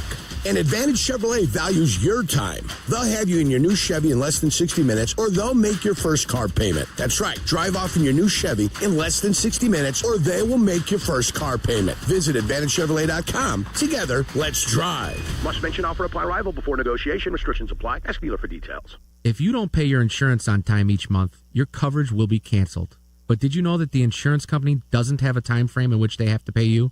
In fact, your insurance policy is full of obstacles and deadlines designed to make it harder for you to collect. But those same obstacles and deadlines don't apply to the insurance company. Why? Because they write the rules. Here's one example. You have a short period of time in which you have to file your claim, but there is no set amount of time in which an insurance company must pay you. In the years you're waiting for your claim to be resolved, you could lose your home and your health. People have had to go back to work while they're still injured, been forced to take short money or lowball offers. When you're giving an insurance company money each and every month, you're their good neighbor. But once you file a claim, you become their liability. If you want a law firm to help you overcome all of the obstacles the insurance company puts in your way, call the Verdoliak Law Group. 844-4VLG-LAW. Save big money on your interior stains and finishes now at Menards. Provide exceptional color to your staining project with Minwax Color Series. It applies evenly and dries fast with just one coat. Get a quart of Minwax Color Series wood stain in over 240 colors on sale now through September 28th. Save big on Minwax wood stains. Plus, check out our weekly flyer on Menards.com for all the great deals happening now. Save big money at Menards. You know me, I love a moment of certainty, and when it comes to your home, Jeff has the solution. That's right, Jeff, because in this market, you shouldn't take a chance selling your house with just anyone. No commissions, no lengthy showings, just a direct approach from a local, veteran-owned company. Since 2007, we've been buying houses quickly in Chicagoland. Get your easy, as-is offer today. Move forward with confidence, just like winning the coin toss. Visit JeffBuysYourHouse.com. To help those who want to be helped, but may not be able to afford it. That's what PGA Tour winner Grayson Murray had envisioned for a foundation before he sadly took his own life at just 30 years old. His parents channeled their grief into creating the Grayson Murray Foundation, carrying out his vision to help those struggling with mental health and addiction. To donate and learn more, visit GraysonMurrayFoundation.com. Bears and Raiders. Joniak and Thayer call the game. Sunday at 3:30. This is the home of the Bears. ESPN Chicago. One of his other players. Like going tone deaf and singing that one note. We have dogs howling now in my house. Oh, there you go. Yeah. I'm glad that they could chime in. Amber Indian. Weeknights at 7 Eastern on ESPN Radio and on Sirius XM Channel 80.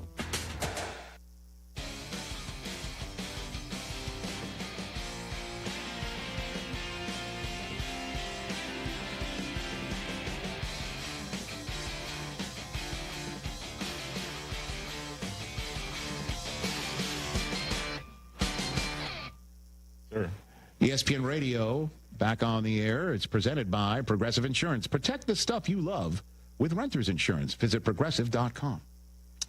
The other sports outside of the National Football, obviously we're NFL-centric here quite a bit, certainly on a Monday. We'll talk about Clayton Kershaw's night. I'm sure you had tears in your eyes rooting for Clayton as long as you have from 2024 on, Mike. I was so sad. This guy wearing his Dodger hat today. What a fraud and a shame. Yeah, thank you, Jay Felly. I love my hat. Terrible. Go Dodgers. You're the worst. In the college football world. College football, everybody. Listen, you are a Syracuse Orange fan. You went to the school. I am, sir. Where does going into Clemson, taking a big Syracuse Orange foot and breaking it off in the Tigers' spot where it does not shine, with Dabo Swinney now reeling, where does that rank for you as a Syracuse sports fan, Christopher? Man, it was way up there. Saturday was so sick. Minus the 90-minute weather delay. So, we were riding high, and then it's like, and, my Syracuse group chat was like, man, don't love how long this weather delay is. This is sucking all the momentum out of our sails. You saw it happen on, the Thursday night kickoff, right? With the momentum swing between the Eagles and the Cowboys. I really the hope lights this going out in the Super Bowl a few years ago, Had we right? not had that rain, we would have won that game. Maybe so. But, yeah, and then the way they just... Clemson just did not show up in the second half. Look, our quarterback went down. He's out for the year now. I know that. The backup, Ricky Collins, came in, played nice. Man, love our coach, TJ. I know you're coming around on Fran Brown. Yeah, I've been watching clips of him. I like this guy. That was a huge win. Put the program back on the map last year with how successful that was. And then this year, you're like, wow, now look at our schedule. It's going to be impossible. I don't know if we can compete. To go into Clemson and their program. Did Dabo retire today? Is that what I heard? Here's the thing. Did he quit? Here's the thing is that when you're your school, certainly in college football, wins a game that nobody expects them to win. 17-point underdogs. And leaves the opposition in a full-on flame situation where you just leave them in a fetal position and all sorts of finger-pointing and recriminations are happening. As you know, that happened last year with my Michigan Wolverines. If this analogy was the same, though, you know, Clemson would go on to win the national championship and credit that moment and loss for sparking something. Sure. But Dabo's post-game press conference left some echoes going on. Even the, you know, even my even-keeled buddy, Chris Fowler, was tweeting about Dabo being a little out of pocket here. Hit it. If we stink because we haven't played for the national championship since January of 20, well, I guess we stink. Or we haven't won it since January of 19. We haven't won the national championship. Well, then I guess we stink. But why are we held to a different standard from all these other teams out there who ain't ever won nothing? We're not perfect, and we may suck this year. We may lay a freaking egg and go 6-6, but I don't think so. And I know that's going to disappoint a lot of people, but I don't think so. I think he needed to. He realized that he needed to come back and try and rally his troops right now by saying, "I don't think we're going to be 6-6." But to sit there and say, "Why are you holding us to a different standard? Because we've won at least once recently," is just not the way of the world, man. Ryan Day must be sitting there in Columbus and going, "What?" Because I don't lose Big Ten games like ever, except for the ones that my fan base really wants to win the most. Recently, I mean, everything. Hey, listen, we've won around here. Go criticize a program that hasn't won in 2020 or 2019. Like that just doesn't cut it. That does not cut it. Certainly when, you know, that's not what the rallying cry was 3 weeks ago. It's like, we're opening the season and we're going to go crush it and we're a top 10 team and let's go. And now it's just like, wait a minute. Why is everybody so upset around here that the season's totally on the rocks? Because we won here 6 years ago. That's just not the way it works. And he knows that's not the way it works. He should. Well, he does. Of course he knows. Because I'm sure he's feeling some heat right now. You think Alabama people are like, yeah, okay, we're good with Kalen DeBoer? Because they wanted Dabo about 3 weeks ago, and 3 years ago, and 3 months ago. Yeah, but and all in the last 3-4 years. With Nick Saban thinking, like, at some point when Nick's leaving, we want him. Dabo's buyout is $60 million. That's the whole point. I mean, he and Kalen DeBoer are matching wits in the most expensive buyouts that's not going to cost anybody anything other than their shirts. And nobody's stroking that check. But congrats, man. That had to feel really good for you. So awesome. Oh, baby. Nothing like a big win for your school that nobody's expecting against an opponent that you leave in absolute fetal position crying for mama status. On the road, just doing it at Clemson just made it so much better. Oh, and my brother-in-law, my nephews, they are pumped up in Syracuse country. Surprise! Your expenses this month were way higher than you expected! Also, you forgot to renew your website domain and now you're in a bidding war! You should see the look on your face. At Progressive, we know small business owners don't usually like surprises because they cost you money. But a good surprise that could save you money? Getting a commercial auto quote from Progressive. Plus, the fridge died in the break room and now everything smells weird! All right! Surprise yourself. See if you can save in as little as 8 minutes at ProgressiveCommercial.com. Progressive Casualty Insurance Company and Affiliates. That leaf pile is 100 feet tall. Your dad can't handle this. Not without the right equipment. Yard work piling up? Gear up for fall with John Deere. Get $750 off select mowers, $2,000 off select Gator UVs, and $3,000 off select compact tractors. Did I hear your dad got a John Deere? Yep, bad day to be a leaf pile. Gear up for fall at an authorized John Deere dealer. Now through September 30th. Learn more at johndeere.com/gearupforfall. Bud Light and ESPN Chicago are taking the Waddle and Silvy Show to the Chicago-Cincinnati game November 2nd. You could win a spot on this trip. Join me, Shane Orling, at Poplar Creek Bowl in Hoffman Estates tonight. The best football tosser wins a Bud Light prize pack and is a finalist for the trip to Waddle's hometown. For complete details, go to ESPNChicagoContests.com. See you tonight at Poplar Creek Bowl from 7 to 9. Brought to you by Bud Light. Please drink responsibly. With 3 locations to serve Chicagoland, Advantage Chevrolet gives you so much more. Visit and see the amazing inventory and savings at Advantage Chevrolet Hodgkins.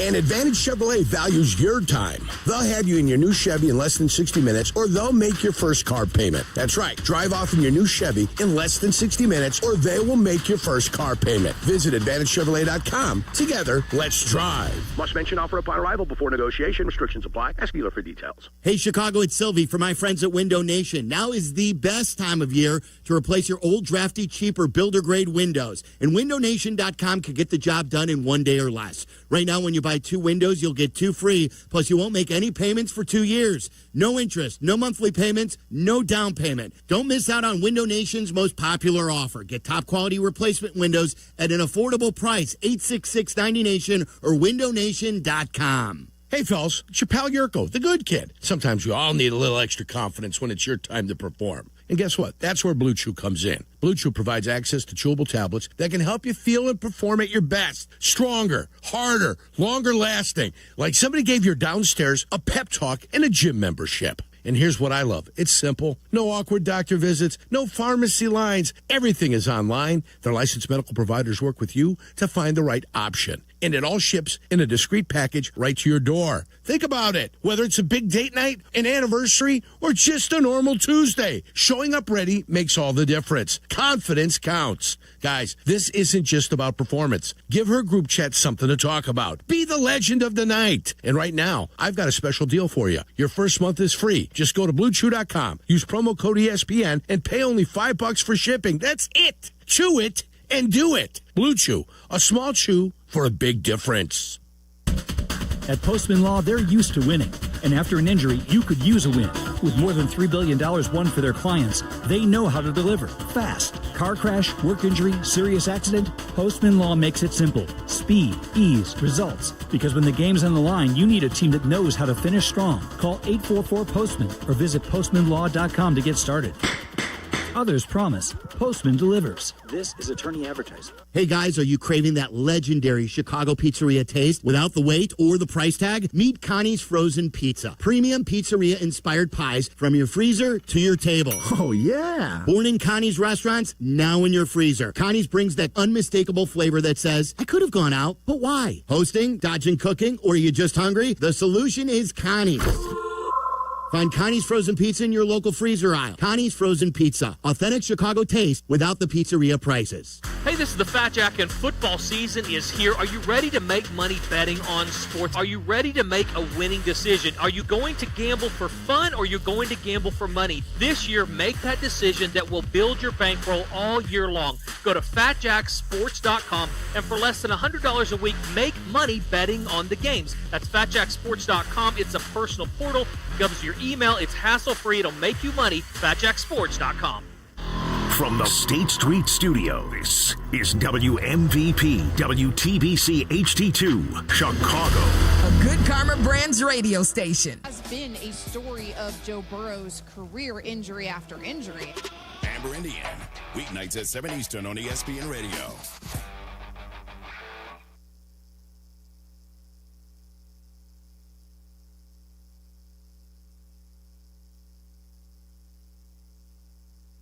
This is the Rich Eisen Show. Hey, everybody. Can't get enough of the Rich Eisen Show? You're in luck. You can find us everywhere.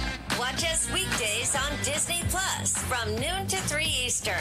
Miss the show? We've got a podcast so you can listen anytime. But here's the best part. Our YouTube channel. Subscribe at youtube.com/Rich Eisen Show and you'll never miss a moment. Now, on with the show. The kick is away. It's blocked. It's picked up by the Eagles. Touchdown. Game over. This is the Rich Eisen Show. This is a 43-yard field goal try to give Green Bay the lead. It is blocked. Live from the Rich Eisen Show studio in Los Angeles. Today's guests, Academy Award nominated actor Ethan Hawke. Plus your phone calls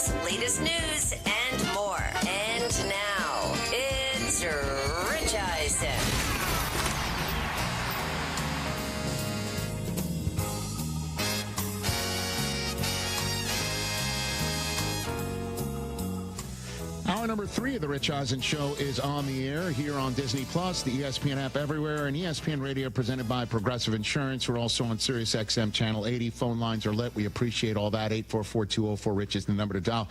Just had a delightful chat. It's going to be a great conversation when Ethan Hawke comes out here. I just had a nice chat with him in the green room. TJ, he's a Cowboy fan at youth. Mm-hmm. Wow. But as an adult, not anymore. It'll be an interesting conversation. Ethan and I need to chop it up a little bit about this. That's called a tease. He signed the certificate. I guess. Yeah, I have to talk to him, bring him back home. I think that drop, you can play one more time right here because we've had this forever from training day. There was a boom moment for him as a Cowboy fan. Maybe we'll play that once he actually comes out here and he tells the story. Commiserate a little bit. I don't think he wants to commit. Well, I think. Again, I won't tell anymore, but who he's a fan of right now, he will commiserate with you, that's for sure. He's on not the Eagles. The Lowdown. FX is The Lowdown, premieres tomorrow, 9 Eastern Time, and it streams the next day on Hulu. He's also in The Black Phone 2, that's in theaters on October 17th, the horror sequel to the hit film of 2021. That movie freaked me out, by the way. And we also have a great celebrity true or false coming up with him. It's going to be awesome. When Ethan Hawke joins us in studio. 844-204-RICH is the number to dial on the show. Ladies and gentlemen, there's a 3-0 team here in Los Angeles, California. And the last time the Chargers were 3-0, the people of San Diego, California, got to see it up close and personal. San Diego. Superchargers. 2002. Woo. When Breeze was handing off to LaDainian Tomlinson. That's the last time they started 3-0. They finished 8-8, didn't make the playoffs. I can pretty much say that's not happening this time around. Because the Los Angeles Chargers are 100% soul-stealing individuals right now. They are in the Harbaugh mold right now with a quarterback, Christopher, in the Overreaction Monday podcast that we recorded before today's flagship show. Yes, sir. And it's available wherever you get your podcasts and also on the Rich Eisen Show YouTube channel. Do it. You threw out here that Justin Herbert is your currently leading candidate for most valuable player, and I didn't offer much pushback. I don't know how you could. Well, I mean, there's Mayfield, there's Josh Allen. You got to look at 3-0 teams. We'll see what Lamar looks like tonight. Goff could be in the mix at some point. Justin Herbert, man. Game on the line. The Broncos were hitting this team in the mouth. You know, and Herbert, 8 of 9 for 93 passing yards on the last 2 drives, including a game-tying touchdown pass to Keenan Allen. That was an absolute dart, dot, however you want to put it. Dime, dart, dot, whatever D you want to throw out there. And then he led the team to a game-winning Dicker the kicker field goal. He's awesome. 300 yards on the dot, on the nose, as a matter of fact. And the defense. Holy crap, this defense. I keep saying this to you. I'm going to do this. I keep threatening. Top 5 players, you feel like there's 2 of them on the field. Okay. Number 1 might just be Derwin James. He's incredible. Yep. He had a sack yesterday also. This kid Henley, that's the number 0 in your program, number 1 in your heart. There's like 2 of them out there as well. They're doing this without Khalil Mack. They are coming for you. And this is why I'm saying also that they're not going to miss the playoffs here or they're going to fall apart. You know, obviously injuries can happen, heaven forbid. Mm-hmm. But you have the AFC West standings. There they are. They're 3-0. And their 3 wins are against everybody else on the screen. Oh, man. That's pretty impressive. Yep. They beat the Chiefs on a Friday. They beat the Raiders on a Monday, and they beat the Broncos on a Sunday. So they've done it in 3 different places. They've done it in the Northern Hemisphere. They've done it in the Southern Hemisphere. It's like a Dr. Seuss rhyme. We will beat you with our defense. We will beat you with our offense. We will beat you with Dicker the kicker, which rhymes with a lot. Just stop. I'm glad you did. Yes, so they beat the Raiders, the Broncos, and the Chiefs. They're all 1-2. The Chargers are 3-0.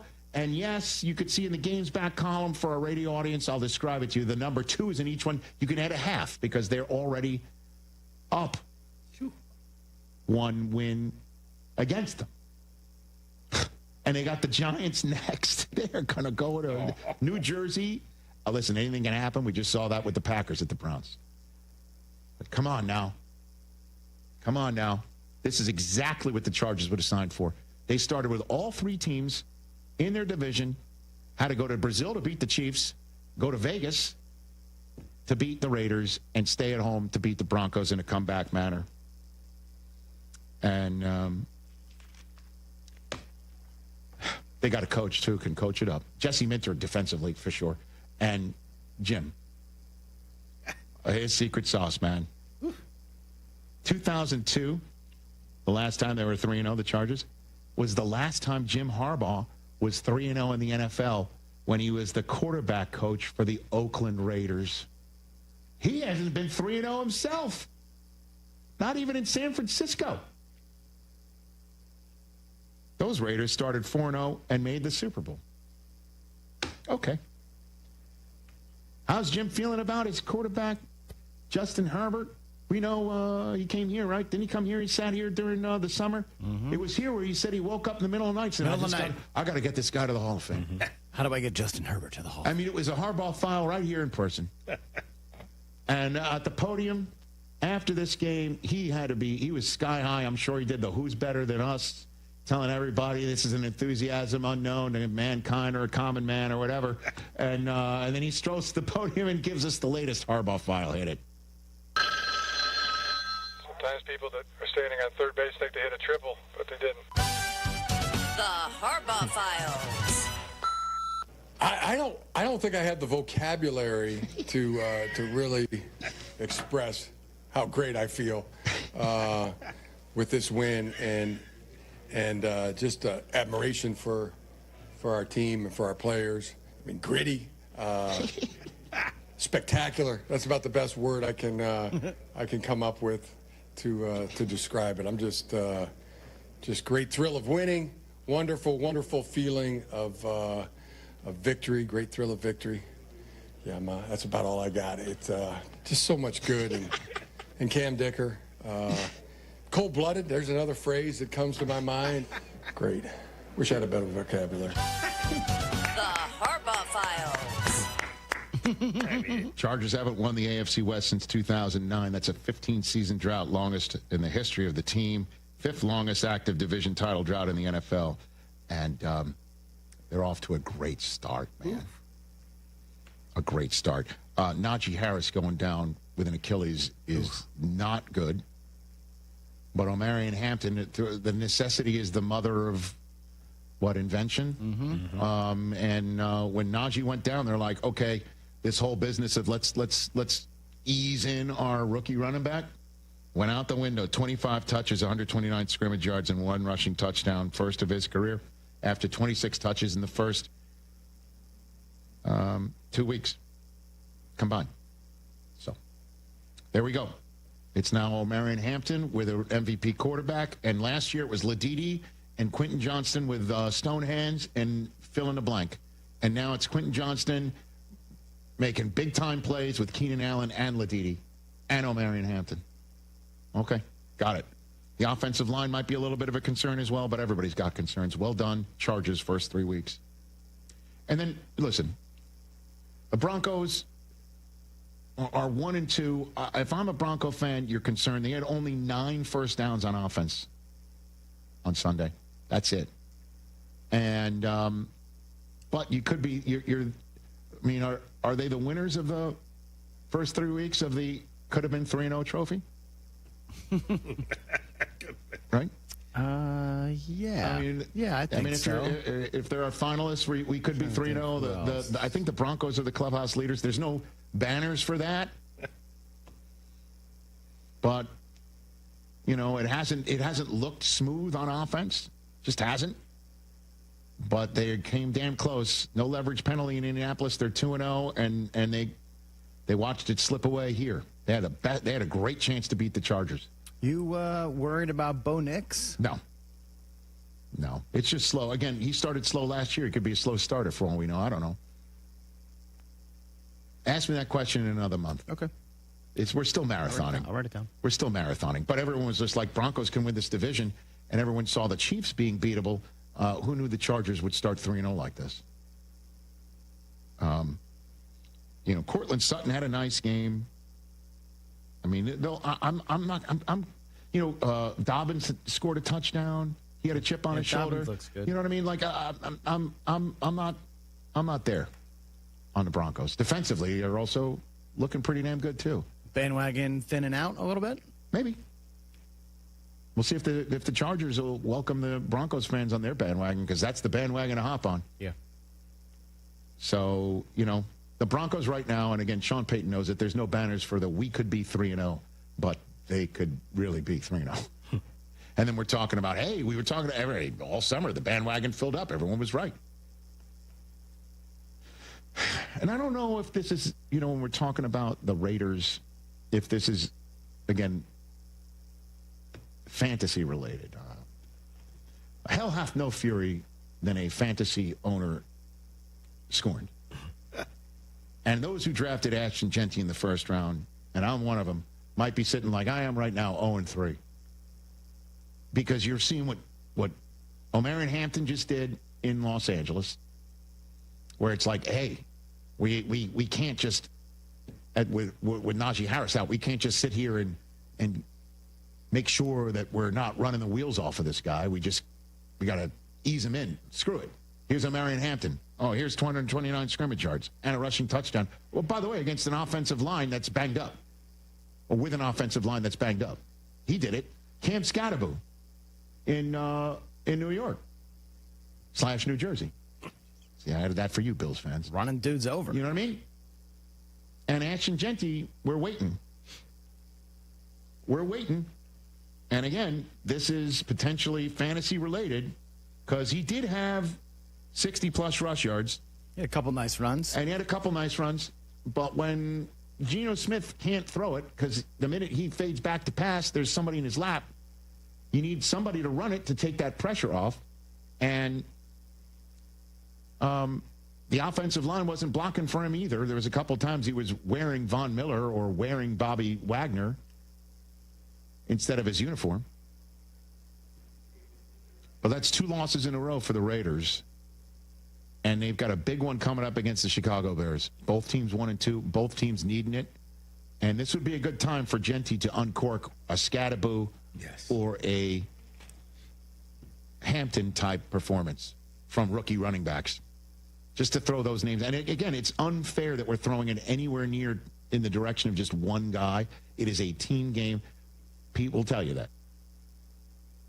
But like a 25-touch time for this kid, because it would be helpful. It would be massively helpful. Because the rest of it was working when Geno could throw. Right? Mm-hmm. I don't think I'm too far off on that front. Geno's been racking up some yards in garbage time the last couple weeks, but Trey Tucker, if you were going against him at fantasy, you lost. 145 yards and 3 receiving touchdowns. I can't imagine anyone started Trey Tucker. He's probably sitting on your bench with 3 tutties. Last Raiders player with 3 receiving touchdowns in a game, Michael Crabtree in 2017. There's your nugget for you. But the Commanders had 5 sacks. I mean, it's just it. I mean, Geno's still throwing 3 touchdown passes. I'll say at least he was hanging in there. But this thing, it didn't even look that close. No. This game was over pretty early. So just 10 points and 178 total yards through the first 3 quarters. It was a fourth quarter, just like we got to keep winging it around and hoping for the best. And then we'll just say this about the Chiefs. That second half touchdown drive was the Rick Dalton gif. Yeah. To lead off the second half with a touchdown drive, and it's just terrible. 6-6. And there it was. Rick Dalton pointing at it. That was it. That was a touchdown drive right there. We're running it. We're throwing it. We're catching it. And Mahomes is on rhythm, and people are catching his passes, and we're not out of rhythm, and we're not dropping it, and then the defense takes over. Second half of that game, Will we be looking back on it? And the answer is, who knows? And the short-term answer is, it was against the Giants. That Giants defense is no joke. And everyone's asking, Patrick Mahomes, what'd you do at halftime? Because, again, it was the Rick Dalton-Jiff moment. Collinsworth, who was talking about it on the game last night, so much so that my chief disliking son was going off so much on Collinsworth and the call, I had to FaceTime the only other person who could appreciate that. And who would that person be? That would be you, Christopher, right? Who's got two thumbs. Oh, okay. Cooper was doing his Collinsworth impersonation. It was great. Let me tell you, Rich Eisen. I mean, this guy Patrick Mahomes. He's like playing in the backyard. And so, but Collinsworth was rightfully pointing out, like, that was it. That touchdown drive was their best one. I called him in Brazil. We watched him against Philadelphia. That was it. What'd you do at halftime, Patrick? Yeah, I mean, we talked at halftime. I think more than anything, guys we wanted to execute. You know, at the end of the day, it's all about execution in this league. And when you make one mistake, it can really hurt your drive. Defenses are good, and they do a good job of capitalizing on that. And so we had a couple drives early in the game that we drove down the field and we pushed ourselves back and had to kick long field goals. And so for us, just executing all the way throughout a drive and seeing that, I mean, that's where we want to be, and we have to continue to do that more often. See, you're just not – everybody – just wants to hear, yeah, Andy Reid was peeling the paint off, man. He was peeling the paint off, and we came out, and Tyquan Thornton's starting to catch passes, and we're catching fire, and look out. But Thornton is in the role of Xavier Worthy. We're going to get Xavier Worthy back at some point. We're going to get Rashee Rice back at some point. And if this defense keeps doing what it is doing, which is just 56 points in their first 3 games, that's it. It's the second time Kansas City has allowed fewer than 60 points in the first 3 games of the Mahomes era, and they won a Super Bowl in the last time they did it in 2023. The issue is they've only scored 60. Right. This is who they are now. I got it. They don't score more than three touchdowns. Let's see what, again, that's your narrative now. When Xavier Worthy comes back and then Rashee Rice returns, then let's talk about it. I'd love to see more running. But Patrick Mahomes is perfect as a 30-year-old now. He's 1-0. Hey, this guy is a 30-year-old. He's just... you know what, Mike? Let me just tell you, I watched Patrick Mahomes, and I'm just like, man, he threw a terrible pass, but then he recovered the fumble. You know how amazing that was? That said, if he loaned us one of his 90 Emmys, we'd take it. There you go. Tyquan Thornton with back-to-back receiving touchdowns for the first time in his career. Rick Dalton-Jiff. Try and repeat it. Their next game is home against the Ravens. Tyquan Thornton, this guy. That's exactly what Cooper said, too. Couldn't catch a GV cold with the Patriots. Turns into Randy effing Moss with Patrick Mahomes. What are we doing? I don't know. Sometimes you got to go somewhere else. Just ask everybody who used to play for the Giants. Currently in Philadelphia and Indianapolis in particular. Like I said, with that fortune cookie I got, sometimes a new environment makes all the difference in the world. But the headline is the Los Angeles Chargers are 3-0, and they've beaten everyone in division to do it. And now they're off and running, heading to take on the 0-3 Giants. And that's exactly what the Chargers wanted to do to start the season. They have accomplished that mission, but you do not raise a banner on being 3-0. I get it. Let's take a break. Ethan Hawke is here. What a delightful conversation this is going to be. That's next. This is the Rich Eisen Show. Coach Saban here. On the field or on your walls, coverage matters. That's why I go with Behr Marquee Interior Paint and Primer from the Home Depot. Exceptional hide, advanced stain blocking, and over 1,000 colors to choose from. Behr Marquee delivers one-coat coverage that stands up to real life. One-coat coverage, no overtime. Behr Marquee, only at the Home Depot. How doers get more done. Valid only when tinted to colors from the Behr Marquee Interior One-Coat Hide Collection. Now that I'm a dad, I can't stop thinking about what would happen to my kids if something happened to me. Like losing the house or not affording college. Yeah, that used to keep me up at night too. It's why I finally got life insurance from Ethos. It's 100% online. No medical exams, just a few health questions. I got $2 million in coverage for around $2 a day. I never realized it was that simple. Get your free quote at ethos.com/game. That's ETHOS.com/game. Rates may vary. Bill monthly. Sample rates and year term life policy for a 35-year-old healthy non-smoking male. Want to live life at max volume? Then look no further than Hard Rock Casino Northern Indiana. With over 1,700 slots, 80 table games, live entertainment, and 5 restaurants which span a wide range of culinary genres, we are sure to have something for everyone. Whether you want to indulge in a savory dish at Council Oak Steaks and Seafood or take in dinner and live music at the world-renowned Hard Rock Cafe, amplify your entertainment experience at Hard Rock Casino Northern Indiana, just off Exit 6, I-8094. Must be 21. Gambling problem? Call 1-800-9-WITH-IT. Mitch, you played in the NFL like me. You know how important the red zone is. Absolutely, Yurko. And in retirement, your red zone is the 5 years before and after you stop working. That's where the game's won. That's what I tell people. Don't go at it alone. Mitch Lyons Wealth is the team to trust. We build personalized game plans to help you retire confidently. No guesswork, just strategy. Visit MitchLyonsWealth.com today. That's Mitch Lyons Wealth. Your best game plan to protect, grow, and win retirement. True North convenience stores and Red Bull are an elite matchup. True North offers Legends Red Bull Original and sugar-free. First-round picks like watermelon, wild berries, and rookie Red Bull Zero. Right now, grab 3 of your favorite 8-ounce flavors for $6.50 and save 10 cents off a gallon with the True Rewards mobile app. Available in your favorite app store. Score this deal before the clock runs out. True North convenience stores. Fast, friendly, clean. Fall is here. So many great things you do with the kids this time of year. What a wonderful family you've created. You want things to stay just as they are. It's time to talk about taking that next step for your future, a vasectomy. Take that step with Vasectomy Clinics of Chicago, because experience really does matter, especially with this procedure. They make it so easy with their 30-minute, no needle, no scalpel, in-office vasectomy. Log on to vasectomychicago.com. Read their testimonials and learn more about their procedure at Vasectomy Clinics of Chicago. 5 locations to serve you. Downtown Chicago at Lake Point Tower by Navy Pier with free valet parking.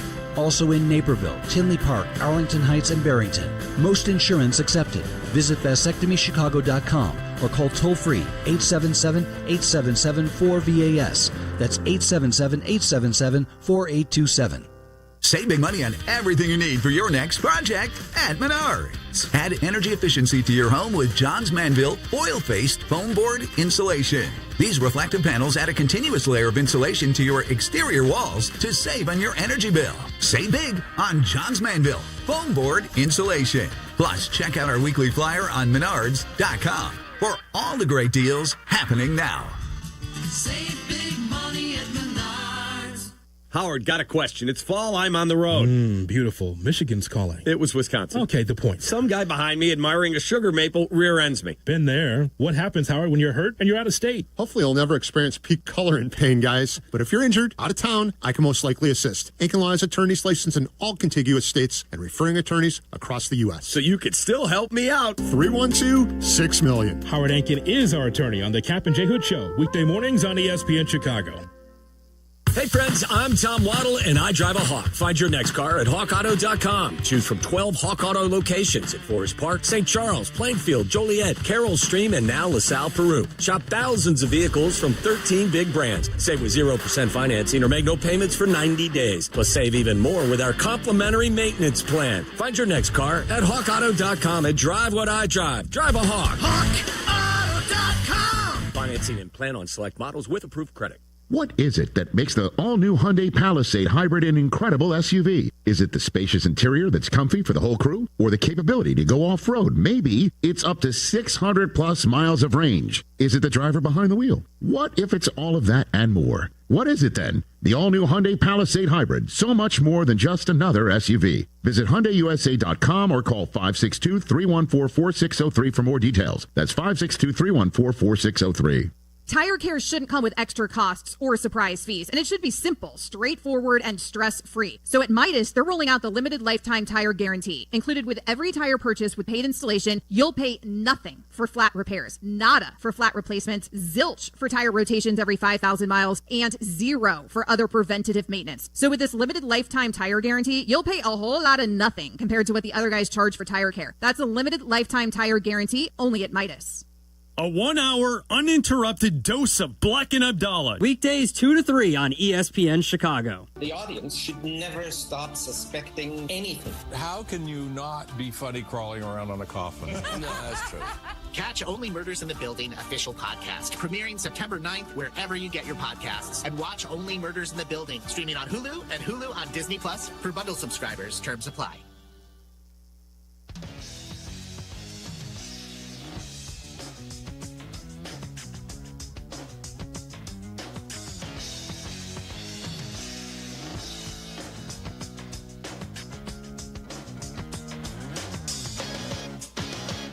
Available everywhere. Back on ESPN Radio, presented by Progressive Insurance. We're one big happy simulcast family. Ethan Hawke is here. We just saw a clip of FX's The Lowdown, which premieres tomorrow on FX, streaming the next day on Hulu.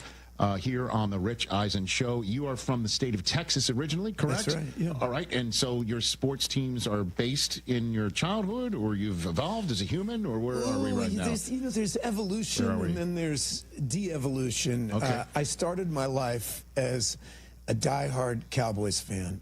I mean, you have to understand, I was 12 years old when the Cowboys beat the Orange Crush, Denver Broncos, Roger Staubach, Tony Dorsett won the Super Bowl, and I thought God loved me best. You know, I thought I was a winner. You know, and then here's the thing. Yes. Then the next year, yes, the Iron Curtain fell on the reign of the Dallas Cowboys. Yes, Terry Bradshaw, sir. and I was 13 years old, and I remember going out back the house and just weeping. It seemed like an unjust world. It seemed, it was the first like awakening that, you know, that life just wasn't going to always go your way. Sports is an excellent metaphor for that sort of stuff. Since then, I have found that constant observation of athletics has more to teach you about the fundamental natures of mankind than Tolstoy does, okay? I mean, I enjoy watching people.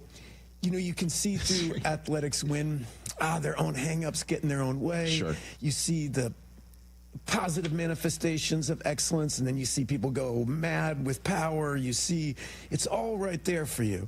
And unlike the rest of life is so nuanced and gray, and the truth is multidimensional. But sports, you know, there's stats. I remember I was about to say, wow, this Steelers Super Bowl win, it's really left a mark on you, sir. My mother, you have to understand that my grandfather was a baseball manager. He was part owner, baseball manager, and lead sports writer he was the Abilene Blue Sox, right? And he was also lead sports writer for the Abilene paper. I did not know this. He covered his own games. And which is Jerry Jones, I think. So that was pretty fun. And he was, you know, the Abilene Blue Sox were one of the farm teams of the Brooklyn Dodgers. So he was one of the scouts hired by Branch Rickey to scout the Negro Leagues. And the pride of his life was... Come on, did he find Jackie Robinson? Is what you're saying? He wasn't hard to find, okay? Right. Yeah, I mean, but he was one of those scouts that was part of breaking the color barrier and was the pride of his life. And it brought my whole family into an awareness of seeing sports as a positive aspect, a force in society. Sure, yes. Yeah. And so my mother equates everything with sports. And I remember when Boyhood came out, she called me and she said, you know, couple more hit movies and you could make the Hall of Fame. I was like, Mom, there is no Hall of Fame for us, you know? She's like, but if there was, I think you gotta make it past 50. Well, I sometimes think sports, Ethan, is like Boyhood, the movie, like about the marking of time. You know what I mean? Like it is where you're following a team and at some point in your lifetime, they finally win, like a Cubs fan or a Red Sox fan, you know, back in the early aughts when it finally broke through. I'm a Michigan Wolverine. When we finally won, I'm thinking about the times when, you know, I was in college. I'm thinking about the times when I got out of college and they came close and didn't win. It really is kind of like that. It is. It's so interesting that you say, because I moved to New York in the late 1989, you know, and I started being a Knicks fan. And so I missed when the Knicks were champions. Yes. Right. But I came on with Patrick Ewing. Right. And I remember one of my good friends called me up when Pat Riley left New York, and he was near tears. He's like, don't you understand? We're not going to get a championship banner until our kids are in their 20s. It was like, this is such a setback. It's like we're about to lose a decade. Yeah. And he was right. Well, and unfortunately, they're probably in their 30s now, and you're still waiting. Ethan Hawke is here on the Rich Eisen Show. The Lowdown premieres tomorrow, 9 Eastern on FX and streaming the next day on Hulu. We have a game, Ethan, we like to... Oh, boy. I like games. It's called Celebrity True or False. We've got some facts about your career. We want to know if they're true or false. And we've got great production value to kick it off. Hit it, please. Celebrity True or False? You can't handle the truth. That's all we got. That was good. I like Celebrity True or False. Jack Nicholson kicks you off. Ethan Hawke, Celebrity True or False. True or false? When filming first began on Dead Poet Society, you thought Robin Williams didn't like you. Is that true? Well, that is true because my character was really shy and really insecure. And, you know, I'm 17, 18 years old, and I'm desperate to be like, I want to be a great actor, right? And so I'm trying to get into character, and I'm trying to imagine, you know, the reality of the situation. And my character would not find any of Mr. Keating's antics funny. He would be too nervous. He wouldn't enjoy it. So Robin, he's one of those people that he could sense anybody in the room. If you weren't laughing, all energy went to you until you were laughing. He'd make fun of you. And so I was, and the more he tried to make me laugh, it wasn't that I didn't find it hysterical. It was that I thought he was messing with me because I was trying to do a good job. Yeah. And so the more I would see if I laughed as a failure, you know, and it made him insane so that he was just mocking me constantly. But then I found, you know, then he helped me get an agent when the whole show was over. So then you found out that he did respect what you were attempting. Yeah, and it felt really good. That's awesome. Yeah, I got this call from, you know, it was like some agent's assistant, you know, said, we're here for Mike Mitchell. He's a talent representative for Robin Williams, and we've been told that you're a talented young man. We'd like to meet you. And wow. Okay, where? Do you remember a line that Robin went off script with to try and make you laugh? That you didn't laugh at, or what? Do you remember anything like that? My favorite at the time was Carpe Per Diem. You know, okay. Because you know, we were all living in Delaware, and you know, and we were staying in some low rent Marriott. Yes. Robin would make everybody laugh by what were they doing their per diem, and then instead of Carpe Diem, he would say Carpe Per Diem. Can I have yours? You know, and you didn't go for it, is what you're saying? No, he was too funny to sit here, and his brain works so fast. Yes. I mean, if Josh Charles or some of the other guys were here, I might get the memory block going. Josh is one of our favorites here. I've known him forever. He's a diehard sports fan. He's a diehard Ravens fan. I mean, you know, tonight's the Monday night game. I'm sure he'll be. Game. He will. I'd be stunned if he's not going to be there with his boy Rocco and his whole family. But you and he did a what's the last thing you did with him? Well, again? The last thing we did, Taylor Swift was doing a Fortnite video, and she wanted. Somehow, I guess she had the Tortured Poets Department was the name of her album, and it was kind of paying some secret homage that she understands to the Dead Poets Society. So she asked Josh and I to be in the video. And you would think, you know, everybody's a huge Taylor Swift fan, but Travis Kelce came on set, and all Josh Charles wanted to do was I didn't know what game he was talking about, but there was a bad call in a Ravens. So when was it? Was it 2 years ago? Was it just last year? Yeah, 18 months ago or so. So then it might have been was it the opener? Or was it? It had to be the AFC Championship game that they lost. Yeah. And there was apparently and he's bringing up this call. I'm like, Josh, let it go. And he's like, but seriously, didn't you think that was a bad call? I mean, you didn't think that was the right call. And he's like, hey, listen, you know, you're a Ravens fan. You're gonna see it through those eyes. We just take what we can get. He's being super polite. You know, Travis was. Yeah, super respectful, really wonderful young man. And he's just trying to be classy. But Josh, no, admit it was a bad call. Admit it was a bad call. I can tell by the way you're not saying it's a bad. It's like, Josh, get over it. Wow. Yeah, 17-10. Was Taylor Swift witness to this whole thing? Yeah, but, you know, Josh doesn't. All he cares about is the Ravens, you know. Oh, that's die hard for you right there. All right, next up, true or false, when you auditioned for Training Day, you almost told Denzel Washington off because he kept going off script on you. Okay, that's an exaggeration. I would have to say that's false. I will say, What I didn't know is that Denzel was trying to get me the part, and there was a lot of pressure on the studio to hire somebody else. Okay. And he really wanted me to play that part, so I had to come in and screen test. And he was trying to show that I could play. Mm-hmm.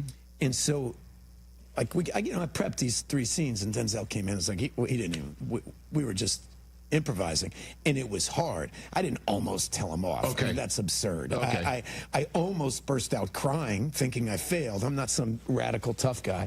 I didn't almost cry either. I don't like the way that sounded. But I mean to say, it was challenging situation. Yes. And I left the room thinking like I just walked into a moving propeller, you know. And then I got the part, and then I was like, oh, they like me. And then I went on to have one of the best experiences of my life. Well, I mean, that makes sense on that front, because it's such a seminal movie on so many different ways. And what was your favorite scene you did with Denzel that sticks out, or any story about going off book with him there, or anything? You got something for me on training day? In all seriousness, that experience changed my life. It's like, you know, we're on an athletic program here, and when you see, you know how like sometimes a player is struggling and they show talent, and then they go to a team that has great culture, sure, and they thrive. Mm-hmm. When you watch excellence and how it's achieved, Antoine Fuqua was a director, and he's a great director, and he gave me a lot of confidence and trust, and his relationship with Denzel was remarkable, and they showed me what excellence on a film set really looked like. I'd seen it as a kid on Dead Poets Society and stuff, but now I was 30 years old, and I have, you know, you start to have more agency. When you're a young person, you're just kind of doing what people tell you to do and trying not to drown. But you don't unsee excellence at that level. You know, you watch how people tie their shoes. You watch how they think about showing up on time. You watch about how they treat hair and makeup. You watch all the details that go into being able to thrive on a set. So to say that there's one singular moment almost belittles the whole experience. Because, understood. I get it. Every day was, I was learning things about freedom, about relaxation, about what leadership looks like, what creativity. Because a lot of times, like when you're in a artistic experience where there isn't any money at stake, everybody's creatively free, right? And then you get into a big Hollywood studio movie, and Denzel was still free. And he showed me that you create the environment that you're working in. You don't have to wait for people to create it for you. He created a positive working environment. Well, that speech about King Kong and all that sort of stuff. If I had to point, that speech was not scripted, and it was an unbelievable fireworks display on set. It was late in the shooting, and we had been doing drive-arounds with police officers, and he had been learning, and he had I don't want to speak on his behalf, it makes me uncomfortable, but his creativity and his depth of imagination of the way he was exploring that character, you know, it just exploded in that final monologue, which was, you know, pure vintage Denzel Washington. But you're a fellow actor on a set, knowing he's going off book here, right? And you're thinking what as you're watching it? Well, I was thinking that's what he was training me for at that screen test.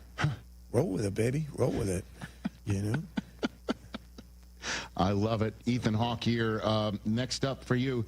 True or false, you gave the song Stay to Reality Bites director Ben Stiller, who used it in the film. And is that true or not? That is totally true, and I'm a little proud of this because, you know, don't Google this, but I was told this anyway, that is the first unsigned artist to ever go to #1 in the history of rock and roll, because Lisa she didn't even have a label, and I rapped Reality Bites, and I went to some little... Look at that picture. Yeah, wow. that's me and my cat, Mardo. And Lisa was a part of my theater company, and I went to see her play after I finished Reality Bites, and she played this song, Stay, and I was like, this song is perfect for this movie I just finished. You got to record this song and give it to me. So she went home and recorded on a little, little home 4-track device, and she sent it to me, and this is not in the email days, so this is easy, and I put a little envelope, and I sent it to Ben, and Ben listened to it, and he put it on the end credits, which is the prize spot for music in movies. And it was perfect for it. And so, wow, I've never seen that photograph. Are you serious? I don't know where we found it, but I mean, we're always digging. Yeah, we're always look at digging. that cat. I love that cat. What was your cat's name again? Marlo? Mardo. That's the lead female character from Kerouac's Subterraneans, and I was you can't tell by my hair and everything, I was in a big Kerouac fan. Look at that. Yeah. Pretty cool. Last one for you, true or false. For decades now, you've been constantly mistaken for Mark McGrath from Sugar Ray. I can see that, actually. It's so totally, easy. Man. Is it true or false? Is that true or false? For decades now gives this implication that it happens all the time. Okay. It does occasionally happen. Okay. And the thing about being a celebrity, right, is a lot of people don't care who you are. They just care that they recognize. I could be Lee Harvey Oswald for all they matter. They're just like, oh, you're famous. You're Kevin Bacon. You're Matt Dillon. You're, Matt McGrath. You know what I mean? It's like they just recognize you and don't know who you are. I mean, he's a cool dude. And by the way, his music was crazy popular. They used to play one of his songs at the Knicks all the time. So I love that guy. So maybe they come up to you and say, hey, great song. I have no idea. If they do that, I just say thank you. Have you signed an autograph for somebody who's actually... I've signed Kevin Bacon's name before. Oh, Kevin Bacon. That is amazing. That's good. Because Kevin Bacon? What happens to you is some sweet kid comes up to you and is like, nice. Kevin Bacon, you're my favorite actor, and it means so much. And their hands are shaking. And so you don't want to say, I'm not Kevin Bacon. But I want to tell you a funny story about that. Sure. I was living in Atlanta. I'm about 12 or 13 years old, and I'm going to see North Dallas 40. I should not be going to see my mother. I'm going to see North Dallas 40, and I highly recommend, by the way. And you know who's in the movie theater? Fran Tarkenton. And I know it's Fran Tarkenton. Okay. And I go up to Fran Tarkenton. I'm like, Mike, you're Fran Tarkenton. And the guy's like, no, I'm not. Get away from me. And I'm watching how evasive he's being, and I'm like, no. And I go up to him, you are Frank Tarkenton. And he goes, get away. And I'm like, but that's Fran Tarkenton. And it was. It was. Fran Tarkenton was going to see North Dallas 40 in a movie theater in Atlanta. I don't know why. Damn. But I bet normally he's got money on it. Normally he's got escapability on his own, as opposed to telling you to leave. Normally he's got a quick first step. I think about it every now and then when a kid annoys me or something like that when I'm walking to the airport. Because I'm like, one part of me thinks, well, don't treat this young man the way Fran treated you. And then another part of me thinks, well, Fran did it. I can do it too. He's in the Hall of Fame. He's in the Hall of Fame. And listen, sometimes it's annoying. Right. Okay. Dude, what a pleasure having you on. I could go on and on with you, but please come back. If you're you've got a great show. I appreciate being on here. Yeah, and the Black Phone 2's in theaters on October 17th. That's right. You're in this film with Margaret Qualley, who's as red hot as they come.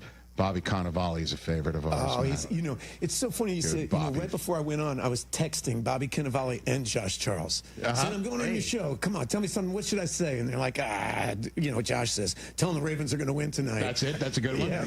And Bobby said, you'll do fine. Just because he doesn't want to talk about the Jets. That was epic. That was an epic failure last night. But Bobby could have given you that script before the game. He could have, and we would have predicted it.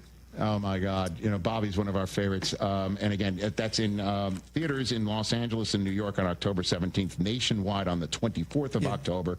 And please check out The Lowdown tomorrow at 9 Eastern on FX, streaming the next day on Hulu. Thanks again for coming on, brother. Thanks for having me. Amazing.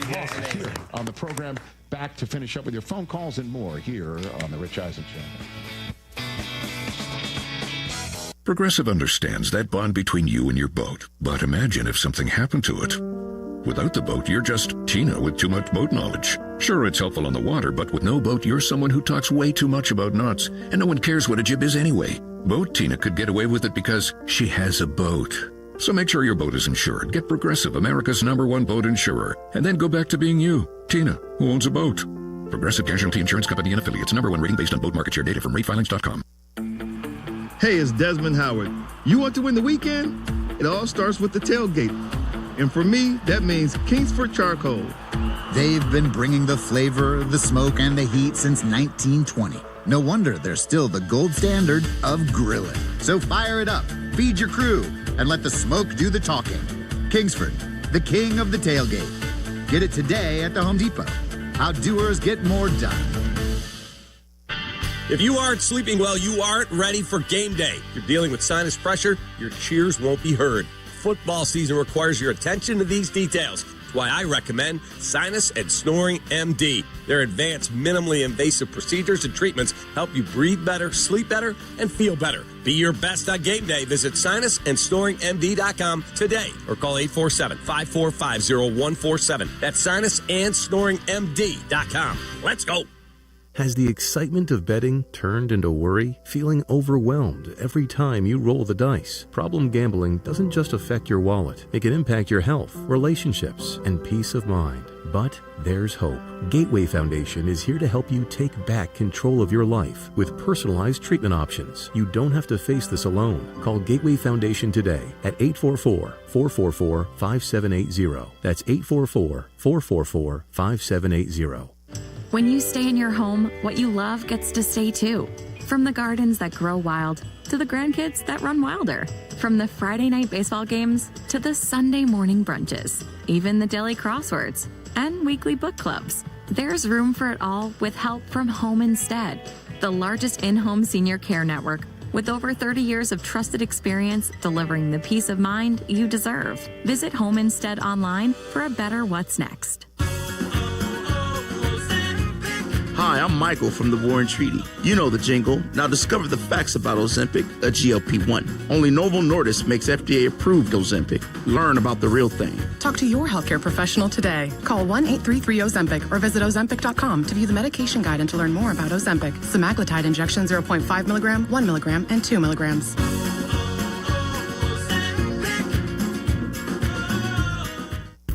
Hey, it's your friend Tom Waddle. On the field, every great team starts with a strong defense, and the same's true in business. That's why companies trust my friends at Trend Micro. They protect your network, your cloud, your data, and your people from ransomware, phishing, and today's toughest cyber threats. With AI-powered proactive security, Trend Micro stops attacks before they ever reach you. Trusted worldwide and backed by over 35 years of innovation, this is enterprise defense done right. Go to trendmicro.com today. That's trendmicro.com. When your team's best players have all been traded and the latest pick is overrated, just raise a glass with a friend or two and tell them more, tell them more, tell them more, do. May your team be great and your picks be true, and if it falls apart, you'll know what to do. Just raise a glass with a fan or two and tell them more, tell them more, tell them more, do. It's a crazy world, so what do? You tell them more, tell them more, tell them more, do. Hey! Tullamore Dew Irish Whiskey, 40% alcohol by volume, imported by William Grant & Sons, Inc., New York, New York. A SoFi personal loan is here to help you achieve something once thought impossible: overcoming high-interest credit card debt. Walk the tightrope of your finances with one low, fixed-rate monthly payment, no fees required, and as soon as the same-day funding. That's right. Pull off your own debt-defying stunt with a SoFi personal loan. Visit SoFi.com/trick to learn more. Loans originated by SoFi Bank, N.A., member FDIC. Terms and conditions apply. NMLS 696891. Out here, pets are always by your side, watching the herd, running fence lines, or asleep at your feet. Pets are some of our favorite customers. When you bring them along to Tractor Supply, we'll always have a treat waiting. And with our price match guarantee, you'll always get the best price on their favorite food, toys, treats they love, and pet meds to keep them healthy. Tractor Supply, for pets out here. There's an app for that.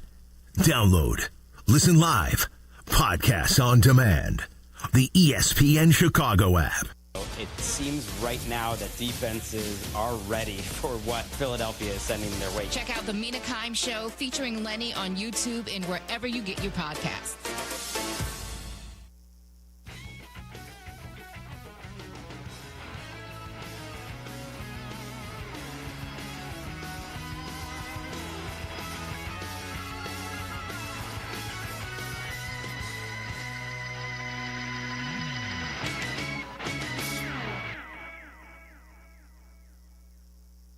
Since then, and I said to him, hey, Costas, Bobby Cannavale, I just wanted to introduce myself and say, when I was 21, I told him the story, and he went, doesn't sound like something I'd say. Shot me down. Just complete shoot down. Twice. Well, he was also sitting on the toilet when you told him the second time. He was. He's like, hey, so what did you... And shut the door, dude. I don't care that you have 2 Emmys. Chip. Shut the door, Chip. Bobby Cannavale and Paul Rudd back in 2017. I don't know, sitting there on our YouTube channel, youtube.com/Rich Eisen Show. We're back here on the Rich Eisen Show Radio Network, presented by Progressive Insurance. Nick Bosa is out for the year. Remember, I don't know if anybody saw the game. Wasn't on much of the country. Cardinals at Niners. Bosa was looking at somebody in the crowd when he was coming off the field, and he gave a thumbs down sign. Thumbs down. He knew something was up, and now it's season-ending surgery. Oh my God! Brutal. I mean, brutal. They need a seance there in Santa Clara, right? Purdy, and Kittle, and Ayuk's now out. You know, not coming back yet for another month apparently. And Juwan Jennings didn't play. Juwan Jennings didn't play. They're probably, but they're 3-0. Next man up at some point is going to be like somebody on a practice squad. They'll take someone off of Hayton Ashbury. Can you play football? Looks like Purdy was close to playing this week. He might be back. Let's hope. That is a massive blow and unfortunate for the San Francisco 49ers. And Brian Daboll, moments ago, he was asked again last night, what about Russ? What about Jackson Dart? And he's just like, you guys keep asking me right after games. I'm not going to answer right after games. So now, I guess they were like, what about today? Russ remains the starter moving forward? Yeah, I mean, we're working through, all personnel decisions, and we'll do that over the next few days. Hold on, so you're not saying Russ is the starter, right? You're saying you're still working through that? Yeah, we're doing what we normally do, which is, watch the tape. We're just watching it with the players right now. So, we'll have staff meetings after this, but when we come in, we watch the tape, offense, defense, kicking game as a staff, and then we go meet with the players. That's where we're at right now. We say what you normally do. Most Monday afternoons, you know who your quarterback's going to be the upcoming week if everyone's healthy, though. It just seems a little different, your responses. Yeah, well, look, we're going through the tape right now. We're evaluating everything. So quarterback change is on the table. I'd say we're evaluating everything. Oh, wow. Just keep chipping away. Great follow-ups by whoever that was. Yeah. Let me say this to you. There's one thing I feel as certain about anything. Is that Russell Wilson starting against the Chargers? 100%. Did that sound like a committed Brian Daboll to Russell Wilson right there? There are fan bases howling at the gates. And I understand he's not going to say Russ. I mean, I don't know. And he's trying to create some sort of sense of competition. Last time he did this, Russ threw for 450 yards. I don't know. But you're not holding Jackson Dart back because he's not ready. And, Thomas did return and play 25 snaps. You definitely don't want to put the kid back there until your left tackle's fully able to play and not sitting out at the end of the second quarter and then for your second half because he's on a snap count. And you're certainly not going to put him in against a defense that is marauding. The Chargers are the last team you want to do it against. You want to do it against anybody and then go with the flow and roll the dice. It is what it is after that. You do it against the New Orleans Saints a week later. That would stun me if they're like, you know what, Andrew Thomas isn't ready to play a full game yet, and yeah, let's roll him out against the Chargers. I would be stunned if that happens, but you never know. Thank you, Rich. It's live in Chicago. It's Bleck and Abdalla coming up in 5 minutes. The Bears get their first win of the season. Woo! They beat the Cowboys yesterday, 31-14. And Abdalla and I are just going to replay our show from yesterday as we called all of this. Yeah. Caleb breakout game. How about that? Defense making plays. How about that? We both picked against them, of course, but it's a Bears victory Monday. What a day. We will take your phone calls at 312-332-3776. Bleck and Abdalla coming up in 5 minutes.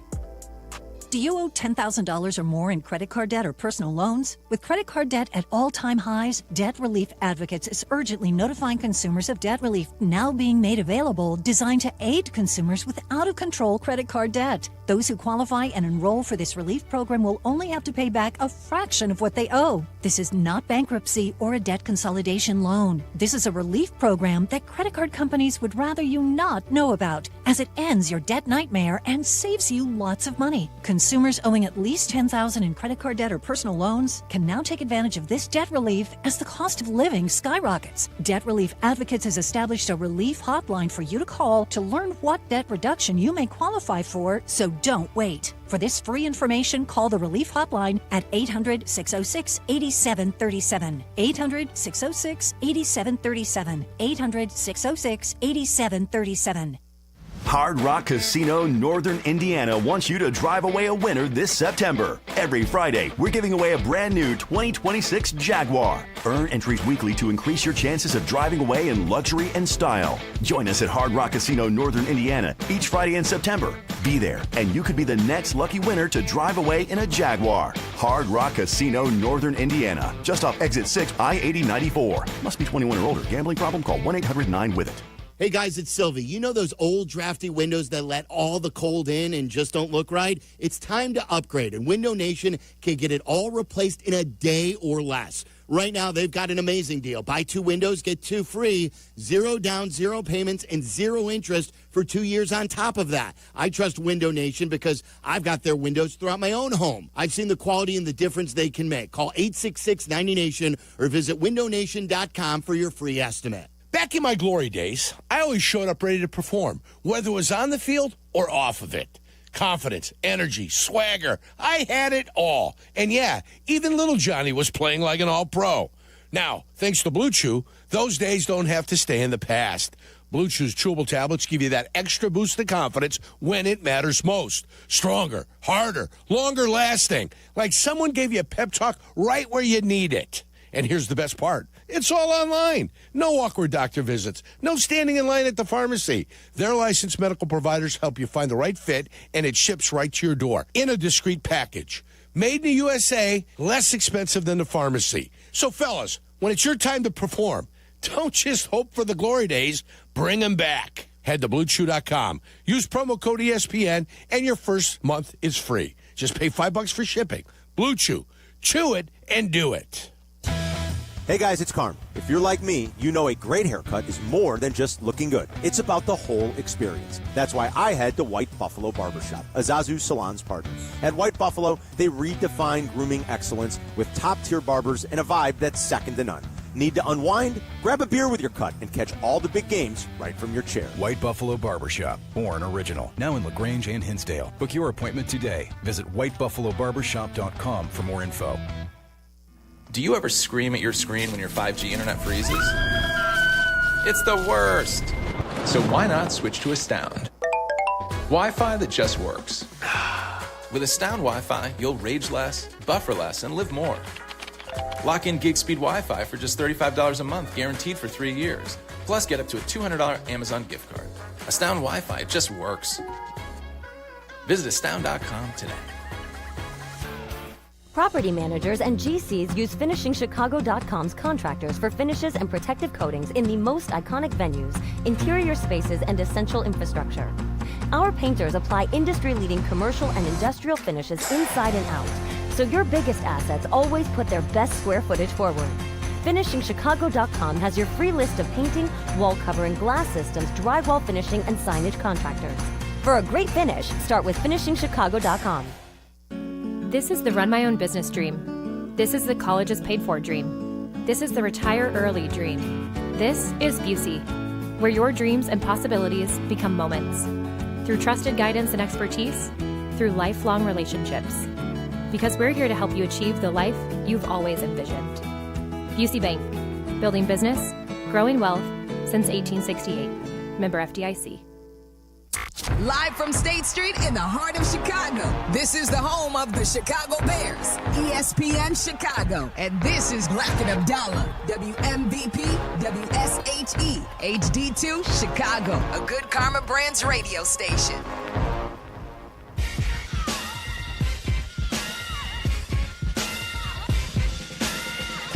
Welcome in to Bleck and Abdalla, weekdays 2 to 3, uninterrupted right here on ESPN 1000 and the ESPN Chicago app. We are brought to you by Yuengling, celebrating a Bears victory Monday as the Chicago Bears beat the Dallas Cowboys yesterday at Soldier Field 31-14. Bears Victory Monday. Snap and a big handoff. Back to throw. Caleb Williams tapping to throw. Wide open Loveland. Backing up to the 50 to the 40-yard line of the Cowboys. And he rustled down near the 37. Left to right from the Cowboy 35. Snap back. Caleb going to throw down the left sideline. Open at the 10 to the 5. Adunze. Touchdown. Touchdown Bears. The pitch to Swift. Tosses it back to Caleb Williams. Looking deep down the left side. Going for the they're burning over the shoulder. 20. 10. 5. End zone. Touchdown. Touchdown Bears. Ben's bag of tricks. Fans are going berserk. They loved it. Up to Johnson to the left. Gets into Bears territory to the 40. Had a steam to the 40. Or knocked him out inside the 30. And they say he fumbled the ball. Took it out of his hands. Tyreek Stevenson ripped it out of his hands. Ruling on the field was a fumble and recovered in the field of play by Chicago. Play clock being worked by Caleb Williams. Snap back, fakes it. Little pressure up the middle, back of the end zone. Over the middle, touchdown. Touchdown, Cole Kmet. Touchdown Bears. Prescott to throw again. Pocket starts to close, and down he goes. Avalanche coming in, and it's Montez Sweat. Snap back, four-man rush. Prescott gonna throw, but he's gonna go short, and the pass is intercepted on the tip. And coming up with it is Tremaine. Takes the snap, looking, scanning, now running right, gonna throw back in the end zone, middle, DJ Moore. It's Bears Victory Monday on ESPN Chicago. Jeff Joniak on the call, and you can listen to Bears football right here on ESPN Chicago each and every game. Shout out to Jay Moore for putting that together as well for the shows as well that highlight montage. As Abdalla, we celebrate a Bears Victory Monday. The Bears are 1-2 here on the young season. They beat the Cowboys 31-14. Yeah, it was great and all, Chris, but I will say this. No, I'm not going to crap on anything. That was a great win. No, it felt good, right? It felt awesome. It felt awesome. It felt great. There was nothing to complain about. And I'm not going to take anything away from the Bears. That's what you're supposed to do to a bad, beat-up team. They trade away their best pass rusher. Their best wide receiver goes down with an injury. That is exactly what you're supposed to do to a banged-up team. You know exactly how to attack a Matt Eberflus defense, and that is exactly what you're supposed to do. And we're seeing week to week Caleb Williams get better and better as a quarterback, and that is exactly what you brought in Ben Johnson to do to this quarterback, is to develop him, and you're seeing progress week to week. And I know that the Dallas defense is not good. They're banged up. They're not good to begin with. They traded away Micah Parsons. That's fine. This is what we've said. You and I did the pre-game show yesterday. Yeah. Before the game, as we do, 4 hours before every single Bears game. And we said this exact thing. And I said it before about Mitchell Trubisky. I've said it before about Justin Fields. When you have a game like this on the schedule against a bad defense, this is where you expect to see a breakout game from your quarterback. You expect to see these games where you put up 3 touchdowns. You put up close to 300 yards. You're not supposed to have any turnovers. And for once in his career, Caleb Williams didn't take a sack. And that's exactly what you saw. This is what I expected. What I didn't expect is what I saw from this Bears defense. And they stepped up and they shut down a Cowboys offense. And yes, CeeDee Lamb did go out with an injury, but you can't control that. It's football. Guess what? People get hurt. It happens. But this game was supposed to have a ton of points in it. It ended up getting close to the over. It didn't end up hitting.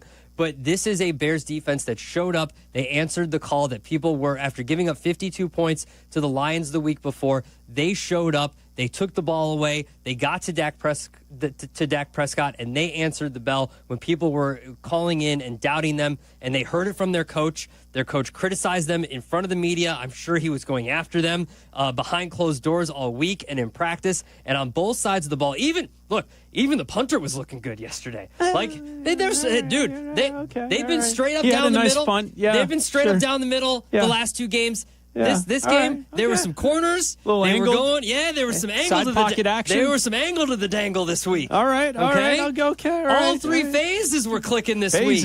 Okay. We asked yesterday in the pregame show for defensive players to step up, and if you're going to give the yardage that they gave up, you have to create turnovers. And that's where Tremaine Edmonds yesterday led the team in tackles, 15 tackles, and he had 2 interceptions. That's highlight-worthy stuff. That's the stuff we were talking about yesterday, asking for even when the Bears haven't been a great team, you've had very good performances from prideful defensive players of the past. I mentioned Tillman, Briggs, Urlacher, Alex Brown. There's names on the Bears defense from years past that would show up and have a game, and the Bears would surprise people, or they'd win a game that they were expected to win. And that's what we got yesterday from Tremaine Edmonds. Tyreek Stevenson set the tone. Chasing down from behind to rip the football out, to stay in bounds, to get possession back on a drive that the Cowboys were just slicing and dicing the Bears defense. That was huge. That was a great play. And a few times, I think he had 2 pass deflections as well on the day. So Tyreek Stevenson stepped up. He has looked bad so far this year. Yesterday, he looked good. That was outstanding. So credit goes to the defense, like you said, Abdalla. The defense stepped up, and that's the reason why they won, because in the fourth quarter, the Bears' offense kind of petered out. They kind of mustered up all their energy for that great 19-play drive they had in the third quarter, which we'll have a moment on that in just a second. We're on the air here until 3 o'clock, and then we'll hand it off to Waddle and Silvy, uninterrupted until Waddle and Silvy. So if you want to join us, you can call us at 312-332-3776. But it was the defense that stepped up and allowed the offense to have so much success yesterday, and both worked together. And it was exciting because I was very disappointed in the first 2 weeks based on this team, the way they looked, and how it just didn't feel like it was the new coach vibe.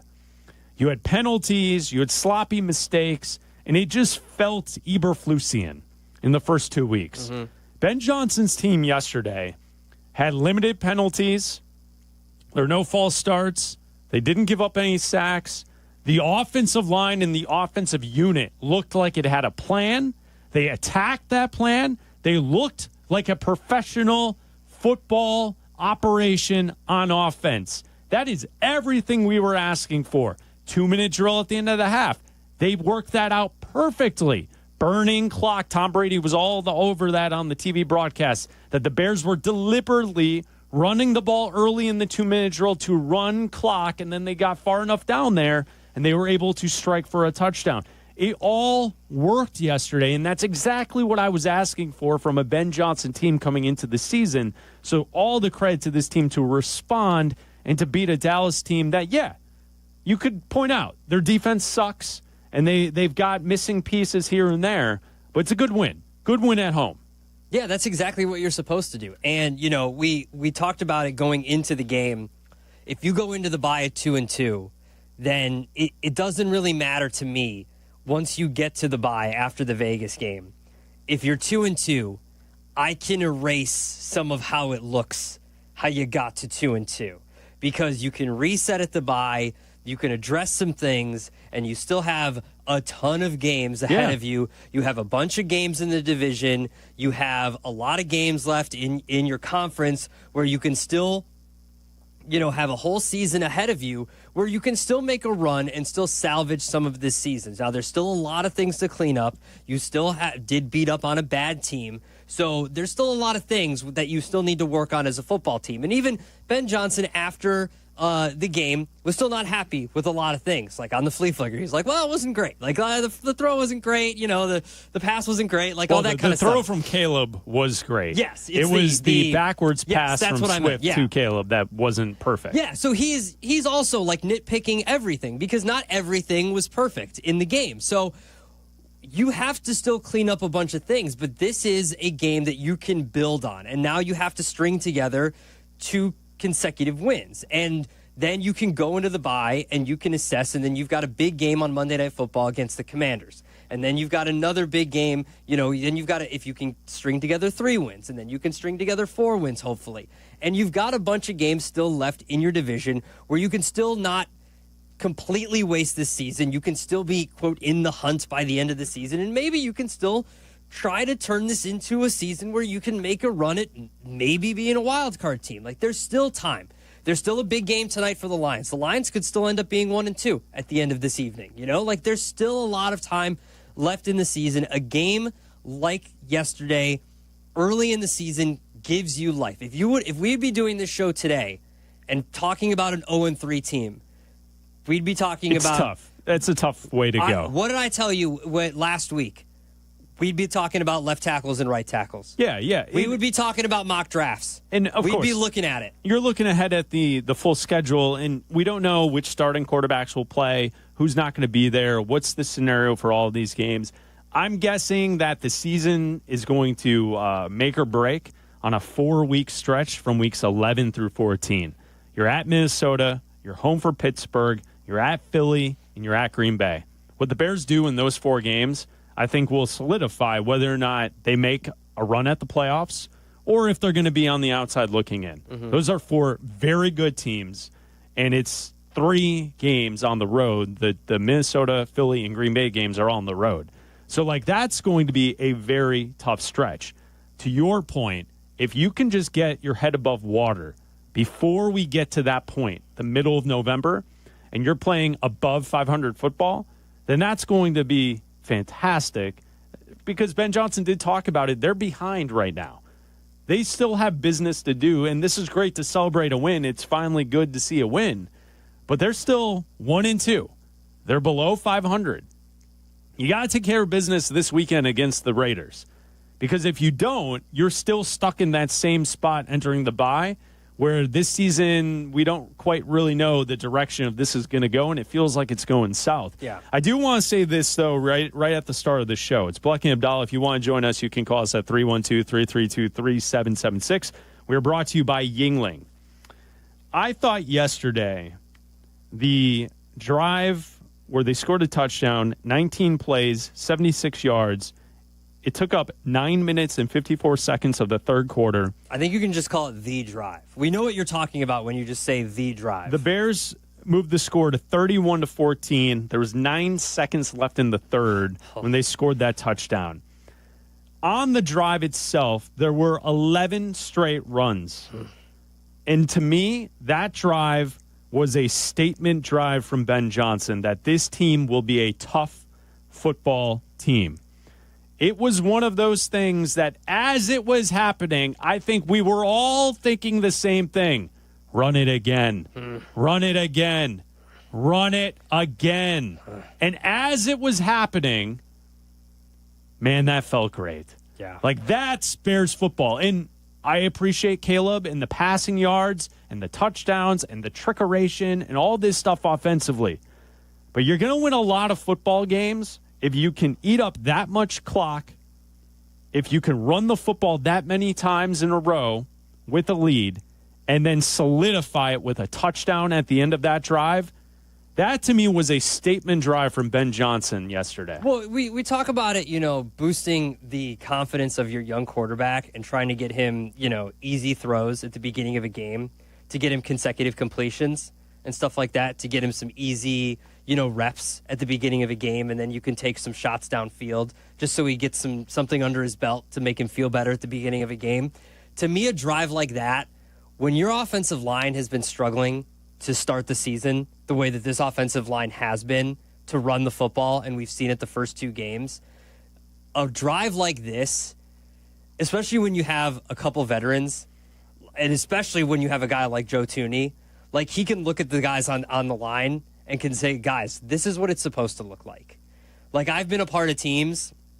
Not me. I'm pretending to be Joe Thuney right now. I'm with you. I've been a part of you're pretending you're looking at the other guys. I've been a part of no teams. Yeah, I'm with you. Yeah. And he can say, we know. Yeah, he can say, guys, this is what real teams can do to very bad teams.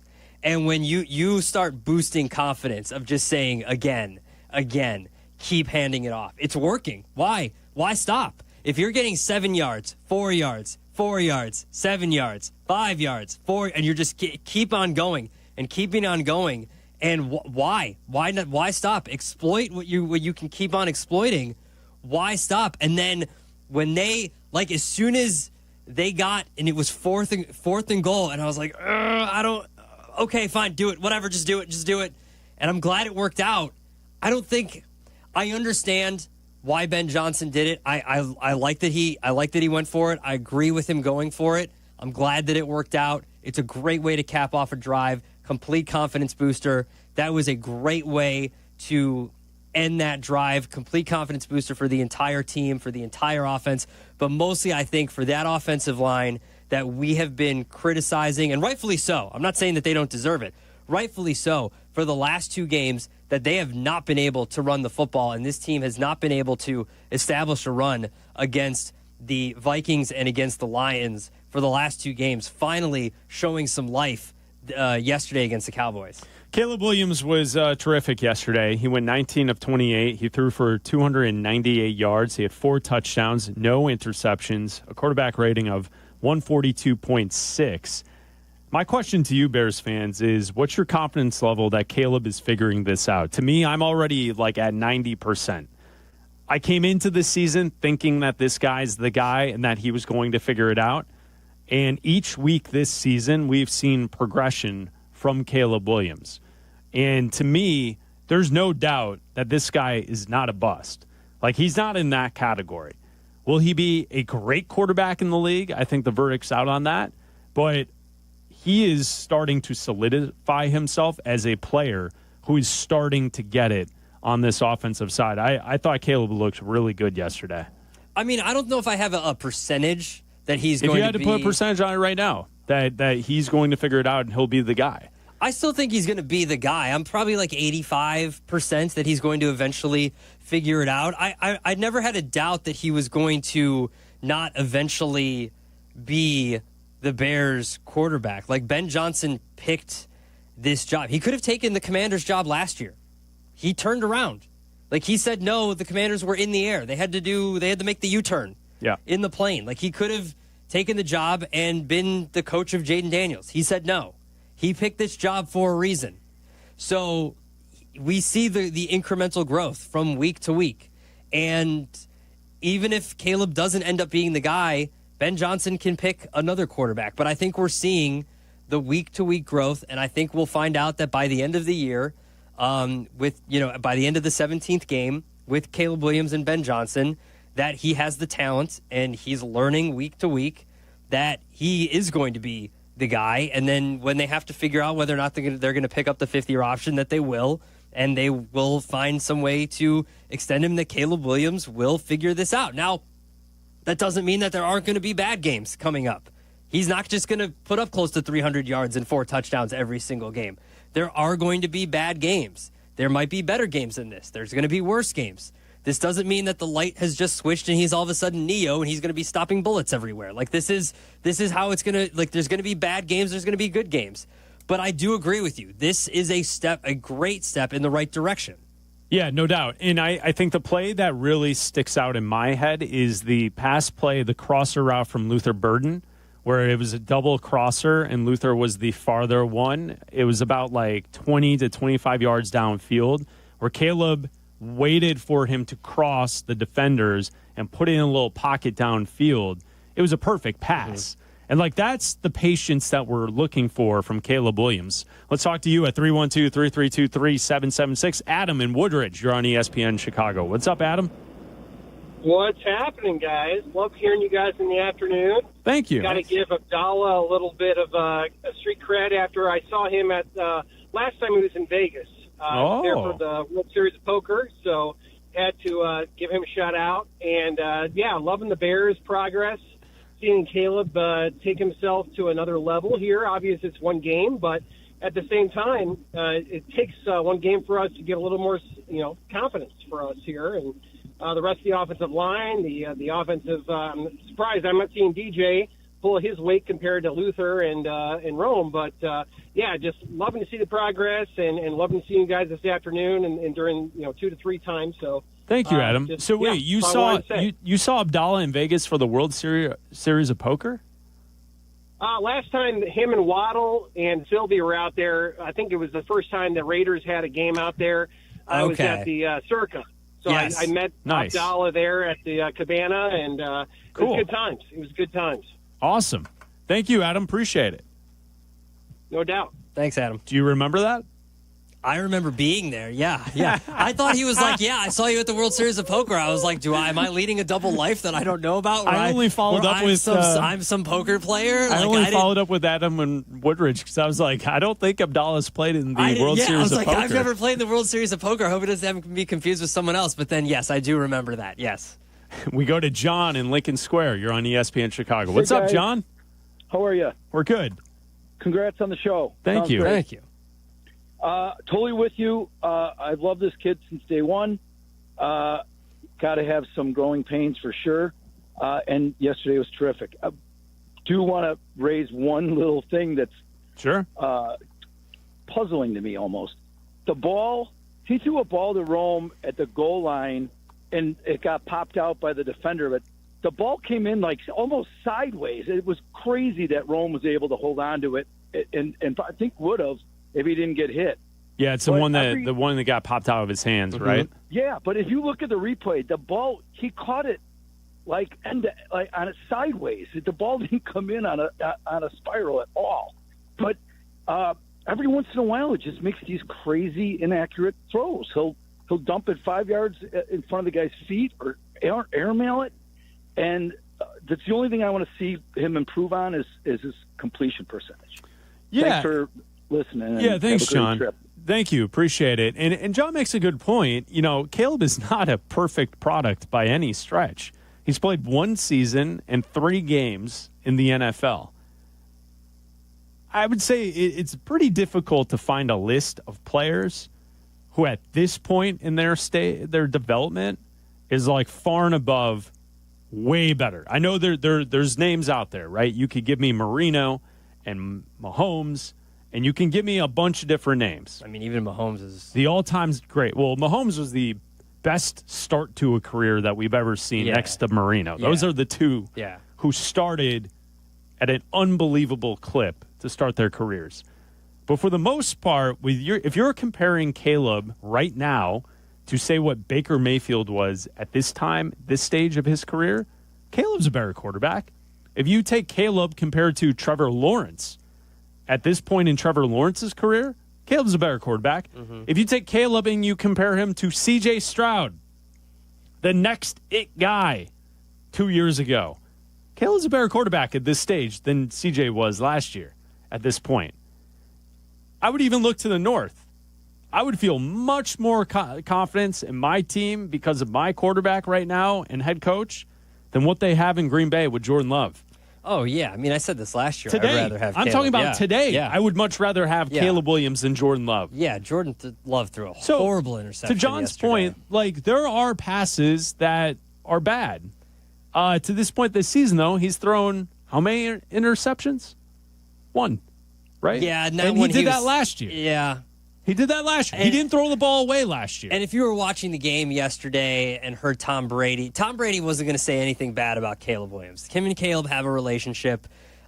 Before Caleb was drafted, they did that thing where, they were it was some form of like video thing where they were like some brunch or I don't YouTube? know. Yeah, well, I don't know if it was a YouTube video or something. The Brunch Rush? It was like that's copywritten Carmen Jurko Incorporated. I thought they went on a little brunch date. Didn't it was something with like all the quarterbacks or something. But him and Caleb have a relationship. He wasn't going to say anything bad about Caleb, and he wasn't going to say anything bad about Ben Johnson. So he even said there was another pass. It was a pretty easy pass to Rome. Rome was open and he missed it. He just completely whiffed on it, and he didn't get it to Rome Odunze. And so even Tom Brady, who wasn't going to say anything bad, said it takes years of practice to even get the easy throws when you're a starting quarterback. And so you're not going to get the easy ones, and you're not going to make every single throw. He's got to make ones. I'm not trying to make excuses for him. He needs to make some of the throws. You're not going to make all of them. And he probably should have made the throw that I'm talking about specifically. Also, listen, Rome, that ball hits you in the hands, catch it. It's back-to-back weeks. Catch it. Where the balls have hit him in the hands and he's dropped it. You want to be a number one wide receiver? I don't care if it comes in sideways. It hits you in the hands. Catch the football. Yeah. I mean, that's like the play against Detroit where Caleb threw it up and there were 4 Lions defenders there, and the ball hit Rome right in the hands and he dropped it. If it hits you in the hands, that's where it's supposed to hit you. catch the football. I can say that Caleb's throw to him where it wasn't anywhere near him when he was open was bad. But the one that hit you in the hands, that's on you. Catch it. Caleb needs to hit the layups, no doubt. Yes. I also think that no Bears quarterback has looked the way he looks outside of Jay Cutler in his prime, where when he steps back in a clean pocket and rips one, he's throwing lasers out there. Yeah. And those are the passes that not everyone in the league can do that. And so those 20, 25, 30-yard straight line darts that he's throwing to DJ got one, Rome got one, Luther Burden got one. Like, that's the separator. Obviously, I agree with John in Lincoln Square. He's got to hit the layups. He's got to, the easy passes throws. Need to do that. I mean, did you see the pass from Mahomes last night to Travis Kelce where he double pump faked and then just threw it away from him? I saw Mahomes miss throws yesterday. I think the point is I would much rather support the positive that he can make some unbelievable throws at this point than being worried and anxious over the fact that he's missing a couple of easy ones. Yes. Because he clearly looks more comfortable in the pocket. Now, that also has to do with that Dallas's pass rush isn't what Minnesota's is and isn't what Detroit's is. So as they face tougher teams, it's not going to look as easy as it did yesterday. But I think Caleb is developing. We go to Michael on the south side. You're on ESPN Chicago with Bleck Abdalla. What's up, Michael? Yeah, I want to compare last year with this year. Remember that game against Washington? And they kind of like messed up on that Hail Mary. And What happened in that Stevenson, Washington game, Michael? I don't know. Right, I know. And Stevenson was the guy who was looking somewhere else, right? Yeah. And got caught up. Now, this year, and that kind of derailed the whole season. After that, it was just went downhill after that, right? And this year, when he took the ball away on that run, and, you know, in the first two games, he was getting torched. You know, he was getting torched the first two games against the Vikings and Detroit. Every time you seen somebody was running past him in the end zone or getting past him. Now, if this going to get him off the hook and that play he made, because it turned this game around, is that going to all of a sudden maybe turn the season around too? Well, I mean, I'm not saying that one play or one drive or whatever is going to turn the season around, but I think it can. I mean, one play killed the season last year. To Michael's point, I feel like it can negatively, but I think you can string together a few wins that can take you in the right direction. Like the Bears start. Thanks, Michael. Like starting the season 0-2, and then turning it around, and before the bye, going into the bye 2-2, can certainly turn this season around and not make it a complete loss.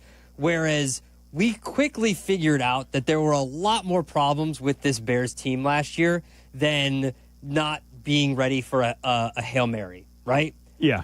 Like the Hail Mary wasn't the problem. There were a lot more problems going on with this team than not being ready for a Hail Mary. That was basically just the straw that broke the camel's back and led to a 10-game losing streak. I don't think that ripping a ball out of another player's hands and leading to a turnover is going to lead them to win 10 games in a row. I hope it does. That would be great. Yeah, but I don't think it's going to. I would say, yeah, there's still, like, all of this entire conversation today, tomorrow, Wednesday, Thursday, Friday when we're in Vegas, over the weekend, it all is contingent on them beating the Raiders. Yeah. Because, like, the celebratory mood that we're in today doesn't really matter if we're flying back on a plane on Sunday night and the Bears got their butt kicked on the road in Vegas. Mm-hmm. It will not matter because all of the negative aspects of what we saw in the first 2 weeks, that all will still be highly scrutinized and dissected. Yeah. You know, the Bears, even after yesterday and the performance from the defense, the Bears are still dead last in the NFL in defensive yards per play. Well, yeah, they're going to be. They gave up 52 points and they were giving up 13 yards a carry. Yeah. You know? But the point being is they went up against an offense that lost their number one wide receiver midway through the first quarter, and they made an improvement to a point to win the game. Yeah. But they're still the worst defense by some metrics in all of football. Yeah. So give them credit for what they did yesterday. Now they have to go out and do it again against the Raiders. And going on the road is tough, and you're facing a very experienced head coach, a good head coach in Pete Carroll. So it's not going to be an easy game. It's still going to be a tough game. When we were on the air yesterday for the pregame tailgate, did we know that the defensive players had a players-only meeting last week? No. As it was reported on the television broadcast that Grady Jarrett and Jaquan Brisker got the players together? No. I didn't know that. Yeah, you heard that. You saw it on the broadcast, right? And they were talking about I it. didn't know, because I've specifically said that we're not to the point of players-only meetings. But they had one. And so credit to them for stepping up and showing up and playing great football yesterday, right? Well, listen, I think they realized what was happening and what could happen if you continue to play the way that they were. And I think that goes into what we heard from Ben Johnson during the week. We're not practicing at a championship caliber level. Not necessarily saying that jobs were on the line, but, reps or whatever you want to call it is on the line, right? Calling guys out to the media is on the line. And Grady Jarrett, being a veteran, but being new in the building and calling for that is good, I think. And having, especially when you have guys that have been around on this defense that are now going to be out. Jalen Johnson is going to miss a significant amount of time. We don't know how long TJ Edwards is, but he is one of your better players on this defense, and he is now out. We don't know how long. He might play this weekend. He might not. He might be out till after the bye. We don't know. But he and Jalen Johnson are big pieces on this defense, and now they're out. So it's good to see a guy like Grady Jarrett, who is a veteran presence in that locker room, because that's what he's brought in here to do. He's brought in here to be a veteran presence on this defense, and it's good to see him come in and do that and be a big presence on this team when you lose guys who can't be on the field to make their presence felt. Because that's what he's there. That's why you brought him in. Yeah, and I love that. I'm glad that he's performing, too, because we kind of question whether, because I question whether his performance on the field would match what he'd be able to bring off the field. Yeah. Because we saw him struggle the last 2 years on the field. Ever since his injury, he hasn't really been able to bring it on the field. Yeah. He's been more of like a locker room rah-rah guy. And now we've seen it so far with the Bears. He's been playing better.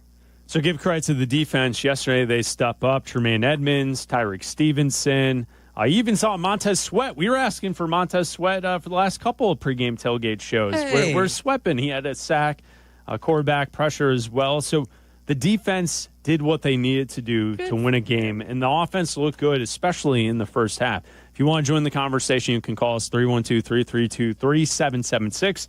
It's Bleck and Abdalla, uninterrupted from 2 to 3 every weekday right here on ESPN 1000. We're brought to you by Yuengling.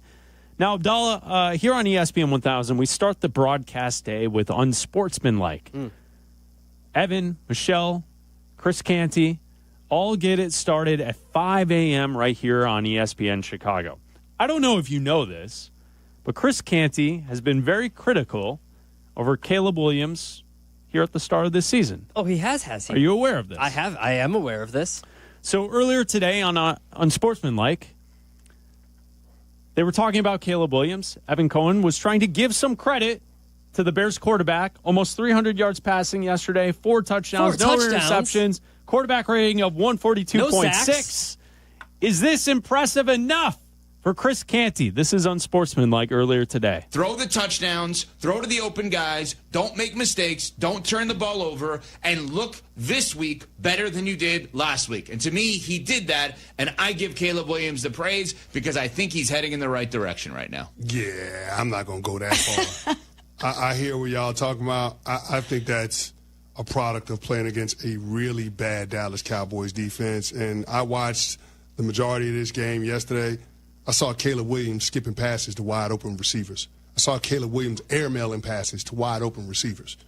There are throws that are baked into Ben Johnson's offense that your quarterback absolutely has to hit. Now, of course, he's going to give you the wild plays when he uncorked that bomb to his wide receiver off the flea flicker. Like, you love to see stuff like that, and that's going to get everybody enamored. and we want to see him get guys involved, especially Luther Burden, knowing how electric he is. Rome Odunze had a big day as well. You saw them mixing it up with DJ Moore, having him play both wide receiver and running back. But I'll say this, Caleb Williams has got to do a better job at being able to make the layups more consistently in order for this Bears team to threaten in the NFC North. But I thought that the Dallas Cowboys offense, being as anemic as it was, took a lot of pressure off Caleb Williams, a lot of pressure off of that Chicago Bears offense, and you got a better version of them than what we had seen in the previous 2 weeks. So that was Chris Canty this morning. Still unimpressed with Caleb Williams because he was, quote, bouncing throws to open wide receivers and airmailing throws all over the place yesterday. I'm not sure if Chris Canty and I were watching the same game. I'm not sure. He said he watched. I'm not going to debate him on whether or not he watched. He said he watched. I don't think I saw that yesterday. I can't believe I'm going to do this. I can't believe I'm going to Go ahead. I can't believe I'm going to The floor is yours, Mr. Abdalla. I can't believe I'm going to defend Chris Canty. Okay, so did you see Caleb just bouncing balls all over the field and missing receivers left and right? No, I didn't. Did it happen once or twice? It happened once or twice. It happened a couple of times. He's like 35% right, okay? I think what he's saying is, I'm trying to defend. What is he saying outside of just blatantly disliking Caleb Williams as a player? And each week, no matter how Caleb plays, Canty's response on their show is going to be that he doesn't like Caleb Williams. I'm trying to figure out what he's saying. And what I think he's trying to say is that because Dallas's defense is so bad, like we said in the beginning, this is what you're supposed to do. But when it comes to, like we saw, a game against the Vikings or a game against the Lions, and you have a wide open Rome Odunze, as he said, and you can't hit that throw, you're going to lose games. And when you're airmailing a ball to a wide open DJ Moore, you're going to lose games. And when you can't hit those open layups that Ben Johnson gives you, you're going to lose games. Now, when you're up, 24-13, those throws don't matter. Because, okay, you end up punting the ball away and whatever. Your defense is going to intercept Dak Prescott or sack him again. And those throws don't matter in the grand scheme of that game. But when you're in Week 14 on Sunday, December 7th, in a tight game against the Packers, and you need to convert for a first down because you're driving down the field and you need to beat the Packers, and you can't because you miss an open throw to Rome Odunze. Sure. And you can't do that, then that's a problem. Okay, but this is why I find stuff like this to be irritating as a Bears fan. But that's what I think he's trying to say. Okay, you know what I mean? But here's the full context. We have seen, based on what you're saying, Caleb do that. Were people not watching this team last year at the end of the year when Caleb was bringing this team back in the fourth quarters and making those throws to Rome Odunze? Yes. Because he's the one against Green Bay at Lambeau in the fourth quarter making those throws. I get it. I understand. If Caleb's never done it, then hate on him. He sucks. He'll never do it. I don't think we have data that suggests that Caleb in big spots against the Vikings at home at the end finds DJ Moore over the middle. They run down. They get the field goal. They tie. We've seen Caleb in the clutch time of a game under 5 minutes, down 2 scores, be able to pull this out. We've seen it. I don't think there's any reason to hate on Caleb Williams yesterday. I get it. Caleb's not Jaden Daniels. That, to me, when I hear stuff like that, it sounds as if it's always going to be Jaden Daniels is better than Caleb Williams, except if you look at the way this season started. Jaden Daniels can't stay healthy, last I checked. He can't stay healthy, and if you look at the stats, Caleb's off to a better start this season than Jaden is. So when I hear that Canty is still unimpressed with Caleb Williams, in a tight spot, he can't bounce it in. Well, we saw it last year in tight spots. He was making the throws.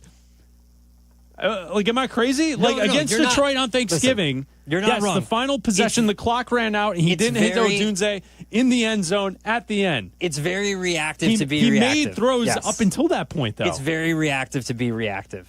It's very just, I'm trying to nitpick and trying to be reactive. But I'll tell you this, though. I love unsportsmanlike. I hear that every morning, it's like, you got to give a little credit to Caleb. He's playing good football. Here's what I'll tell you, though. Today, up at Hallis, guess what Ben Johnson's showing Caleb today? He's showing him that throw to Rome Odunze. Oh, of course. He's showing him that throw that he missed. Yes. He's showing him the overthrow to DJ Moore. Yes, he overthrew Colson Loveland to start the game. That's exactly what he's showing him. Yeah. And those are the throws that you need to make. I do feel like some of the context of this Caleb Williams conversation is people have put him in a box where he has to be perfect at all times. I watch a lot of games. You watched a lot of games yesterday. We all watch a lot of games in the NFL. A lot of bad quarterback play. And there's a lot of bad quarterback play from guys who are considered, quote, good quarterbacks. Mm-hmm. Like, it happens. Mm-hmm. Happens a lot. Ron and Niles, you're on ESPN 1000. What's up, Ron? Ron. What up, guys? How you doing? Good. We're good, man. Good. Hey, so big shout-out to the O-line. I thought they did a good job blocking. Shout out. I don't know about you. Shout out. Solomon was doing pretty good. Pass protection, all that. Defensive line's got me a little worried with some of the run game, but, they came in big with some picks. So I'm just trying to, talking to some buddies, what's your biggest concern for the Raiders game and then after the bye week going forward? Okay, biggest concern for the Raiders game. Ron, my thought there would be Max Crosby is on the Raiders defensive line, and Caleb needs to have a clean pocket like he had yesterday. If Caleb is there with the ability to scan, to choose where he wants to throw the football, and has time, I think this Bears team can go on the road and win a football game. But if Caleb is running for his life all game long, that could lead to a game script turning into a situation where the Bears are now falling behind. They can't run the football as much as they'd like. There's not the balance there. The defense can't pin their ears back, go after Geno Smith. I feel like that's number one. You got to limit Max Crosby and the Raiders' pass rush to then have an opportunity on Sunday. And then I think long-term, I think that continues to be the concern as we go. And this defense obviously is going to struggle throughout the year. Giving up the amount of yardage that they give up, yes, I don't want to say it's lucky, but it's tough to predict that you will be able to duplicate turnovers like they were able to pull off yesterday.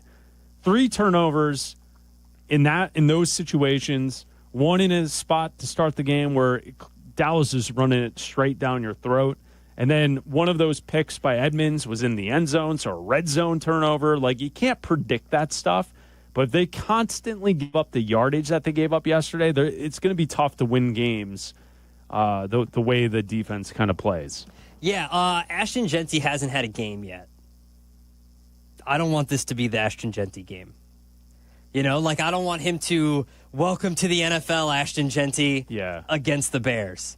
You don't want him to get a game ball on Sunday Night Football later in the evening? No, I don't want that. I don't I think finally the Bears have gone 2 consecutive weeks where you get one of the offensive players of the week has been against the Bears. I don't think that'll happen this week. The Bears finally dodged one of those this week. I don't want the welcome, the darling of the NFL draft was where's Ashton Jeanty going to go? I don't want that to be the against the Bears. So they need to figure out how to stop Ashton Jeanty, because Brock Bowers has been banged up. So I think that he was limited. The Commanders figured out how to stop him pretty much this last game. The Commanders beat the crap out of them 41-24 yesterday. So just kind of figure out how to stop Ashton Jeanty, and I think they can go to Vegas and beat the Raiders this weekend. We go to Tony on the South Side. You're on ESPN Chicago. What's up, Tony? Hey guys, how are you? We're good. What's up, man? Hey, just wanted to call in about Chris Canty's remarks. Mm-hmm. As I was saying, I really think honestly he is being fair. I do think he doesn't like him a little bit. But I don't think that he doesn't like him personally. I just think that he just does it to piss you guys off, because especially like Cap, because they're so thin-skinned, they get upset about everything.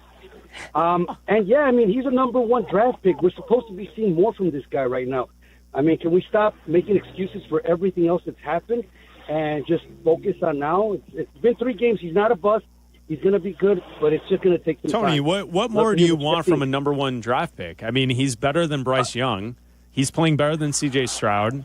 And so far this season, he's playing better football than Jaden Daniels. So, what did you expect a number 1 draft pick to look like? No, like I said, he's not a bust. I think he's fine. He'll be fine. I just think that it's going to take a little more time for us to see really what he's going to be. Is he going to be a generational player, whatever you guys call it? Or is he just going to be a normal quarterback? That's it. Okay. All right. Thank you, Tony. Appreciate it. 312-332-3776. I don't think Canty is saying it just to get a reaction out of us in Chicago. I think he's specific. I also don't think I agree with Tony. He is specifically. He's only looking for a reaction out of Cap. Out of Cap, yeah. Specifically, David Kaplan. He's a targeted shot at Cap. He writes down one note. Chris Canty writes down one note for every show. One note. How to get at Cap. Yes, how to get at Cap. That's one note every day. Please, Chris. Thanks, Cap. Chris, every day. Cap. Chris. Cap. Stop for a minute. Cap. One note every day. That's it. 312-332-3776. Scott in Florida, listening on the ESPN Chicago app. What's up, Scott? Oh, I don't think he's doing it to piss him off. He's just wrong. Every quarterback, the top quarterbacks in the league, we always go, oh, he completes 72%, 68%.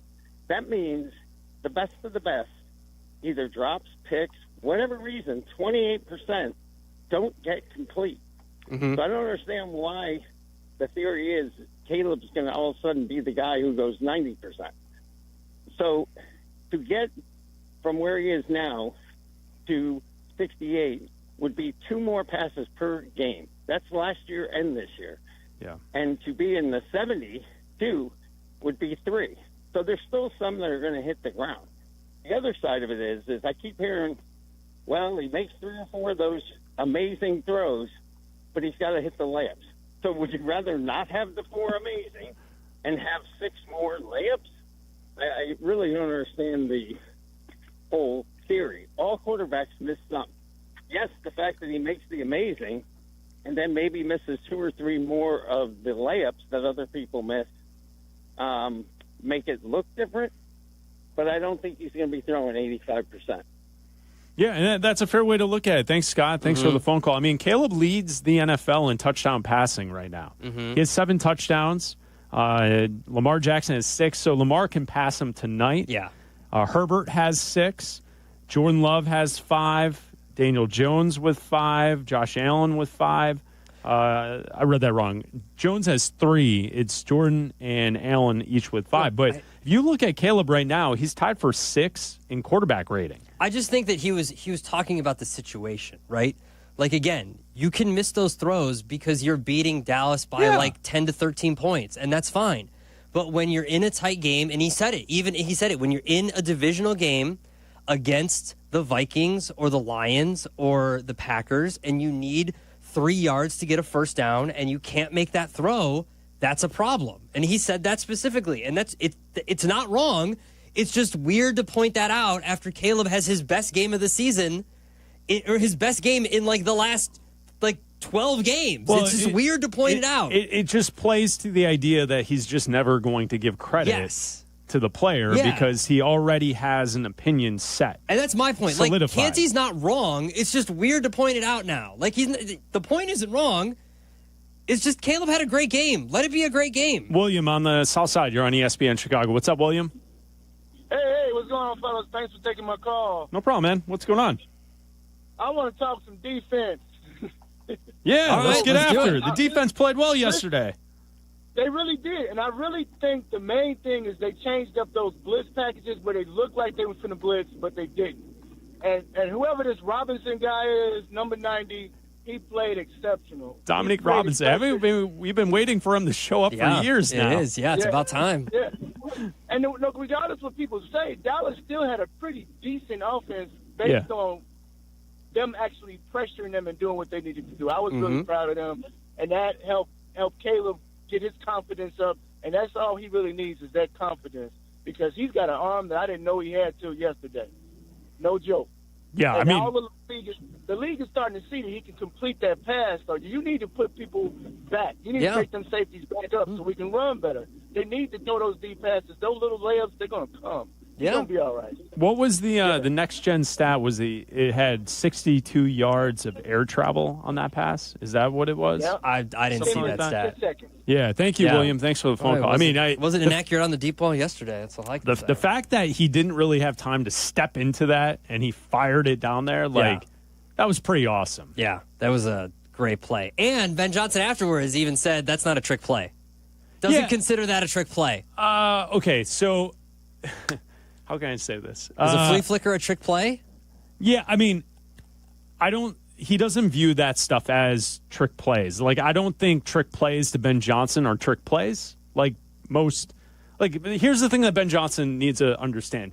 He is essentially a time traveler who has gone to an ancient civilization with zero technology, and he's trying to have normal conversations with us peasants who don't understand things. Yeah. And so, to us, it's a trick play. Yeah. To him, it's like the cell phone in his pocket that's like a normal, everyday tool. Yeah. Is that a good way to put it? Is you could say, hey, Ben, what'd you think of that trick play? To him, that's just another play that they schemed up. He's had to put on normal people clothes. Right. And he's had to hide his DeLorean in a shed. He is not of this era. Yeah, and eventually we'll see some of his real trick plays, and it'll blow our minds. We'll hear him play guitar, and it'll be cool. Yeah, and we'll be really oh my cool. God. That's real. You can do that. And some assistant coach will be calling his brother and be like, "Did you see that? Did you see that play? It's your brother." That's the kids. The kids won't get that reference. It's okay. It's called Back to the Future. Watch a movie. Justin Ponger is producing today's show, Bleck Abdalla. Potsy, are you in or out on Back to the Future? I'm in. Okay. All right. I'm in. I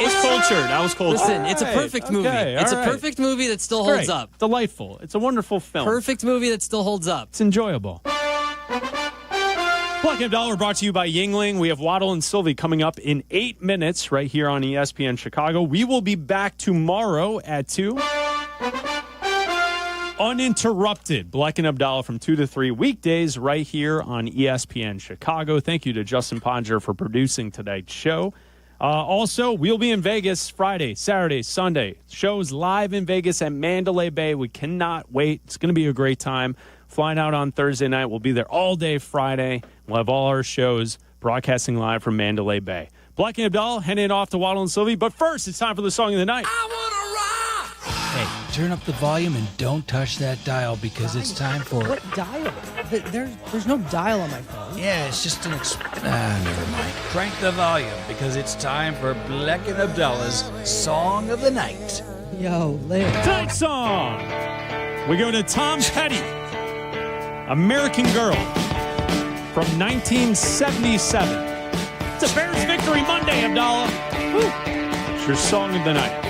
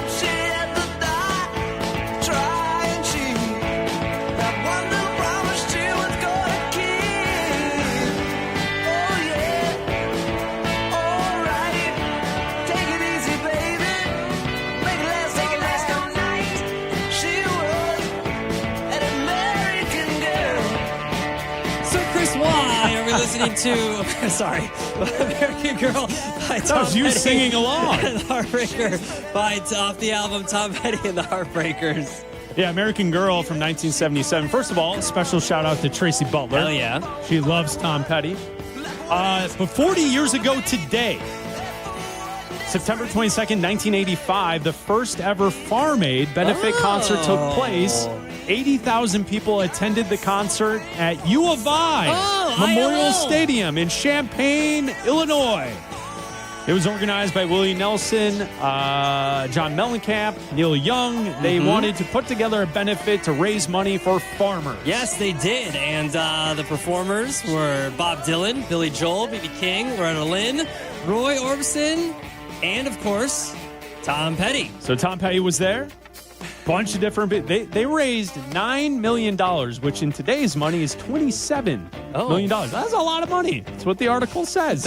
In today's money? In today's money. All right. $9 million back then in 1985 was a lot. In today's money. For the farmers, Abdalla. All right. Because, if there's any show here at ESPN Chicago that is the number one show for farmers, it's Bleck and Abdalla. Anything happen in Illinois this weekend? Ooh. Nothing? I think Indiana is just a really good football team, man. Yeah. So Farm Aid this year was over the weekend. Willie Nelson played, Neil Young played, Bob Dylan played, John Mellencamp, Dave Matthews, Margot Price, Kenny Chesney. So they rolled out a lot of the 40th anniversary folks. Absolutely. It's pretty good. Winona Judd, Waxahachie, all that good stuff. Tom Petty, American Girl from 1977. It's a Bears Victory Monday song of the night.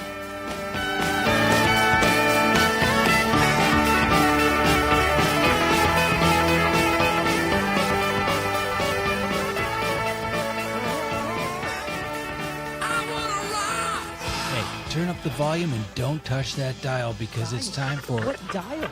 There's no dial on my phone. Yeah, it's just an... never mind. Crank the volume because it's time for Bleck and Abdalla's Song of the Night.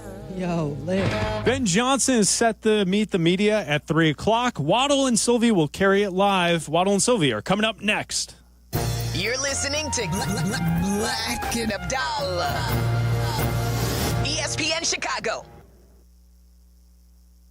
Time to put out this campfire. Dad, we learned about this in school. Oh, did you now? Okay. What's first? Smokey Bear said to. First, drown it with a bucket of water. Then stir it with a shovel. Wow, you sound just like him.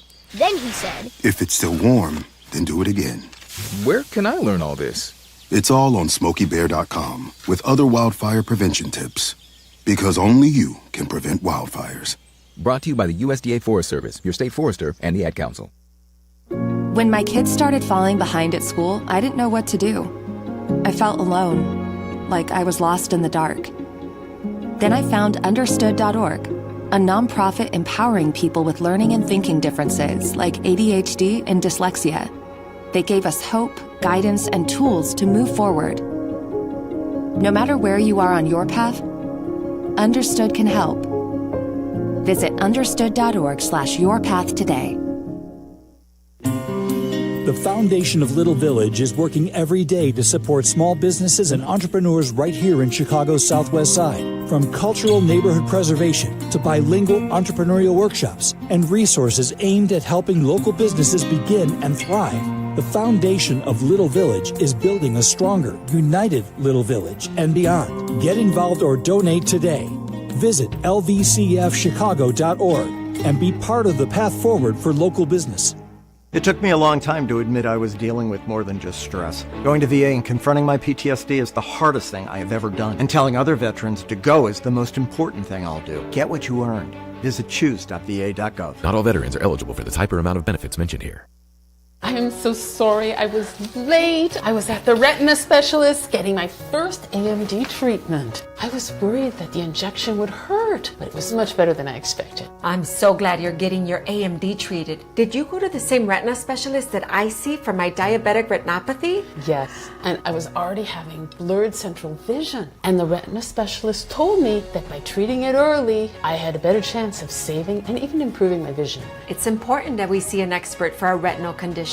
A retina specialist also treated my son when his retina detached several years ago. The surgery saved his sight. When your vision is at risk from retinal disease, you need the expertise of a retina specialist. Retina specialists are highly trained physicians and surgeons who treat retinal conditions. This is ESPN Chicago, WNVP, WTBC, HD2 Chicago, a Good Karma Brands radio station.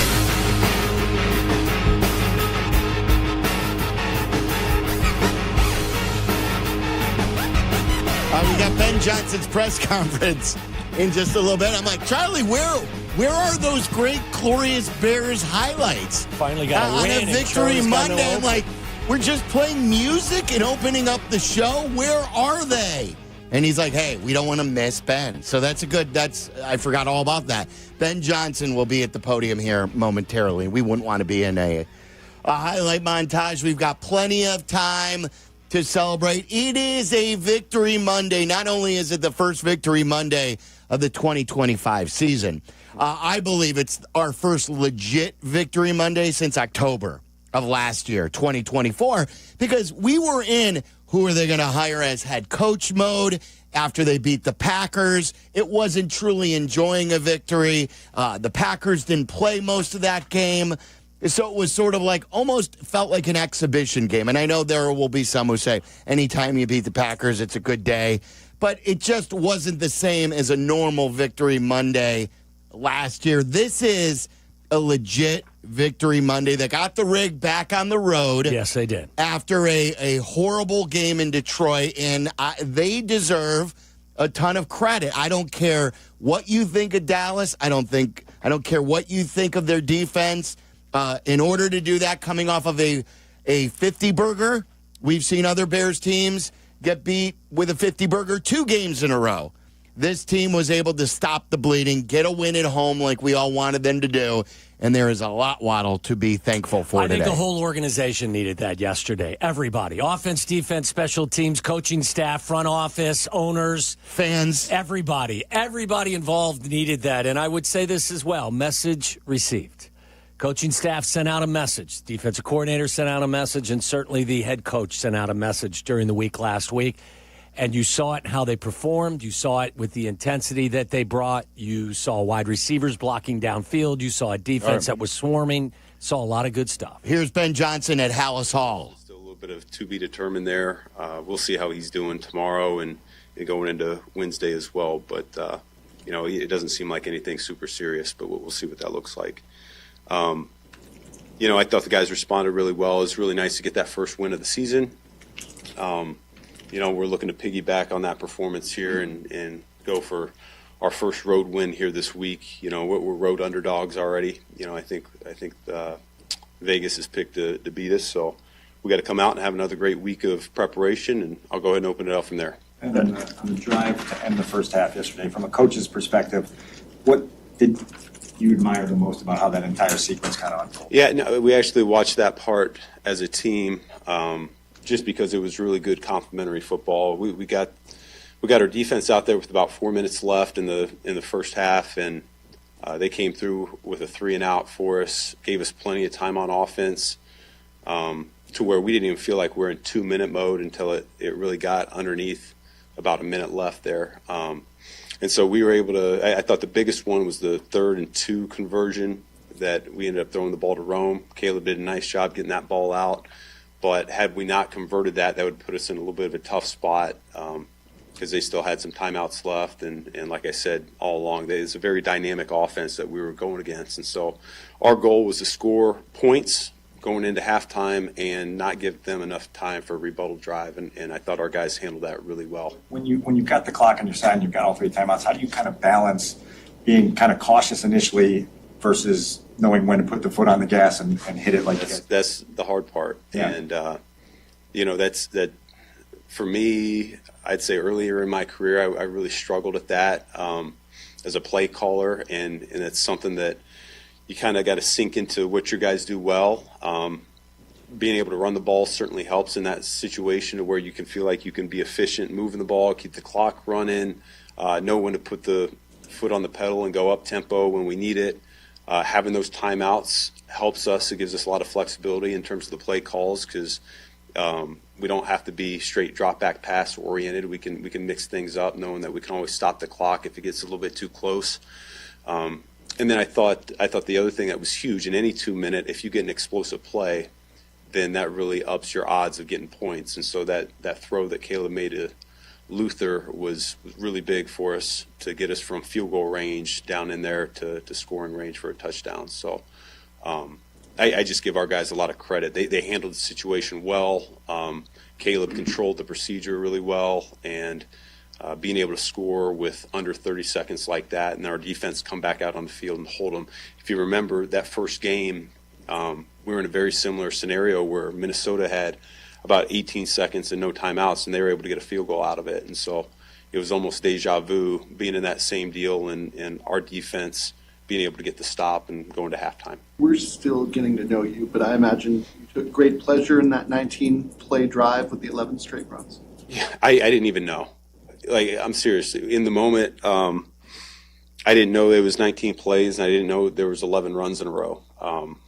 That was something that I found out after the game, and I kind of alluded to it a couple times. We did that long drive drill over the course of training camp where you guys were probably watching and like, oh my gosh, this is sloppy football to end practice. But really there was a intent behind it that went against maybe the execution and more about the grit and the grind that goes into some of these games, getting our conditioning level up. And so the guys dug deep for that. I know that our guys were feeling it, but there's something about when you look across the ball and you see, the opposition equally fatigued that brings out that competitive spirit, and you want to finish that drive with points. And so the runs, I think they were efficient for the most part. That helps me stay on track and call more of them. I thought that was a really good drive. I thought the way the game went in the first half was Dallas really controlled the time of possession and the number of plays. And so to see us come out after halftime and our offense respond with a drive like that did wonders for our defense. And not to mention the first two games, our drives out of halftime have been 2 3 and outs. So I think we upped the average there for our plays out of halftime there. I read somewhere that Belichick said once that you don't really know the identity of your team till mid-October-ish. Do you think that drive could be some indication of the team you guys are trying to become in terms of developing your own identity? Yeah, I mean, I think it goes a long way. We'll do whatever it takes to score points. I think that's what it comes down to. I don't care if it's a 1-play drive or a 19-play drive, as long as we're scoring points at the end of it. That's the number one goal. And so I think it just goes to show we can do whatever we need to do in that moment to score. We were very explosive there in the first half. We kind of dried up a little bit there in the second half in terms of explosives, and that's what we needed. We needed a long drive to be able to score those points, and guys came through for us. How much did Tyreek's play set the tone, would you say, for the defense? And then what impressed you most about the way they closed the game? I don't ever remember a team getting 3 straight interceptions to close the game. Yeah, no, all those turnovers were massive. That's the first series that Tyreek came through and got that ball out. It was going to be an explosive run, and talk about giving us a lot of life and a lot of juice right there. We didn't start the game offensively like we wanted to, and so defense, second play, they're able to get a turnover. It breathes a lot of life into that game, and it gives us some confidence. And I think the best thing about it was the complementary nature of that football game where, all right, that happens, and then the offense goes back out there and scores a touchdown. I thought there was a lot of piggybacking like that throughout that game that we really needed. I have a quarterbacking question for you. You were talking last week about Dak Prescott, and you were raving about specifically the way he uses his eyes to manipulate the defense. And I wondered when you were saying that if you were kind of indirectly talking to Caleb too. My question is that something you have been working with him on? And did you see any of that materialize in the game where Caleb was using his eyes to create? Yeah, I don't use the media a whole lot to talk indirectly to the players. I talk to Caleb directly, and yeah, that is something that we've talked about is how do we talk to him directly about Dak last week? I don't think we talked about. No, we were focused solely on how do we attack that particular defense. So that's all we really were worried about. But no, he's doing a much better job getting us in and out of the huddle. I said that last night. I thought we weren't as pressed on the shot clock as maybe what we'd been the first 2 games. We still have some room for improvement just in terms of our alignments and all being on the same page. I think that there are a few plays we would want back just as an entire unit that we didn't quite get off as clean as we wanted to from a procedure standpoint. But I do see growth there. And then in terms of the execution, he's getting a lot better, a lot more comfortable with his footwork. It's repetitions. not just for the concepts that we've been doing from the springtime to training camp, but also we're putting in new ones each week. And so he's got a good system in place right now that he's adhering to, and it's showing up on game day to where we're starting to reap some of the rewards from that. And this is one of Caleb's better games of his career from the pocket. I know you've talked during the offseason about coaching him to play within structure. How have you seen him adhere to that, and then the results of it yesterday? What were your takes? Yeah, well, when the offensive line protects like that, it's a lot easier to play from the pocket. I thought 0 sacks. We had a very clean pocket for the most part. That's a starting point, and so he's got the ability to escape and extend and all that. But man, if we can keep him in there, our playmakers are some dynamic route runners that we can get the ball to him in space, and so. I think he saw when he plays on time, he's trusting the hitches within his drops, and we can be an explosive offense that way. So there's a lot of ways that Caleb Williams can hurt you, and like I said, when we have pass protection like we had yesterday, that certainly helps. How interesting has it been for you as an offensive play caller to have this new factor, at least in your career, I believe, of his mobility and what that can create as far as uncertainty in a defense when he's passing? Yeah, it's fun. I think I don't have to be perfect as a play caller, and I've always tried to be that to where you get the primary receiver open the majority of the time, and I don't feel that necessity anymore. It's just he has a way of, if number one's open, he'll take it, and we're getting to where he's progressing to 2 and 3. But if we need to escape or extend, it's his natural playmaking, and that's the balance that we want to strike, and that changes every week what that balance looks like. But I think we're really finding out a lot about each other because he's learning what my expectation is as well. But I think he's doing a good job understanding when it breaks down a little bit what he can do to ad lib. And I'm sure there's a lot of reasons. You've talked a couple times about the potential that you see in Tyreek Stevenson. What have you learned in your time around him about his passion and getting him to use that to fuel his ascent as a player?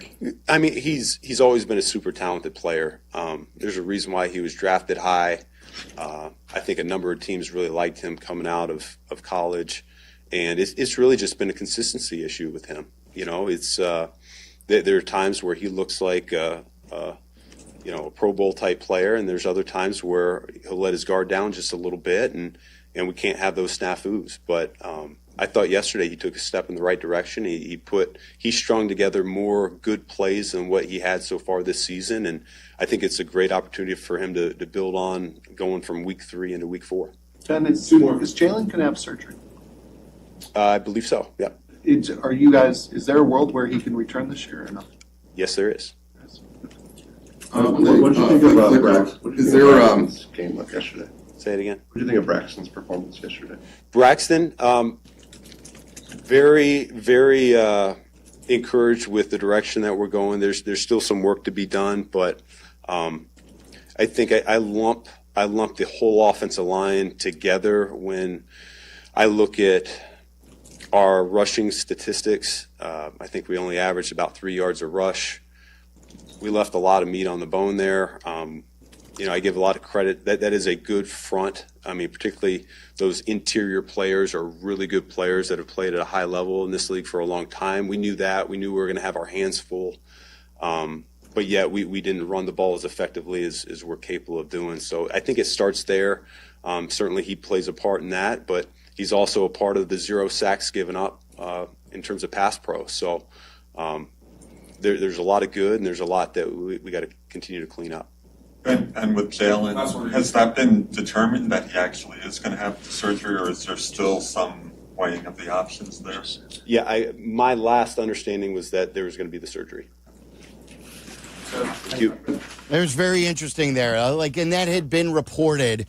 Ben Johnson at the microphone, by the way, as we talk about a Bears win and wins with Wallner, brought to you by Wallner Law. Wallner Law handles the toughest car accident cases in Chicago. Call 312-8000000. Wallner Law, win with Wallner, and we want to hear from you talking about this victory Monday.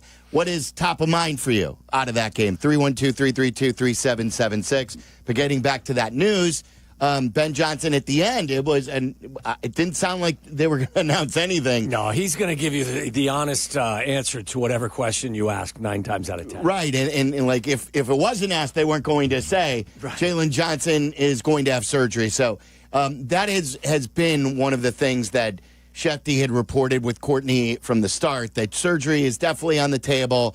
I believe he may have torn the groin. And so he's going to have that. But Ben did say that he thinks there is a chance that he could return this year. So we'll see how that develops. The other injury news right at the beginning there that you may have missed was that Colson Loveland has a not serious injury. It was that hip injury, but he doesn't believe it should hold him back, at least long term. And I saw Shefty earlier in the day say, they do believe there's a chance he could play against the Raiders. Yeah, here's hoping. If not, you give him the extra week off, the bye week, and hopefully he comes back after the bye and he's 100%. The good thing is you've got plenty of guys in that offensive huddle in different formations that you can send out, and they can be explosive weapons. So I think top to bottom, I think everyone in the building feels really good about what they did. I think that the coaching staff sent a message. The message was received. I thought you saw the coaching staff. I thought Dennis Allen did a really nice job making adjustments. Just think from top to bottom, it's what that organization needed, and message given, message received. I like what Ben Johnson said, too, about Caleb and his development with processing what he sees with the play call, that he used to feel that he has to be perfect, get that primary receiver open, but now he's feeling more comfortable that if that's not there, he can go to number 2 and to number 3. And I think, we were wondering last year and earlier this year, when do you rely on that playmaking ability? And I think he always relied on that, playing youth football, playing high school, playing college. He relied on the playmaking ability first. That's how he won a Heisman. Right. And then now it's back, it's the way it probably should be. You learn to play from the pocket, and if everything's not there and you learn how to dissect a defense, then you use that special playmaking ability, but it can't be all the time. No, I think that the first time he's been asked to play in structure has been at the NFL level. Last year, obviously with a different coaching staff, this year with a better coaching staff. I got to say, his numbers are outstanding, and there's a handful of throws that are just elite. But I thought the thing that impressed me, at least the most, was just the command he had of all that was going on out there, the control that he was in, getting out of the huddle with enough time to set protection and have your shifting and all your motion. At no point did he look confused. At no point did he look like he was overwhelmed and wasn't really understanding what the play call was. He looked as in control and as in command as I've seen him look. Pointing it different, changing the mic, probably setting some protections, telling you where the blitz is going to come from. And he did it all within the play clock. So there were no pre-snap penalties. There were no sacks. There were no turnovers. And it starts with the quarterback, and he played about as clean as you're ever going to play. So to me, with all of the things that were very impressive about him, I just thought that, how he commanded things and the comfort with which he got in and out of the huddle and got his team making plays, that was what was most impressive. Here are his numbers for this year and how they compare to last year. I think the number that you've always wanted, I think there are 2. If I know you and I've listened to you over these last several weeks, you want him to complete a higher percentage of passes. And that is up about 1 percentage point thus far.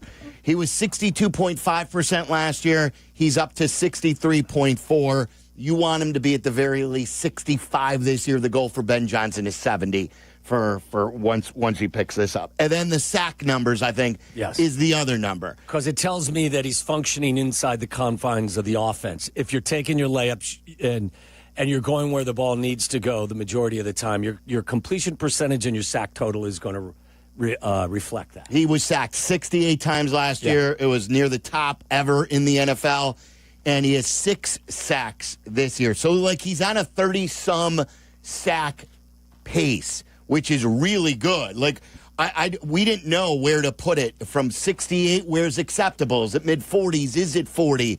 Like, it's a lot to ask someone to shave it. Now, the line has improved. The play calling has improved. Yeah. Caleb's improving. So that should all work within itself to get it down to a more respectable number. I still thought 40 was probably, or 45 was where it was going to be.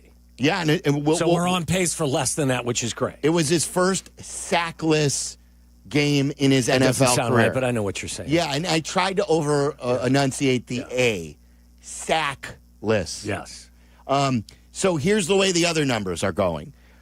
Last year he threw for 3,500 yards, just a tad over. He's at 715. I believe that's at a pace for just over 4,000 yards for the season. He had 20 touchdowns last year. He has 7 touchdowns this year. Right now, that's a 40-touchdown pace. So, again, this is small sample size, only through 3 games. And last year he had 6 interceptions. He's pacing about the same. And he's got 1 interception. It was that really bad one last week. So I think all in all, especially with the last game being the best game, we're seeing the trend going well. And I think overall, it's a pretty good thing, isn't it? It's a very good thing. And this is, one of the reasons why at the start of the season I was like, look, okay, I'm going to be patient. It will take some time, and maybe it won't look like what it looked like in Detroit in 2022 right away. But it doesn't have to look like crap. And in 3 weeks, outside of the quarterback numbers, their offense is averaging 361 yards and 23 points per game. They're 46% on third down conversion. They're 6 of 7 in the red zone efficiency, meaning taking those red zone opportunities and turning them into touchdowns. They've only turned it over 3 times. They've only given up 6 sacks. And you're just starting now to kind of find your rhythm. I would suggest to you it's just more evidence that this offense works. And you have to continue to grow inside this offense, everybody. And the offensive line is going to have to continue to improve. And the running game is going to have to improve as well. They're only averaging about 3.5 yards per carry. And they're going to have to continue to improve their protection. But if everybody is pulling on the same end of the rope and everyone's doing their job, this offense works. It just does. Yeah. Like we've seen. No, it. we know it, yeah. So, Yep. I mean, that is all of this stuff is all pointed in the right direction. Now, I would say, you got to go to Las Vegas. Yeah, you got to. And find a way to build on this, because if you go to Vegas and you lay an egg, all of these great feelings that we all have, they completely go away. It's such a good point. And then you go into the bye asking each other questions about, oh, my God, what was that? Was that just an anomaly there? Or are we more like the Lions game and less like the Cowboys game? So take this moment, take this momentum that you have, if you can create momentum in one game, go to Vegas and continue to play with this intensity. That's what was most impressive also overall to me. The defense was swarming. That's how you get turnovers. There were wide receivers blocking downfield. There were tight ends blocking downfield. They played physical like you wanted. They played physical and with intensity. It's one game. Now you got to build on this. I think it's such a great point that you just made, that it's equally as important as ending that bad losing streak to start the year. It was only 2 games, but you're coming off a 50-burger. Yeah. And to nip it in the bud so it doesn't become 10 like it's become in the past. And it's equally important to now build on that one game, to not just make it a one-game thing, especially against a Raiders team where you're going to have a very loud Bears crowd there. Yeah. And then you could get into the bye and then maybe take another step coming out of the bye for a very big Commanders game. So let's build on that now as a show, and from you, the Bears fans, 312-332-3776.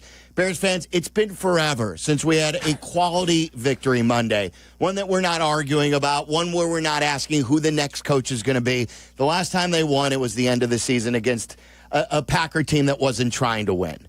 The last real win they had was the Carolina game. And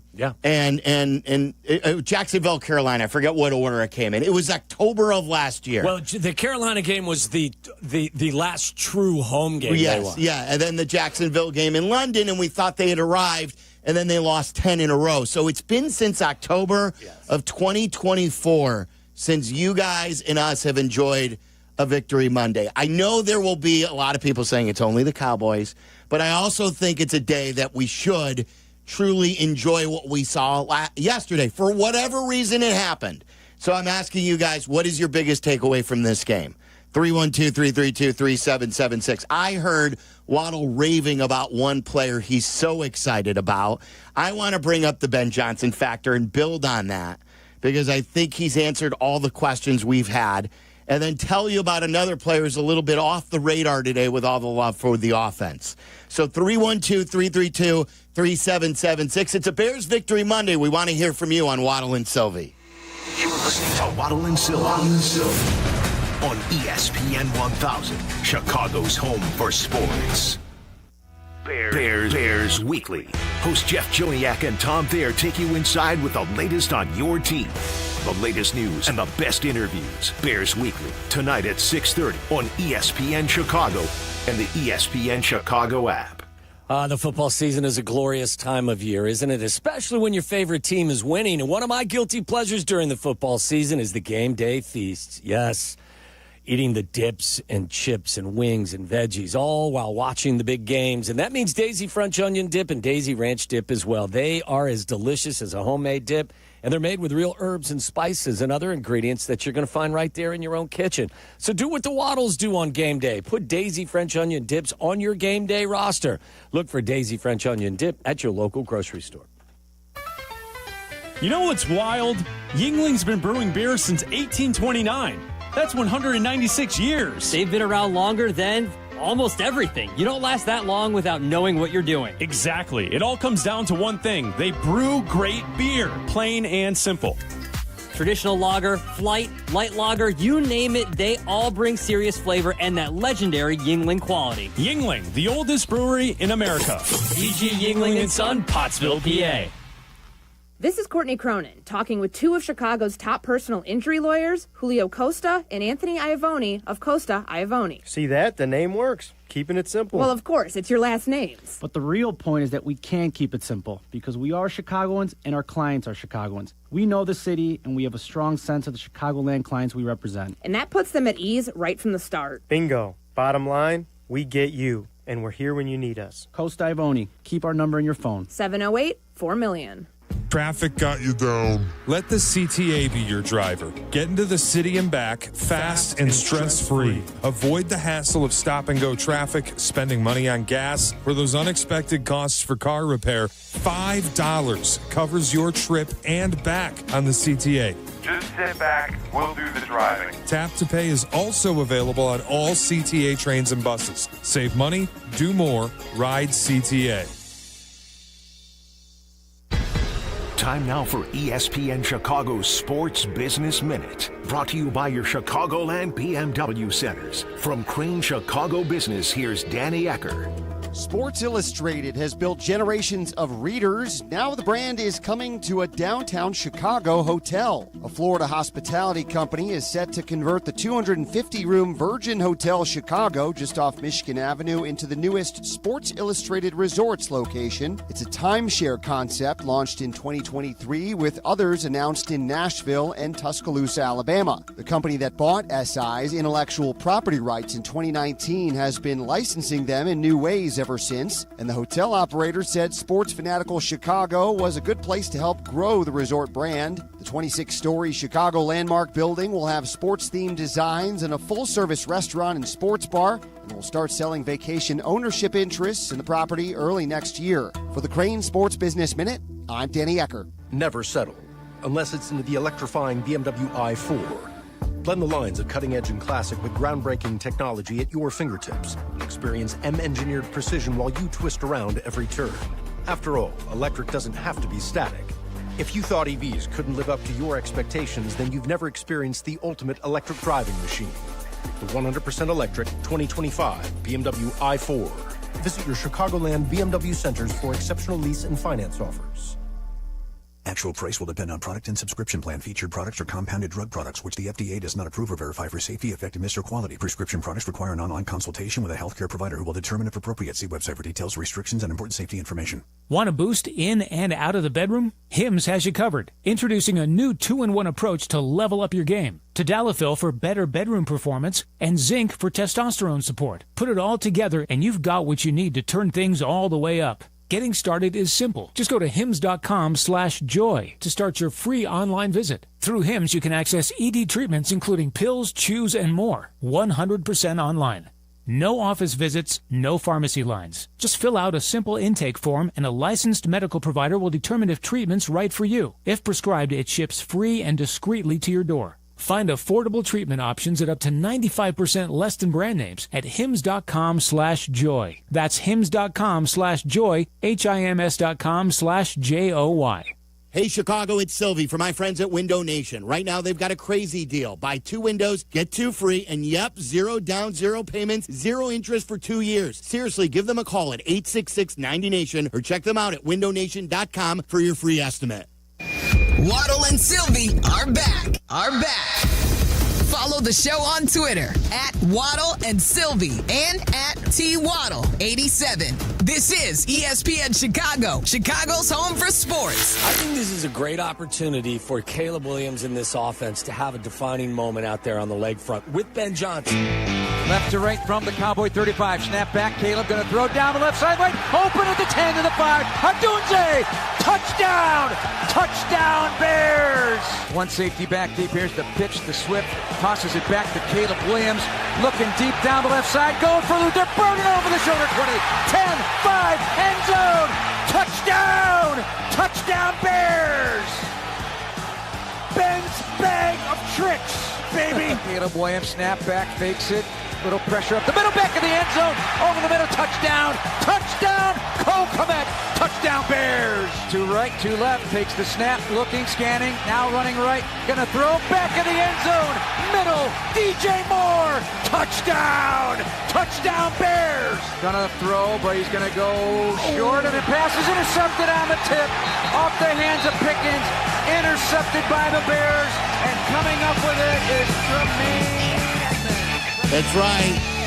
Waddle calling for it, and them delivering 4 touchdowns thrown by Caleb Williams. The defensive unit came up with turnovers, timely turnovers. Jeff Joniak, Tom Thayer on your call on your home for the Bears. You get free hot dogs for the 4 touchdown passes. Do we get anything for the 4 takeaways? Was there anything promised by any local restaurant Eatery, if yeah. the defense got 4 takeaways? What a brilliant move, too, by the Wiener Circle, Oh, right? no doubt. Like, they're going to give away so many hot dogs. So many people will be lined up. Tomorrow, right? Is it tomorrow? But they've made up that payment in advertising and exposure, and tomorrow, like the cameras, you talk about getting free publicity. I mean, not free, you're giving away hot dogs, but you're trading your hot dogs to get everyone covering this. People are talking about this even nationally. So, like, what a brilliant marketing move by the Wiener Circle, and I'm not shocked because that's how they do it over there. Yeah, that's why they have their style to begin with, right? So they have everyone talking. Oh, you got to go to the Wiener Circle. They're going to assault you when you walk in there. Ask for the chocolate milkshake. So yeah, it was. Celebrate with a wiener tomorrow, everybody. Just to get you caught up on the injury report, it's brought to you by Postman Law. Injured, call Postman Law. Others promise, Postman delivers. Ben Johnson just announcing, too, by the way, that Jalen Johnson will have the surgery on his groin, the groin injury. But there is still, he believes, a path to return. So we'll keep our eye, but he'll be out indefinitely. This will be a long time that he will miss with this injury. Stinks because he is a true difference maker on that side of the ball. All right, I want to bring something up, okay? And someone tweeted that Silvy sounds recharged today.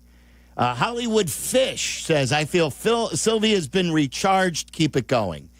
And yeah, because we're tired of talking about losses. We've done that same show over. I'm angry with being angry. You know what I mean? Yeah. I'm like, enough. I want to be happy. I want to even if it's against Dallas, if it's the first game, and like you said, build on this. I am not going to be a downer today about any other things. It's been far too long but a lot of people say to us, oh, guys, you guys only want to talk about the negative. You only want to talk about the negative. Take a look at the phone lines. We have 3 calls up on a 10-call board. At this time last week, full phone lines. Halftime shows when the Bears are playing like crap, full phone lines. So all I'm saying, which is fine, like we've got enough to say. We love talking to you, but don't come at us where, oh, you guys only talk about the negative when it sure seems like the Bears fan, too, doesn't really want to talk about the win. I think we accentuated the positive of Caleb Williams last week in the first half against the Lions. I thought we found some positives out of that. I thought the station was very good last week about like all the shows collectively, not as a plan, but most everyone I heard last week said like the problem, the last of the problems last week was Caleb Williams. Mm-hmm. And that was great to see. And to me, what this did game-wise and why I'm also recharged is you and I were in lockstep about Ben Johnson and about believing after what we had seen and heard, whether it be the early press conferences and meeting him at the combine, and that's all well and good because it's off-season stuff, or the way he conducted mini camps, and then the way he conducted training camps, and then the way he went to the podium last week and saying, not good enough. You like the effort, we don't practice hard, we're not playing hard, and all that stuff. And then to see it materialize. So we have always had the belief to see him be able to stop the bleeding, to do what they're supposed to do on both sides of the football, the majority of the game, to turn that into a win, and to see as Jody called it, Ben's big bag of fun. Like, that is this, and then to see them in the post-game locker room. I know a lot of people will dismiss this stuff. And I know I was into Nagy, too, and clubbed up. But you were a big Club Dub fan, weren't you? I'm big. Okay. I mean, listen, if somebody's throwing a party, I'm happy to be there. Well, I'm here for any 12-4 party. Like, if anyone wants to rip me for getting all hot and bothered over a 12-4 season because I was buying in, like, how could you not? Just give us some wins, and I think that will rejuvenate us with some of the hopes. It's when you're buying me some peanut, whatever, and Cracker Jacks. The turning point. Yeah, that was a turning point. It was the turning point of the Matt Nagy year. But then to see, do you see the way he has the command in front of that team after that win? And do you see how happy they were for him, giving him the team ball? That wasn't just a team handing over a first-time head coach a game ball for the first win. That was a guy who coaches them hard, but they were thankful for it, and they are buying into every ounce, even with that youth cheer that he did. What was it? Good, better, best? Is that what it's called? I still don't. I didn't follow it, so I'd have to rely on What are the you. words to this? Because my wife knew them as soon as I played it. I thought this was a Ben Johnson thing, but I guess she did this growing up in AAU basketball. I also hadn't heard it, and then I had also heard that this is not like a Ben Johnson original when he says good, better, best. Oh, yeah. If this was Eberflus or something who said this, we would have lit him up. But the difference is he's doing it after he's doing what he set out to do by producing. Do you know what I mean? That, but I still thought it was like corny, cheesy, and kind of How do you like the win or lose, drink the booze chant? Do you like that one? That was the one we used at BC. All right, guys, gather around, Waddle would say. He goes, repeat after me. Win or lose, drink the booze. Yes, that's how we did it. Listen, regardless, I mean, you fan however you want to fan out there, everybody. But I think how you lose and how you win, to me, is important. Like, being 0-2 was disappointing enough. How they lost was something that stayed with me. Both games. You coughed it up, a game that you should have won against the Vikings. In game 2, you came out. I wondered how you were going to handle the adversity you brought on yourself. You got boat raced. You know, the defense had given up 680 yards and 73 points in the last 5 quarters. So how they lost was one of the reasons why I was not feeling great about things. When you win, yes, it's a Dallas team that's their defense is reeling now. Will you face better teams? Absolutely. But how you beat that team is what lasts with me. You saw Burden get involved. You saw Caleb Williams with some incredible throws. You saw an offensive line that didn't allow a sack. You saw a defense that was much maligned, stiffen their spine, and rally to the football. Take the ball away 4 times and play with more intensity. And listen, I thought Courtney wrote an article, and I thought what she said to Kap and Hoodie this morning was spot on. And I'll use her term, proof of concept. Proof that the process works. Yes. Whether you're an offensive player and you've gone through this system now for the last 2 or 3 months with Ben Johnson, I gave you the numbers. Like the offense works. Defensively, trust Dennis Allen, who's an accomplished defensive coordinator, to find ways to adjust to the injuries that they're going through and the lack of overall pressure that's coming from your front four. What did they do? They played a lot of too high, which what they tried to do was make the Cowboys go down the field the whole way, drive the length of the field. You asked for that, too. And kick field goals He instead of doesn't like touchdowns. to do it, but he had to do it. He had to, and it compromises your run defense because the safety, you've got a light box. So, like, the defensive coordinator is making adjustments, and guess what happens when you make those adjustments and you ask guys to play harder and you see results? It's proof, as Courtney said, it's proof of concept. And it's easier to have guys buy in after that. Yes, and now, you trust what you're hearing, and that's why I think it's really important that you go to Vegas and build on what you all did yesterday. Yeah, let's go to Jimmy on the north side. What's up, Jimmy? What's up, fellas? How you guys doing? Best to your family. You too. Feeling better, Jimmy? Yeah, man. I would say that after the last 2 weeks prior to this game, I've never been more disgusted at a more pathetic Yes, you game. have. You've been more disgusted before. This is like Christmas. This is the one day a year we get to celebrate Bears win. But, I will say that just, Tommy, what you were saying, the way that they won was what kind of shocked me, right? They dominated the game pretty much on offense, for sure. The defensive pass rush is still completely abysmal. But nonetheless, you have all of a sudden this hope after you watch Green Bay, choke up on their game prior to ours. And you're like, well, now we're 1-2, go to 2-2. But it was because they won the game in such a definitive fashion that I've never had my hopes for a team flip like this. I was in Dallas telling everyone that we were gonna get boat raced on Sunday. I'm like, you take as many points as you want, just tease it away. And I couldn't believe that they did it. So let's see what we can do next week. Jimmy, I'm not going to sell you that like they're going to the Super Bowl right now. Yeah. Like, look, as good as Caleb was and some elite throws, he missed a few throws. Okay, quarterbacks do that. Expectations, man. Expectations. I got it. I get it. Like me and you've been talking about this. The expectations are at this point win, right? Like, yes. What else are we talking about? And we were embarrassing the first 2 weeks. Not even winning wasn't even. Jimmy, they got work to do. Like that offensive line, was fantastic yesterday. But they're going to have their hands full when better pass rushes. They face better pass rushes. Your running attack has got to blossom at some point. You still need more from your front four rushing the passer. You're still going to have to ask guys to fill in for injured guys. Like there's still a lot that they're obviously going to have to address. But it's promising to see a group being led by competent coaching. And when you buy in and you play with intensity and you get the results, it's something truly that you can build on. I'm like, the last thing I'm thinking about today is about, I have no expectations about being in a division race or about watch. I was happy Green Bay lost, but I wasn't thinking, Green Bay lost, the Bears won. Now there's... what I'm looking forward to most is building something really good offensively and then getting players back and knowing that we've got the quarterback and a lethal offense, like building a juggernaut here. And they took a step into building something really good on offense. I mean, I'm not even that far down. I'm wondering how we're going to keep Mason Crosby out of our backfield on Sunday. You're true, of course.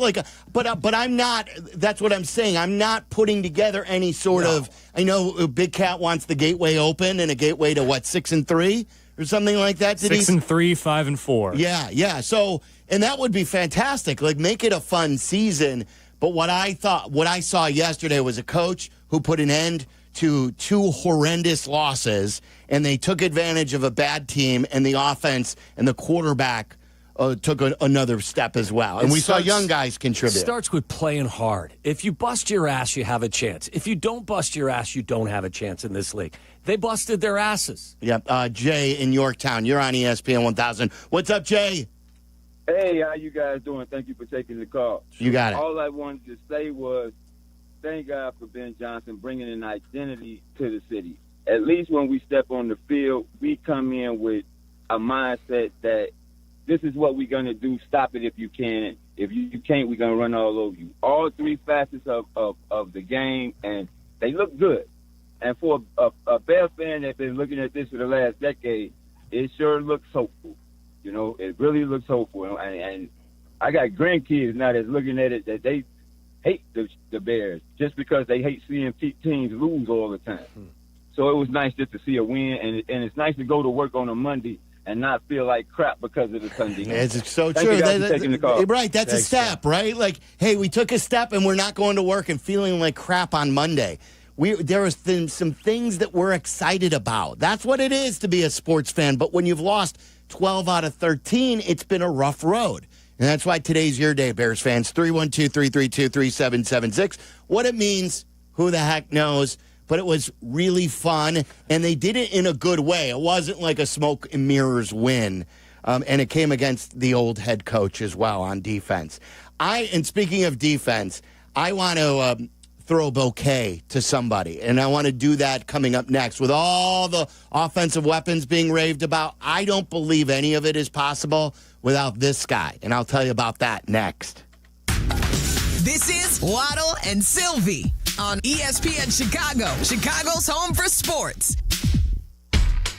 Adding an extra burst to your weekend launch. It's Dr. Pepper Bears Friday on the home of the Bears, ESPN Chicago.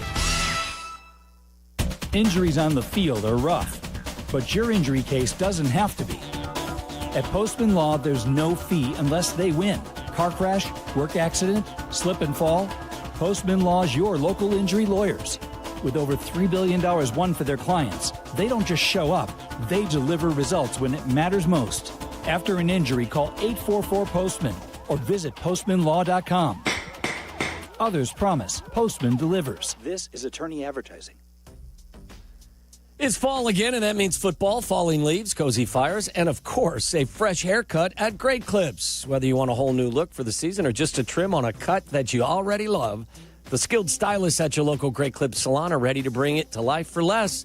With a convenient online check-in, you can add your name to the list and stop in whenever it works for you. They'll even send you a ready next text when you're up next for your haircut, so you can get all your fall errands done rather than waiting in the salon. Once your cut is finished, the friendly stylists at Great Clips will save the details and clip notes so you can get the look you love every time you come in. And the best part? Great Clips' everyday affordable prices means you'll have money left over for fall fun, too. Ready to look your greatest for the new season? Download the app and get into your local Great Clips salon for a fresh fall haircut today. Great Clips, it's going to be great. Hey guys, it's Silvy. Football season is finally here, and if you want to kick off like a pro, you need Circa Sports Illinois, the world's largest sports book, now right at your fingertips. Circa does it the right way. High app limits, low holds, incredible customer service, and no bet fees, ever. Other books might charge you just to get in the game, but not Circa. With Circa, every play is your play. Download your new bookie today at circasports.com. Must be 21 years or older. Gambling problem? Call 1-800-GAMBLER. Roofers and Waterproofers Local 11 provides quality value and service in all facets of the commercial, industrial, and institutional roofing and waterproofing industry. Promoting skilled craftsmen and craftswomen through apprenticeship training, Local 11 members are trained in the application of the latest roofing and waterproofing techniques. They are at the forefront of design and installation of environmental-friendly solar, green, and garden systems. To find a highly skilled roofing contractor today, go to ChicagoRoofingContractors.org. True North convenience stores and Red Bull are an elite matchup. True North offers the Legend Red Bull Original and Rookie Red Bull Zero. Get 3 8-ounce flavors for $6.50 and save 10 cents off a gallon with the True Rewards mobile app. Available in your favorite app store.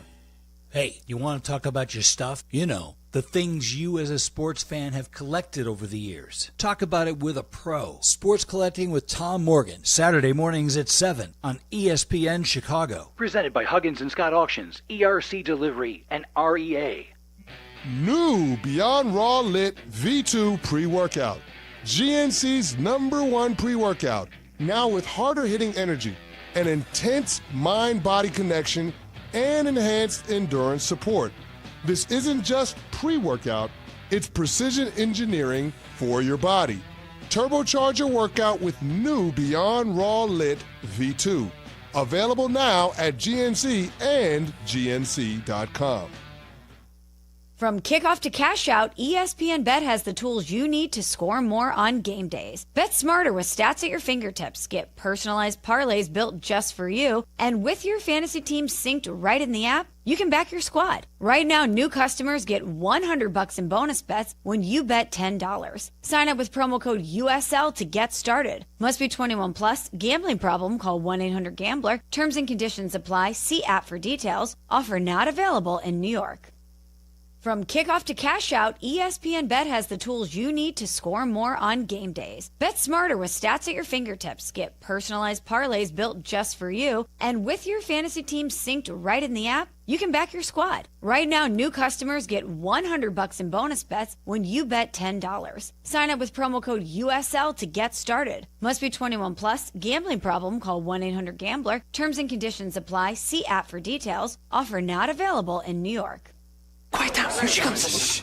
Surprise! Your accountant just emailed to say your quarterly taxes are way higher than you were expecting. At Progressive, we know small business owners don't usually like surprises because they cost you money. But a good surprise that could save you money? Getting discounts with a commercial auto quote from Progressive. Also, your favorite employee is leaving. They're going to pursue their dream of being a veterinarian.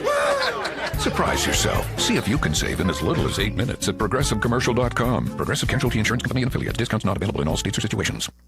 Guys, you have pain that you wake up with. Maybe it's chronic pain that you spend the day trying to get through. You don't have to live that way anymore. Take it from me. I go to Cairo One Wellness Centers. I was up in Libertyville, a matter of fact, this morning at 8 a.m.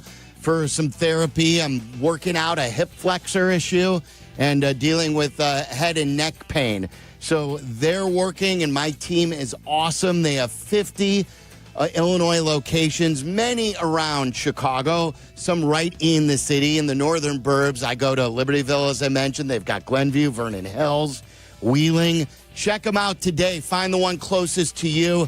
They'll get you on a plan to make you feel better. Cairo1.com. That's Cairo1.com. Follow Chicago's Home for Sports on Twitch at ESPN 1000 Chicago. Waddle and Silvy are back on Chicago's Home for Sports, ESPN Chicago. Pitch out to Johnson to the left, gets into Bears territory to the 40, had a steam to the 40, or knocked him out inside the 30, and they say he fumbled the ball, took it out of his hands. Tyreek Stevenson ripped it out of his hands. Now they're discussing. Bears think it's their ball. There's scuffling going on as well. Coming up along the sideline to the 23-yard line. Ruling on the field was a fumble and recovered in the field of play by Chicago. Touchdown and 10. Wow. I was shocked, too. I was as shocked as the guys in the broadcast booth yesterday. I believe this, that he deserved a game ball every bit as much as anybody else yesterday. He didn't get one. I'll throw bouquets at him because we certainly have beaten him up, and for good reason. He's coming off, Tyreek Stevenson, that is, came off a bad game in Detroit. He looked very bad. We thought this second chance under new coaching staff would help. He has a lot of talent. He's a baller. He's a talker. And last year, obviously, it started the slide. The Hail Mary play, the lack of execution, the not paying attention before the game. It was a felony, as you would say. But and I'm not saying that this is every bit as important as that.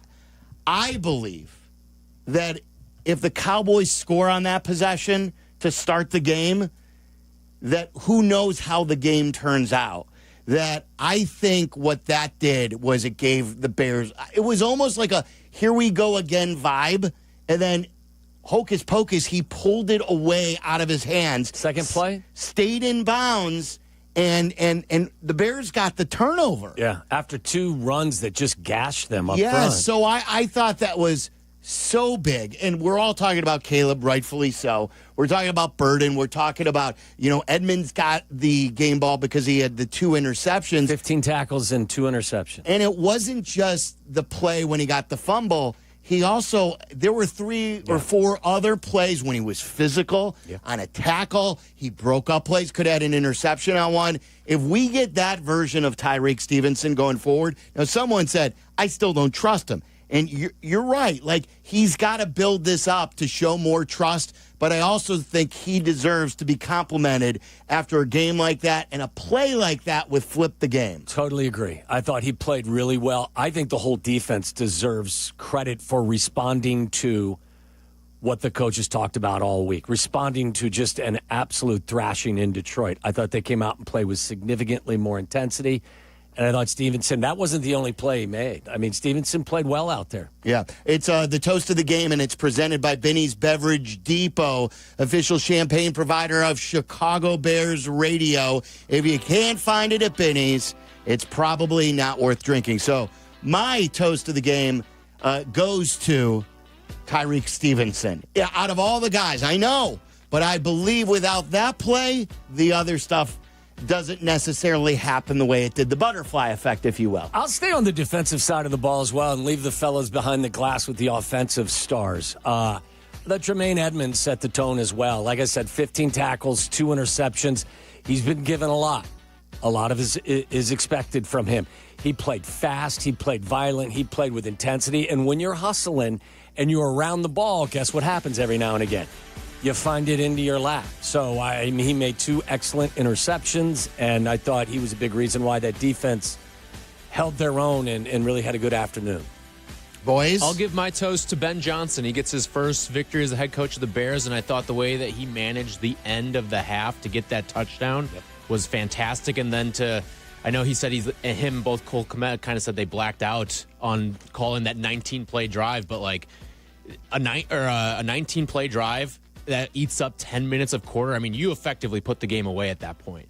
So to deliver that sucker punch in a pivotal spot, I give all the credit in the world to Ben Johnson for what he did. What do you got, Charlie? I got the offensive line. 0 pre-snap penalties, 0 sacks for Caleb Williams. The biggest thing I think we were all worried about, other than Caleb Williams, was how this offensive line is going to hold up. Granted, not against a particularly impressive Cowboys front, but we talk about controlling the controllables, and they were the ones who had the pre-snap penalties and those issues, and they were cleaned up on Sunday. That doesn't change based on who your opponent is. Yeah. And if they didn't do it, we'd be crushing them. Yeah, that's right. And thankfully, we're on a break from crushing the Bears because they delivered, and that's what we ask. The toast of the game presented by Binny's Beverage Depot, official champagne provider of Chicago Bears radio. Pick up some stuff today at Binny's. If you can't find it at Binny's, it's probably not worth drinking. All right, Waddle wants to rave about another wide receiver that we didn't bring up at this segment, but he absolutely is buying stock in. And I want to play the entire locker room celebration. That deserves being played, and we'll go through the cheer of our own. Is that cool? Sure. Will you do good, better, best? No. No, you won't do No. it? Well, what do you mean? I'm You going to said sit sure. back and listen to you. Good, better, best. Good, better, best. Win or lose, drink the booze. Win or lose. Good, better, best. Win or lose, drink the booze. It's Waddle and Silvy. Waddle and Silvy on Chicago's home for sports, ESPN Chicago. The ESPN Chicago Fantasy Football Show, brought to you by Tullamore Dew. Welcome to Fantasy Football! Set your lineup with Jeff Meller's guidance. Sunday morning at 7, ESPN Chicago. Guys, right now there's a great deal going on with Window Nation, and we're at fall now officially. We have, is it today, the equinox? Do they call it the fall equinox? Is that what it was called? Joniak was calling it something different yesterday. And we got plenty of good Joniak highlights today. So with autumn here and then the cold weather soon to be here, guys, it's time to get rid of those old drafty windows. I did that. Mine were even leaky as well. And I called Window Nation at 866-90Nation.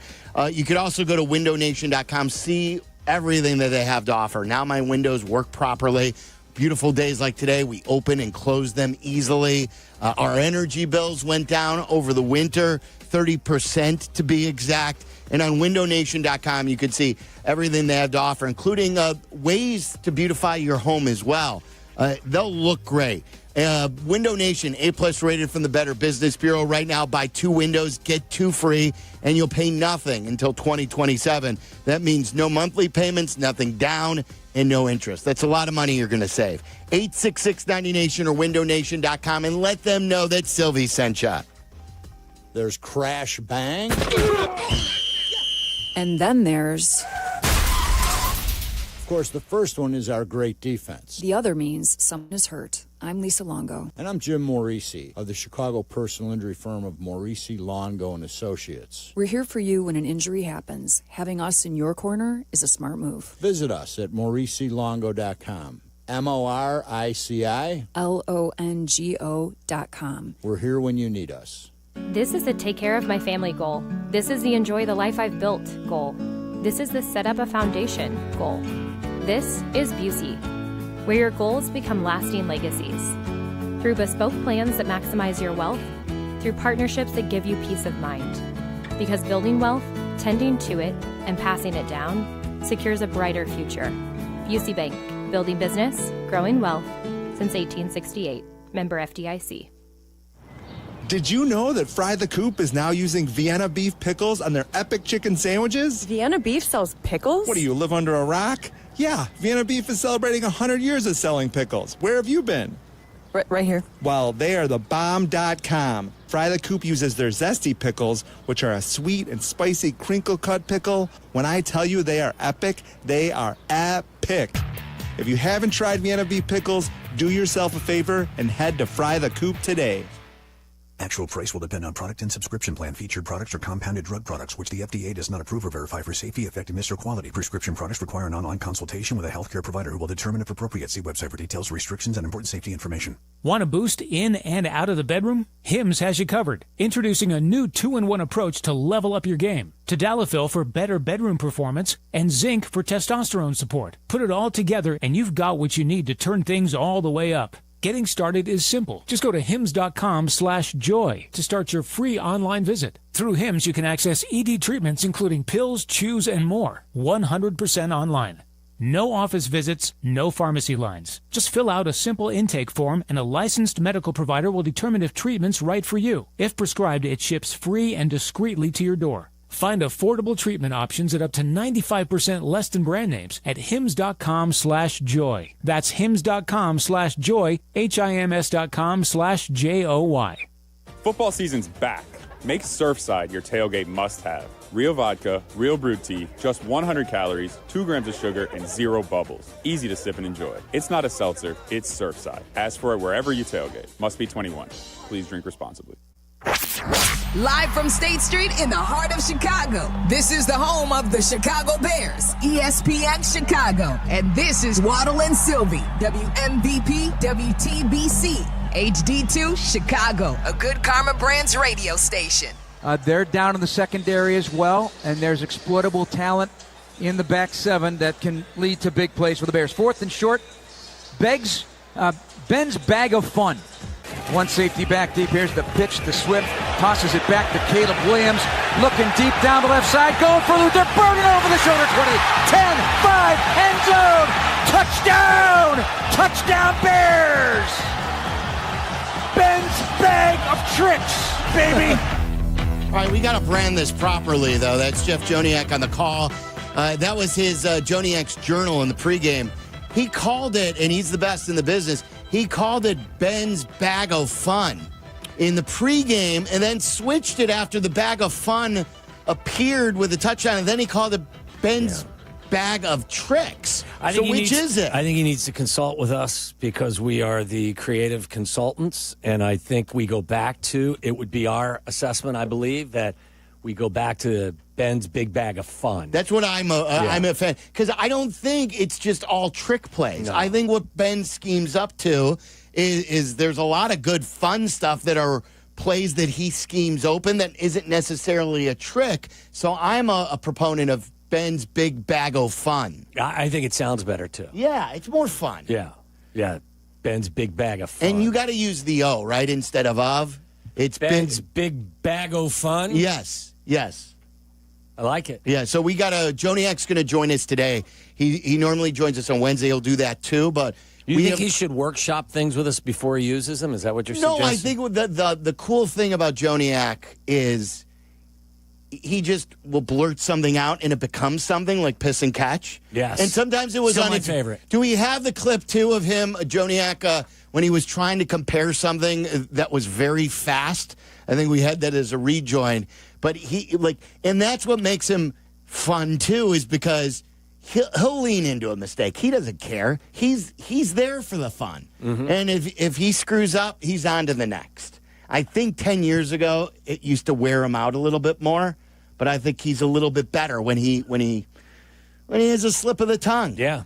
So he had a comp. Charlie will pull that. And then I want to play the good, better, best. Tell you the root of that, too. I don't know if I just did an AI search or a Google search and then the AI. So I'm sure that this is accurate. Oh, yeah, for That's sure. what I mean. AI. Yeah. All right, Vic and Skokie, you're on ESPN 1000. What's up, Vic? And how we doing? Hope everybody's happy, healthy, well.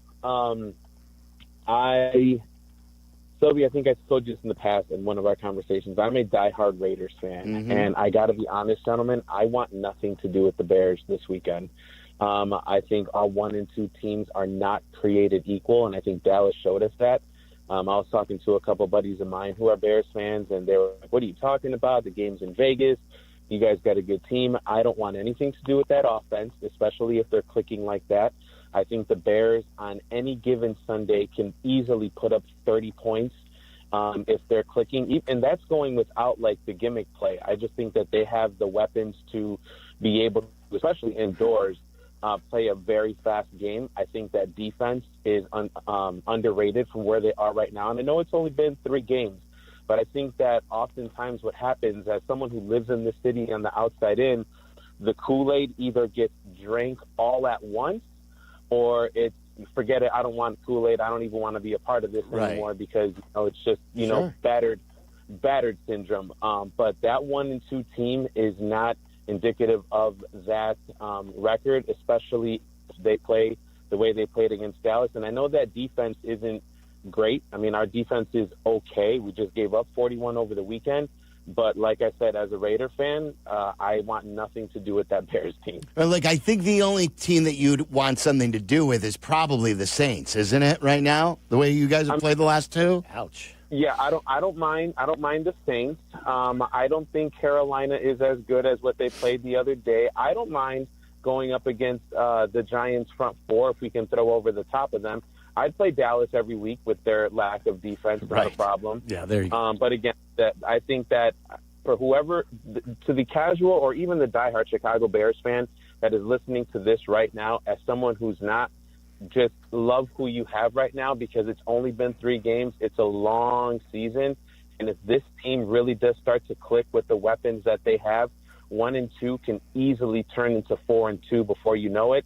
And then all of a sudden the season feels completely different than how it started. Sure. I love you guys. Thank Vic, thanks. And 2 and 2 would feel good after the way it started. 2 and 2 with a breath and to get better and healthier coming out of a bye, that's a good thing too. Look, it's a Raiders offense that it's really what's his name? Geno Smith has been sacked 12 times already.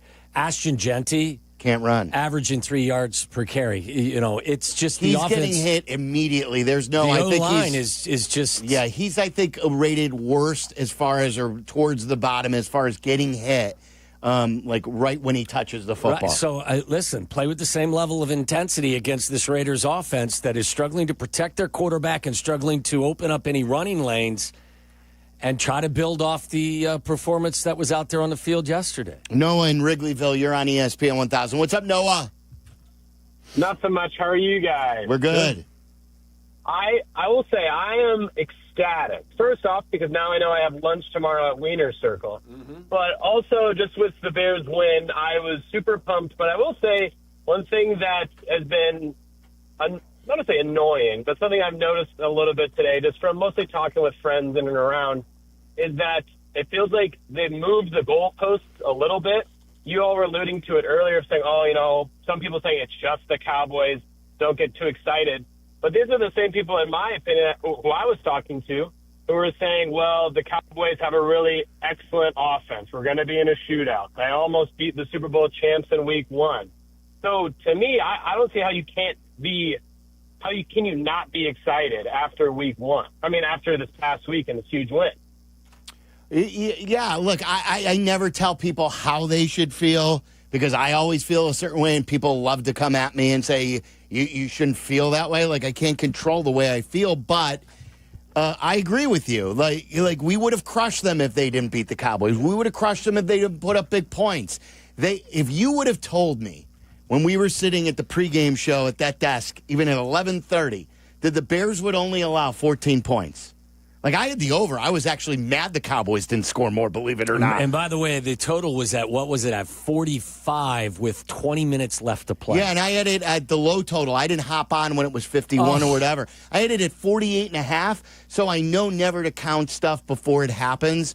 But I was rooting for one of those late Cowboy touchdowns when they kept turning the ball over. Then I was relying on Joe Milton at the end. I was so pissed because then I had Dak Prescott's over as well. And he was like at 250, and I think his over was 265 or something. And I'm hearing them move downfield. I'm like, all right, good. Dak's over just hit. And then I hear Joniak say, that's Joe Milton in the game. And I'm like, son of a. So I came up short there. I think I came up a little short on Rome. But I will happily trade all that for a Bears win. Yeah, listen, there's no delusion here. I understand who the Cowboys are. I understand that Deron Bland wasn't out there and they lost Diggs at one point as well. I know there's no Micah Parsons. I know you lost CeeDee Lamb with, the third play of the second. I know all of that stuff. So my head's not in the sand. But how you win or how you lose is important to me. Yes. So I factor it all in with how ultimately I feel about stuff. I saw a team that played with intensity. I saw a team that took a lesser opponent and not just squeaked by them, put them away convincingly. Yeah. That's meaningful to me. They had lost 12 of 13 going into the game. The whole thing about you got to crawl before you can walk. By the way, we were in a coma for the last year of football. By the way, your defense just gave up 511 yards and 52 points to the Detroit Lions the week before. Yeah. So how are you going to respond to this adversity that you brought upon yourself? The coaches adjusted some things. You see guys like Tyreek Stevenson and Tremaine Edmonds come out there and give you tremendous effort, and they had a very nice day holding the Cowboys to, what was it, 3 field goals and a touchdown? Yep, uh-huh. Solid. Eddie on the north side, you're on ESPN 1000. All right, Eddie, rain on our parade, I'm sure. No, he was wrong. Well, no, I just can't believe, the Bears beat probably one of the worst teams in the NFL, and everybody's all high up in hands about it. Eddie, you had the Bears. First of all, Eddie, you have to just admit on the show that you were wrong. You had the Cowboys winning by 10.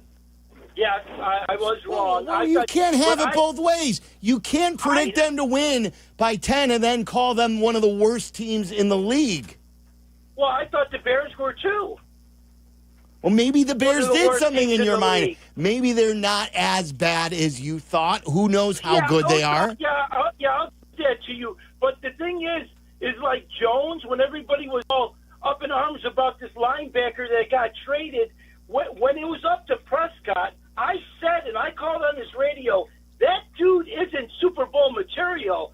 So if Jerry Jones doesn't want to sign him, I would have let him go. I would have.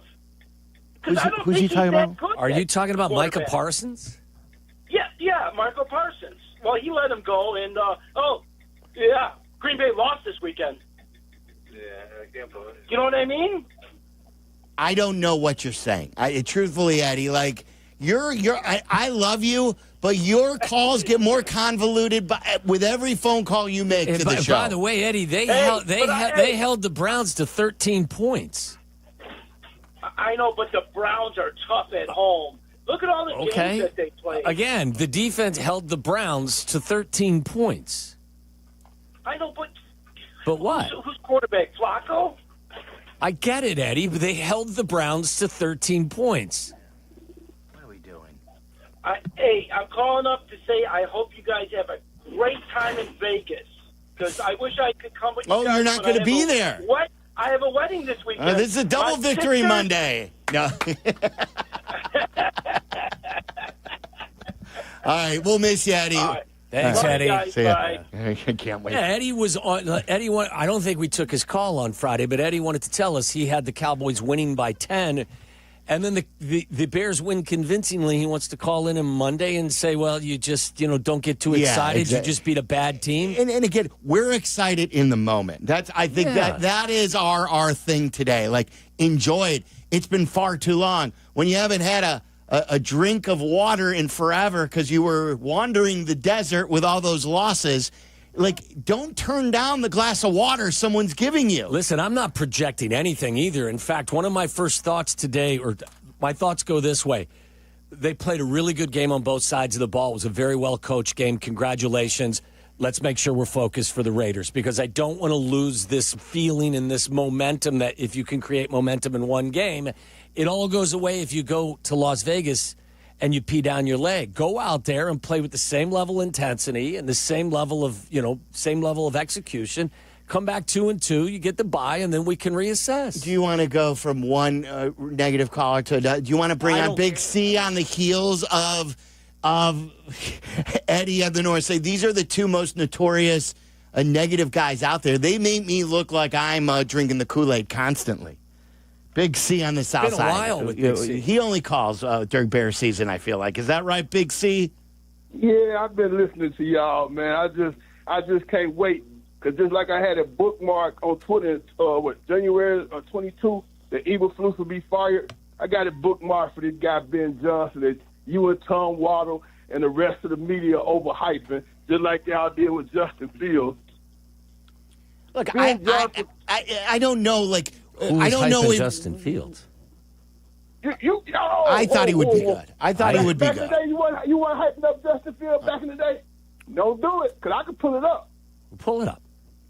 I can pull it up. Pull it up. I'll bookmark everything. But look, things could change, but I will be shocked if Ben Johnson isn't the real deal. Why he ain't the real? What has he done? You act like this guy is the second coming of Andy Reid or something. Y'all act like he really didn't do I think he's cut from that cloth. I think he's cut from the Shanahan McVay. What? Because he was an offensive coordinator for the last 3 years of being the head coach of their offense. Oh, God. 3 years. I got more time in my job in the Johnson than that. 3 years? Come on. But that's life in the NFL. Like, on the opposite side of that, Big C, I hate to talk sense with you. Well, yeah, but I don't know if Adam Gase was a good offensive coordinator. I don't know if he was ever a great OC. Real talk. But listen to me. Hold on here. Hold on 1 second. 2 years ago, people were raving about Bobby Slowick. He had 1 year. He had 1 year of an OC. And then after his second year, he got fired. Exactly. And Houston can't do anything right now.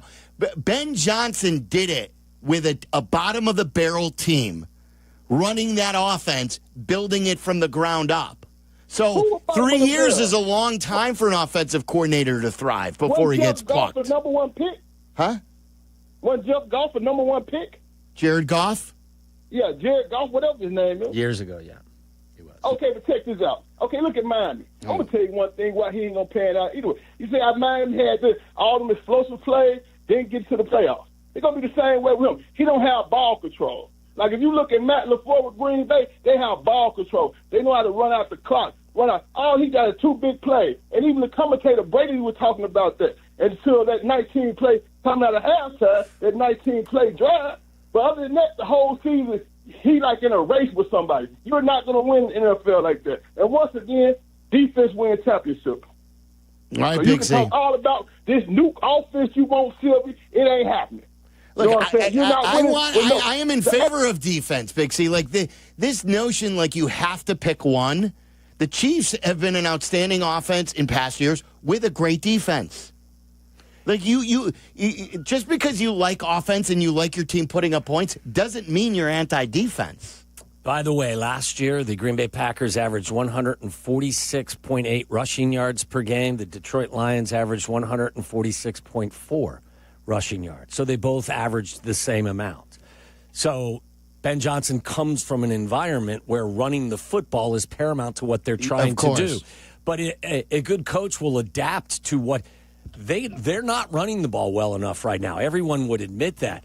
But if you are struggling to run the football, yes, we'll stay committed to it, but I also have all of these other elements that I can get involved in this offense. So, I'm not going to sit and run it 45 times if I don't have the personnel. I think that, but Matt LaFleur, as you were talking about the Packers, is another good example. Yeah. Was Matt LaFleur the offensive coordinator of Tennessee for 1 year? Maybe. Before he got the head coaching job? 1 year. Yeah.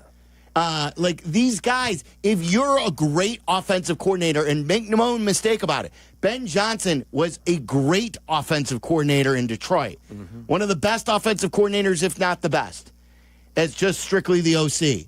And he stayed for 3 years. 1 year passed when they thought he was going to leave. That's why I don't get why Detroit boos him either, is he gave them an extra year turning down Washington's gig. But to say that 3 years is not a long time for an offensive coordinator shelf life when you thrive, I think that's wrong, completely wrong. And by the way, again, a big C. I mean the Detroit Lions, Ben Johnson has always had an offense that relied heavily on running the football. Yeah, for sure. So to reference the Packers doing it, if Ben had the same offensive line and the same running back, maybe they would do some of the same stuff. But that's not the case at the moment. And again, for every Bobby Slowick, there is an O'Connell, there's a LaFleur, there's a McVay. You can give me a full list of coordinators that didn't work out as head coaches, and I can give you a list of guys that were only coordinators, and they did work out. I believe we have our KOC. I believe strongly that Ben Johnson is the guy as well. So what do you got, Charlie? Did you want to pipe in? Yeah, well, they ran the ball 11 times on a 19-play drive, 11 straight times on a 19-play drive. Yeah, exactly. They took off half a quarter by doing that. Yeah. I want to play this, and it goes perfectly. I just believe he checks all the boxes. Now, this has been our thought process since the day we said we want Ben Johnson as the head coach. This wasn't – we've been on Ben Johnson for a long time. This was our dream hire. Vrabel was in my wish list, too. It was one of those two. And Waddle had always said it's Ben Johnson. That's his number one. So, and to me, whether it's command of the room, whether it's accountability, whether it's real talk, whether it's the playbook, whether it's the coaching staff that he brought with him, I think there are so many boxes that he has already checked and will continue to check. If he does fail, I'll be shocked. But I want to play this. This is from, I'll play it on my end here, Charlie. This is Ben Johnson. And the Bears put this out on social media yesterday. It's gotten a lot of love. Handing out game balls, Ben addressing the team. Take a listen to the Bears' victorious locker room.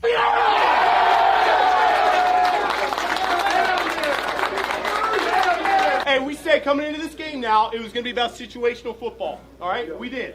All right? Third down, defense. They were 3 of 11. Offense, we were 8 of 14. Talk about red zone.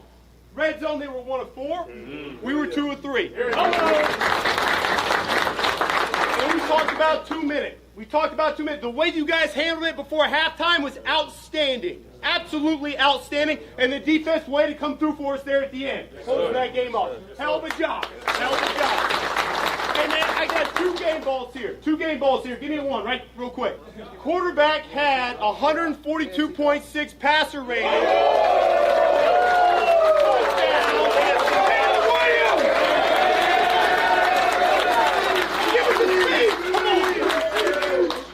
Hey, I love y'all boys. Couldn't do this without y'all, all the hard work and preparation. We're 1-0 this week. We got to go 1-0 next week. We got to come back and prepare and do the same thing. That's all I got.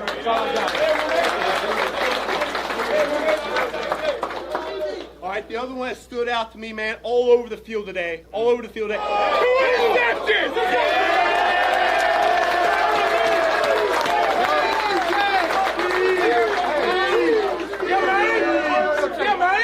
Hey, look. Hey, that's what it feels like, fellas, bro. We work too hard, bro. We got to come in here, celebrate with one another. Hey, but look, enjoy this one. Hey, tomorrow, let's enjoy it still. Tuesday, flip the page, but let's get back in that lab. Yes, sir. I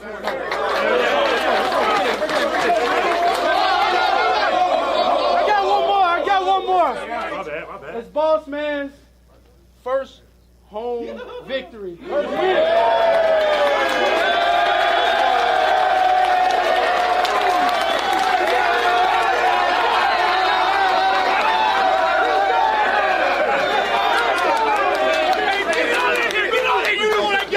You know what I got. Repeat after me now. Good, better, best. Good, better, best. Never let it rest. Never let it rest. Good gets better. Good gets better. And you better get better. And you better get better. Bears on 3. 1, 2, 3. Hell yeah. Keep going. I thought that was a little like breakdown from Ben Johnson, but my wife told me that she used to chant that as a kid in AAU baseball. So this is from basketball, not baseball. This is the AI overview when you Google it. The full quote of good, better, best, never let it rest till your good is better and your better is best. While often attributed to St. Jerome, there is no reliable primary source in this original writings, and it may be more recent misattribution, possibly popularized by individuals like Tim Duncan and Zig Ziglar. That's a range right there. So, yeah, the St. Jerome, the quote is frequently attributed to this 4th century priest and biblical translator, but there is no evidence of this in actual Latin writings. If it inspires you to give up 0 sacks on Sundays, keep saying it. Do you know what that means? What's that? What that expression means, that saying means, that motto means? I think if you follow along, it kind of is self-explanatory, isn't it? Which is what? Well, read it. You repeat after me only. No, I'm not repeating it. Charlie, repeat after me. Good, okay, happy to. Good, better, best. Good, better, best. Never let it rest. Never let it rest. Till your good is better. Till your good is better. And your better is best. And your better is best. I mean, isn't that self-explanatory? That you keep working until... Yeah, it's called for continuous self-improvement and striving for excellence. Duh. Well, I mean, just saying it's self-explanatory isn't duh. Doesn't it? How do you interpret that any other way, then? You have to keep working to get better at what you're trying to do. Listen, mister, you're not good, nor better, nor best. Okay, with that's his fine. explanation. Good, better, best. Sing it, Waddle. There's Come not on. a lot of SAT words in there. Yeah, I mean, look, it's a fine, rallying cry, but I don't think, we're splitting the atom here. Really? Tell me what it really means. I don't know. Keep working. It means until like you're give better 70% of your effort or so. Right. Like a solid 3/4. It encourages individuals to never settle for good or better, but to keep pushing until their efforts reach the highest potential. How could you have ever come to that conclusion? Fire is hot. 312-332-3776. It's self-explanatory. It is self-explanatory. But you still have to teach the child not to touch the stove. These are not children. All right. Say it, Waddle. Come on, repeat after Ben. If they don't give up a single sack to the Raiders on Sunday, I'll say it with you on Monday. Okay, good. No, not with me. You say it on your own. No, I'm not saying it. I said it as a team. Ben's not saying it on his own. Everyone else is, it's not a one-man thing. We're a team. If you're going to say it, you say it together. 312-332-3776. If you want to weigh in, talk about the Bears win, and we've got Joniak's comparison as to a play being as quick as. I'll play that coming up next. The afternoon drive is easier with Waddle and Silvy. Chill out. They're coming right back. ESPN Chicago. Hey, everyone. Big news. Exciting news. Carmen and Jurko now, 9 a.m. to noon. The new ESPN Chicago lineup. On the home of the Bears, ESPN Chicago. Not all banks are built the same. Some slap their name everywhere, but still don't know yours. Wintrust? Well, that's a totally different story. They have over 200 locally run banks where the bankers behind the counter actually know the people in front of them. Local decision makers, hometown service, and real relationships that last. Whether it's growing your savings or launching a business, their local experts are ready to help. That's more than a bank, that's community. When strong communities connect, big things happen. Find your nearest Wintrust Community Bank and feel the difference for yourself. Wintrust, different approach, better results. Member FDIC, equal housing lender. Life isn't always a highlight reel. One moment everything's going your way, the next, an accident changes everything. Medical bills start piling up, paychecks stop coming in, and the insurance companies try to give you the runaround. This is where Postman Law comes in. With over $3 billion recovered for personal injury victims, they deliver speed, ease, and results when you need the most. Car accident, workplace injury, slip and fall. No matter how you got hurt, Postman Law fights for you, so you can focus on getting better while they handle the rest. No upfront fees, no hassle, just real results. Getting the compensation you deserve shouldn't be a battle. That's why Postman Law makes the process simple, guiding you every step of the way and standing up to the insurance companies so you don't have to. Don't let an injury keep you on the bench. Call 844-POSTMAN now. That's 844-POSTMAN. Postman delivers. Let them deliver for you. Want to live life at max volume? Then look no further than Hard Rock Casino, Northern Indiana. With over 1,700 slots, 80 table games, live entertainment, and 5 restaurants which span a wide range of culinary genres, we are sure to have something for everyone. Whether you want to indulge in a savory dish at Council Oaks Steaks and Seafood, or take in dinner and live music at the world-renowned Hard Rock Cafe. Amplify your entertainment experience at Hard Rock Casino, Northern Indiana. Just off Exit 6, I-8094. Must be 21. Gambling problem? Call 1-800-9-WITH-IT. Bud Light and ESPN Chicago are taking the Waddle and Silvy Show to the Chicago-Cincinnati game November 2nd. You could win a spot on this trip. Join me, Shane Orling, at Poplar Creek Bowl in Hoffman Estates tonight. The best football tosser wins a Bud Light prize pack and is a finalist for the trip to Waddle's hometown. For complete details, go to ESPNChicagoContests.com. See you tonight at Poplar Creek Bowl from 7 to 9. Brought to you by Bud Light. Please drink responsibly. A round of golf should be more than just a game. It should be an experience. At Seven Bridges Golf Club, you'll find 100-year-old oaks, rolling fairways, and of course, at least 7 bridges. A championship course with a private field, just a half hour from Chicago. And when the final putt drops, the experience isn't over. Head to the Dock Bar and Grill for great dining, cold drinks, and sunset views that rival any 19th hole. Visit sevenbridgesgolfclub.com to book your tee time today. Save big money on everything for your next bathroom project. Now at Menards. Upgrade your bathroom with Max. With more than 1,000 showers, bathtubs, and surrounds, you're sure to find exactly what you need to add luxury and style to your bathroom. Save big on our entire selection of Max bathroom products. Plus, check out our weekly flyer on Menards.com for all the great deals happening now. Save big money at Menards. From kickoff to cash out, ESPN Bet has the tools you need to score more on game days. Bet smarter with stats at your fingertips. Get personalized parlays built just for you. And with your fantasy team synced right in the app, you can back your squad. Right now, new customers get $100 in bonus bets when you bet $10. Sign up with promo code USL to get started. Must be 21 plus. Gambling problem? Call 1-800-GAMBLER. Terms and conditions apply. See app for details. Offer not available in New York. This is the story of the one. As a maintenance supervisor at a manufacturing facility, he knows keeping the line up and running is a top priority.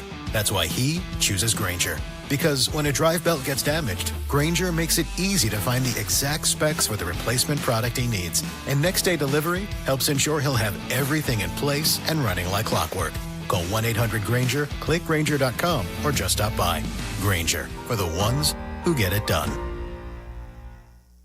Fall is a time for football, falling leaves, cozy fires, and of course, a fresh haircut at Great Clips. With a convenient online check-in, you can stop in whenever it works for you. And with everyday affordable prices, you'll save money for fall fun, too. Download the app today. Great Clips. It's going to be great. Guys, you're craving that legendary Chicago pizzeria flavor without the weight or the price tag? Meet Connie's Frozen Pizza, premium pizzeria-inspired pies from your freezer to your table. We got another football game tonight. Pick up some Connie's Frozen Pizza, the official frozen pizza of the Waddle and Silvy Show. Born in Connie's restaurants, now in your freezer. Connie's brings that cornmeal-dusted thin crust, premium toppings, and unmistakable flavors that says it could have gone out, but why? Hosting, dodging dinner duty, or maybe you're just hungry? The solution is Connie's. Find Connie's Frozen Pizza in your local freezer aisle. Connie's Frozen Pizza. Authentic Chicago flavor without the pizzeria prices. Listen to us now, live on the ESPN Chicago app. Listen to the show in HD at 100.3 HD2 FM. Listen now on ESPN 1000. This is Waddle and Silvy, ESPN Chicago, Chicago's home for sports. You give me a morning wiener, I'm happy for that. It's that time again when we venture deep into the great unknown. And in Chicago, Tom Waddle. He can't run, he's not fast, but he gets open. A trip inside the mind of a multi-concussed former Bears wide receiver. He caught everything that was thrown and took every hit that they could give him, and he had an all-time day in the use of smelling salt. Buckle up, boys and girls. Tom Waddle, every team wants to have a Tom Waddle. If I had a football team, I'd like to have a Tom Waddle on my team because you draw from that. It's time to go inside Waddle's world. Tom Waddle did have to use a lot of smelling salt. Waddle's World's brought to you by Good, Better, Best. No, Waddle's World's brought to you by Wintrust Community Banks. They are Chicago's banks. To find your nearest Wintrust Community Bank, visit wintrust.com/find us. Member FDIC. Good, better, best. Like, look, you chant whatever you want. Just keep people off my quarterback. Someone tweeted me saying if Kap came up with that, you'd kill him. Like, we'd all be making fun of him. Then if like and to the line about, you know, we're 1-0 after this week. That's now right. we got to go 1-0 next week. That's right. That's the oldest. Isn't that the oldest? Whatever ball it coach? takes, man. I don't care. Whatever it is, you're right too, Tyler. Like if this was Eberflus, we'd be rolling our eyes. I got a hits principle and I got good, better, best. Yeah, who I don't know. What's up yours? Yeah. But at least, like, you can hear him in that locker room talking, speaking passionately without right. No, I didn't hear a lot of rights. He had a right. How many? How many rights? There was one, and it just triggered me to the old Eberflus post game. He would punctuate every thought with a right. But it sounded exactly the same. How dare you? How dare you? How dare you go there after a game that they won convincingly? Yeah, I'm going to start calling you Eddie on the north side over there. Here's Joniak. This is during the game. I text you guys as soon as these things happen. Danny and I look at each other after one of these things, and we're like, send it. Here it is. Here's Joniak. This guy, he is quick as a whatever. I was going to think of something. I couldn't think of anything. They hand off to Javonte Williams. Quick as a hiccup. How about that? Quick as a hiccup. How about that? Well, when you quick as what? Quick as a rabbit, right? Quick as a hiccup. How about that? Something other than a hiccup. I love the beginning. He's as quick as and you could hear the play going on, and as the gears in his brain. This guy, he is quick as a whatever. I was going to think of something. I couldn't think of anything. They hand. Is that Tom laughing in the background? I think it's all of us laughing. Oh, is that you? We were all, but I think Thayer was laughing too. Yeah. Speaking of Thayer, you want to hear this one? I was driving home during the interview with Ben Johnson, and Ben wasn't having it with one of the questions. Where is this? Let's see. Where's the Thayer? Yeah, there's so many Johnsons on my screen. There's there's blue Johnsons. There's yellow Johnsons. There's gray Johnsons. Where is this? Do you want me to play it, Sylvie? It's the one in white and blue. This is his answer. Sounds like you have a Johnson buffet in front of you. Here it is. Here, I had it earlier. Well, I just want to be clear. So I think Tom's question was about getting the tight ends involved, and like how he hasn't. He prefaced it something to the point of, you haven't had the tight ends involved, and you got them involved this time. Especially Well, I just want to be clear. The tight ends have been a part of every game plan so far. Okay. Just because they're not getting the ball doesn't mean that they've been playing a critical role of what we've been doing on offense. And so, we tried to get them a couple targets there early, but for the most part. And then it goes on. But I'm on Team Fair here. I know what Tom was getting at. Of course, yeah. I mean, they started the game by throwing the deep over to, or the deep corner to Colston Loveland, which was overthrown a little bit, and they were trying to get their tight ends involved. So I know exactly what Tom was thinking about there. Let's go to Julian in Lindenhurst. Got your back, Tom. You're on ESPN 1000. What's up, Julian? Hey guys, I'm back on the Benny's Beverage Bears Kool-Aid. So that's good. Hey, I think better Robinson. Best was, the running back Swift, and I thought Williams played great. And I haven't watched the game again, but what happened with 29 Wright? They were picking on him like crazy, and all of a sudden I never saw his number again. So I don't know if we made some adjustments or what, but it really looked like we did some defensive adjustments in that game. Wright is number 26. Yeah, Stevenson's Wright. 29. Sorry. Yeah.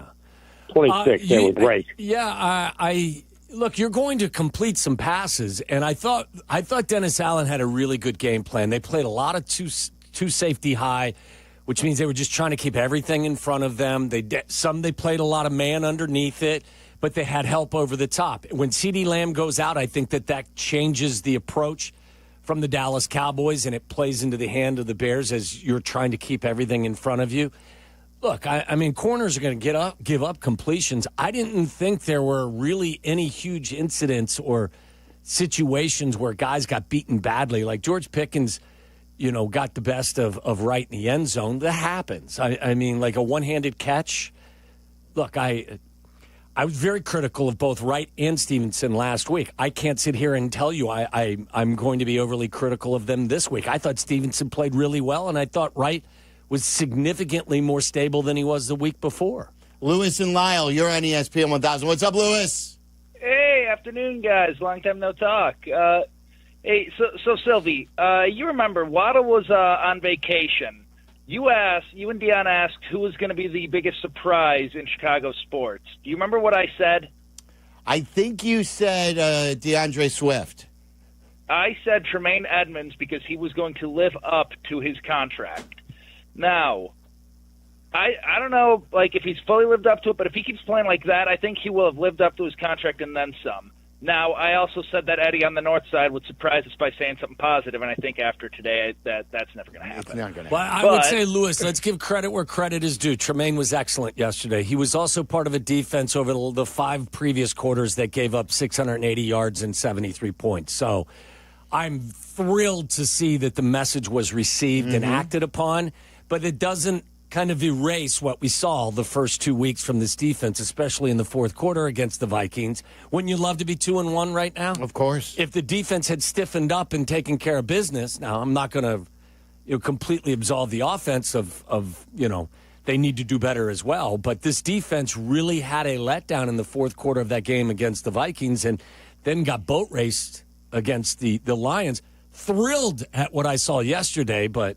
Did you hear what Jaquan Brisker said, that they had a players-only defensive meeting? Yeah. And it was Grady Jarrett who stood in front of the room? Yeah.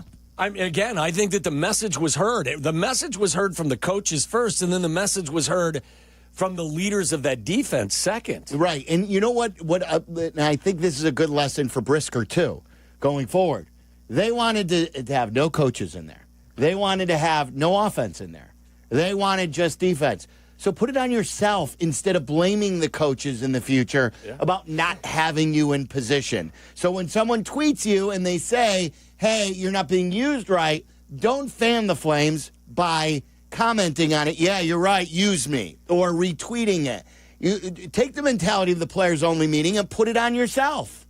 Look yourself in the mirror, put it on yourself. Tape looks entirely different this week than it did last week. Again, the opponent was... it was different as well, but you can tell how much more intensity was being used, and I give them credit for it. Again, the message was heard, and they responded. All right, Royal in Oak Park, you're on ESPN 1000. Is that right? Is that your name, Royal? Royal. Cap calls me Royal Flush. Royal I Flush. usually call him in the morning. Okay, all right. And I love you guys. Yeah, you guys appreciate you. Point. But something that I thought about, everybody is talking about oh, Caleb did this, Caleb did that. And then when I look on social media, it's all about oh, he painted his nails, he did that. But I think that this team that we got is going to be a juggernaut in 1 or 2 years. I think this is the learning curve. What they showed you yesterday, they could say, oh, they just beat Dallas. But the Bears beat the team that was in front of them. Caleb has potential. And with these receivers like Loveland, Burden III, Rome Odunze, DJ Moore. I mean, I think that when they start clicking, they're going to click. I wouldn't be surprised if we made the Super Bowl this year. I know they always tell me. Wait. Did you said the Super Bowl this year? Yeah, I think that we could. Everybody always get on me on Facebook like, oh, I'm the ultimate Bears fan. I've been a Bears fan since I was 8. I watched Tommy Waddle. Tommy Waddle was sure hands. He took some hard hits. He was a dominant receiver, 87. I watched the Super Bowl team with my dad, and I've been a fan since then. I'm 48. Okay? I think that with the offense that we have, realistically, we might not make it this year. But I think that next year, if they go out and address the players that we need on defense and maybe a few linemen on offense, I think that the Bears can compete with anybody. Royal, thank you. I really do. We need to have an Eddie versus Royal debate where they're both. We had Eddie who says it's terrible when Dallas sucks, and then we had Royal who said that they could get to the Super Bowl this year. This year. You know what I look to kind of reinforce my own thoughts that this works, this offense works, and Ben Johnson and Caleb both talked about this. They stress the situational aspects of offense, third downs and red zone. Do you realize that they're converting on 46% of their third downs this year? And in the red zone, I gave you this number earlier, they're 6 of 7 converting red zone opportunities into touchdowns. What does that tell you? Like, that tells me, yes, the players are executing, but they're also being presented a plan that works. Because scheme is really important on crucial third downs and in the red zone. Because the red zone, the area where you work, is condensed. So it's not just about execution. You have to pair it with a good plan and good play calling. And that's where, you know, I find a ton of optimism that the system will work. Look at third down. Look at your red zone conversion rate. And look at some of the other stuff. Again, I want the completion percentage to go up, the sack number to go down. But from an offensive schematic perspective, red zone and third down is meaningful to me. And you're seeing some progress there early on in the season. Yeah, I want to bring up something that Thayer told me off the air because he was spot on this regarding a big moment in the game where he said this could be the game right here. And it was very early in the game. But it ended up working out for the Bears, and they impressed us on a couple of different levels during this period of time. I'll share that coming up. And today is also an anniversary of one of your favorite rants, Waddle. I want to play you this That rant. ain't true! It is like, I want to say 18 years old. So if you were born the day that Mike Gundy went off, you are celebrating your 18th birthday today. That ain't true. It is true. That ain't true. That part is true. Mike Gundy, too, in the hot seat. Good, better, best. We'll play that for you coming up next. This is Waddle and Silvy on ESPN Chicago, Chicago's home for sports. For Chicago sports fans, a big slate of college football games starts with Chicago's College Tailgate. Host Shane Norling and Tyler Rocky have the campus news you need to hype up the day. Join us Saturday morning at 8 for Chicago's College Tailgate on ESPN Chicago, presented by Yuengling Beer. All right, Chicago football fans, it's time to elevate your game with the tough as nails Toyota truck. I drive the Sequoia, and we're going to become a 2 Toyota family. My wife, in October, is going to grab the new Grand Highlander. Tacoma is also a big-time playmaker, no matter what's in your game plan. Tundra is a tailgating MVP that works hard, plays even harder. And the 4Runner, a Hall of Famer when it comes to rugged roads. Whichever Toyota truck you choose, you're riding with a champion. So do what we did and visit your Toyota.com website or your local Chicagoland Toyota dealer today. Toyota, the official vehicle of the National Football League. Let's go places. Fall is here. So many great things you do with the kids this time of year. What a wonderful family you've created. You want things to stay just as they are. It's time to talk about taking that next step for your future, a vasectomy. Take that step with Vasectomy Clinics of Chicago, because experience really does matter, especially with this procedure. They make it so easy with their 30-minute, no needle, no scalpel, in-office vasectomy. Log on to vasectomychicago.com Read their testimonials and learn more about their procedure at Vasectomy Clinics of Chicago. 5 locations to serve you. Downtown Chicago at Lake Point Tower by Navy Pier with free valet parking. Also in Naperville, Tinley Park, Arlington Heights, and Barrington. Most insurance accepted. Visit vasectomychicago.com or call toll-free 877-877-4VAS. That's 877-877-4827. Hey football fans, it's Adam Colopy with the Village of Bedford Park. Just like a winning team needs great players, your business needs the right support to succeed. And that's exactly what you'll find in Bedford Park. Our team works hard to block obstacles, open lanes, and help drive your business into the end zone. Plus, we offer a safe and reliable Lake Michigan water supply. Ready to move the chains for your business? Contact me, Adam Colopy, at ACOLLOPY at villageofbedfordpark.com. New friends and old favorite. It's time for this month's Whiskey University. The lesson? Brother Justice, an American single malt whiskey with a story inspired by a real-life bootlegging monk. The classroom? An old favorite. Sovereign in Plainfield. A true Whiskey U Hall of Famer. Join us tomorrow night at 6:30. Don't settle for a backup bottle. Graduate to greatness with Brother Justice. See you at Sovereign, and as always, please drink responsibly. Whiskey me? No, Whiskey you! Postman Law is used to winning. That's why with every home win by the White Sox, they're adding $100 to the Postman Law Home Team Scholarship Fund. More wins, more scholarship money. Because at Postman Law, they win more for you. Visit postmanlaw.com/scholarship to see how much your city has earned and apply today. After an injury, you could use a win. Call Postman Law today. This is attorney advertising. Hey guys, it's Silvy. Football season is finally here, and if you want to kick off like a pro, you need Circa Sports Illinois, the world's largest sports book, now right at your fingertips. Circa does it the right way. High app limits, low holds, incredible customer service, and no bet fees, ever. Other books might charge you just to get in the game, but not Circa. With Circa, every play is your play. Download your new bookie today at circasports.com. Must be 21 years or older. Gambling problem? Call 1-800-GAMBLER. Welcome to Only Murders in the Building, the official podcast. Join me, Michael Cyril Creighton, as we go behind the scenes with some of the amazing actors, writers, and crew from Season 5. The audience should never stop suspecting anything. How can you not be funny crawling around on a coffin? No, that's true.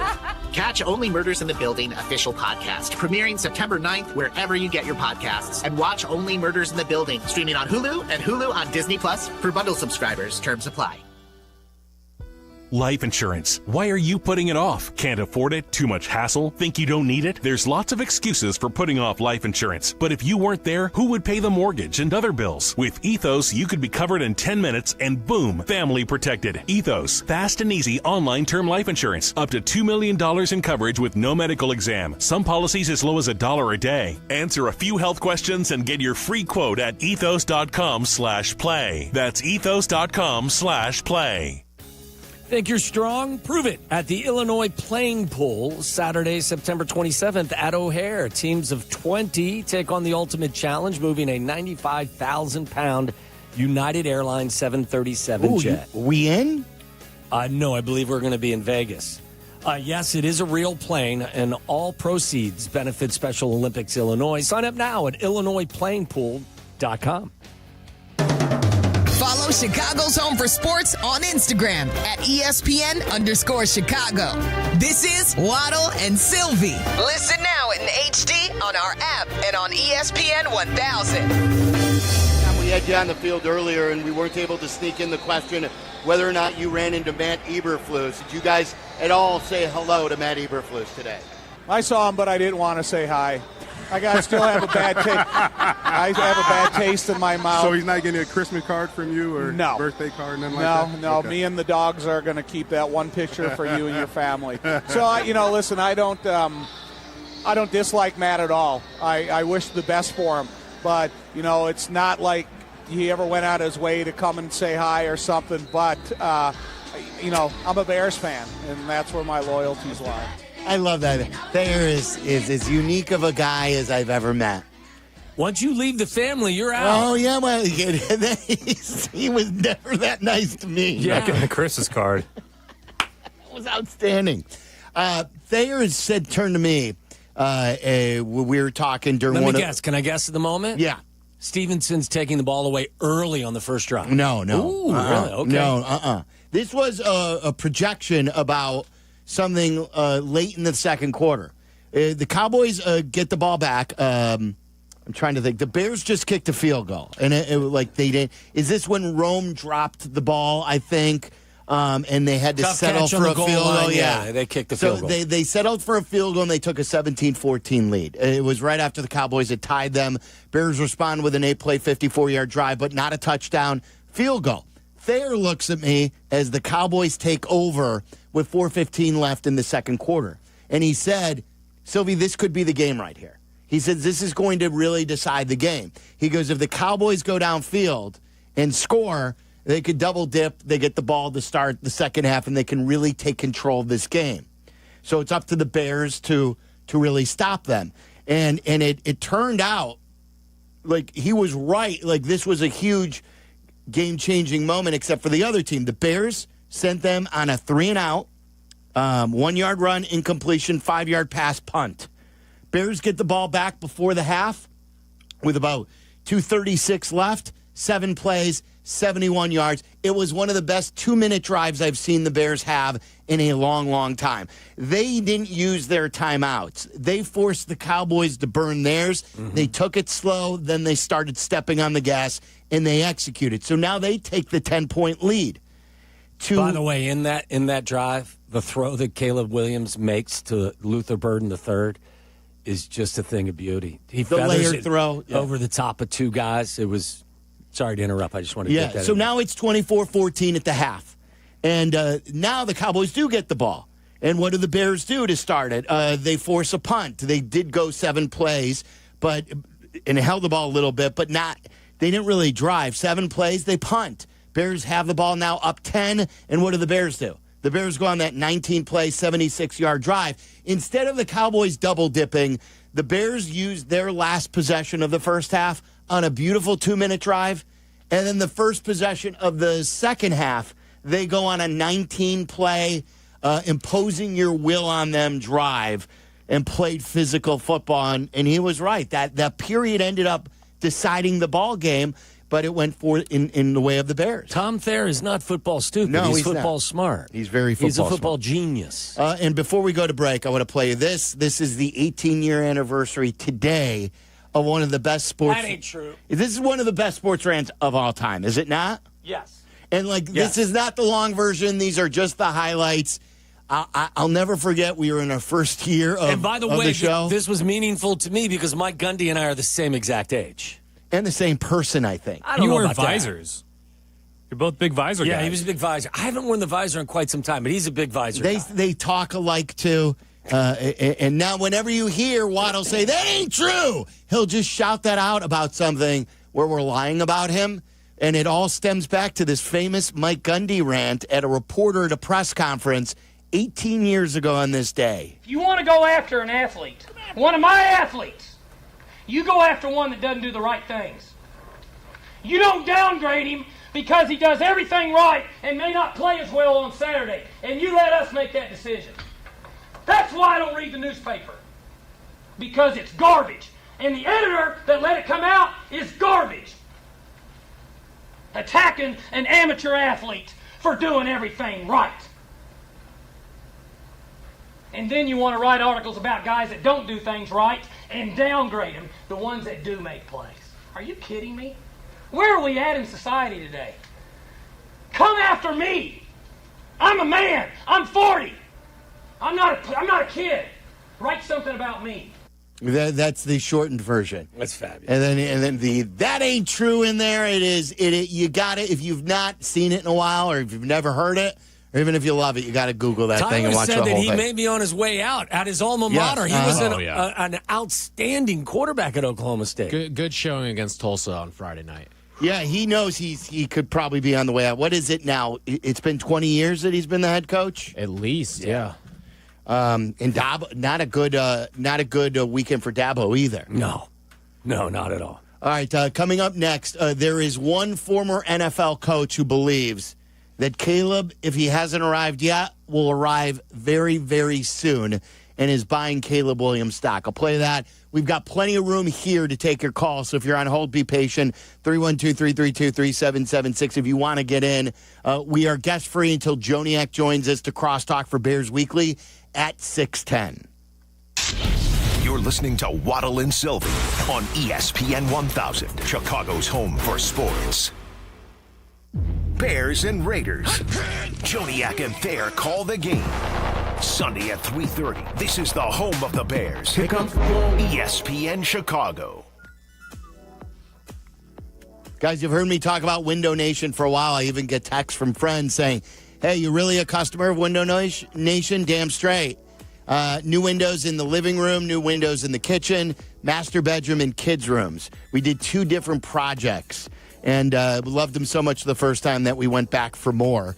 They are A-plus rated from the Better Business Bureau. My guy, Alan Favada, Chicago guy, is their local sales manager. He's going to guide you on whatever project you have, because who knows about windows? They do, though. And they'll tell you what you need and what you don't need. You'll get a free estimate. You decide after that. But you're going to love what you hear from Window Nation. Call them today, 866-90-NATION. That's 866-90-NATION. Or go to windownation.com. You can check out everything that they have to offer. And their deal right now through the end of September is buy 2 windows, get 2 free. Plus nothing down, no monthly payments, and no interest payments either. It's a lot more money right back into your pocket to do what you want to do with it. So call Window Nation today, 866-90-NATION, or windownation.com. Find out what all the fuss is about and improve the look and feel of your home with new windows from Window Nation. Hey, friends, I'm Tom Waddle, and I drive a Hawk. Find your next car at hawkauto.com. Choose from 12 Hawk Auto locations at Forest Park, St. Charles, Plainfield, Joliet, Carroll Stream, and now LaSalle, Peru. Shop thousands of vehicles from 13 big brands. Save with 0% financing or make no payments for 90 days. Plus, save even more with our complimentary maintenance plan. Find your next car at hawkauto.com and drive what I drive. Drive a Hawk. HawkAuto.com.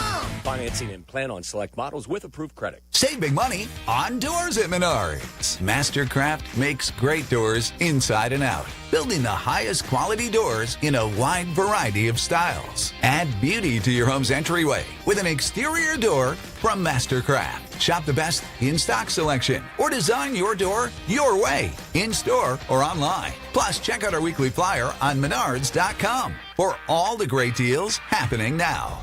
Save big money at Menards. Hey guys, it's Silvy. I know how tough it is dealing with lingering pain, whether it's your back, neck, or even headaches. You don't have to live with it anymore. Chiro One offers natural chiropractic care that can help you live pain-free without drugs or surgery. From everyday activities to getting back in the gym, or most importantly, playing with your kids, Chiro One has your back. Literally. Visit ChiroOne.com today. They have locations across Chicagoland, including Andersonville, Evanston, and Vernon Hills. That's ChiroOne.com, and let them know that Silvy sent you.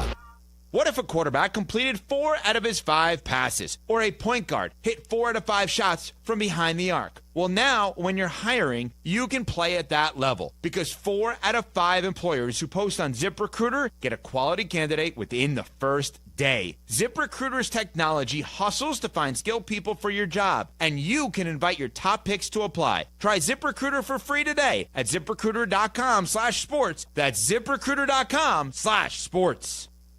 This college football moment is brought to you by ServPro. College football teams have moments they recovered from and made it like it never even happened. Like on October 2nd, 1993, when the University of California faced a 30-0 halftime deficit to Oregon. Cal went on a remarkable 42-11 run in the second half to capture a 42-41 victory, one of the largest comebacks in college football history. ServPro, like it never even happened. Football season's back. Make Surfside your tailgate must-have. Real vodka, real brewed tea, just 100 calories, 2 grams of sugar, and 0 bubbles. Easy to sip and enjoy. It's not a seltzer, it's Surfside. Ask for it wherever you tailgate. Must be 21. Please drink responsibly. Live from State Street in the heart of Chicago, this is the home for every Bears game. ESPN Chicago. And this is Waddle and Silvy, WMVP, WTBC, HD2, Chicago. A good Karma Brands radio station. Are you guys ready to turn the page? Yeah, let's turn the page. Sunday, Soldier Field is what I like to call a gateway game. I'm not going to tell you that the Bears are going to win this game because I don't know how we're going to stop the Cowboys. Gonna throw, but he's gonna go short, and the pass is intercepted on the tip, off the hands of Pickens, intercepted by the Bears, and coming up with it is Tremaine Edmonds. I really don't. It doesn't.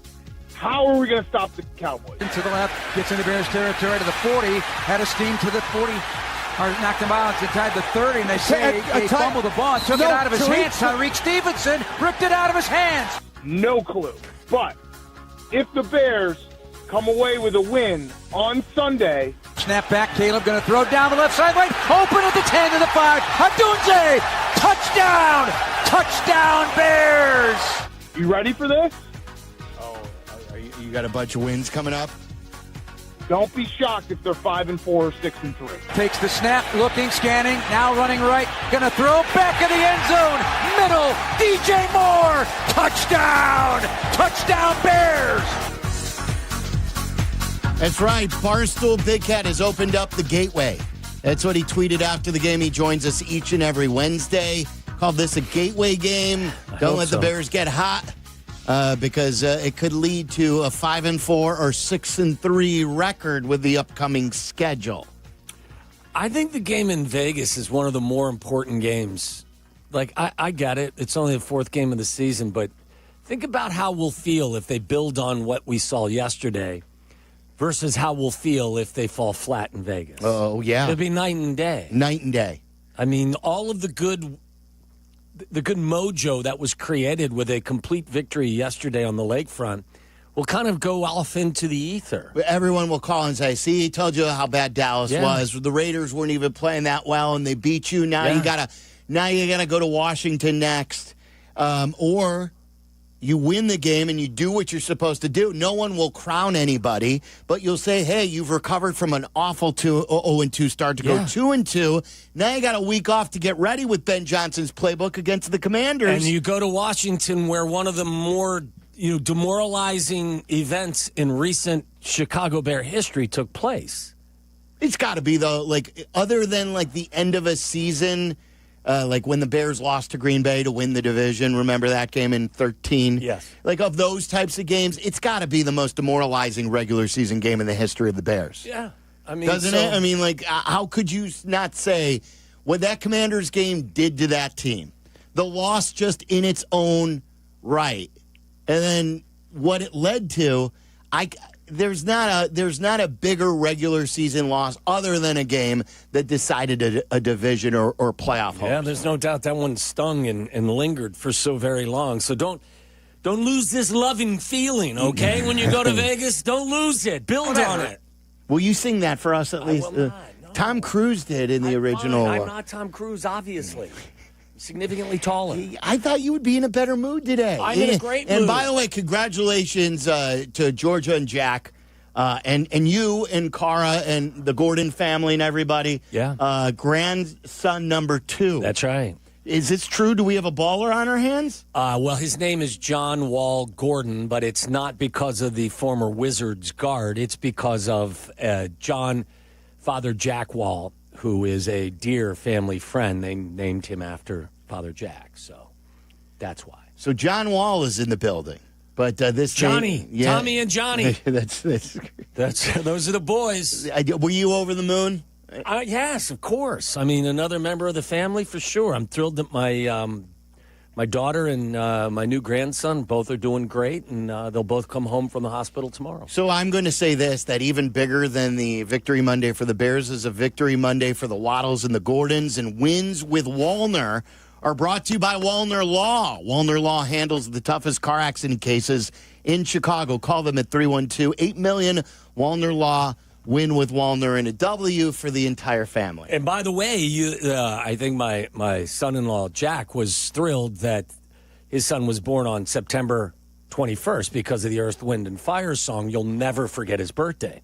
Oh, really? Yes. So give me the line. Well, it's do you remember the 21st, of September? Night, yeah. 21st night of September. So, he's It's a tough one to forget. You're never going to forget it because when you think about him and you say, when's his birthday? You think of Earth, Wind, and Fire, September 21st. You'll play that song on his wedding day, too. Pretty much. That's great. A friend born on September 21st, too. Really? Yeah, very easy to remember. And am I right that it's like 21st you never night of forget? September. Yeah. Did you see someone put this together, this song with Aaron Glenn running down the sidelines and then dancing when they blocked the field goal before they ultimately lost that game? By the way, did you see Mike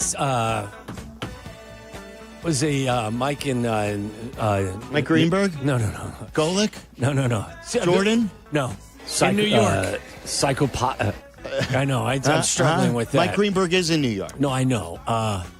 Mike and the Mad Dog. Who's Mike? Francesa. Francesa. Did you see he was pissed at Aaron Glenn for celebrating and not being ready for the next play? Hoodie sent me a clip of Francesa railing on Aaron Glenn for celebrating in the manner in which he did. Okay. Is that what it... Yeah. It was hilarious. So good.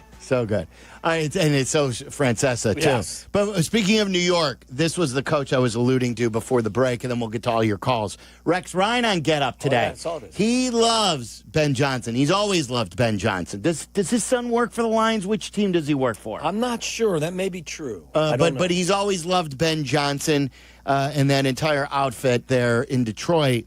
And he is buying Caleb Williams stock. This was today to anyone who wants to tell you that, well, hey, Caleb still. This was Rex Ryan today, who has coached in the NFL for a long time. See, I think people assume that this kid's just going to be, great from jump and all that.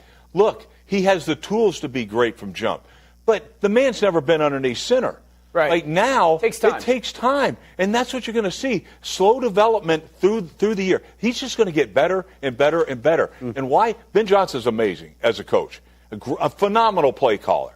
All right, but he also knows that, hey, look, this is where we got to get to, and they're going to.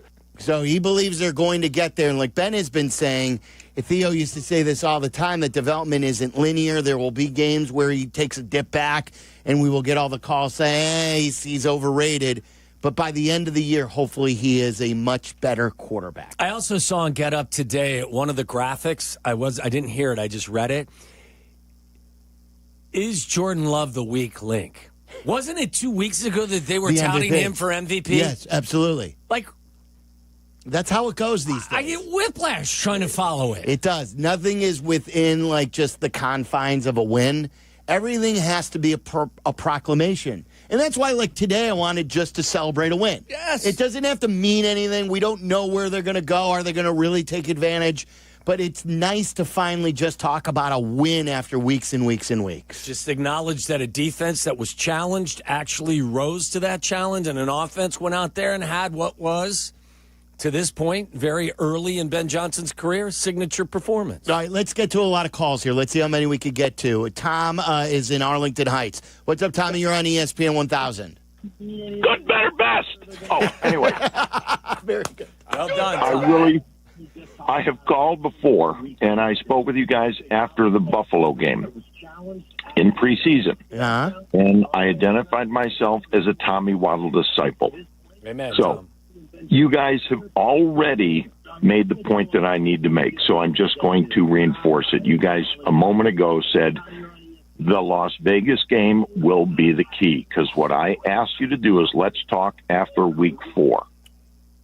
And if they lose to Las Vegas, then all the hype after Buffalo and all the hype after this win against Dallas will be, quote, fool's gold. Anybody can have a good game. Just see Russell Wilson. Mm-hmm. And if we beat Las Vegas, the trend. And I'm with you guys. I think Ben Johnson is the right guy. We're seeing positive improvement, not only from Caleb, but the offensive line, the use of tools.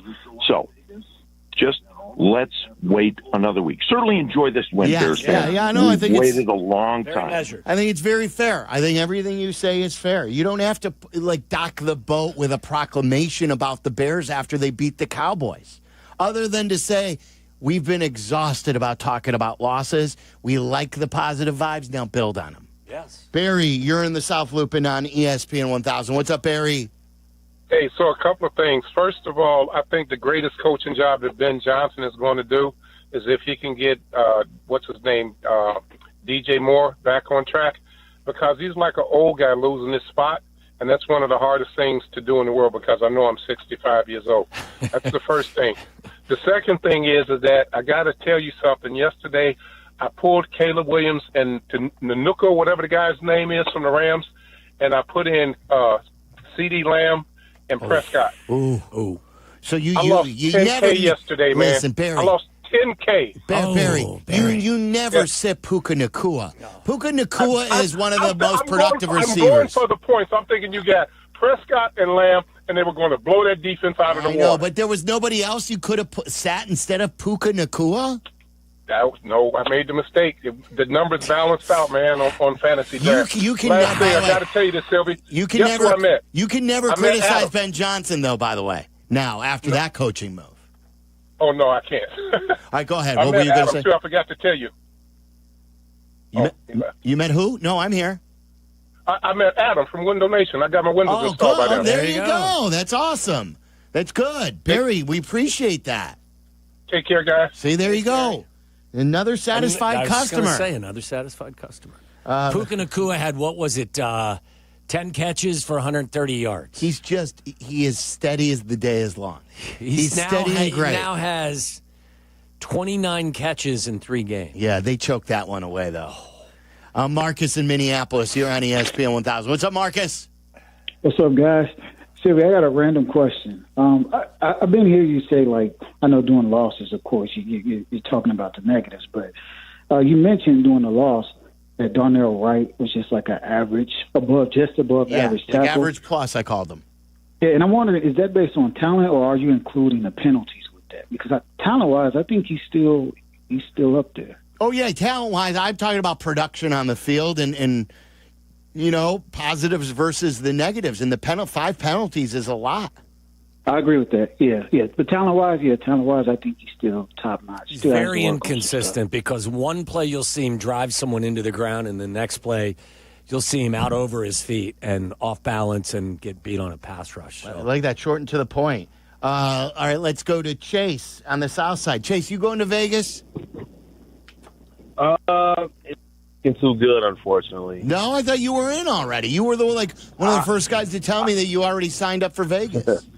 I did, but you know how things go. Unfortunate situation kind of we'll miss you. Set you back a little bit, But I mean, I wish I could hang out with you guys, but unfortunately, not looking to right now. We'll do it another time. Yeah, maybe next time. So I gotta ask you this question, Sylvia. I know you of all people have been very hard on Poles, which very right so, and I know he hasn't done a good job as a GM over the last 3 or 4 years. His draft picks have been awful. His free agent signing trades have been terrible. But let's just say if Caleb continues down this path and he turns out to be the guy that we hope he becomes, and he turns out to be that great quarterback, and Ben Johnson turns out to be the great coach that we always ask for, despite all Poles' misgivings, could we say, as bad as Poles been, we could say, as bad as he been, he finally got us a quarterback and a coach we want. I mean, he's been terrible, but he has got, as Caleb continued down this path, got to give him his props as far as finally get us a quarterback that we've been asking for the last decade, forever. I mean, Ryan Pace, he built a great roster, but couldn't get us a quarterback, Look, it's signing the right coach, hiring the right coach, which he didn't do the first time, but neither did Theo. Theo missed twice before he got Joe Madden. And getting the quarterback right are a huge step forward. But I'm not ready to throw any bouquets Ryan Poles' way. I was doing that in year one, into year two, when he made the Carolina deal. Then he just neglects several positions. I got to see how the left tackle still plays out. I'm very skeptical. I'm very skeptical about the edge. But yeah, it's not all bad. He's done some good things, and Ben Johnson and Caleb Williams are two things that I was in favor for. Well, and also, look, when you have the first overall selection, the quarterback you take has to be the right one. Or at the very least, he has to be very, very good for you. If for whatever reason Jaden Daniels turns out to have a out-of-this-world career and Caleb Williams also has an out-of-this-world career but maybe just a tick below, then I think we can all live with that. Yes, absolutely. You just can't have one guy go 2 or 3 and have that guy have a stupendous career and you had the first overall selection and your guy doesn't pan out. Was Eli, Phillip Rivers, and Ben Roethlisberger in the same draft? I believe so. Like, if it turns out that way, I'll take my pick on any of those 3. Yeah. Right? Like Josh Allen and Lamar were in the same draft. Right. Like, it happens. Right, and they weren't number 1 picks. Right. But they were all, like, you can still be a successful organization. The guy you pick has to work. Yeah, he has to be great. Dwayne is on the west side. You're on ESPN 1000. What's up, Dwayne?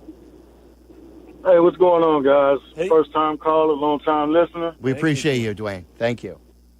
I like the way the guys ran the ball yesterday. I know they didn't get a whole lot of yardage between the two.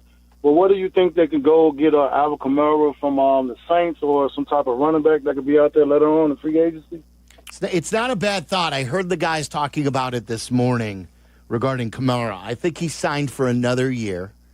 I'm not paying a lot for any sort of running back in a trade. This isn't like getting CMC in his prime. Not only that, I mean, what are you going to have to pay him and what are you going to have to give up for him? He's 30 years old. There's a lot of miles there. I'm not paying him anything more than the contract he has. He's averaging less than 4 yards per carry. That's a pretty bad team, though. Don't you feel confident that if Ben could scheme with him, they'd be better off with him? I think he'd be a better back than DeAndre Swift, but by how much? Like, if the holes don't exist in New Orleans and you're averaging 3.7, what if the holes don't exist here in Chicago? You're going to average 3.7. Yeah. None of their running backs averaged 3 yards per carry yesterday against the Cowboys. They were all under 3 yards per carry. It's got to be a lower pick, too, especially for a running back. Like, if you have a chance to get an edge who you can grow with or some sort of offensive lineman, not a running back who's 30.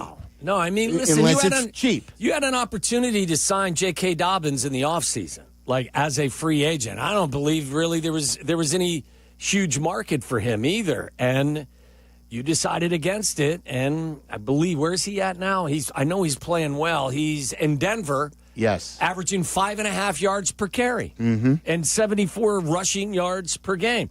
If you're going to make a trade, call the Bengals, not for a running back, but for a pass rusher. See if they're having second thoughts about Trey Hendrickson's money. Hasn't that ship sailed and maybe even for the Bears? Never sails. He's a free agent at the end of the year, isn't he? Yeah. So why would you give up something for him now? Especially if you're probably not going anywhere this year. Like, the time to do that was How do I know after yesterday's win? You're turning into the caller now.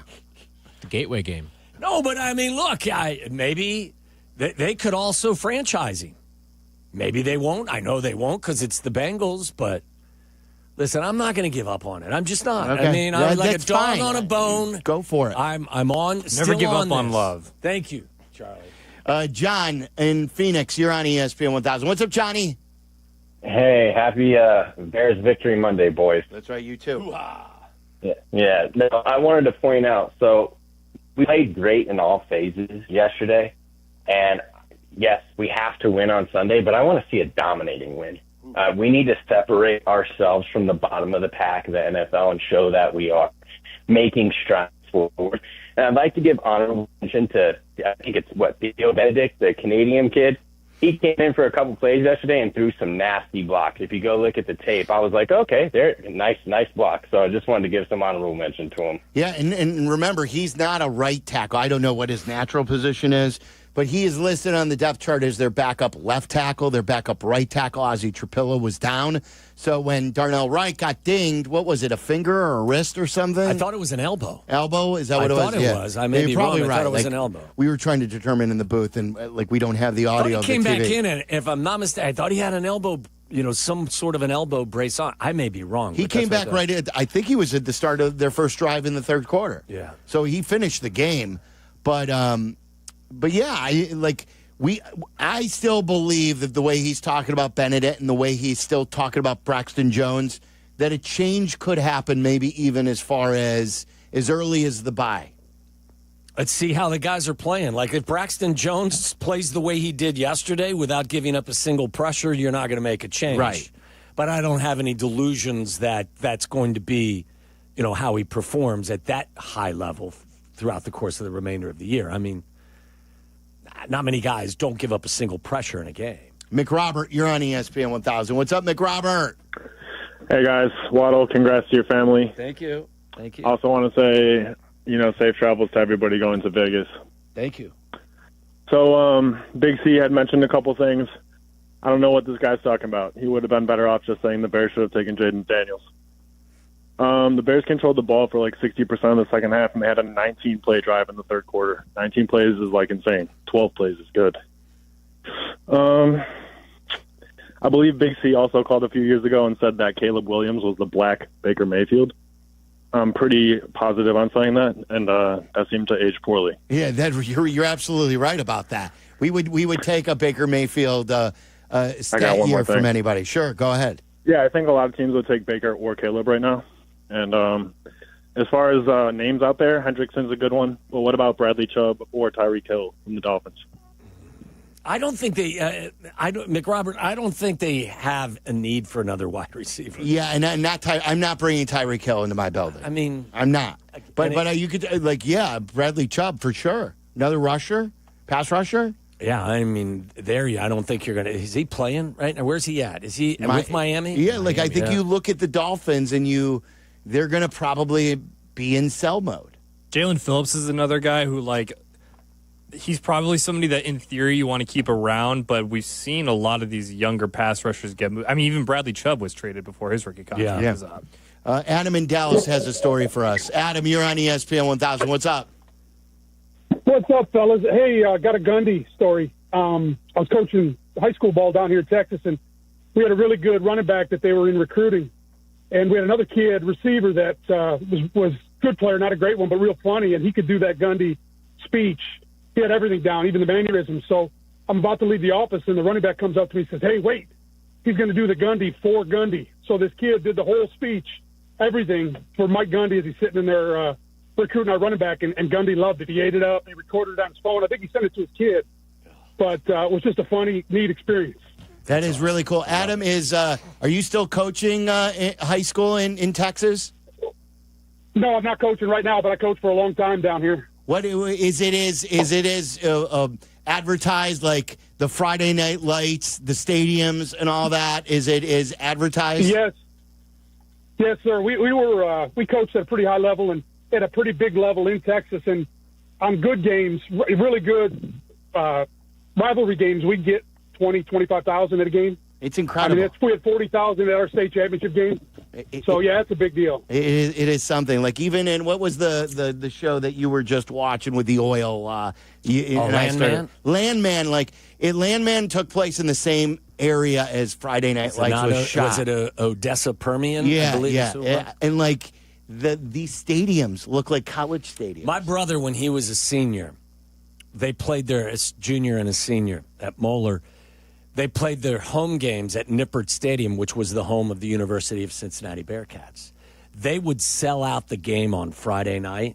When your brother played? Yeah, 29,000 every Friday night. And the following Saturday, they'd be lucky to get 15,000 for a Bearcat. Wow. Game. So the high school game was selling out almost 30,000 tickets, and the college game would be lucky to sell a half or two-thirds. What was the biggest stadium that you played in Ohio?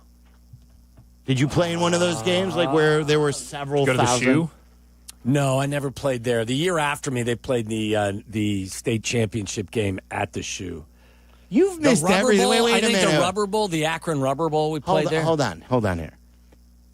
You were late for Flutie. Yeah, I was a year late. You were late for the 85 Bears. Very late for that. And then the year after you left Moeller, they made it to the state? Yeah. Maybe it's you. Could be. It's Waddle and Silvy. This is Waddle and Silvy. On Chicago's Home for Sports, ESPN Chicago. Bears Bears Weekly. Host Jeff Joniak and Tom Thayer take you inside with the latest on your team. The latest news and the best interviews. Bears Weekly, tonight at 6:30 on ESPN Chicago and the ESPN Chicago app. I love college football. I love pro football. I just love football in general. And when the football season is here, that means the game day feasts are spectacular. Dips with chips and wings and veggies, all while watching the big games.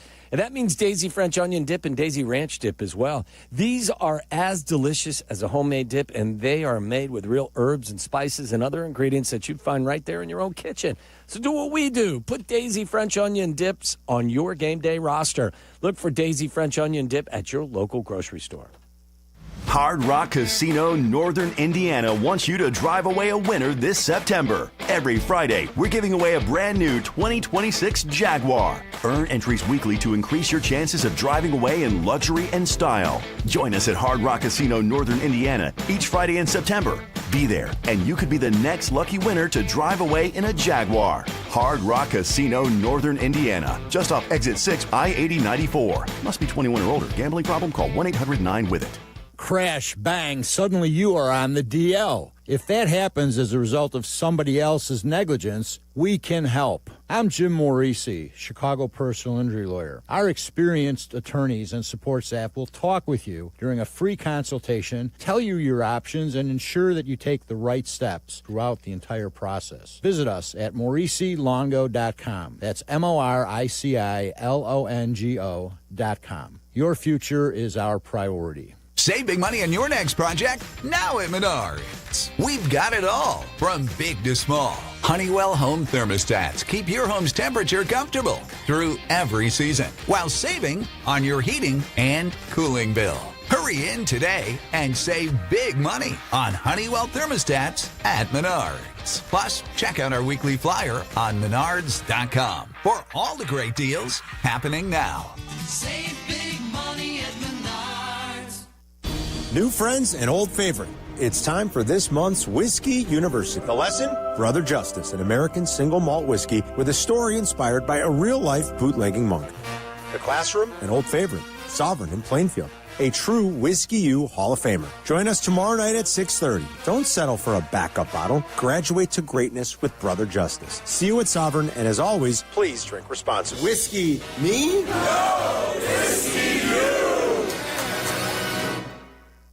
From kickoff to cash out, ESPN Bet has the tools you need to score more on game days. Bet smarter with stats at your fingertips. Get personalized parlays built just for you. And with your fantasy team synced right in the app, you can back your squad. Right now, new customers get $100 in bonus bets when you bet $10. Sign up with promo code USL to get started. Must be 21 plus. Gambling problem? Call 1-800-GAMBLER. Terms and conditions apply. See app for details. Offer not available in New York.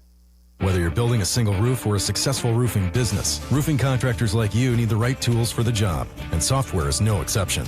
Service Titan is on a mission to be the most powerful software platform for the trades, with purpose-built technology proven to maximize revenue, streamline operations, and deliver 5-star customer experiences.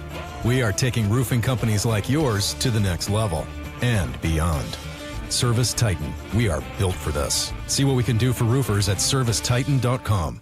Roofers and Waterproofers Local 11 delivers expert roofing and waterproofing across Chicago. Their trained professionals lead in solar, green, and garden systems. For trusted contractors and top quality service, visit ChicagoRoofingContractors.org. That's ChicagoRoofingContractors.org. Follow Chicago's Home for Sports on Twitter at ESPN1000. This is Waddle and Silvy on Chicago's Home for Sports, ESPN Chicago. The good. It's gone! Oh, my God! The bad. That is so bad, that is absolutely brutal. And the dirty. I'm talking about nasty. Wow. So many stories are running through my head right now. Waddle and Silvy on ESPN Chicago. Right, the good, the bad, the dirty, our weekend recap of anything we experienced. Brought to you by Window Nation. Now's the perfect time to replace your old, drafty, or builder-grade windows. do what Barry did. He just called. He got his windows from Window Nation. You can get it done in 1 day or less. Right now, buy 2 windows, get 2 free. Plus, enjoy no payments for 2 years. Don't wait. Upgrade your home today. And it's brought to you by Trend Micro, the smart AI-driven defense businesses trust to stop threats before they happen. Visit trendmicro.com today. Around the room we go. One thing good, one thing bad, one thing we deem as dirty. What's your good? It's very simple. The Reds swept the Cubs this weekend in Cincinnati, which has propelled them, thanks to a couple of Mets losses, to the 3rd and final wild card spot as well. So I would like to thank you and the Cubs for laying down for my Reds and losing 4 straight to the Big Red Machine. You know, you were exactly right. You called this right. You said, hey, Cubs lay down. I'm like, you can't lay down. You earn it. Lay down. And the Cubs basically did lay down. They got shut out in game 1. They got shut out in game 4. Both 1-0 losses. And then one of them they had a lead and they gave up. Porter Hodge, like just when I thought like 2 weeks ago Porter Hodge was taking a step forward, he can't pitch. He's sent down. He's not going to be a part of the bullpen. How about that? Now the Reds have the tiebreaker with the Mets. They are tied for record-wise, so the current situation is Cubs are the number 1 wild card. I believe the Padres are number 2, and the Cincinnati Reds are the 3rd wild card right now. It would be so Mets if the Reds sweep the Cubs Come and on, then the Cubs Cubs. come back and sweep Come the on, Mets this Cubs. week. Give me would some be help. the most Mets thing to close out the season in September. Well, like I wouldn't shed a tear for the Mets No, at all. I wouldn't. I never would love shed every a second of it. I want to play you this. Like, obviously, there are so many good things, and we've highlighted them from the Bears game. Do you see the Michigan acting head coach? It's this Biff guy who we've talked about fella, before. isn't he? Big guy, used to coach high school football. Harbaugh would recruit players from his program, very successful program. And then he got him back to the staff, and he became a part of the Michigan staff, and he's taken over here in the suspensions. And he led them to a win. Listen to this, what he said he's going to do after the win. This was a classic on-field interview. What are you going to do tonight to celebrate? I'm going to eat some Haagen-Dazs coffee ice cream with my wife and smoke a Cuban cigar and then probably go to the hospital. Is that as good as it gets? That's awesome. That is as good of He's as a big it gets. fella, too. He is. He's always, isn't he a sleeveless shirt guy, too? Oh, yeah. Oh, yeah. Well, how do you say his last name? Is Biff it Poggi. Biff Poggi. It's outstanding. I had to play that. Tyler, what's your good? My good is the Indiana Hoosiers and the beatdown they put on the Illinois Fighting Illini. I mean, belt to ass with spikes. That's what we saw take place in Bloomington. I was so excited. At first, I thought, I got to have Peacock for this game. But I think NBC then ended up airing the game. Yeah, because Purdue Notre Dame went into a lightning delay. Right. And they just said it was already a blowout, so they said, screw this. Like, we're just going to go to our initial game that we were supposed to have. And I'm like, awesome, good. I could see what this Illini team's all about. This should be a great game. And, man, I didn't stick with it long. No. They got their butts kicked. We were at a bar on that Saturday night, and all of the TVs were connected. So, like, if you change one, you change all of them. And they had the Illinois-Indiana game on, and they refused to change off of the TV. And there were some other good games going on at the same time, but it was like 56-10 at this point, and they wouldn't change the game. What do you got, Charlie? What's your good? Yeah, my good is Justin Herbert, and really the L.A. Chargers, but Herbert specifically, his stats aren't going to blow anybody's mind. He had 300 yards, a touchdown, and an interception.